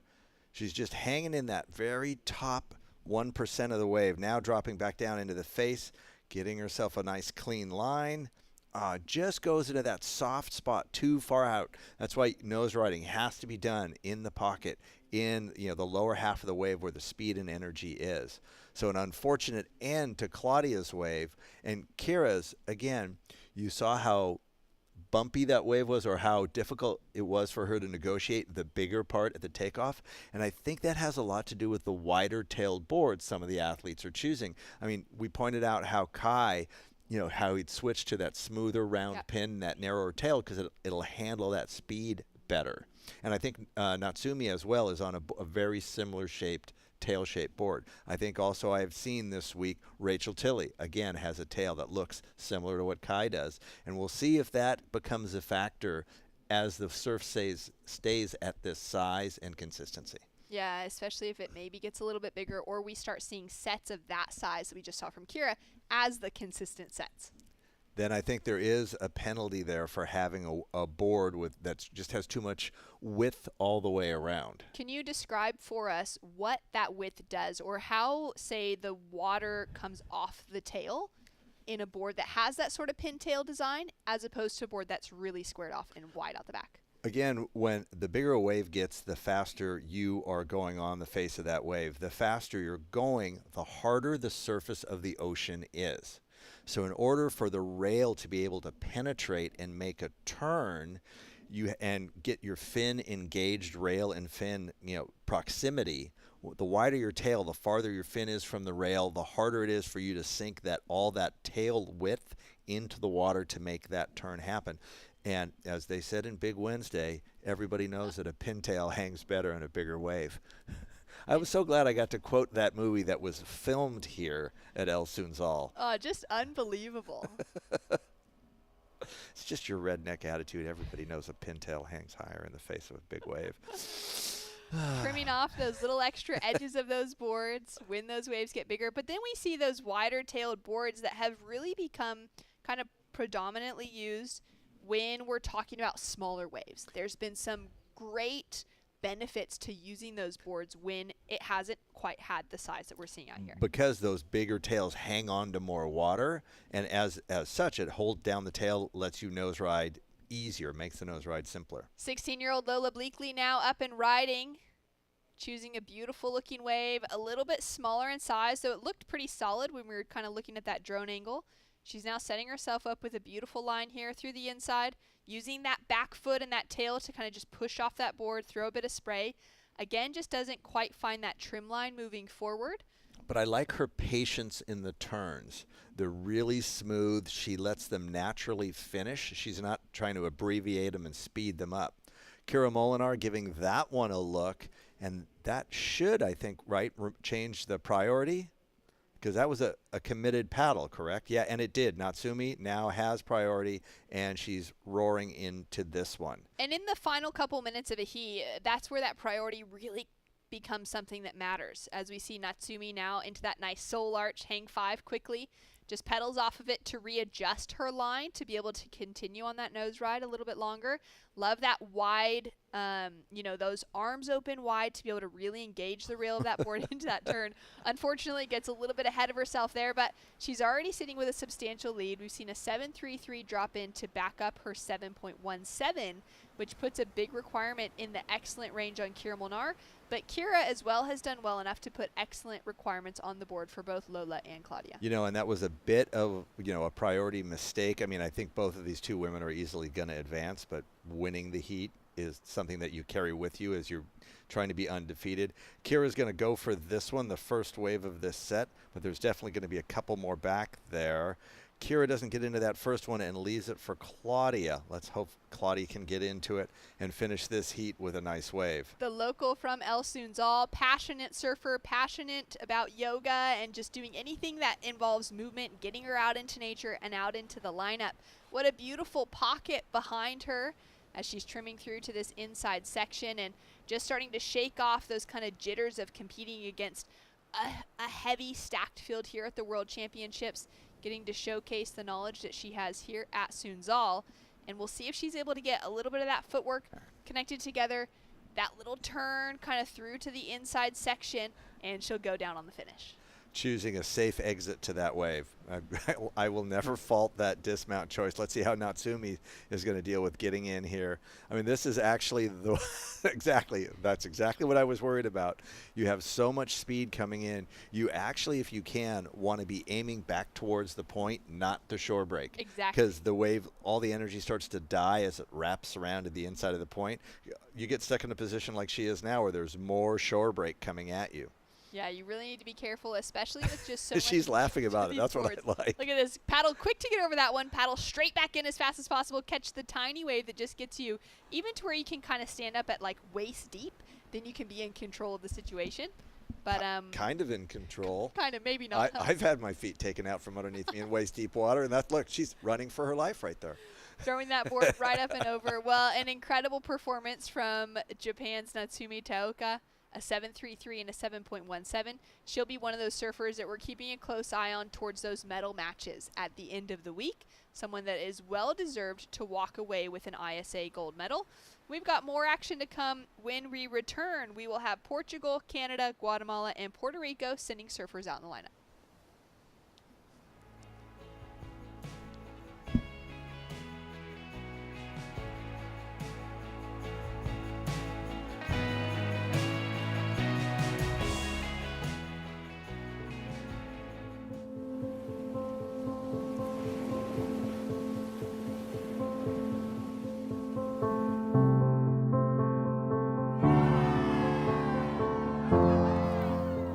There's something profoundly spiritual about riding waves.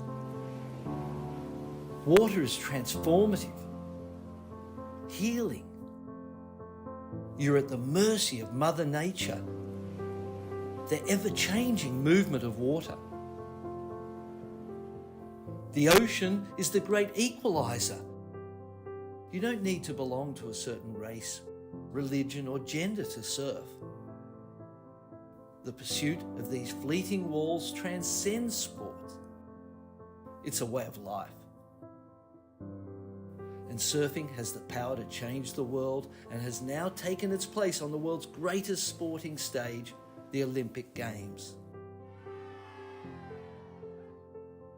The International Surfing Association is the world's governing body of surfing, recognised by the International Olympic Committee with member nations around the globe.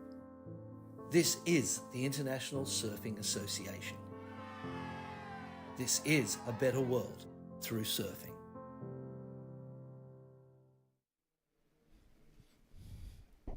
Welcome back to the action here in sunny El Salvador. The clouds have begun to clear. The humidity is now on the rise, and we can feel the temperatures heating up in the ocean, on land, anywhere and everywhere around, as the surfing has just been so good and increasingly more so throughout the day. Shannon Hughes here alongside the Wingnut to be able to call the action. And Wingnut, we saw Natsumi Teoka take out a convincing win in that last heat. Really put on a command performance. She has been a standout through all of the warm-up days, and I'm looking forward to watching her performance the rest of the week. Coming up in this next heat, we have Portugal, Canada, Guatemala, and Puerto Rico with Ines Martins, Claire Parsons, Alejandra Zaid, and Amelia Huminski Canals out in the water right now. Four names trying to keep themselves in the main side of the draw. We will have that extra repecharge rounds running throughout the entire competition, as is standard with all ISA events. So everyone will have that second opportunity to kind of reset if things don't go their way.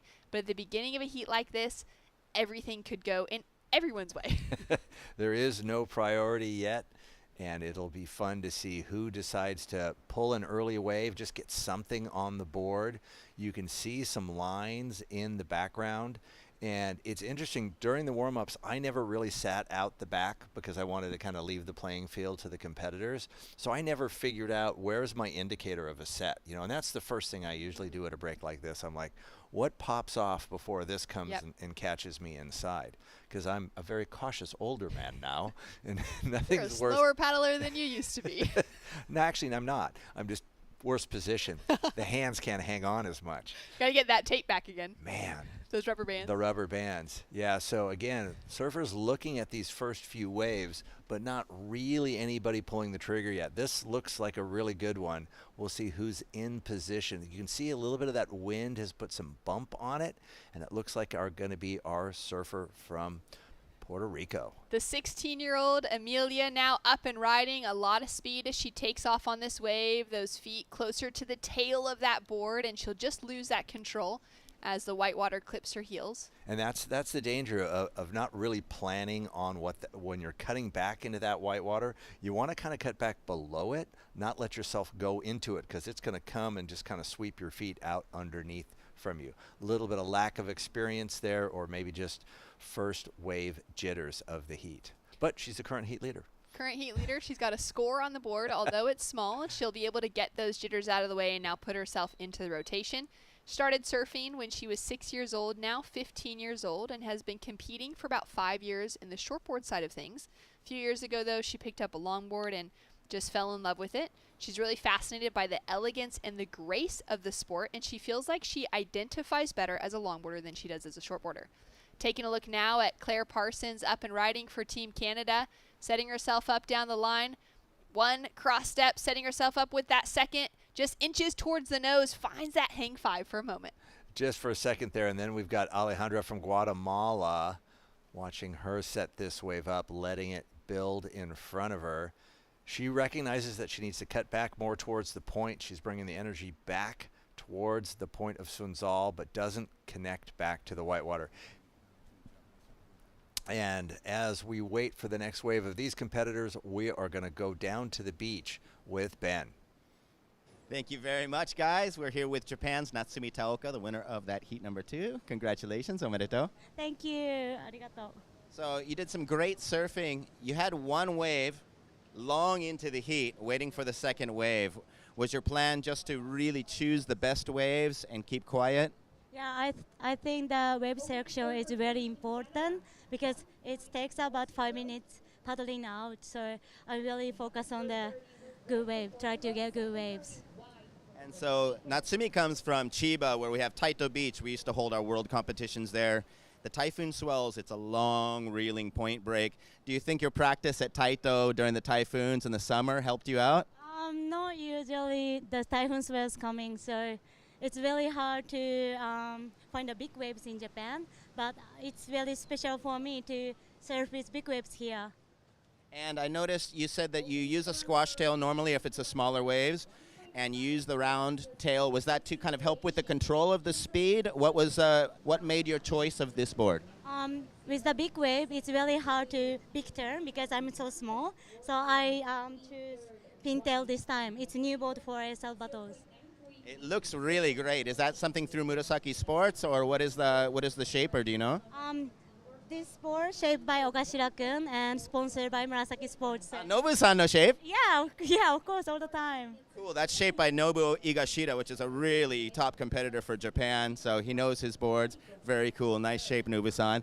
And 最後応援メッセージお願いします。朝早くから日本の皆さん応援ありがとうございます。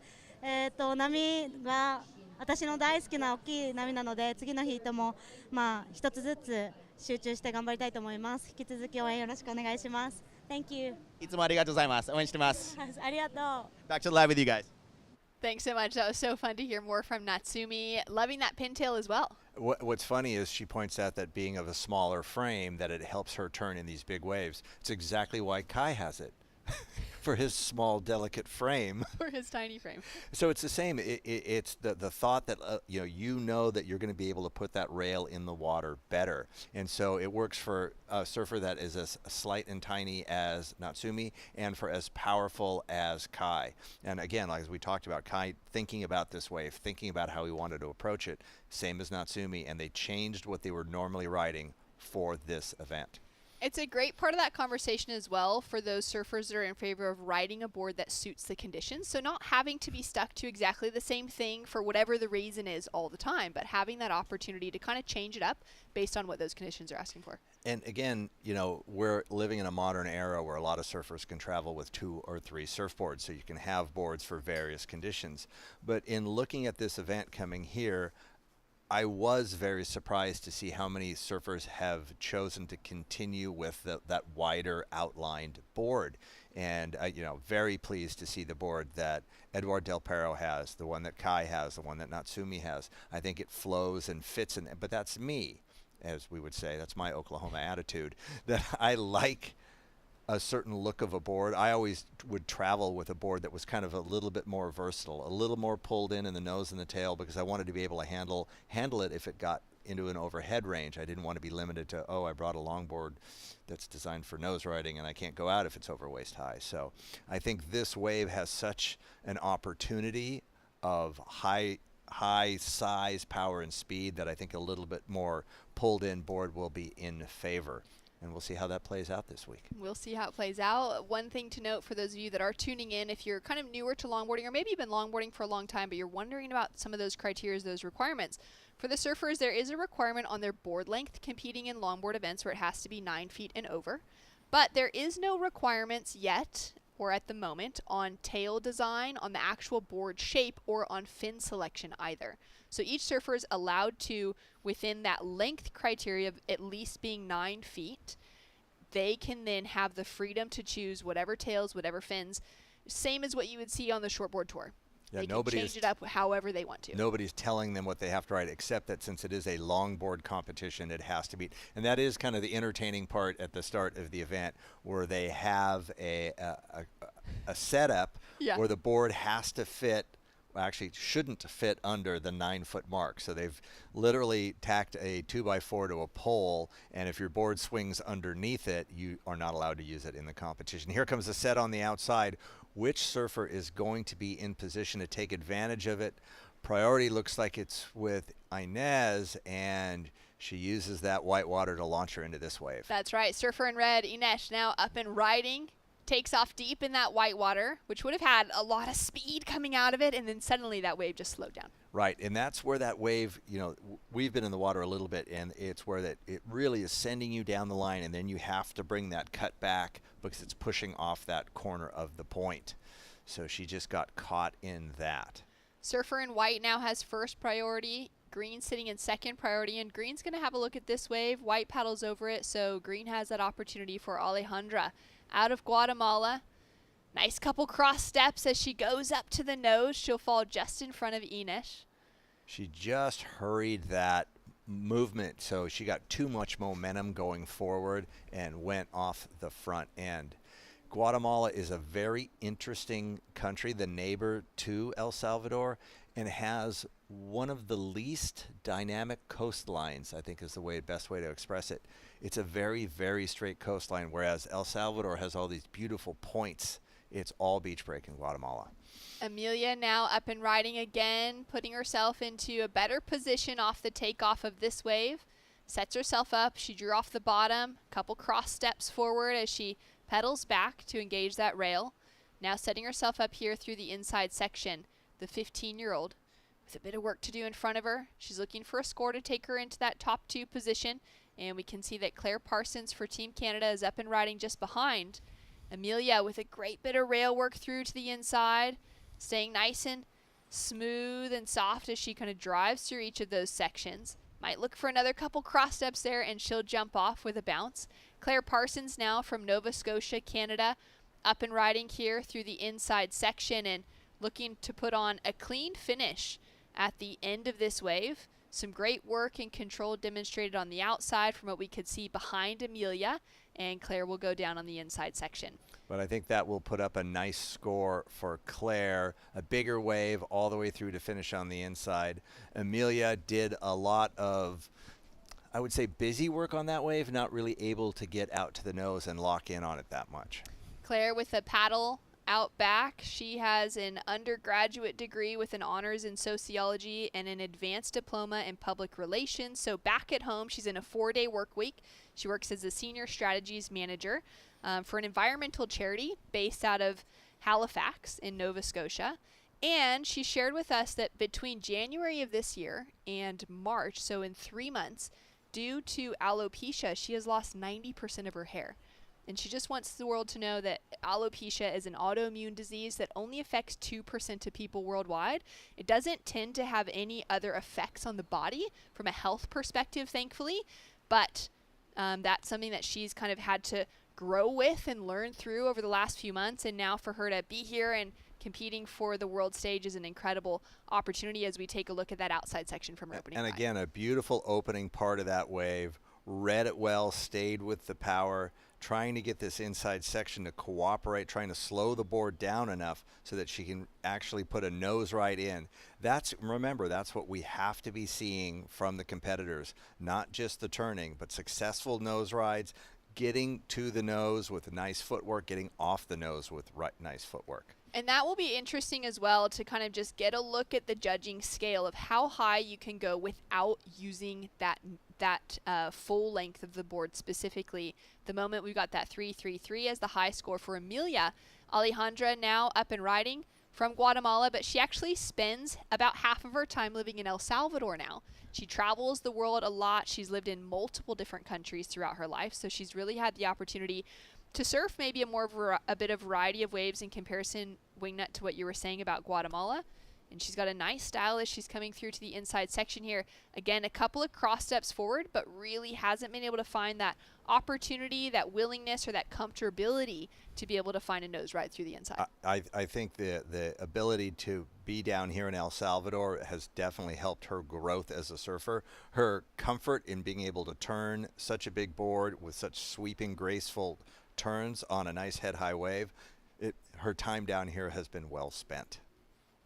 So Amelia currently sitting in the lead. We've got 6 minutes on the clock, but Ines Martins out of Portugal, she's sitting with that first priority next to her name and will have an opportunity to really get her campaign going on the next set that goes through, as she's the only one sitting out in position. We do have a 307 that's come through for last of the Canadian for Claire, and she's been able to put herself into a leading position at the moment. And there she is, knee paddling back out as well. Definitely putting in the work. This has got to be a climate change she is definitely not used to coming out of Nova Scotia. And look at her charging back out there. That's fantastic. There's just a little over 5 minutes left in this heat, and we'll see if we get one of those bomb sets coming through. Well, talking about a climate change, Claire says that as an avid winter surfer, she mostly surfs in a 6mm wetsuit with snow around her. And in the winter temps, the water temperature sits around 1 degree Celsius, about 33.8 degrees Fahrenheit, and she surfs all winter long. Yes. I mean, that's frozen. Just yes, about it, I mean, literally. I live in Santa Cruz, and I have to wear a wetsuit all year long, but I think I would move. Claire, we need to talk. There's some other places in the world to be a surfer. Incredible dedication from so many surfers that live in parts of the world like that. I mean, there's surfers from so many different coastal areas globally that are dealing with temperatures like that on the regular. Yeah, and again, we have found that we as surfers want to surf without wetsuits on, so we're always going to be traveling to the tropics. So the competition for waves, the competition for life in the tropics is hard. You want to surf by yourself. Start going north. Start getting to the extreme tips of the continents where it's colder, it's demanding just to survive there. You'll have less competition for waves. So if you really want to surf by yourself, get comfortable with a 6mm wetsuit and go visit Claire. Great opportunity. Find some emptier waves. Not too many people that want to paddle out and surf when there could literally be like some icebergs floating past you. I actually did a trip with Surfer Magazine to Iceland, and we surfed a glacial river mouth that had icebergs literally flowing out as we were surfing the sand point. So that was different. What a life experience. Sounds pretty incredible. Some great memories as we take a look now at Alejandra.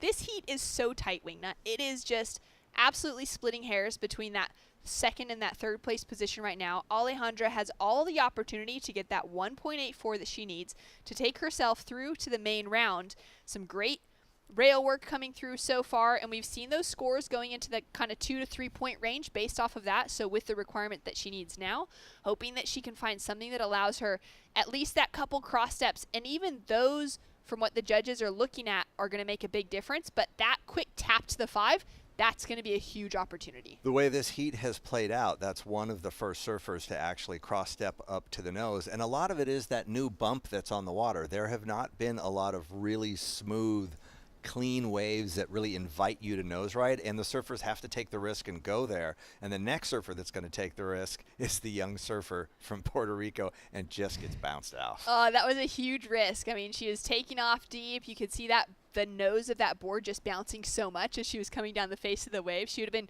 clinging to that wax as much as she could with those toes. It's something you'll see with a Grom, right? Not used to the bigger board, the bigger size of the wave, and all their weight's on the tail, and all of a sudden it starts that tail, nose, and just bounces you right off like a diving board.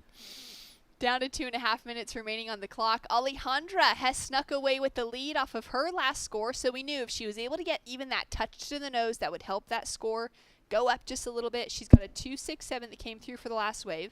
Sets her up in first, puts Claire Parsons out of Canada down into second. Claire's chasing a 2.03 to get herself back into that leading position.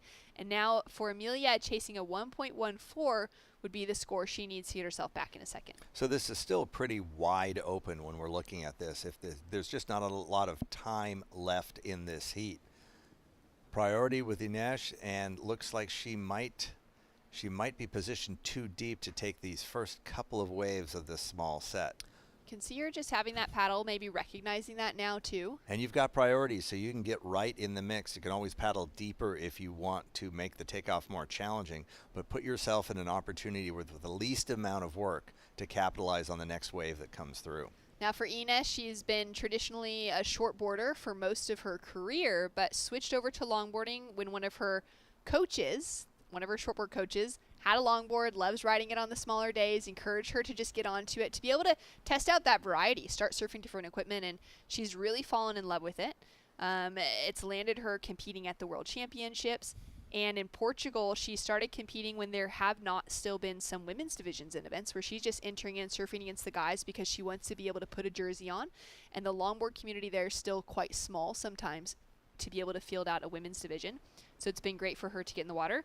But she's one of those surfers that's coming into the ISA conversation. We often have this in these kind of open divisions, whether it's World Surfing Games, SUP, Para, or the longboard. where these surfers have so much else going on behind the scenes. Ines is a doctor. She works in the medical field back at home. So when she can surf, she's riding boards like this as much as possible. Into a great S-turn to start things off for Ines. And now setting herself up down the line, looking maybe for that opportunity for a cross step. Doesn't quite get there, but hooks it underneath the lip and just redirects down the line in a great looking pocket here with so much speed as that wave starts to kind of feather down, close down in front of her. She's doing a great job to kind of navigate this one, keeping her feet kind of in that middle part of the board and wrapping it back around for some good tail surfing. And she's looking for a 3.97 to make a difference. Quick steps up, finds that hang 5, and you can feel that relief having waited so long to get that wave. And really, one of the better ridden waves of the entire heat. A lot of that work was done off the tail, but that was a challenging wave with some really dynamic sections that she had to get ahead of, get through, build speed, and then she put some powered turns in it. And as you've given us her background not being a lifelong longboarder, you're not surprised to not see her challenging herself on the nose, but making it through that wave. So again, will that little tap at the end to the nose really help her? I mean, she's looking for a 4 if she wants to move into the lead. No, not that yet, but she'll get into second place with a 4. So scores to drop through for Ines Martinez. We can see Alejandra Zaid out of Guatemala just coming through to the inside section here, the citizen of the globe out in the water and putting a big smile on her face. We do have that last score to come through from our surfer in red to see where things will kind of fill out within this heat. And there it is, a 4.50. The highest wave of the heat goes to Ines Martinez. And she just on the buzzer will take that second place advancing position ahead of Claire Parsons from Canada, who put together a great heat. Claire, unfortunately, down into third, will now have to battle back through the repecharge Through rounds. the repecharge. That was a great final wave performance. And by the surfer from Guatemala, and all her friends are celebrating with her down there. Big opportunity for the Guatemalans to continue making it through heats here, and a heat win going to a country that's not far from where we're currently sitting here in Central America, as we see the cheers and the excitement finishing off on the shoreline. It's really great seeing the national spirit of all these teams. And Claire realizing that she just missed it right at the end there. Very close, very solid performance from Claire, and kind of did everything she needed to, except that Ines had priority coming into those final few minutes, and there was nothing she was going to be able to do to keep off that last wave. Not going to be able to take that good wave away from her. Well, we're going to go to a quick break. When we return, we will have Atalanta Batista for Brazil hitting the water, with Sam Bleakley and Megan Godinez hitting the booth.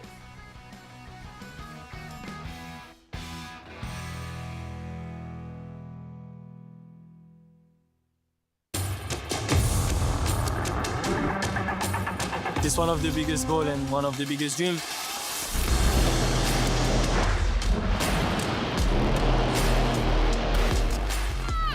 It's been like an emotional roller coaster. I ask myself, what just happened? Is this real? Every athlete's dream is to, reach that gold medal. I'm on a mission, I think that everything is possible. It's not over till it's over.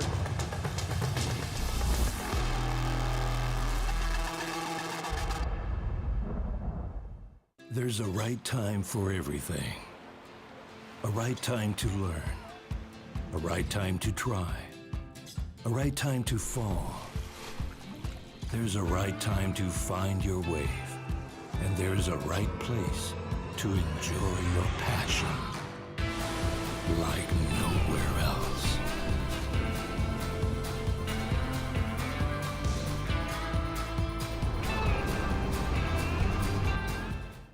Bienvenidos a la tierra de anfitriones.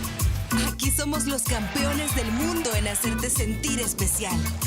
Te compartimos olas, volcanes, pueblos históricos y te aseguramos una experiencia de 5,000 estrellas. Porque esta tierra tiene más anfitriones por kilómetro cuadrado que cualquier otro país del mundo.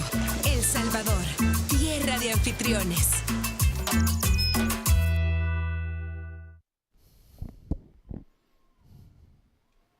Welcome back to Surf City, El Salvador, as we see Atalanta Batista from Brazil up and riding the stylish goofy footer, walking in and out of her opening footwork into a down rail turn, riding her Luffy Luis Bento Portugal-built surfboard, representing her nation of Brazil, surfing against Hannah Cohn from New Zealand and Ginger Kaimi from Italy. Ginger, the 11-year-old, who is a really exciting, bright emerging talent based in Fuerteventura, but with an Italian father and a Chinese mother, representing Italy, as we see Atalanta Batista stretching into that inside nose, riding cleanly, walking out as she kicks off Heat 4. And Ginger, her first wave, ridden in the 2024 ISA World Longboard Championship, into a nice locked 5, stays on that nose ride, cleanly walks out of the nose ride on her Michael Takayama board there, age just 11, so a wonderful experience for young Ginger, a bright talent, as you can see, dealing with the size and the bounce brilliantly. Despite her lightweight, her footwork is already supreme, first class, in and out of another nose ride and cross-stepping cleanly back to the tail as she sets herself up for another look at the nose on the inside here, and gets a nice wrap of the toe round the tip and kicks out cleanly with 2 scores to drop. But you get the feeling that Ginger's going to have the advantage over Atalanta, as our third surfer from New Zealand, Hannah Cohn, up and riding. Delicate footwork here, 2 nice steps, walks back to the tail, takes a high line. Great graceful surfing from our Kiwi, putting that board on rail, and then a little elegant redirect there, but just sees that wide shoulder and comes unstuck on the cross steps as we wait for 3 scores to drop.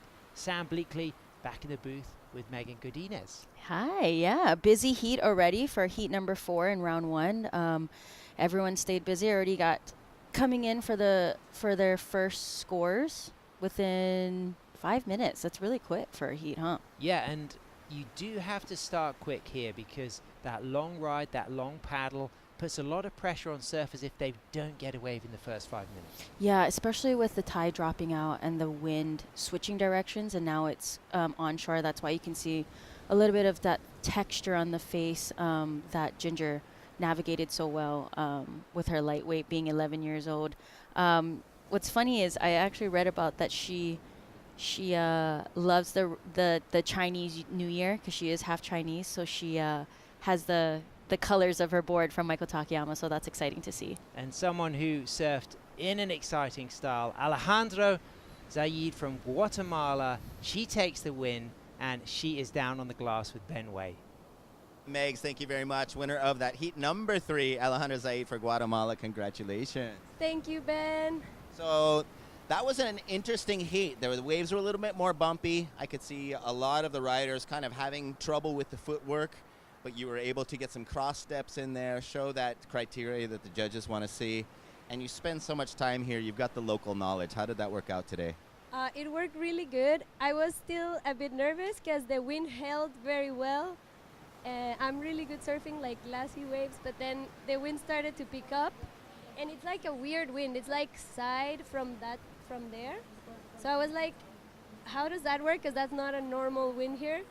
But still, I managed to catch a few, and like you said, just did a couple of cross steps and managed to get one all the way to the beach, and super happy to have all the beach down here supporting. That really helps. Yeah, and you're basically a local here. I mean, you've got all the El Salvadorans and Guatemala, everybody behind you. So it's got to feel kind of at home here. Yeah, it feels kind of like at home. I spend around 20 days of the month here, and then I go back to Guatemala to work, and then work online back and forth. So yeah, it's like a second home. Al final, unas palabras en español para todos que te están apoyando. Gracias a todos los que están aquí, a mi entrenador Mitch Melgar, al Comité Olímpico Guatemalteco y a CDAG, también a la Cambucha, Ticonel Farms y bueno, también gracias por esta tabla Stuart Surfboards, que son increíbles, y a todos los salvadoreños que son increíbles, también nos reciben con los brazos abiertos, y estoy muy emocionada de poder estar aquí. Thank you, Isa, for being here too. it's really fun to have this event here. Thank you so much, and great shape. Bill Stewart, a great longboard shaper since forever, and we look forward to you doing great in the rest of the heat. Thank you, Ben. Back to you guys. Alejandra on fire, and she has been a standout in the free surfs here. Regularly rides this wave at El Sunzal. Of course, Guatemala, a neighboring country. We're squeezed between Honduras and Guatemala, and she regulates that lineup. My experience free surfing here, she's a great person to look for lineup positioning, always in the right spot for the sets. But what about Ginger Kaimi from Italy? She's got a 5.77 for her opening ride. Atalanta Batista did get the edge. My instinct said that Ginger might have got the edge on the nose rides, but Atalanta's carving rail surfing, just getting that edge on the scores. But a backup wave for Ginger, walking in and out of those nose rides. And the 11-year-old here, of course, she is small and light, but she's dealing with these large size waves brilliantly, Megs. She is controlled and composed for an 11-year-old and surfing, you know, in another country. I remember 11 years old. I don't even think I traveled outside of Hawaii yet, and let alone she's in another country. And her wave knowledge is almost as good as a vet's. I'm very surprised. Her score, 5.77, was right up there with Atlanta taking the first position. Hannah Cohn up and riding from New Zealand. She's got a 2.67 for her first ride there. Just gets a little down carve from the top of the wave, uses a couple of cross steps. The surfer from Gisborne on the east coast riding her 9.4 La Noel surfboards. Also a keen shortboarder, only starting to longboard later in life, but falling in love with the elegance and grace of longboarding. And she's got a fantastic Kiwi team here. Of course, Jack Tyro, her teammate, he just comes off the back of winning both the under-18s and the Open at the Noosa Festival of Surfing, and the single fin mingle in Christchurch, New Zealand, which is a really iconic single fin longboarding event, which is very prestigious to win. Yeah, I've heard that the waves down there get really good. So the water's cold, but yeah, again, another country having to adjust with the warm water. And talking of good quality waves, Ginger is actually based in Fuerteventura, where she was born. Her father Italian, her mother Chinese. You talked about the symbolism of the Year of the Dragon, her year on her Michael Takayama board. But the waves in Fuerteventura, they're pretty juicy and heavy. So I think that's testament to the strength we're seeing in her surfing. Yeah, and at 11 years old and being able to navigate that is it's pretty impressive, I will say. Atalanta sitting out there by herself. She's, of course, in first priority. As those other two women enter the lineup, whoever is first into that takeoff area will be given the second priority. But Atalanta has got a strong score to kick off with, that 6.0. And now she has that great feeling of having a good score in her back pocket and something to build on. She can be a little bit patient and selective. Yeah, she can be. And she's been a vet in this sport. And I remember competing against her. And you know what's crazy is I see a kind of a pattern with the Brazilian team. You know, each competitor for that team has only caught 2 waves, and they've been very patient. Rodrigo Sfire, he waited to that very last 10 seconds to get his second wave. So I see a game plan that's been kind of playing out for them very well, and it seems like she's waiting on the outside. She just needs another wave, and that's that. And it's this type of patience but strong surfing when it matters that's given her 7 Brazilian titles, 3 South American titles, and she also does a lot of political and social work, empowering young women to get into surfing. And there's a fantastic series on the Brazil channel, Canal Off, about her work and her life. She's quite a big star within Brazil, and she carries that well. She has a humbleness, a modesty, but also that kind of assured self-confidence. Yeah, she's quiet. She always says hi, is always happy. As we see her stroking in for this wave, just missed it, but I think she'll keep priority.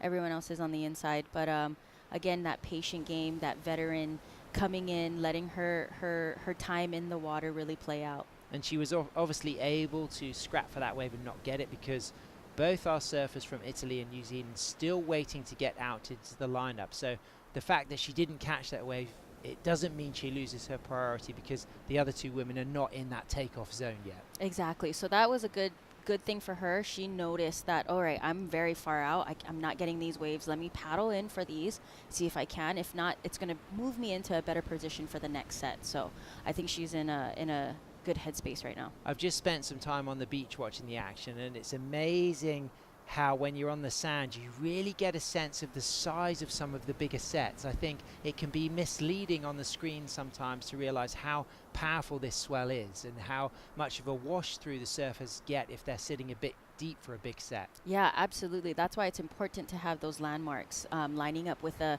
specific palm tree as the USA team is partying up there. And with Declan there in the that's Nacho. No, it's Nacho. Pinheiro. So you've got Uruguay and Team USA really kind of teaming up there, and you've also got fellow Uruguayan in the background. So it's great to see that happening right now. As we can see, our surfer from New Zealand, Hannah Cohn, up and riding, looking to replace that 2.67. There's the nose ride. Holds on to that 5, a nice smooth clean section. Great footwork out of that nose ride, as we can see this beautiful bowl section off the bottom, down carve off the top, 6 steps back into another nose ride. So already, for me, Megs, this feels like the strongest surfing we've seen from Hannah all heat. Yeah, I believe so. I think this will better her score. She just needs a 3.28, and I think that'll be above that score. So she navigated this wave very well. She knew that, there's 5 minutes left. She didn't have to go all the way outside. She stayed on the inside, knowing that Atlanta had priority. Atlanta's waiting for that set to come in. So that was a good play by her. Ginger Kaimi for Italy. She takes the lead with a 5.77 and a 4.17. So Italy in the lead, out in first position. Atalanta Batista from Brazil in second, waiting for that second ride. As we can see our surfers coming out for the next heat, a combination of Hannah in blue, who's caught a wave, and our surfer paddling out for the next heat in blue from Chinese Taipei, Chen Chi Mei. And of course, one of the great things about the Chinese Taipei team is they've already seen some great surfing from their men. They've seen Rory McDonald and Lucas Yuen already put on a good show. So all of these women now coming in and getting advice from their teammates who have competed in the men's round are being able to pick up on ideas about positioning, strategy if leashes get broken or boards get broken. But what about this replay of our Kiwi? Looks to be one of her strongest rides, Meg. Yeah, and definitely the biggest wave that she's taken off on so far. And she was in the right position paddling out. Sometimes that's the best benefactor, is being able to paddle out and have the decision to, do I paddle out to Atlanta and wait for that bomb, or do I actually stay on the inside and get one of these really good nuggets in here and go to work on it? And I love the patience and the control and the way she just kept pace with the pocket with her footwork. She didn't overcook this wave, but considering she kicked off with those scores in the high 2s, this just felt like she was really now settled her nerves and starting to do the longboarding she wants to be doing. Yeah, absolutely. Again, like, it's round 1. We're all trying to shake off the nerves and the round 1 jitters. Even for us being on the beach, we're all nervous for our country and our team. So it's nerve-wracking. So just getting in the water, getting acclimated, taking those minutes, taking those time to paddle back out, it's crucial to really just almost have really good self-talks. Absolutely. And as an announcer, you feel connected to every single competitor and nation, and you feel those experiences they're going through, and it's really important to celebrate how much it means to some of those surfers who might just be able to only get through a couple of rounds, and the difference between getting 2s and 3s or getting a 3rd over a 4th or just representing their country. Yes, we focus on the winners and the big names and the six people who go far in the event and go for medals, but some people just being here has been the achievement. They've become a national champion, they've qualified, they've perhaps raised money to attend, and the pride and the opportunity to represent their country is priceless. Yeah, absolutely. As we see Atlanta going on this wave here, good decision with only less than 3 minutes left. She needs that backup score. Swoops it back into the cutback there after a nice opening cross step into a nose ride. Second cutback, takes the fall, so chasing a 1.66. Pressure's on. She did do something, but it was a fall early in the ride with only 2 minutes 30 seconds remaining. Yeah, that's going to be interesting with Hannah dropping her best score, 4.93 on that last wave. So being on the inside paid off for her, as we see Ginger taking off here with a little rail grab to control that rail. Late drop, good control, good style. Walks up to the nose, just widens the stance to get back to the tail there. Walks back up for a 10. Holds that 10, little lean back. Little glimmer of a young Khalees Keleopaha at moments on the nose, do you think? Yeah, a little bit. This is how Khalees started, you know. She grew up surfing Queens, and Queens is a predominantly right. And, well, Khalees will find the lefts, that's for sure. But, yeah, a little Khalees action, maybe a little Kelia Moniz action as well. Wow, you know, you've really kind of had the honor of growing up around so many brilliant female longboarders. And, you know, how inspiring is it now for you to be in a position where you can share your love of longboarding with the world in this more media role? I love it. I honestly love it. I took it in today, and it's really cool to see it happen and pay it forward in that way. As we see Hannah Kong go down, and some sets coming in. But she's got that 4.93, a 2.63 for Atalanta Batista's last ride, so it was just enough to keep her up in 2 seconds. So Hannah now chasing a 3.71, 1 minute 10 seconds remaining. Ginger Kaimi waiting for a score to drop. She did have a nice hang 10 in there, but quite a lot of rail grabs, a few wobbles between that hang 10. Do you think it's going to go into her top 2? That's going to be a tough one, I think. For Hannah? No, for Ginger with that 4.17 and that 5.77. I loved the hang 10, but I felt like the rest of the ride needed a little bit more composure. I think it was very bumpy, so it was very hard for her to read. Again, she's 11 years old. 11. She is just so young, and for her to, she's probably so tired, this poor thing, but full of energy and ready to go, as we see Hannah here on this inside wave. Chasing a 3.17, Hannah Cohn from New Zealand sets herself up high, smooth section here, walks out of that turn, back in for another opportunity to get that footwork, keep that board weaving, but it's not going to be the score that she needs as we move into the last 10 seconds with a 5 coming in for Ginger, so it does go into her top 2. That goes with her 5.77, and there it is, the heat is over. Ginger takes the win. Atalanta Batista takes second. Hannah Cohn stays in third, but congratulations to Ginger, the youngest competitor here, age 11, taking a win in her first round. Yeah, she has a very, very long ways ahead of her, and she's going to do great things. I can see it already.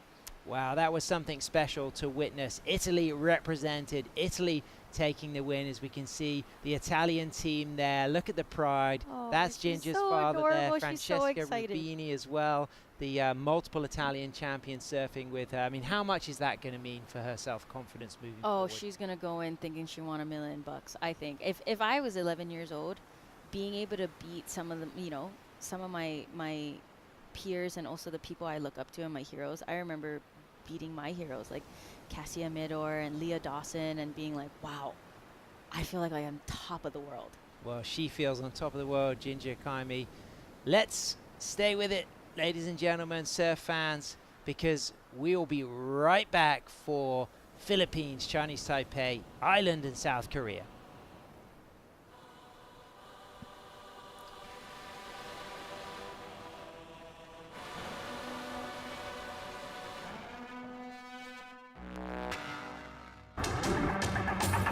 It's one of the biggest goals and one of the biggest dreams.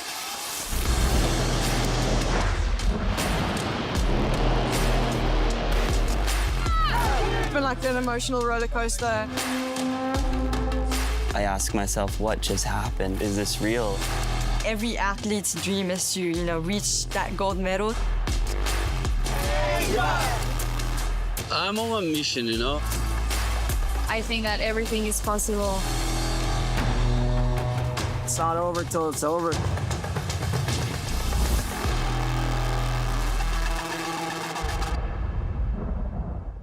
There's a right time for everything. A right time to learn. A right time to try. A right time to fall. There's a right time to find your wave. And there's a right place to enjoy your passion like nowhere else.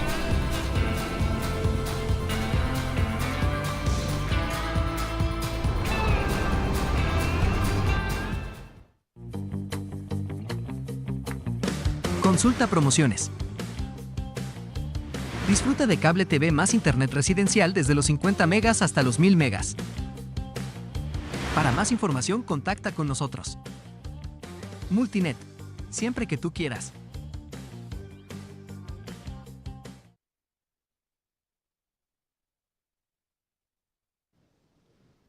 Welcome back, surf fans. What a fantastic performance for Team Italy. 11-year-old Ginger Kaimi takes the win, and she's on the glass with Ben Way.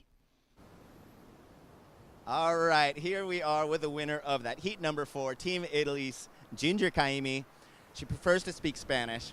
First, felicidades, congratulations. Gracias y me gustó mucho la ola aquí, fue genial. She loved the wave here. She said it was great. So, te quería preguntar, the first question I'm going to ask her is, what made her choose longboarding over shortboarding when she first started surfing?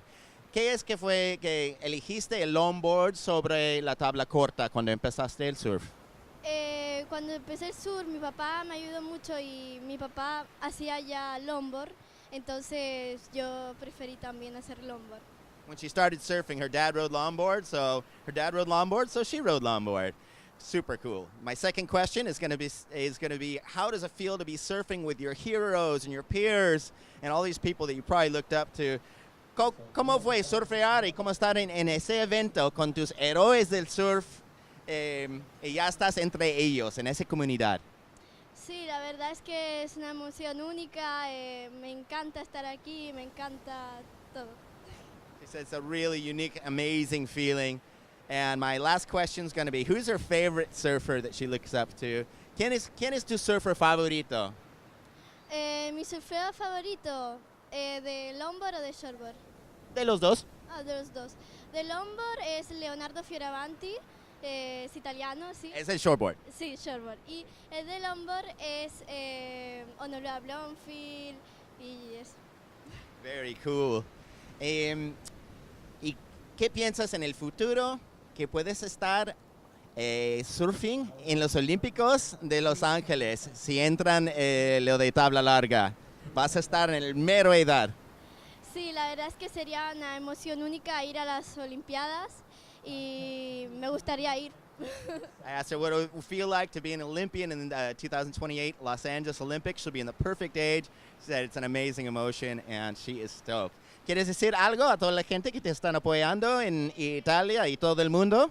Sì, grazie alla federazione, grazie a mio papà, a mia mamma e la mia nonna per appoggiarmi. Y este saludo es para mi clase, sexto B en Fuerteventura. Perfect. Y finalmente un mensaje para los otros surfers jóvenes que quieren entrar a ese deporte. ¿Qué es tu mensaje a ellos? Que todo se puede hacer con la edad grande o pequeña y ya está. So for all the other kids her age, he said anyone can do anything whether small or big. Muchas felicidades y mucha suerte en la próxima. Gracias, gracias. Adiós. Back to you guys. Fantastic moment for Italian surfing and also for longboarding to have an 11-year-old talent shining like this, Megs. I could cry. First of all, did she just go from Spanish to Portuguese back to Spanish? Italian. Yeah. I'm sorry. Yeah. I mean, 11 years old, I could barely speak English, let alone pidgin and English. So it's insane that she just did that. And her hero, Honolulu Bloomfield's here. I love that, and she seems so excited and so youthful. It's so nice to see. So, coming up right now, we got Ashley Lopez from the Philippines, Chen Chi Mei from Chinese Taipei, Ruby Knox from Ireland, and Sujin Parks from South Korea. Ruby Knox has kicked off with a 4.5. She's out there in first position. Chen Chi Mei has kicked off with a 3.17 for Chinese Taipei. Ashley Lopez, also very young, the 19-year-old goofy footer from San Juan, La Union, Mona Lisa Point, a fantastic surfer. Her father, Anthony, a pioneer, a local legend of surfing in the area. But let's get this 4.5 reviewed from Ruby Knox for Ireland.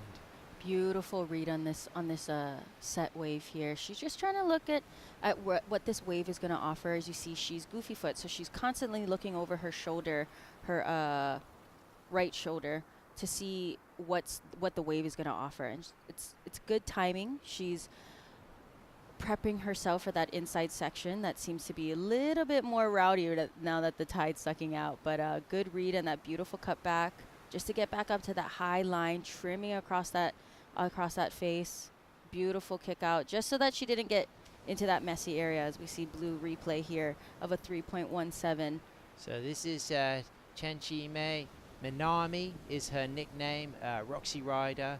And half Japanese because her father, big shout out to Tomei. Tomei, a legend of Chinese Taipei longboarding, originally from Japan, but moved to the southern area of Chinese Taipei, and it's great to see his daughter here representing.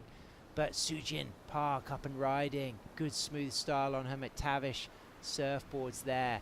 Carves off the bottom, sets herself up a nice line there for 4 cross steps up to a nose ride, and then walks back to the tail. Just gets bounced off, as we can see our surfer Ashley Lopez, the 19-year-old from Mona Lisa Point, San Juan, Luzon, the northern island of the Philippines. I remember meeting Ashley when she was pretty young in 2016. I was out there doing some filming in the Philippines, and I could already see that Ashley was a really good talent, and it's great to see her here in Team Philippines. And here she is, looking strong, smooth, elegant, and eyeing up this inside section here with a stool and getting the chance to get a quick touch of the nose and again back up to the tip.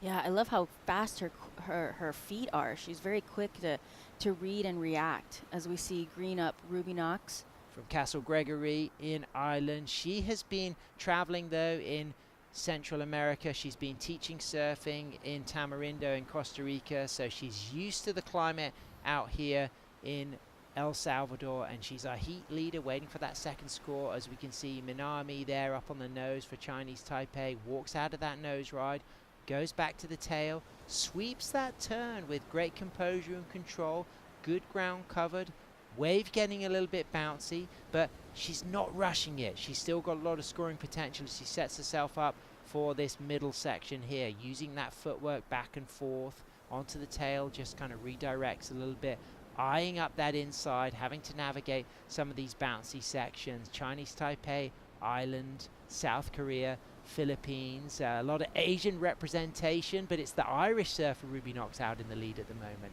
Yeah, and with that last wave, she definitely needs that second score, so that'll play into a factor. But Blue waves here, Minami, she learned from her first wave. You see how she turned, even her shoulders turned with her, and that's how she was able to turn the board with her instead of getting stuck and falling backwards, because now she's learning from her first wave, and that's all you can ask for a competitor, is to learn from the first wave. Surfs Jali Shui in southern Chinese Taipei, a fantastic spot there, as we have got surfers coming up for the next heat. Rachel Tilley, Tully White, Cindy Portillo, and Fanny Alexandra Villau from Ecuador, who you can see on your screen. Local surfer Cindy Portillo, based at Punta Mango, Las Flores, on the other corner of the coastline here. It's a south-facing coastline, so if you travel to the west, what you do is you get to the area that is home turf of Cindy, and she is a fantastic surfer, very good in big waves, and will be certainly a contender to kind of get through a number of rounds here. Yeah, I'm excited to see that with all the women coming up. They're not shy of big waves, which is I can appreciate, because I like big waves myself. So I'm excited to see what they can perform here, as we see Sujin Park here from South Korea. Up and riding, a couple of cross steps, gets that 5. Good roll of the foot over the tip. You could really see how extended she was with those toes right over the nose. Everything in trim so far, keeping a good line, getting a low stance there, just controlling things, holding that rail, just staying locked in the pocket. Stylish longboarding from Sujin there, and then just readjust her McTavish board back to the tail there. Again, another high line, looking to lock into one touch of the nose, will drop a score. So Sujin has got scores to come through. Our surfer from Chinese Taipei goes up into first position with a 3.23 to add to her 3.17, but still awaiting that first score from Ashley Lopez and that second score of Ruby Knox. If it's a 1.9 or higher, she'll move up into first for Team Island. Yeah, I'll be very interested to see what this exchange gives us here. as we wait for scores. Just under 8 minutes remaining, so Ruby Knox waiting for that score, likely to make a difference, but things will change once we get that score for Ashley Lopez, as we can see Sujin paddling out. And here's the replay of Sujin's ride, all in trim at the beginning, but some good footwork. Yeah, she was on the outside all alone with that toe tap, with her toes very extended out. She's just trying to trim, read the line, try to really make it on the inside, because it seems to be that's where a lot of the things are being done on the wave. Well, judges really like to see it out on the outside, but just getting past that whitewash, good read, controlled, bumpy bottom turn, but she got it.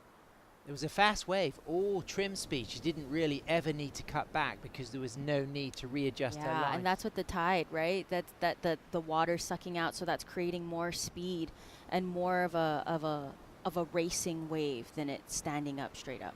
Minami there waiting for her scores to come in, and they do make that difference. She's got the 3.23 and the 3.17, so she's out in the lead. Sujin waiting for that score to drop, but Ruby Knox has just got a 3.87, so our surfer from Castle Gregory in County Kerry is out there in the lead, as we get a beautiful sight there celebrating the beauty of this El Salvadorian coastline. And that, if that doesn't make you want to come on a surf trip here, I'm not sure what will make. Right, especially with the waves coming in the background.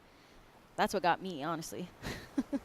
Absolutely iconic views. There's a number of areas. There's the El Zonte area with Bazata and K59 and K61.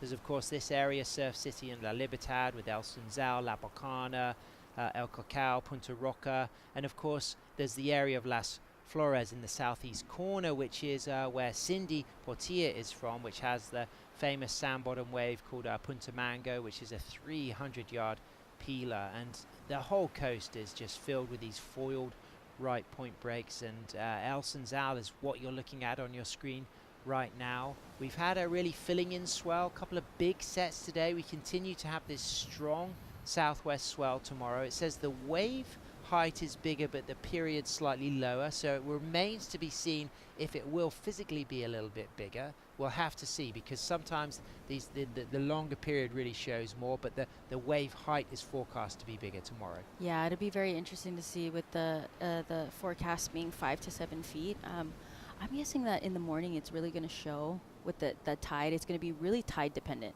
in my opinion, I think, with most waves, so be interesting. I tell all the competitors, make sure you're watching at every single tide, make sure you're watching at every single type of wind, because you honestly don't know when you're going to paddle out. It says you're going to be paddling out at 1 o'clock. The best thing you can control is what you can see.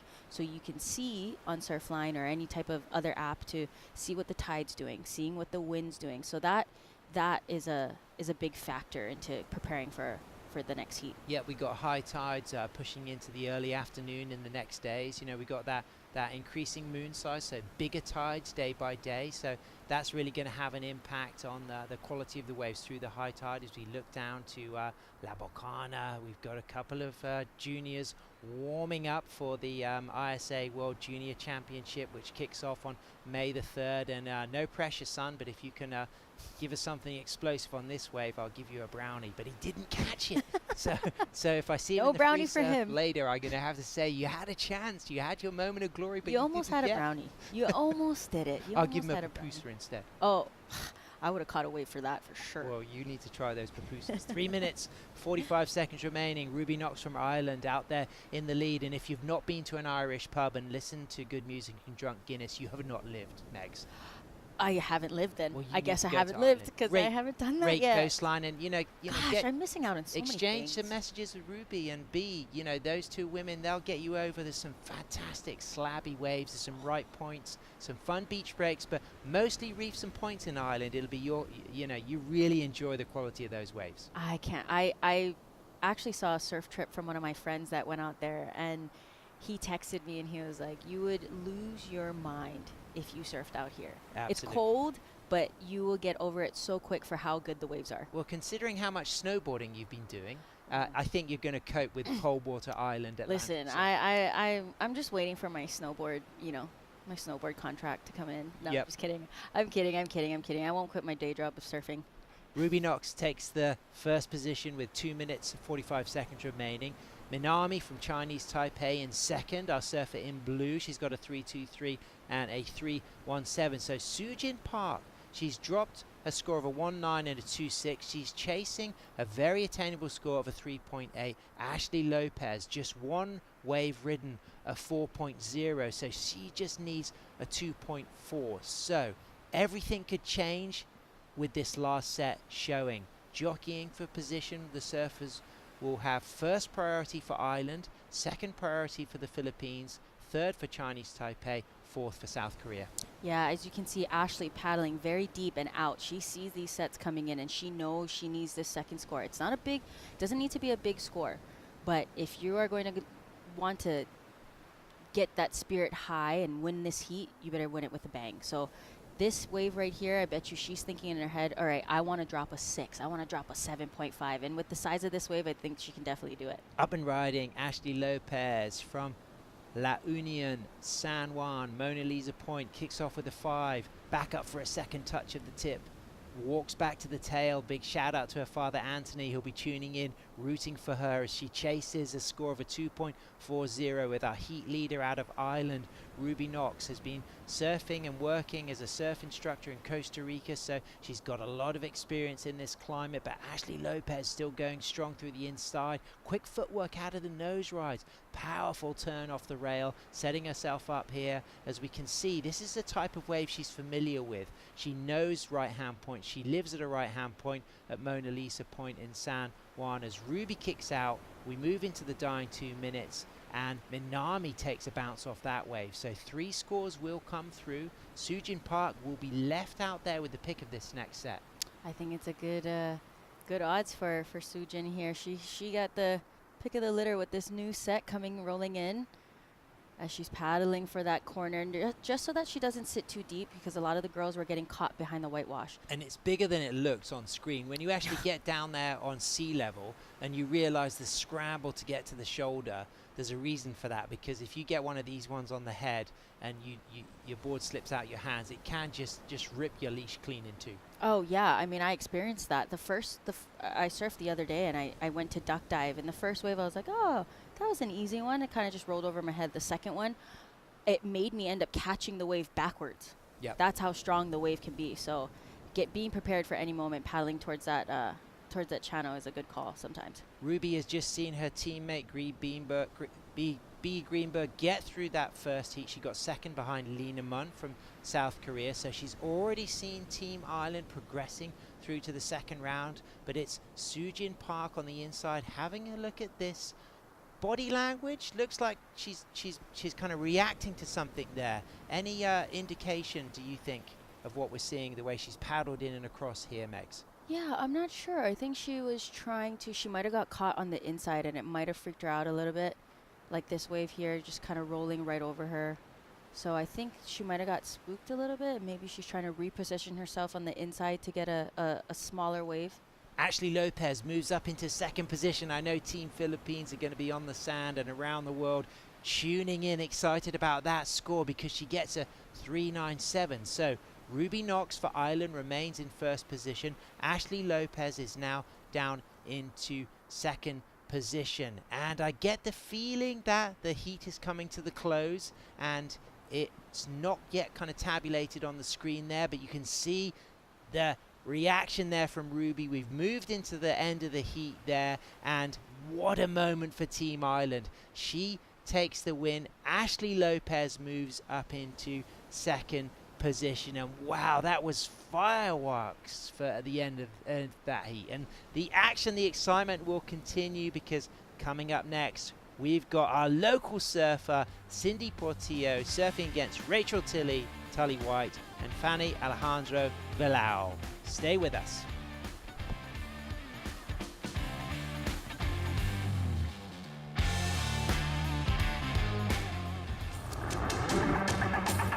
It's one of the biggest goals and one of the biggest dreams.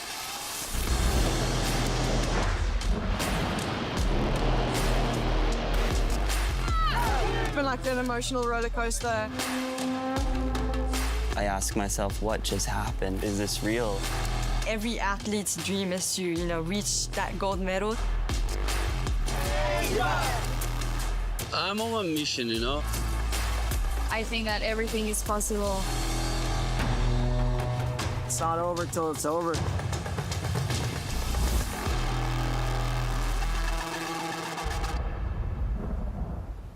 Bienvenidos a la tierra de anfitriones.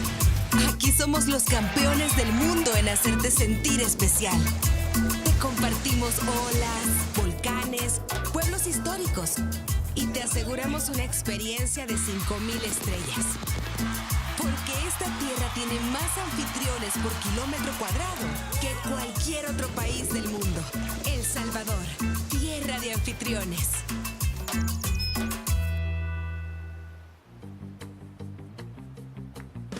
Consulta promociones. Disfruta de cable TV más internet residencial desde los 50 megas hasta los 1000 megas. Para más información, contacta con nosotros. Multinet, siempre que tú quieras.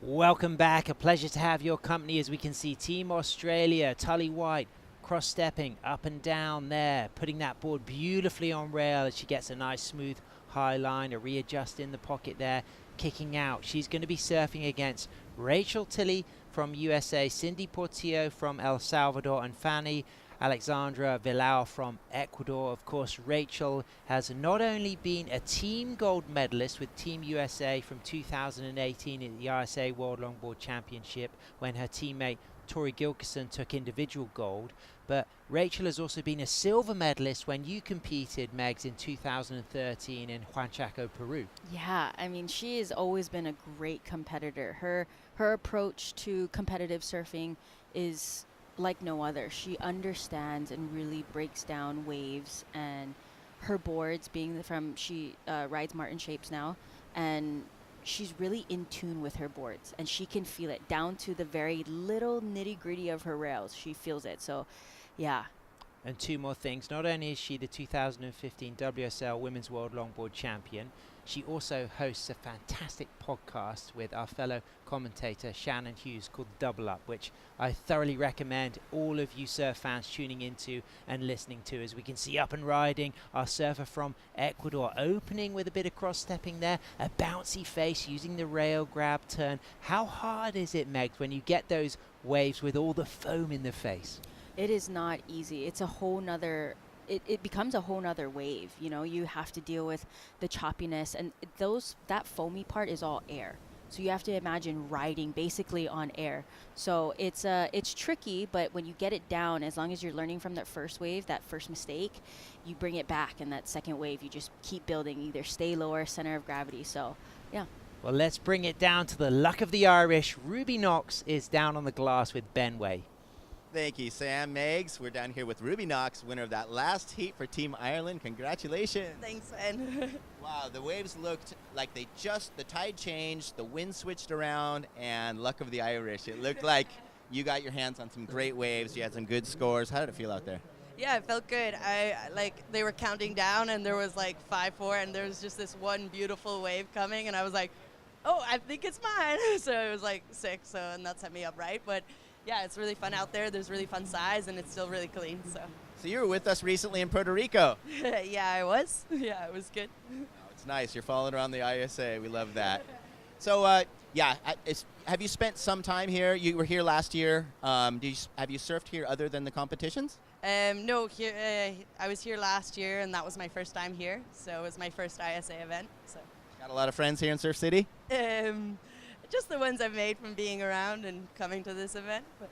Excellent. Well, I know we got a lot of people at home that are super stoked. One being Tom's dad, Ronan. We'll say hi to him and whoever else you'd like to mention. Yeah, I'd like to say hi to everyone watching in Splans. Happy birthday, Ding. And yeah, thanks for everyone who's tuned in and been so supportive and all the good luck messages. Sorry I haven't replied yet, but I'll get to it. Thank you guys. Hi, everyone. And yeah, see you soon. Got a lot more messages to keep up with now. Yeah, definitely. Right on. Best of luck in your next one. Back to you guys. Great stuff, as we can see Cindy Portillo up and riding from the southeast corner of El Salvador. Las Flores is her local patch, and Cindy kicking out with style there, paddling out for more, waiting for a score to drop. Tully White in the lead with a 2.17, waiting for that score for Cindy to come in. White, Fanny Alexandra Villau for Ecuador. She drops a 1.40, 13 minutes 40 seconds remaining. It continues to be those 20-minute long heats. Top 2 waves, count each wave scored by a panel of judges. Out of 10 up and riding right now on her Martin shapes is Rachel Tilley. Beautiful high line there, sets that stall and then gets into that footwork. And I hope she's not thinking of me commentating in her head. She's told me before, sometimes she's going into 10s, hearing Sam Bleakley commentating in her head. So I hope she's more in the present, because she doesn't need me to do that. I wouldn't be surprised, because I hear your voice, free surfing, being like, oh, there's that hang 10 in your English accent. I'm like, oh man, I don't know what Sam's going to think right now.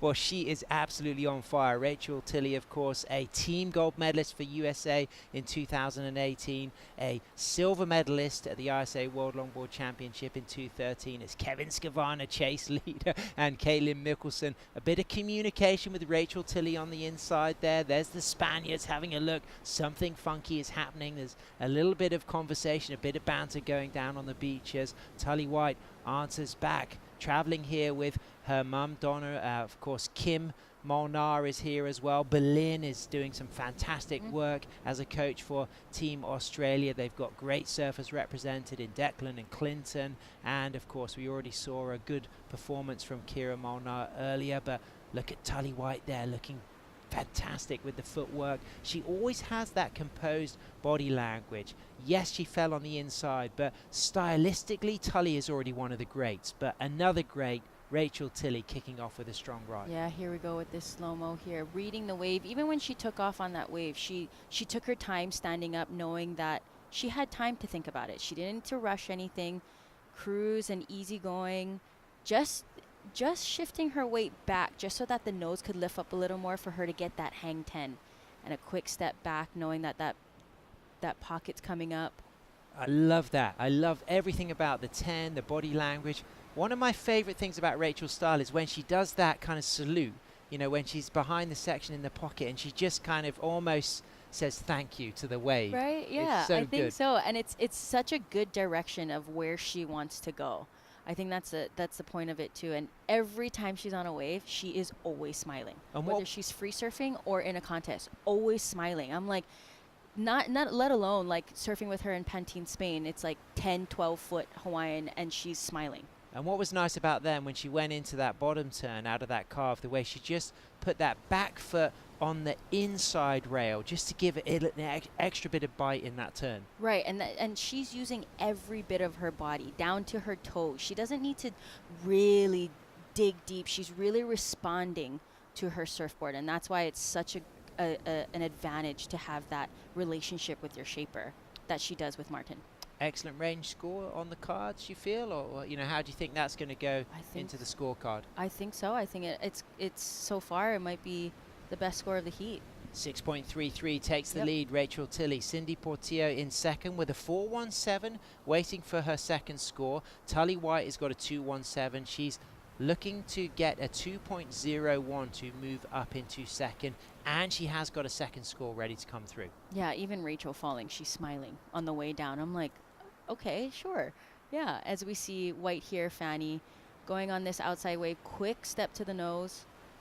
Nice opening 5 there, Megs. Committed, strong, big bouncy wall ahead. What's the kind of line you'd recommend surfers choosing when they get these bouncy ones?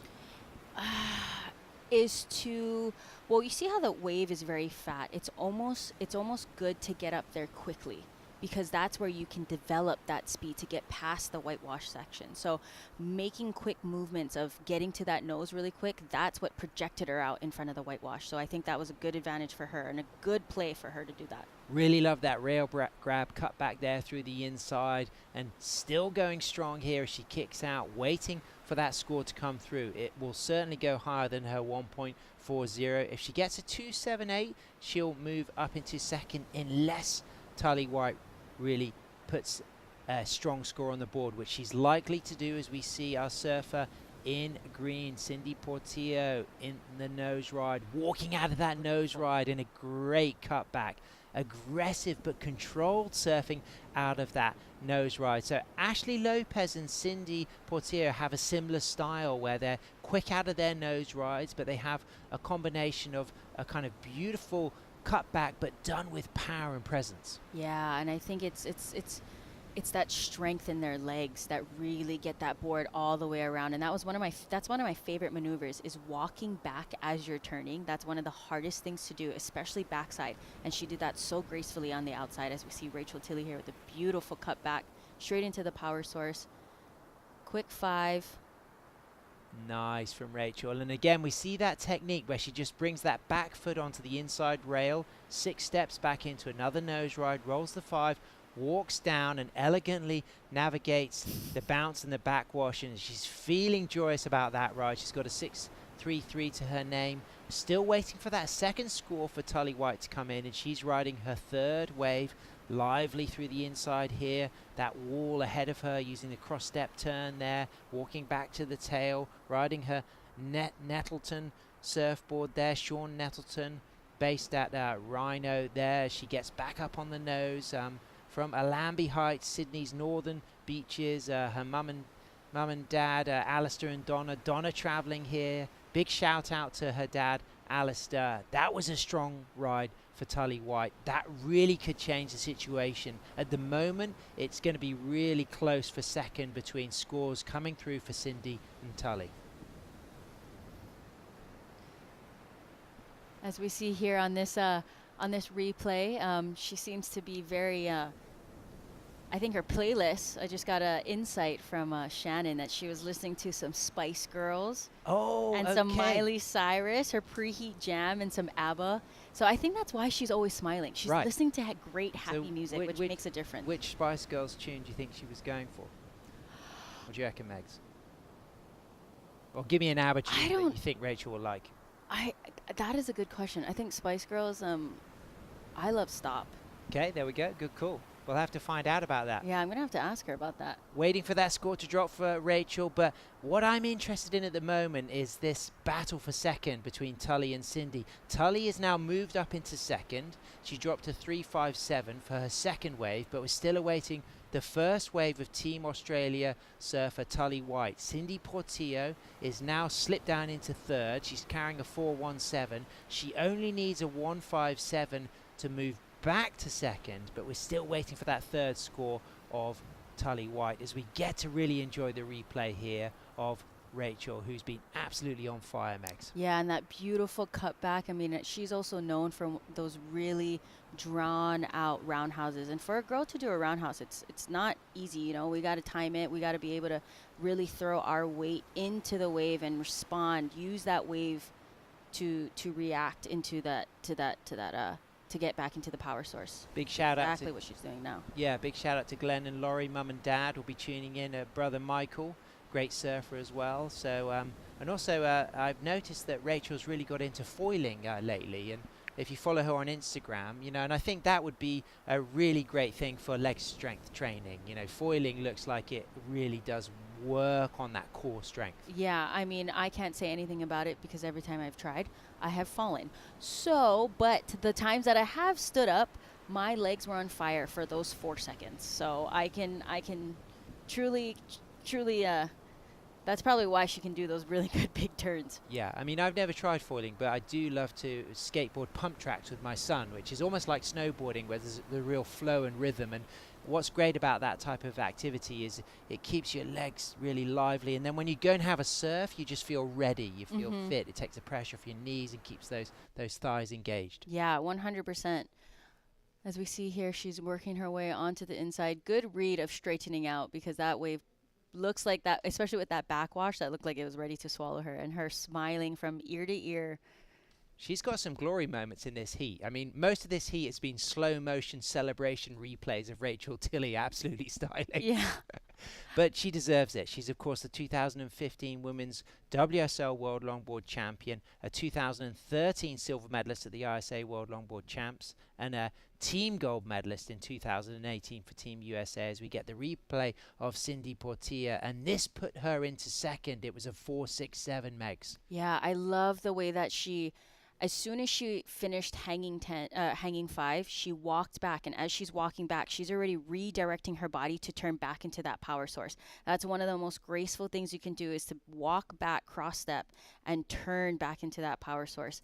As she's doing here, she's just trying to make it onto the inside, knowing that she needs a second score.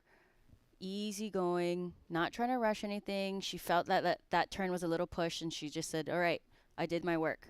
I like that soul arch she put in there.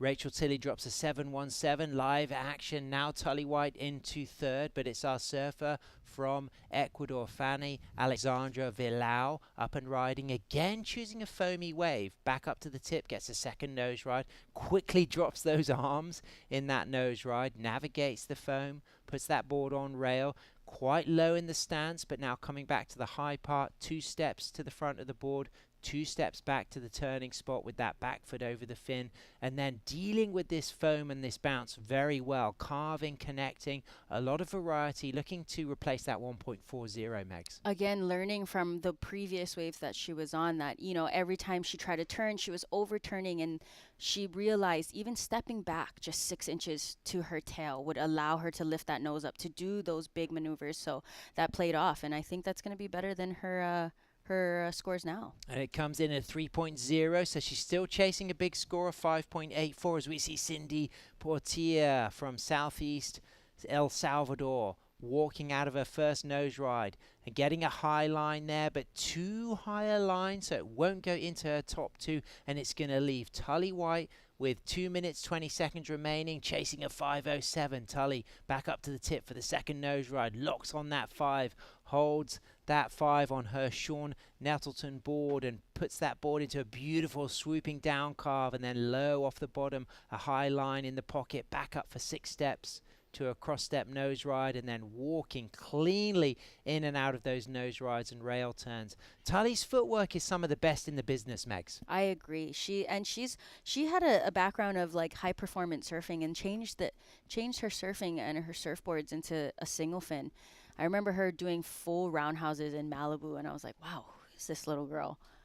This little Australian girl, and she was doing full turns as she was then just now. And she's an ambassador for Surfers for Climate and an environmental science student at SCU Online. So she's waiting for that score to drop, but Cindy Portilla answering back up to the middle of the board, accelerating, looking to lock another 5 here. There it is. Touches that 5, holds that 5, cross steps out of that 5, then shuffles and then widens the stance, and then uses the cross steps again to get back up to the tip, as we can just hear Team El Salvador cheering for Cindy Portilla, looking to replace a 4.17 as Rachel Tilley streaks into this wave. Already got a 7.17 to her name. Beautiful bottom turn. 4 steps up to a locked 5, holds that 5, cross steps out, swooping cut back with the arms out as she puts that board on the down rail. Her Martin's shapes, nice and lively, stalls it, but uses quick footwork. Back up for a 5 and walks back to the tail. There's that nice down carve. Comes off the bottom, and the way that she came off the bottom and immediately into the cross steps up to the 5 was absolutely fantastic. I feel as if this could well go into her top 2, Megs. Yeah, I definitely agree with how busy she's staying and how much she's moving that board, using that whole entire board to surf that wave. I think that might replace her 6.33. Kevin Skavana likes it, waving the stars and stripes. Caitlin Mickelson likes it. Chase Leader looked like he was using like a kind of old style 90s kind of video recorder then. That's like the in thing right now. Malia Kaleopa also had one, and Killian Muniz has one back home. I'm like constantly with that thing in my face. I'm like, what is this thing? It's the 30-year cycle. Every 30 years things come back into fashion. It's so true. The 90s is in at the moment. Well, thank God I was born in the 90s, so I'm in. I already have my buy-in, so I'm cool with that. Rachel Tilley, a brilliant performance, a 7.17, waiting for that last score. You get the feeling it could go into a top 2, but we're waiting for that last score of Tully White. So Cindy Portilla, as it stands, a 4.17 and that 4.67. She may well get a ride that goes into her top 2. Tully White is currently chasing a 5.07. I don't feel like our surfer from Ecuador is going to get the score she needs. It needs to be a 5.84. But this is a big moment for Cindy, a big moment for Tully. Yeah, absolutely. With second and third, this is gonna tell the tale of who goes into repechage and who stays in the main round. And again, this is a great thing about ISA is that you get that second chance, right?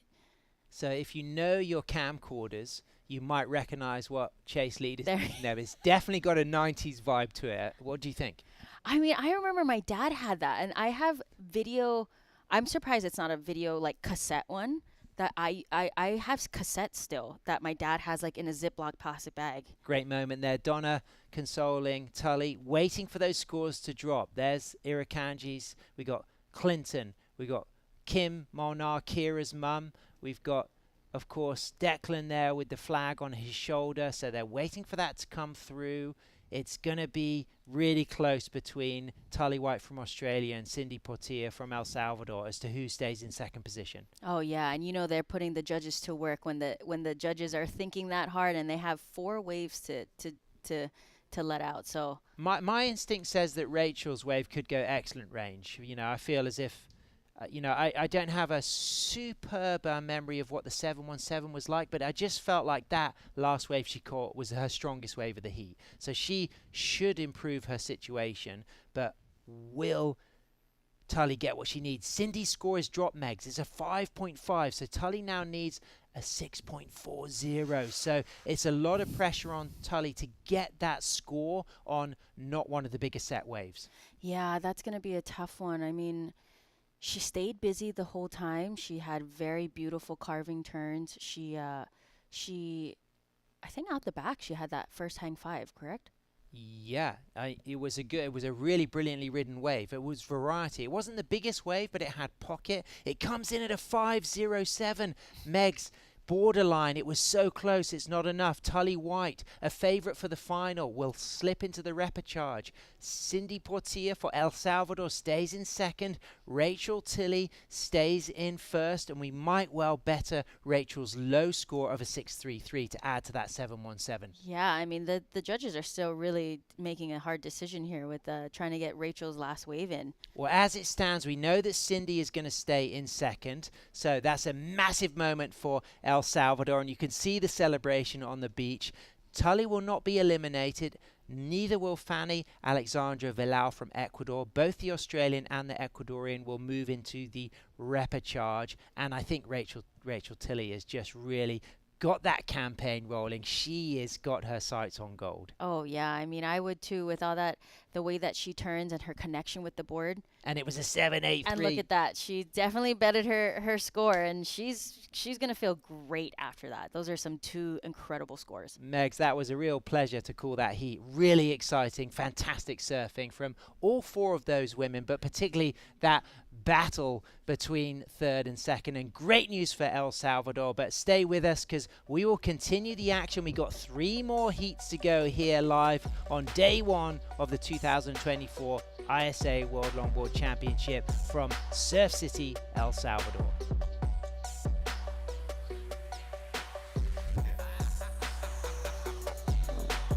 Right time for everything.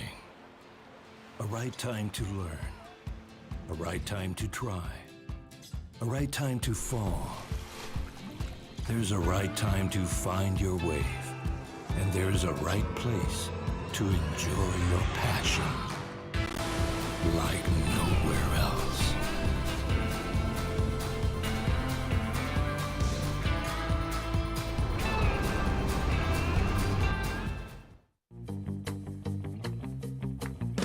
Consulta promociones. Disfruta de cable TV más internet residencial desde los 50 megas hasta los 1000 megas. Para más información, contacta con nosotros. Multinet, siempre que tú quieras. Bienvenidos a la tierra de anfitriones. Aquí somos los campeones del mundo en hacerte sentir especial. Te compartimos olas, volcanes, pueblos históricos y te aseguramos una experiencia de 5000 estrellas. Porque esta tierra tiene más anfitriones por kilómetro cuadrado que cualquier otro país del mundo. El Salvador, tierra de anfitriones.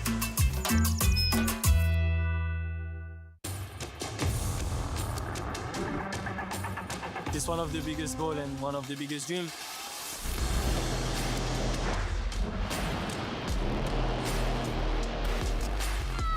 It's been like an emotional roller coaster. I ask myself, what just happened? Is this real? Every athlete's dream is to, reach that gold medal. I'm on a mission, you know. I think that everything is possible. It's not over till it's over.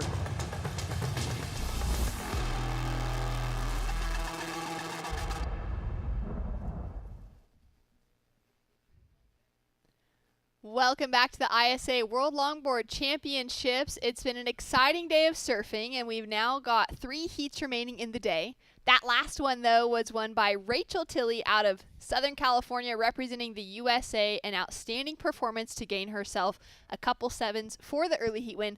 We're going to go down to the beach to check in with her and Ben Way. Thank you so much, Shannon. We're here with USA's Rachel Tilley, ISA's own Rachel Tilley. Congratulations. Thank you. Yeah, I'm so stoked to be here. Heat 1 done. It was in the afternoon, and I've been waiting all day for that heat. So I feel like that comes with some jitters, and I'm happy to now have it done and dusted. You made it look so fun, and Auntie Megs was talking about your happy playlist of ABBA and Spice Girls. She said her favorite song is Stop by Spice Girls. I want to know which one that you were listening to. Yeah, I was listening to Stop. See what happens?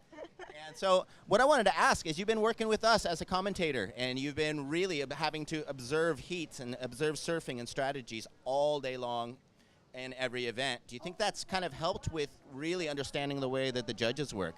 Oh my gosh, absolutely. So working at this event last year as a commentator, I wasn't, I decided not to compete and all of that, and I didn't realize, like, sitting there watching heat after heat, I learned so much just about the wave broke, and how everyone was choosing to ride the wave, the different lines they were drawing, and I think I was able to draw a lot of creativity from that. And then we had a WSL event later in the year last year that I was able to apply that to, so I'm riding the same board as I was at WSL last year, and I feel at home here. It feels like a big California ride. It's so much fun to see you here, feeling at home, feeling comfortable, smiling on every ride. And let's talk about your relationship with Josh Martin, because I know you work really, really closely. Half of his posts on Instagram are working on a new board for you, and so you guys have done a lot of work. And speak to us a little bit about that relationship of the shaper and the surfer. The relationship I have with Josh is so key to my performance and what I'm able to do, because he really has been able to bring me into the shaping room, help me understand my equipment, and I've really been able to just be a part of that process, and everything that I learned from him I'm able to directly apply out there, and how I want to use my board that I have here to draw the lines on the waves. And also he's a really amazing person, and I'm just so appreciative to have him in my life and be able to work with him so closely. I've been watching you doing some foiling. How has that worked out with your balance and your core strength? I mean, that's something that's very, very difficult, and you're making it look pretty smooth. I love foiling. I have so much fun with it. It's probably been maybe more well, I'm not going to say detrimental to my longboarding, but in the fact that I'm spending less time longboarding because I keep wanting to foil. But I love it. I've been loving just having the distraction too of learning something new and not being good at it and having to work my way up and have a happy distraction and a fun distraction. Perfect. Well, keep doing great in the event, and don't forget we love you in the booth. Don't forget you're part of the family. Yeah, thank you. We'll let you guys get back to the live action. Back to the booth with you guys. Thank you, Rachel. Thanks. Thanks so much. Well, very well surfed from Rachel. It's been fun to see her back in the jersey, kind of getting that hunger. I mean, she's continued to compete. She's not ever, walked away from that by any means, but back in the jersey for the ISA, especially after taking away that silver medal win a decade ago in 2013, and now looking to do one better with a gold this week. She really put on a great performance. It was a real treat to watch. During that interview, we started this heat off with a 5.17 from our surfer from Chile. Yeah, this was a great start for Samantha Wilson, just right there off the buzzer, putting herself in that 5-point range, found that early nose ride, little trim to this section as well. And that has been a problem we've seen. We've seen a lot of turning in a lot of the heats, but them not utilizing the full length of the board, not being able to cross step back. And we're seeing that here with Samantha. So it's nice to see some nose riding happening.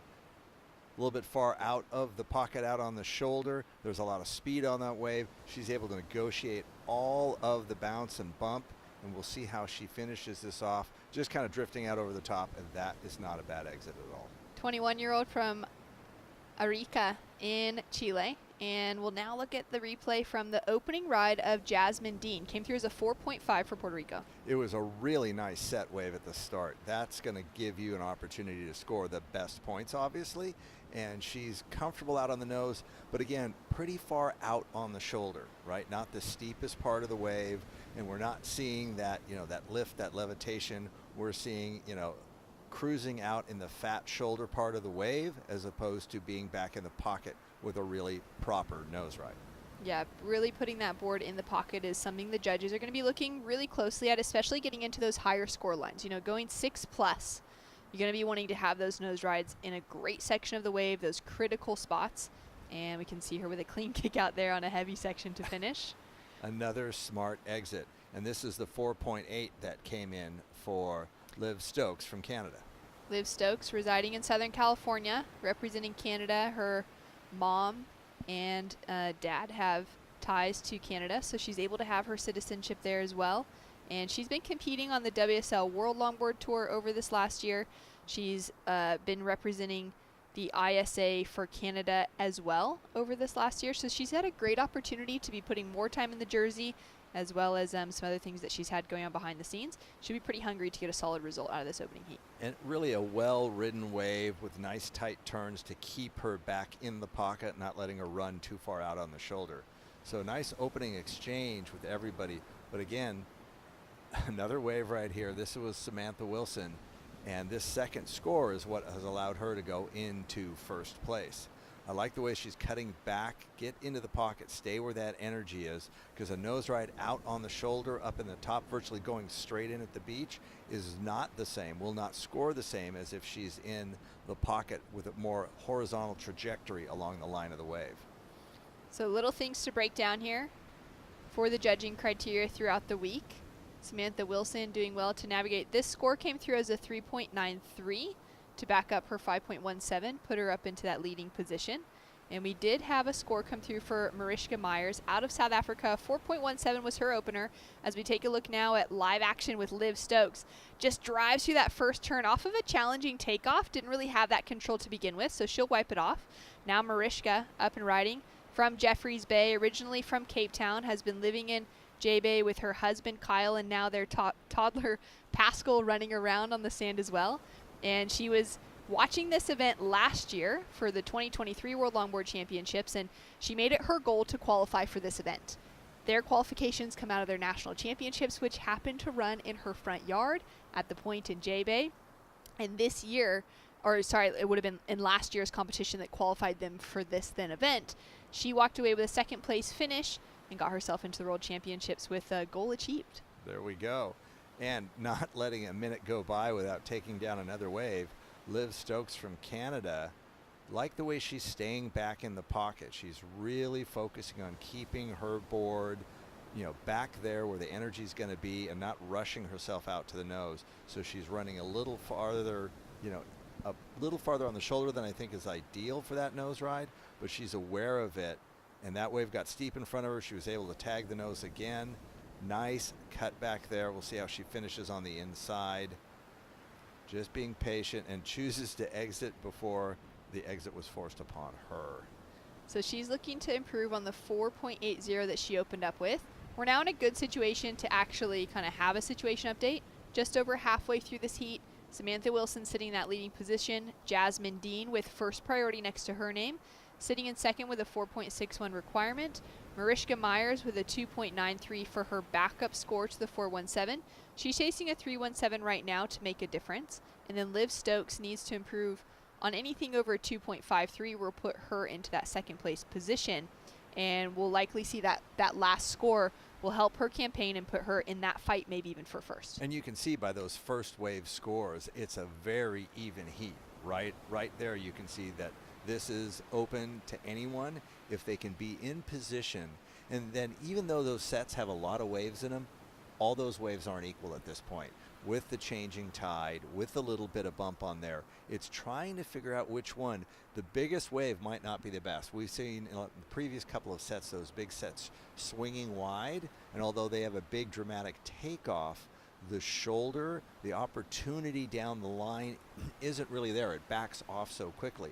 It's almost like the medium to medium large waves are fitting the point break better. And can you see that? Is it as easy to see from the water as it is watching it from dry land and deciding which wave I would want? And here you go. Here's the set coming in. Let's see which ones have the better scoring opportunity. It is kind of wild how the playing field is just so big, because it is a point break, but it's a really kind of spread out one. It's not like a super defined kind of compact point break system where you can get sucked around and out of position. Wingnut, we've been talking about it throughout the entire day and how challenging it can be even to just stay in the right zone. And now we'll see some live action from Jasmine Dean. So she started out well with that 4.5. She's now cross-stepping beautifully up to the nose. Little pedal back and shuffle out of that middle third of the board now as she sets it up into that whitewater, trying to just hug that pocket instead of getting caught too far out onto that shoulder. A couple cross steps here, lining it back up without forcing anything too much, just allowing the board and her surfing to match what this wave is offering right in front of her. Beautiful. Hang 5, and we'll see if that wave stands up for her a little bit more. Love the way that she's cut back once again to that pocket, and a great bit of variety, great use of her rail and that engagement as well to keep that trim line, that momentum moving forward, and a solid fall at the finish as she kicks out of that wave. Mariska Myers now up and riding, and she loves a bit of size from the places that she surfs back at home. This wouldn't be phasing her in the slightest. She'd be thriving in conditions like this. Couple quick cross steps to start out on this wave. Now eyeing it off down the line. Her situation has changed, and Mariska's now chasing nearly a 5-point ride as a 4.94 as she steps up to the nose, gets that quick hang 5, and she'll kick out before that end section. Definitely seemed real comfortable with looking at that wave. I mean, that had to feel like Jay Bay right there at home, looking down that wall, and also knowing you're at a point break, so knowing it's not going to just close out in front of you like a beach break would. So just that wave didn't clean up really in front of her. There's that bump that you can see if you look at the very left edge of the screen and kind of out to sea. That lump, when it's in the face of a wave, is really going to torment you if you're trying to smoothly get to the nose and smoothly get back from it. It's kind of what you were saying just before as well, as some of those bigger waves, the real actual sets being the more challenging waves with less scoring potential to them. And that being that those smaller waves that roll through, those medium kind of size waves, they're often cleaner because those bigger sets have smoothed out the lineup. That big set that Mariska just took off on had so much bump to the face of it. It had a lot to kind of deal with on the outside. In situations like this, when I'm free surfing, I'm looking for the second or third wave in the set because I want that first one to kind of iron out the lumps. And if the third or fourth is smaller, you're definitely going to get a cleaner face. But are you going to have to deal with the whitewater and all those pockets of air that are in the face of your wave? So it's trying to figure out just which wave is going to be clean enough to make it work. And I mean, that's part of experience. That's part of just rolling the dice and taking a chance and not waiting. Unfortunately for these surfers, they've had lots of waves in this heat. You know, we've had a couple of wave-starved heats in the past. You know, part of the afternoon, once we've got into the women's rounds, it got a little slow. So it's nice to see all these waves coming through. A little over 4.5 minutes left. Score in for Liv Stokes. Her last wave was a 5.73, which we knew was going to be one of those better waves at the heat. Put her straight up into that leading position for Team Canada. Samantha Wilson down into second now for Chile. And that last wave of Mariska, a 3.17, has her sitting in that third place position. Jasmine Dean with a score to drop for her last wave. She will now be chasing a 4.61 to get herself into a second place position. The score comes through, and it's just enough to move her from fourth up into third with a 4.53 on the board. And the only surfer sitting out in position at the moment will be that of the Chilean Samantha Wilson, waiting for that next wave to come through.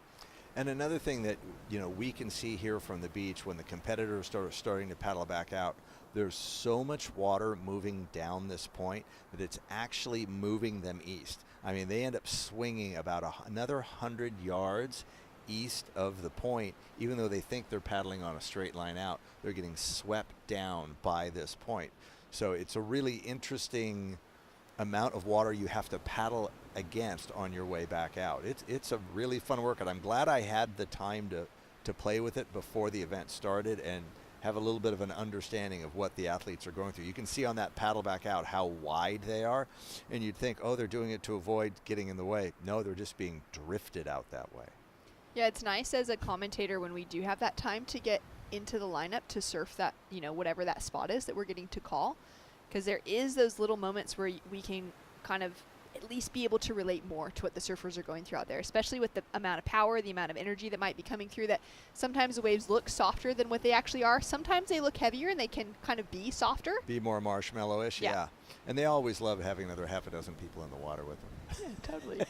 We just get out there, get to know a few more stories that we can bring into our conversation here and sneak away the smaller waves on the inside sections. Try to distract them a little bit. See, I'll talk to him, Shannon. You get away. Hey, did you see that turtle? There is a turtle. It hangs out There's here. Lots of turtles There's out there. So many turtles out there. I was very impressed, which definitely shows you a healthy ecosystem. Looks like a nice wave approaching. Wow, that looks absolutely beautiful. Our surfer in green sitting in first priority, Samantha Wilson. And she's been holding on to that priority for a little while. She is in second place, down from the lead as Liv took away that first place position. She would now be chasing down a 5.37 to take first. Into that opening section, she had a nice couple steps forward, looking for that opportunity to connect through to the nose ride, but just kind of hesitated a moment too long to be able to find that tap to the 5. Great bit of footwork and control, though, as she's coming through into this next area of the wave, driving off that inside rail, throwing a bit of spray off that outside rail in that bottom turn as well, which always looks really nice. Bit of a stall there as she starts to set up through to the inside here, but looking for a score that's going to go closer to that 5.5 range to be able to take the advancing position, and she's going to really need to capitalize on those nose rides to gain something like that. As we take a look now at Jasmine Dean, we're not sure what happened on the outside of this wave, but she also has an opportunity, and her score being in the 4.5 point range to get herself into that position ahead of Samantha Wilson. Question being, can Samantha's last wave improve on her 3.93 to keep her in a better position as we see Jasmine kick off on the inside? When I quickly look at those two surfers in the last two waves, the difference was for me was that Jasmine was bringing her cutbacks back below the whitewater, keeping herself more engaged with the pocket, waiting for that wave to give her the potential, as opposed to Samantha, who was farther out on the fatter part of the shoulder. And so even though she was getting some footwork out going to the nose, it wasn't really in the proper context of nose riding. Yeah, great things to pay attention to as Mariska is now up and riding, and unfortunately just goes down on the nose of that first wave. So 20 seconds remaining within this heat, and we'll see how those scores come in and how this is going to play out. One last wave, it looks like here for Liv Stokes. And we'll see, it looks like a cleaner face, a little later in the set, so there's less bump on it. Let's see, and she's looking back. She's trying to keep herself back where the energy is as well, right? She'll hopefully be fading. Look how she keeps herself low in that wave, waiting for it to set up. Again, she's going to cut back right there. Really nice. Letting the wave dictate when and if she should go to the nose. This wave's probably not going to do it for her until the very final bit of the shore break. And see how she finishes it, gets those toes wrapped over. Now tries to get into the beach without snapping the board in half in the shore break, hopefully. Keeping everything intact as she finishes. Well, scores are through for the rest of the field. Last of Samantha Wilson of Chile was a 3.70, so it didn't factor into her top 2. And last of Jasmine Dean of Puerto Rico, a 4.10. It didn't quite get into her top 2 waves, and she won't be able to move herself out of that third place position, which means that Liv Stokes, even with the score to drop, won't factor into her top 2 either. She will be heading out in that leading position with Chile's Samantha Wilson following in second. And that was another great heat. We've got 2 more heats to get through today before we call it quits and come back early tomorrow morning when we return more action from our women's division.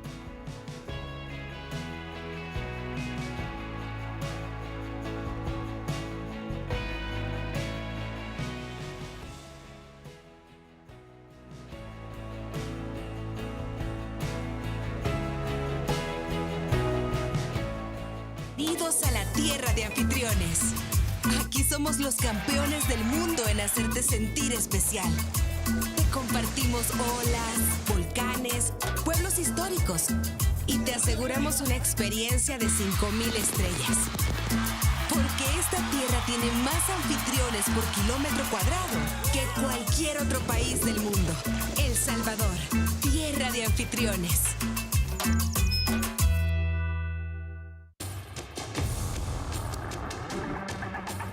It's one of the biggest goals and one of the biggest dreams.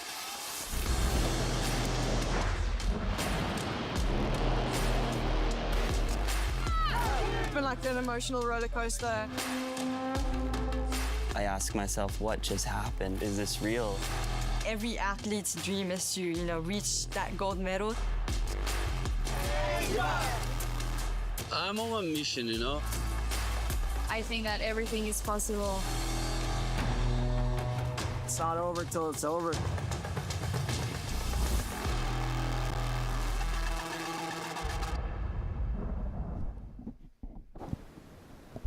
And we're back at the Longboard World Championships here with the ISA and once again in Surf City, El Salvador, a community that the ISA has come to know and love very well over the last few years.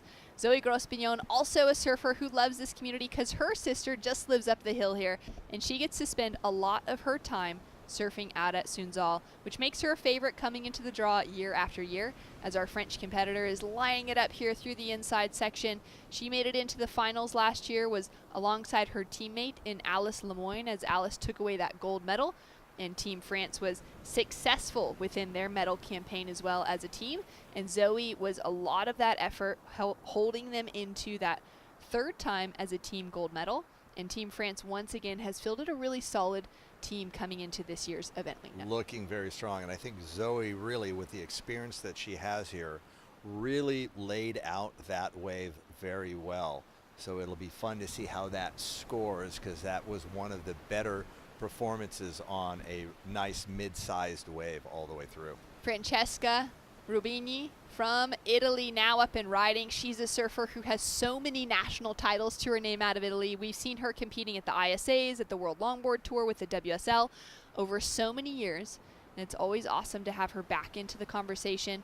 Bit of cross-stepping here. She's a great competitor and would know what the judges are looking for, so she's going to do her best to put that board in all of the positions that she needs to. And Gabby Paul out of New Zealand. She's a really excellent shortboarder. She's been featured in a lot of things across New Zealand surfing, and now taking to a longboard a little bit more over the last couple of seasons has landed her with another opportunity to compete for their national team here at the World Championships.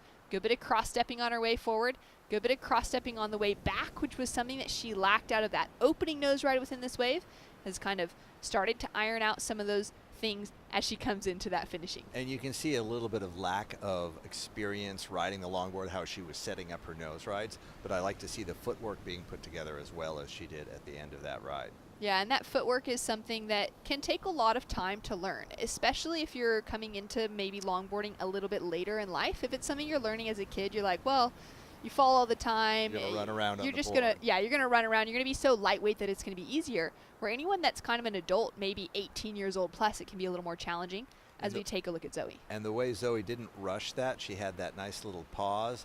As that wave starts to collapse in front of her, she settles back into that front third. Again, cross-stepping in such a critical part of the wave with that wave shutting down on her, and it doesn't fluster her at all.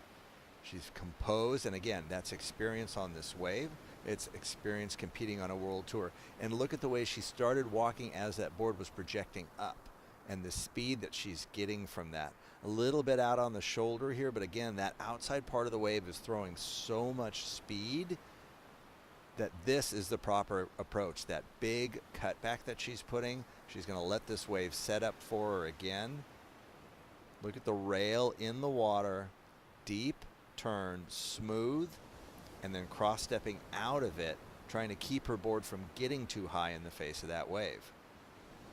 Let's see, gets out on the tip there. Again, she's kind of on the fatter part of the top of the wave, so she's cutting back, eyeing that lower part. She's going to try to get herself below the white water here before she initiates or finishes that turn. Yeah, and some of that, as you're describing that cross-stepping coming out of the turn, just like she's doing right here, allows her to keep that control and keep that speed gauge where she wants it to be heading into those nose rides. Right, you think of that surfboard as a throttle, as an accelerator pedal, and as she's coming out of it, it is pointed up. So she wants to go faster. She starts walking forward on it, and that's putting the gas down, and the board accelerates through that as she goes forward. Beautiful surfing from Zoe. As we take a look, a 5.5 has dropped through for that opening ride, and she's now already up and riding on her second. 14 minutes remaining on the clock, so still about 3/4 of this heat to go, and she's just perfectly poised. I love that you can see that spray coming off the outside rail while she's trimming in the pocket on the nose, setting herself up here once again for that quicker 5. Nice, calm cross-stepping as she comes off the nose. Now goes in for that great looking S turn. I love the way that she gets crouched a little lower to drive through it as well, as she sets herself up here through the inside section, stands tall, and looks for one more opportunity through the inside. You can see, from that angle of the drone, how much bump is coming off the beach at this tide, which is where those final nose rides, I think, are going to become very challenging. And Francisca up and riding now. She dropped a 2.83 for her opening ride. Couple steps here up to that quick nose ride. I love the poise of her arms as she's approaching those cross steps, keeping her just kind of out by her side. Now bending down into that crouched hang 5. Not quite that cheater hang 5 where she'd have more of her weight back, but just kind of getting her full body weight forward to keep some momentum through that section, which worked out really well for her because now she's got this end section to try and navigate. Once again goes down there, and we've seen a lot of surfers kind of forcing that end nose ride and unable to just finish out clean. Someone who was able to capitalize on some of those ending sections, Liv Stokes. She's down on the beach with Benway. Thank you very much. Winner of our heat number 7, Liv Stokes for Team Canada. Congratulations. Thank you so much, Ben. It's super fun out here. I'm stoked to be here in El Salvador. Yeah, and you've got your experience from last year. We've got more sand over the reef than last year, and did you feel any differences in the wave?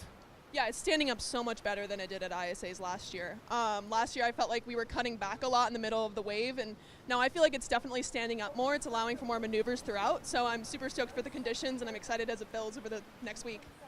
Yeah, and I noticed you're riding this round pin. We've seen a lot of round pins chosen for the size today, a little bit of speed control. Michael Takayama, made in my hometown of Oceanside. What made you choose this board?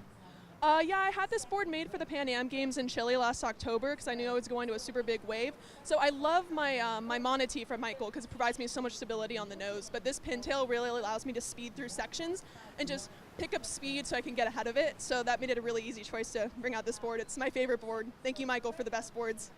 And it looks like you guys are having a lot of fun. You're here with Adam, David, Claire, your mom, Dominic.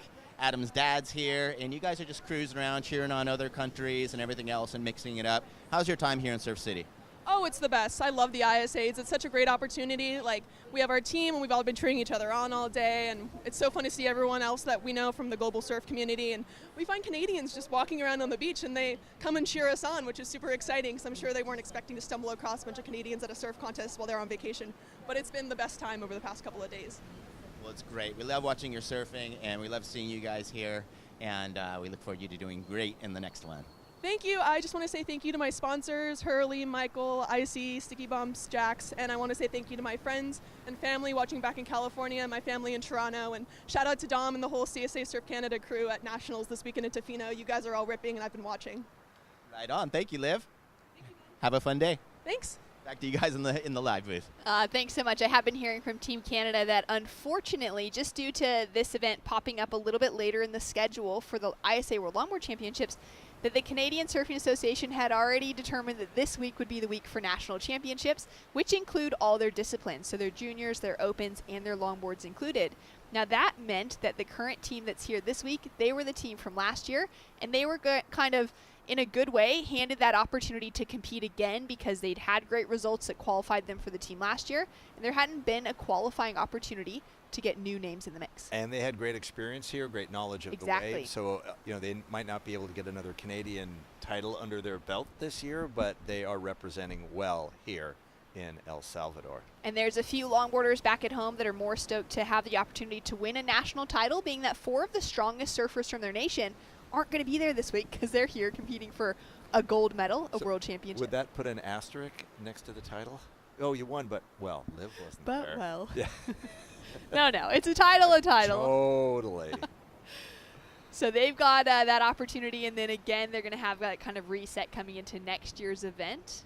But great to see that growth of things, and hopefully some good waves up in Tofino this week. As we take a look now at Gabby Paul from New Zealand, cross-stepping her way into that nose ride, locks in for that hang 5, farther away from the pocket, takes it out onto the shoulder, but she's now carved back and put herself back into that kind of power section of the wave, drives through that turn, showing that experience that she has on a shortboard. She's actually featured in a film that's going to be released around this year that was filmed last year in Aotearoa. That is called Over the Undertow, and it's a shortboard film. It features a few great surfers from New Zealand, and Gabby Paul is one of those. So be sure to keep an eye on that film that'll be coming out from one of the most beautiful places in the world. As Gabby's now cross-stepping forward, and she's going to just calmly kick her way out of that wave. Nice, clean picture exit. Definitely has the skills and the knowledge riding the waves. It's a matter of tying in all that classic, the footwork, the positioning, and that I think she's really close to having mastered that part of this game as well. You know, I wanted to comment on Francesca again. So many people don't understand how much good surf there is in Italy. That so many people I talk to like, really? And you have you had the opportunity to surf there? Yeah, all 3 coasts, and you know, I haven't been to Sardinia yet. Is the one thing that I'm waiting for. As we take a look at the replay here from last of Gabby. Yeah, so she's out on the nose there, but again, you can see how far out she was running on the shoulder. But again, the cutback puts her into the pocket, waiting patiently. Again, cutting it back, not afraid of the white water, not worried that it's going to knock her off because she's got that stability, all that experience of being on boards. Especially the smaller the board, the more you have to put your energy back into the white water. So she's good there, and then just being patient here to let it set up. And really there was, I think, maybe a missed opportunity to have gone to the nose real quick and back real quick, because again, we want to see more footwork in every performance on a wave.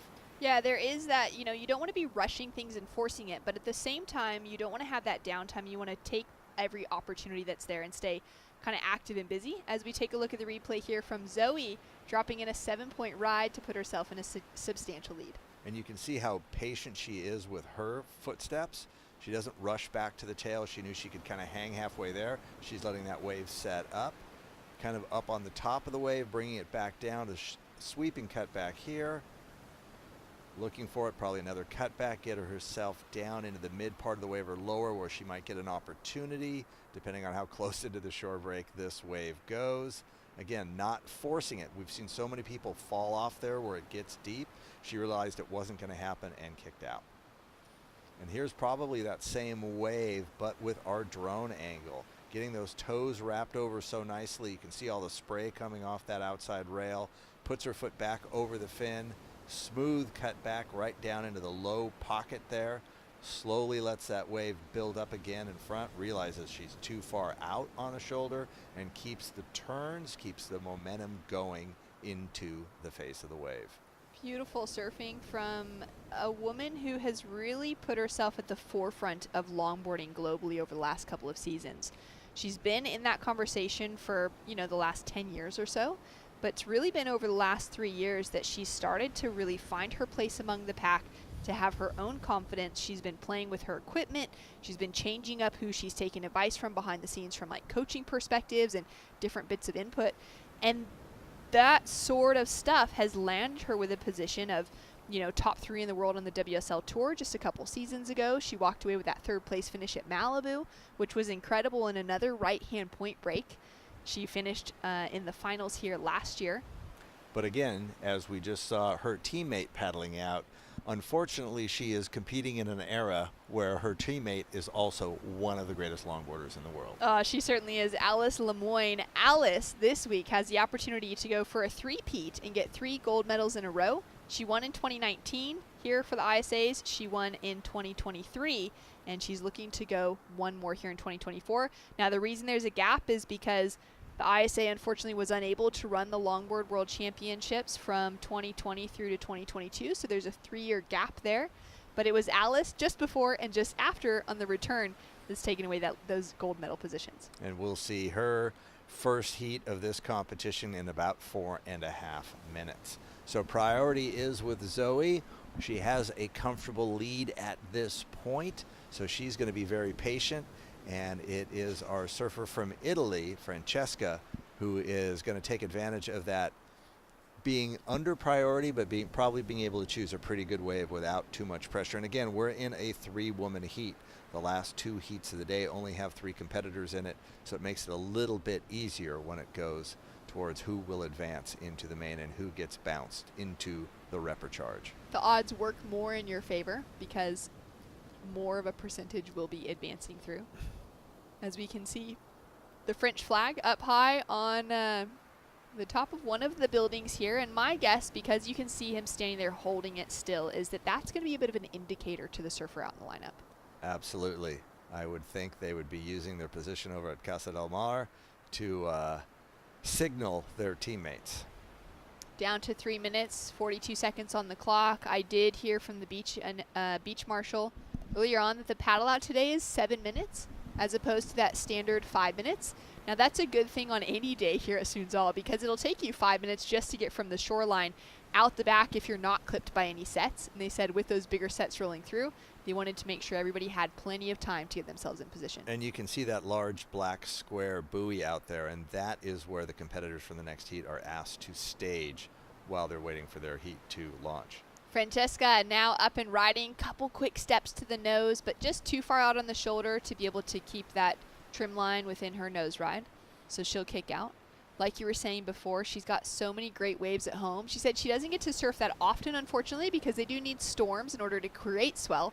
But when that swell is there, it can be really, really fun. I tell friends all the time, don't plan on surfing when you go to Italy, but be ready to surf when you go to Italy. Great mindset, great mentality. As we see Gabby Paul up and riding, she's done well to secure herself another 4-point ride, a 4.33 for her second wave.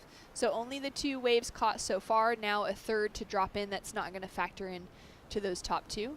And that was another good example of not really having the experience at the wave Sunzal, because too far out on the shoulder as it ran into the deep part of the point. And here's the woman with all the experience on this wave, Zoe. Zoe with a great drive off that bottom turn out of the opening section. Sets herself up here. She's going to decide to kick out as well, potentially noting where the other women are in the lineup. She's in a great leading position, and if she has an opportunity to get one more good wave, she's going to take it. And look at her roaring back out there. I mean, she's got a commanding lead in this heat, but she's got her game face on. She's just treating it like every heat super important. Put down as hard a number as you can for a competitor to go against. 1.5 minutes left, let's say, and she's going to go back out and grab priority before the other 2 women can get out there. Plenty of time to find herself with another great stretch of nose rides, cross steps back, lays into that rail. What's she going to finish this wave with? Is she going to take a risk, see if she can really, stick a more critical nose ride at the takeoff?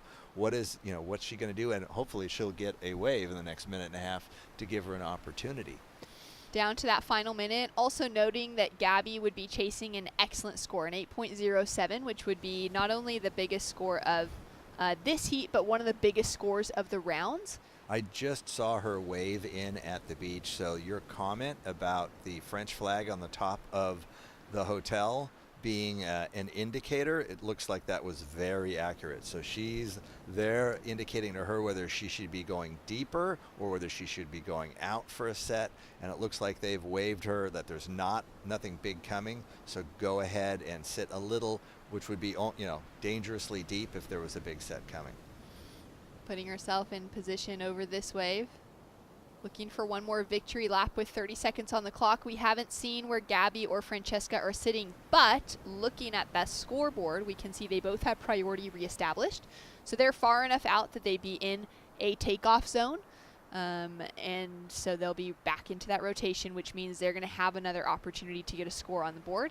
At the moment, though, it seems pretty flat. It doesn't seem like either of them took off on that last wave that Zoe just paddled over. And it looks like nobody is going to get a rideable wave before the buzzer. And there it goes. So this heat will end, as it stands with Zoe in first place, Gabby in second, and Francesca in third. Well surfed and smartly surfed by Zoe Grospignon, showing, you know, the experience that she's gained over these last few seasons, really taking her into those top performances. And she's going to be a surfer to keep a close eye on throughout this week. Gabby Paul out of New Zealand as well to hold on to that second place position. She'll be through into the main round, which means she might have a break tomorrow. Maybe she won't need to surf. And then Francesca Rubini out of Italy will fall into the repecharge rounds, and we'll be seeing her likely a little bit sooner than the women from our round 2. And we've got more action to come for our final heat of the day, with Alice Lemoyne up against 2 out of the Netherlands, Nunca Dunmeyer and Ann Albers hitting the lineup.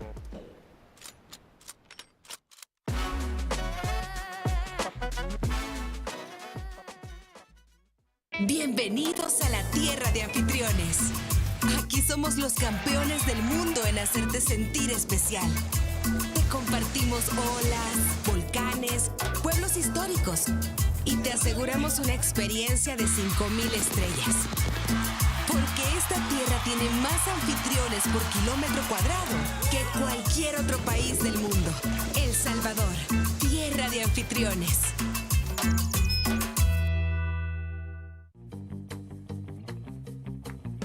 Consulta promociones. Disfruta de cable TV más internet residencial desde los 50 megas hasta los 1000 megas. Para más información, contacta con nosotros. Multinet, siempre que tú quieras. There's a right time for everything. A right time to learn. A right time to try. A right time to fall. There's a right time to find your wave. And there's a right place to enjoy your passion like nowhere else.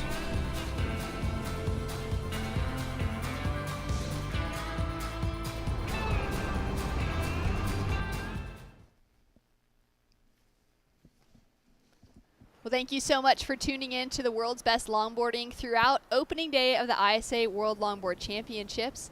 Nunca Dunmeyer out of the Netherlands with her opening ride. She'll kick out a little bit earlier on that wave as she doesn't like the way it looks down the line. She is in the water up against her teammate, Ann Albers of the Netherlands, and Alice Lemoyne of France, who is our reigning gold medalist there in the red jersey, that top seed coming into the event as Team France also won gold overall. They've done that 3 times. USA has done that once in ISA World Longboard Championship history. We'll see who's able to take it away this week. It will be a fun challenge to see if anybody can come and take Team France down with how strong a team they have fielded again this year. And there is the winner of the last heat from Team France. There she is, Zoe Grospignon. What a great performance, and a place that she feels really comfortable at. As we were saying during her heat, her sister lives just here up the hill. She's married to a local El Salvadorian from this area, and so Zoe, when she can, her and her family come over and surf in the warm tropical waters. As we take a look now at Nunca up and riding once again, so keeping a little bit active in the first couple minutes of this heat. We haven't seen any waves ridden yet from the other 2 in the lineup, and Blue now just setting herself up down the line, looking for that first opportunity to get a bit of footwork thrown in, but just keeping that board in that trim line, doing a little bit of work here to keep it in that power section of the wave. Now starting to really engage that rail for more of a proper turn, as she's looking for the opportunity to start nose riding here and showcasing the surfing that she's been working on through so many different years. She's loved longboarding, has been passionately, you know, a member of the Holland, the Dutch longboarding community, and she spent a lot of time pouring that knowledge into others from around the world. She currently lives in Spain and runs a hostel there for surfing. She does lots of coaching, and she's got a camp coming up in just a few weeks, early June, with Chloe Calmon as a guest coach. Great, and is that going to be in Spain? That is going to be in Spain. If you are listening in and you want to have some information on that, maybe you've got the opportunity and some time to travel, you can check out singlefinsurftravel.com, and that will have all the information that you need. And that's Nunca's full-time business. She spends most of her time teaching people how to longboard, how to learn how to cross-step, from all the basics up to those that are really learning how to nose ride in the pocket and do the things that are a little bit more dynamic to high level longboarding. And how special that she's going to have Chloe with her at that camp. I mean, she has been one of our favorites for a decade. I mean, first time I met Chloe, she was a really young surfer from Brazil, and we surfed the Silver Dragon in China together. So I have known her since then and watched her develop into an incredible surfer.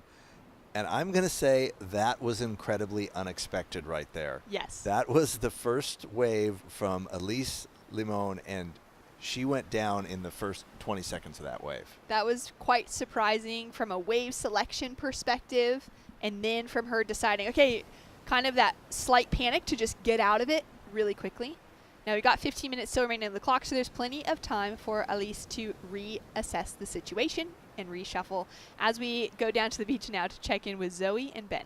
Thank you, Shannon. Down here for that Heat 8 winner for France, Zoe Gros-Piron. Trying to get the pronunciation right. Félicitations. Thank you very much. Merci beaucoup. I'm really happy. The waves were pretty fun, so it was just good to wash off the nerves because the competition started, but I'm really happy to make it through. Yeah, we noticed in the midday with the high tide, the very strong shore break. We had a little bit of wind. It looks like as we moved into your round, the waves cleaned up a little bit, the tide dropped. Did you notice those changes, and did you change your strategy at all? Didn't change my positioning, but not my strategy. It was to get like 2 waves in a row and like keep my rhythm going on. And this is such a long paddle, so you have to really get energized and take your 2 first wave, I think, in the beginning. Because if you leg up like broke or your board break, then you're in a bad situation. But yeah, I noticed the changes, and I know the spot because my sister lives here. Bisous Loulou. And but yeah, it's like all day long a wave machine, so it doesn't change. And I see you have the round pin, the round tail Grace board here. Is this a new board for this season? I did the same board as I used last year in WSL. In the ISA, I was riding a 2+1, and I make this in single fin, and it works pretty well, and I'm really stoked with this model. And yeah, I use with those kind of wave, it works pretty well. And so you spend a lot of time in Surf City, and what can you tell people at home? What are some of the amazing things that you love best about being here? Obviously the wave, the weather, the people, the food, the local. I know it can be very crowded because it's so famous here, but they are always like welcoming us. So thank you very much to all the locals, and yeah, all the culture. I like this place so much, so it's part of my heart. What's your favorite pupusa? Queso en frijoles. Not the loroco? Not so much. Okay, well, there you go. Well, thank you very much. I'll let you go get back in and watch Alice's heat. And merci à tous. Merci beaucoup. Merci à tout le monde à la maison de regarder, même s'il est un peu tard. Je vous embrasse fort et go la France.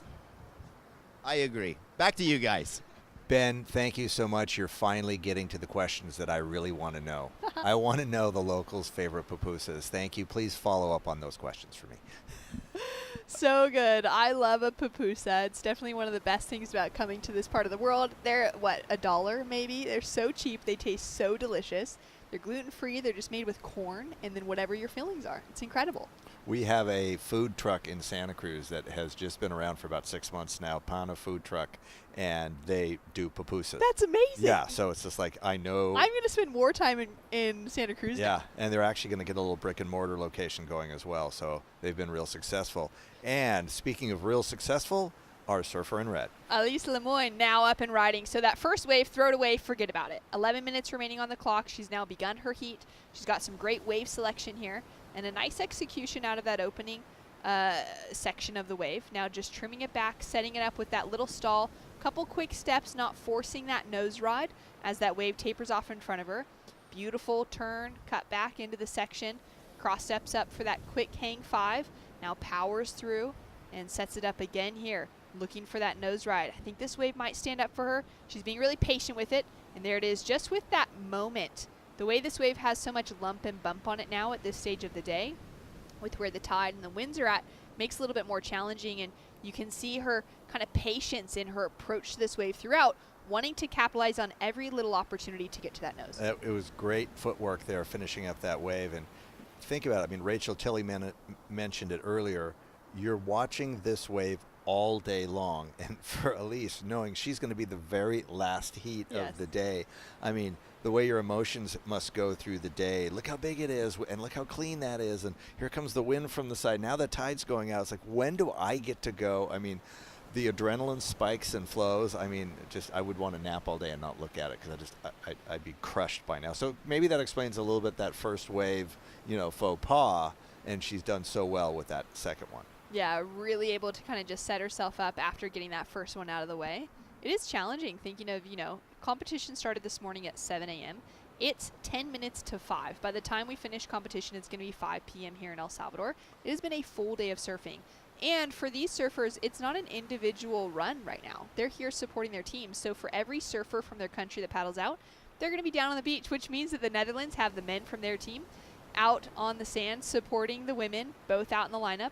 Nunca is holding on to that leading position still as we wait for Last of Red to drop in. And that's a beautiful wave choice she had there. She really found one that had a very clean pocket, and that's one of the things that we've been noticing is that half the waves, let's just say, have a junk face. They don't have a wave that's going to give you opportunity, and Nunca just found a really good one. Beautiful looking wave as it stands up for her on the inside as well. She might have that nice critical section, stalls it, 2 steps forward, 2 steps back, keeping herself in that middle third, not quite able to find that opportunity for the nose ride. Here she goes, finds that last connection to the 5. Oh, geez. Jumps out quickly, hopefully dove deep enough. It looks like she did to not get sucked back over her board. We did see Kai Salas earlier this morning in his heat.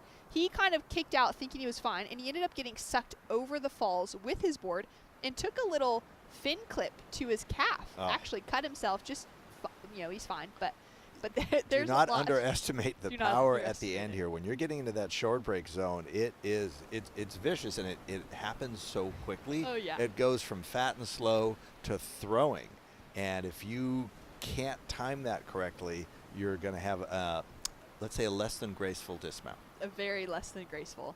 A 6.17 drops through now for Elise Lemoyne out of France into that leading position. So we knew that was going to change the situation and give us a more realistic picture as we come down to the back half.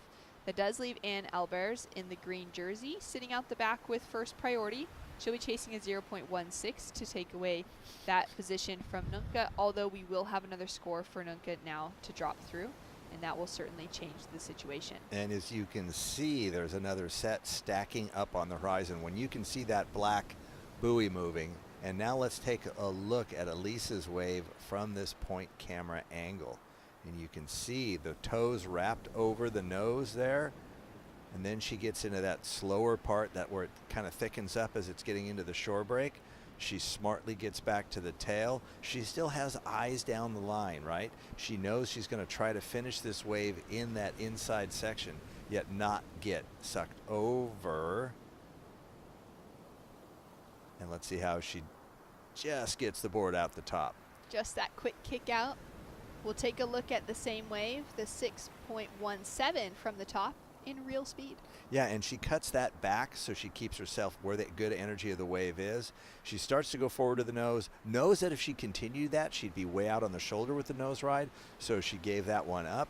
Again, she's not forcing a nose ride. She's keeping herself in the pocket where the energy is, and that wave gives her a little bit more speed, gives her the chance to go all the way out to the nose. But again, good footwork, carrying her speed forward and back, but not really locking in a nose ride.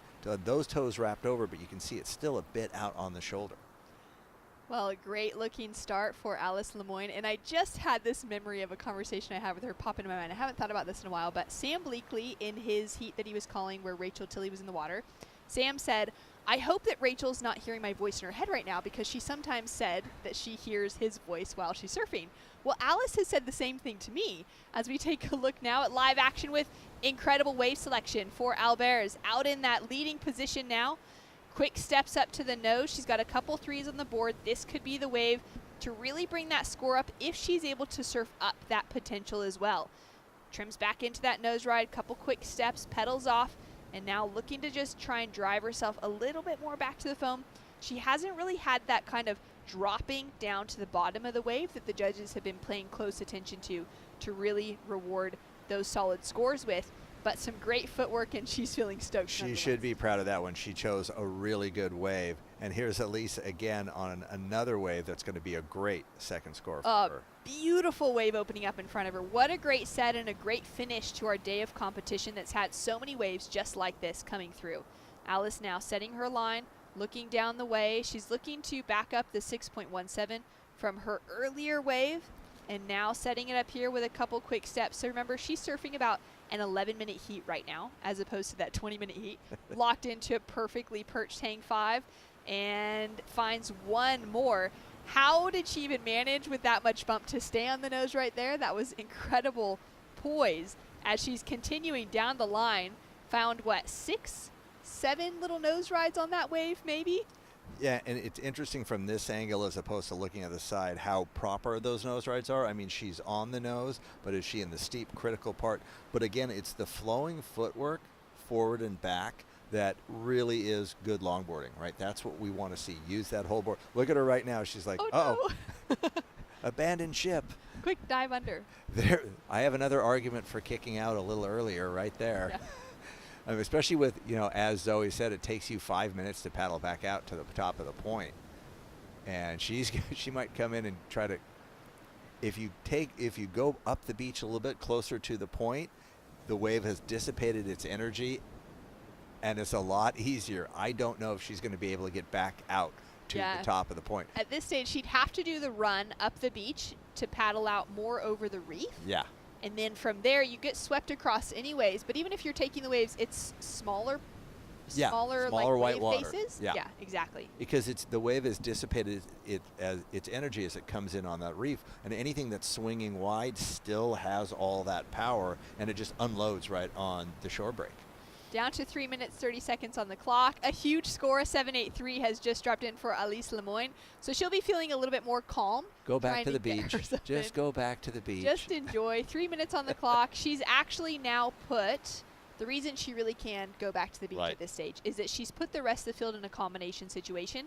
Seeing that 14-point heat requirement on the board for Anne Albers means that both surfers in second and third place position now will need 2 new scores in order to match the heat total that Alice has. So now it's just a battle between Team Netherlands to see who goes to the reprecharge and who stays. And looking at that, the highest score on the board is Nuka's, and she's the one that wants, with priority, to knock her teammate into the reprecharge. That's right, and she doesn't need a big score. Being that she's already sitting on that 4.17, a 2.57 would feel quite attainable. Where if she was sitting on a requirement, as the 4.17, but her highest had only been a 2.57, that would feel like a little bit of challenge in the moment with that kind of pressure mounting. Now she just hopes that with 2 minutes left, she gets a clean wave, and then it must be kind of nice just having your other teammate out there, and you've got priority, so you're just looking at wave selection at this, and it looks like she's going to use her priority already. Having a paddle, again, she's looking for a small score. Just a 2.57. Now you would hope that someone in her position would be surfing for a big score right now. Right. I think you need to look at every wave as a high scoring opportunity, because if you're going to be continuing in this competition, you're going to have to be putting up 6s, 7s, 8s if you really want to advance. And so that was a quick attempt. She loses priority, and that's not going to go into her score line. So 1.5 minutes remaining, and it looks like Anna Albers is going to be in position to control the remaining minute of this heat. Well, down to the final 90 seconds on the clock, Anne has the opportunity now to use her priority to her advantage, being that mistake from Nunca going on a wave that wasn't going to give her that scoring potential to get what she needed. Anne Albers is from a dreamy little coastal town in Holland. She grew up in a small coastal village, and it allowed her to pursue her passion for surfing at a really early age. She's been fascinated with the ocean and marine life her entire life. And we'll take a look now in that slow motion at the inside. The last wave of Alice Lemoyne, a 7.83 has dropped through. And the way how relaxed she is, and you can see how much air and space is underneath the nose of that board, the way she negotiated walking backwards as that was going through that bounce, really nice. This is such a good angle to see how difficult that wave and that nose ride was on the inside. And again, bouncing through it, but just trusting that the board's going to stay in an upright position, offering you an upright position on it. That was really nice. That's right. Now we've only got 15 seconds remaining on the clock as we take a look at the finish of Alice here through to the inside. So Alice with a significant lead over the rest of the field. But were Nunca or Anne able to get themselves into a final wave? And it looks like Nunca is up and riding. Will this wave be enough and an opportunity? She's up before the buzzer. We've just received that information, so this will be a counting wave. Quick nose ride after that first opening turn. It's a smaller size wave, but she's got a score to drop through now as she's cross-stepping to the inside. Quick steps up, finds that second locked-in nose ride, and looks for a clean finish as well. She'll just lose control at the end section there, but it looks like it's going to be favorable for her. And we do have the final score in as a 3.17. And she did it. Those two nose rides, you can see the mob paddling out now that the final heat has just ended. But those two nose rides were real clean sections of the wave, nice footwork, able to cross step up and actually hang toes over. That was really well done, taking second place away from her teammate. Yeah, what a battle for the Netherlands team down to that final second, especially for Nunca to have kind of made that mistake of going on that previous wave that shut down in front of her. Had to reestablish, all right, I'm under second priority. I'm going to have to go on anything that Anne doesn't go on and make it work, and that's exactly what she's done. Well, again, I have a soft spot in my heart also for the Netherlands, because the first time I ever set foot on a beach was in Scheveningen in the Netherlands. So again, it's going to be another one of my favorite strange European nations that I like their waves. Well, a great surfing community coming out of the Netherlands, no doubt, and great to see everyone down there together to support Anne, as we see that Alice Lemoyne has taken away that win with that 14-point heat total, and Nunca with that leading position.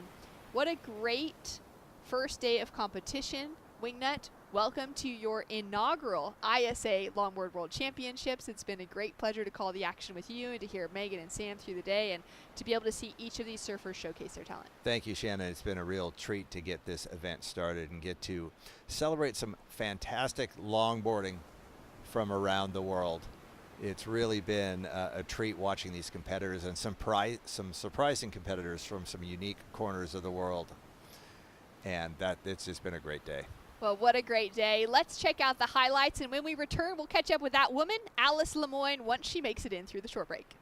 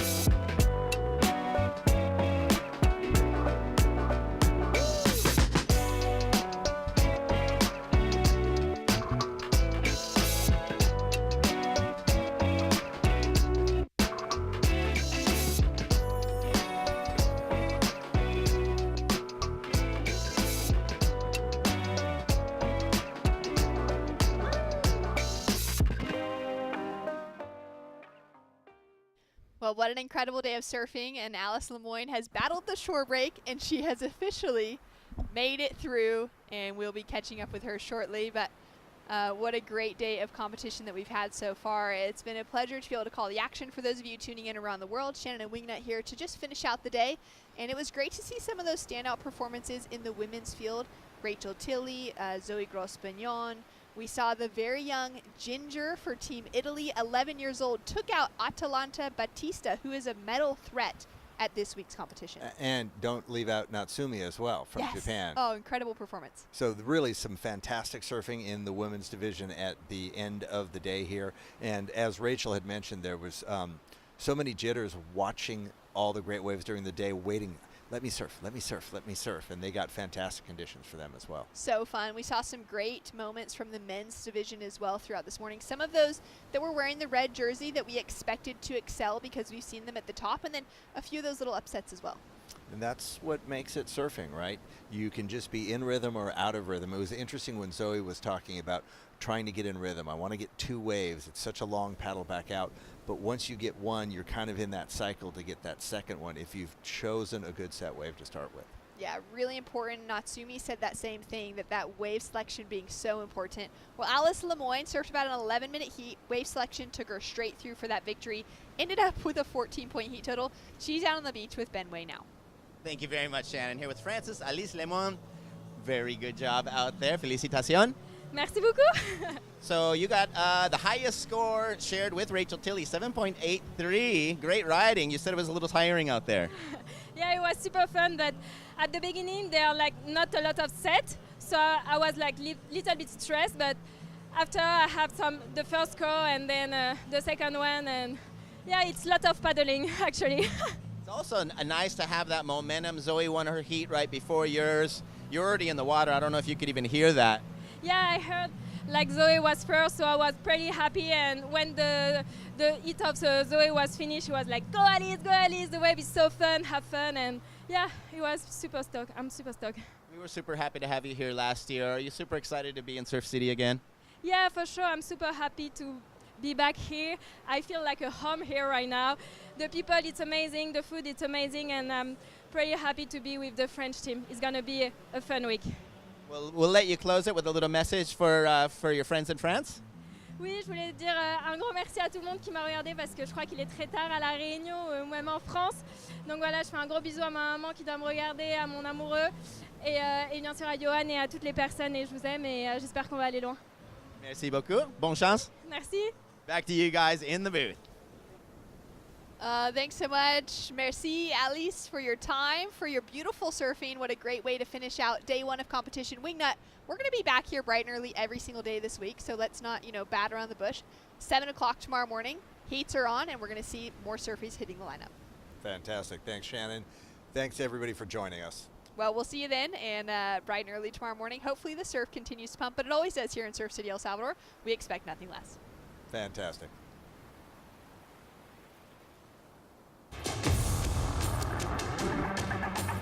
It's one of the biggest goals and one of the biggest dreams.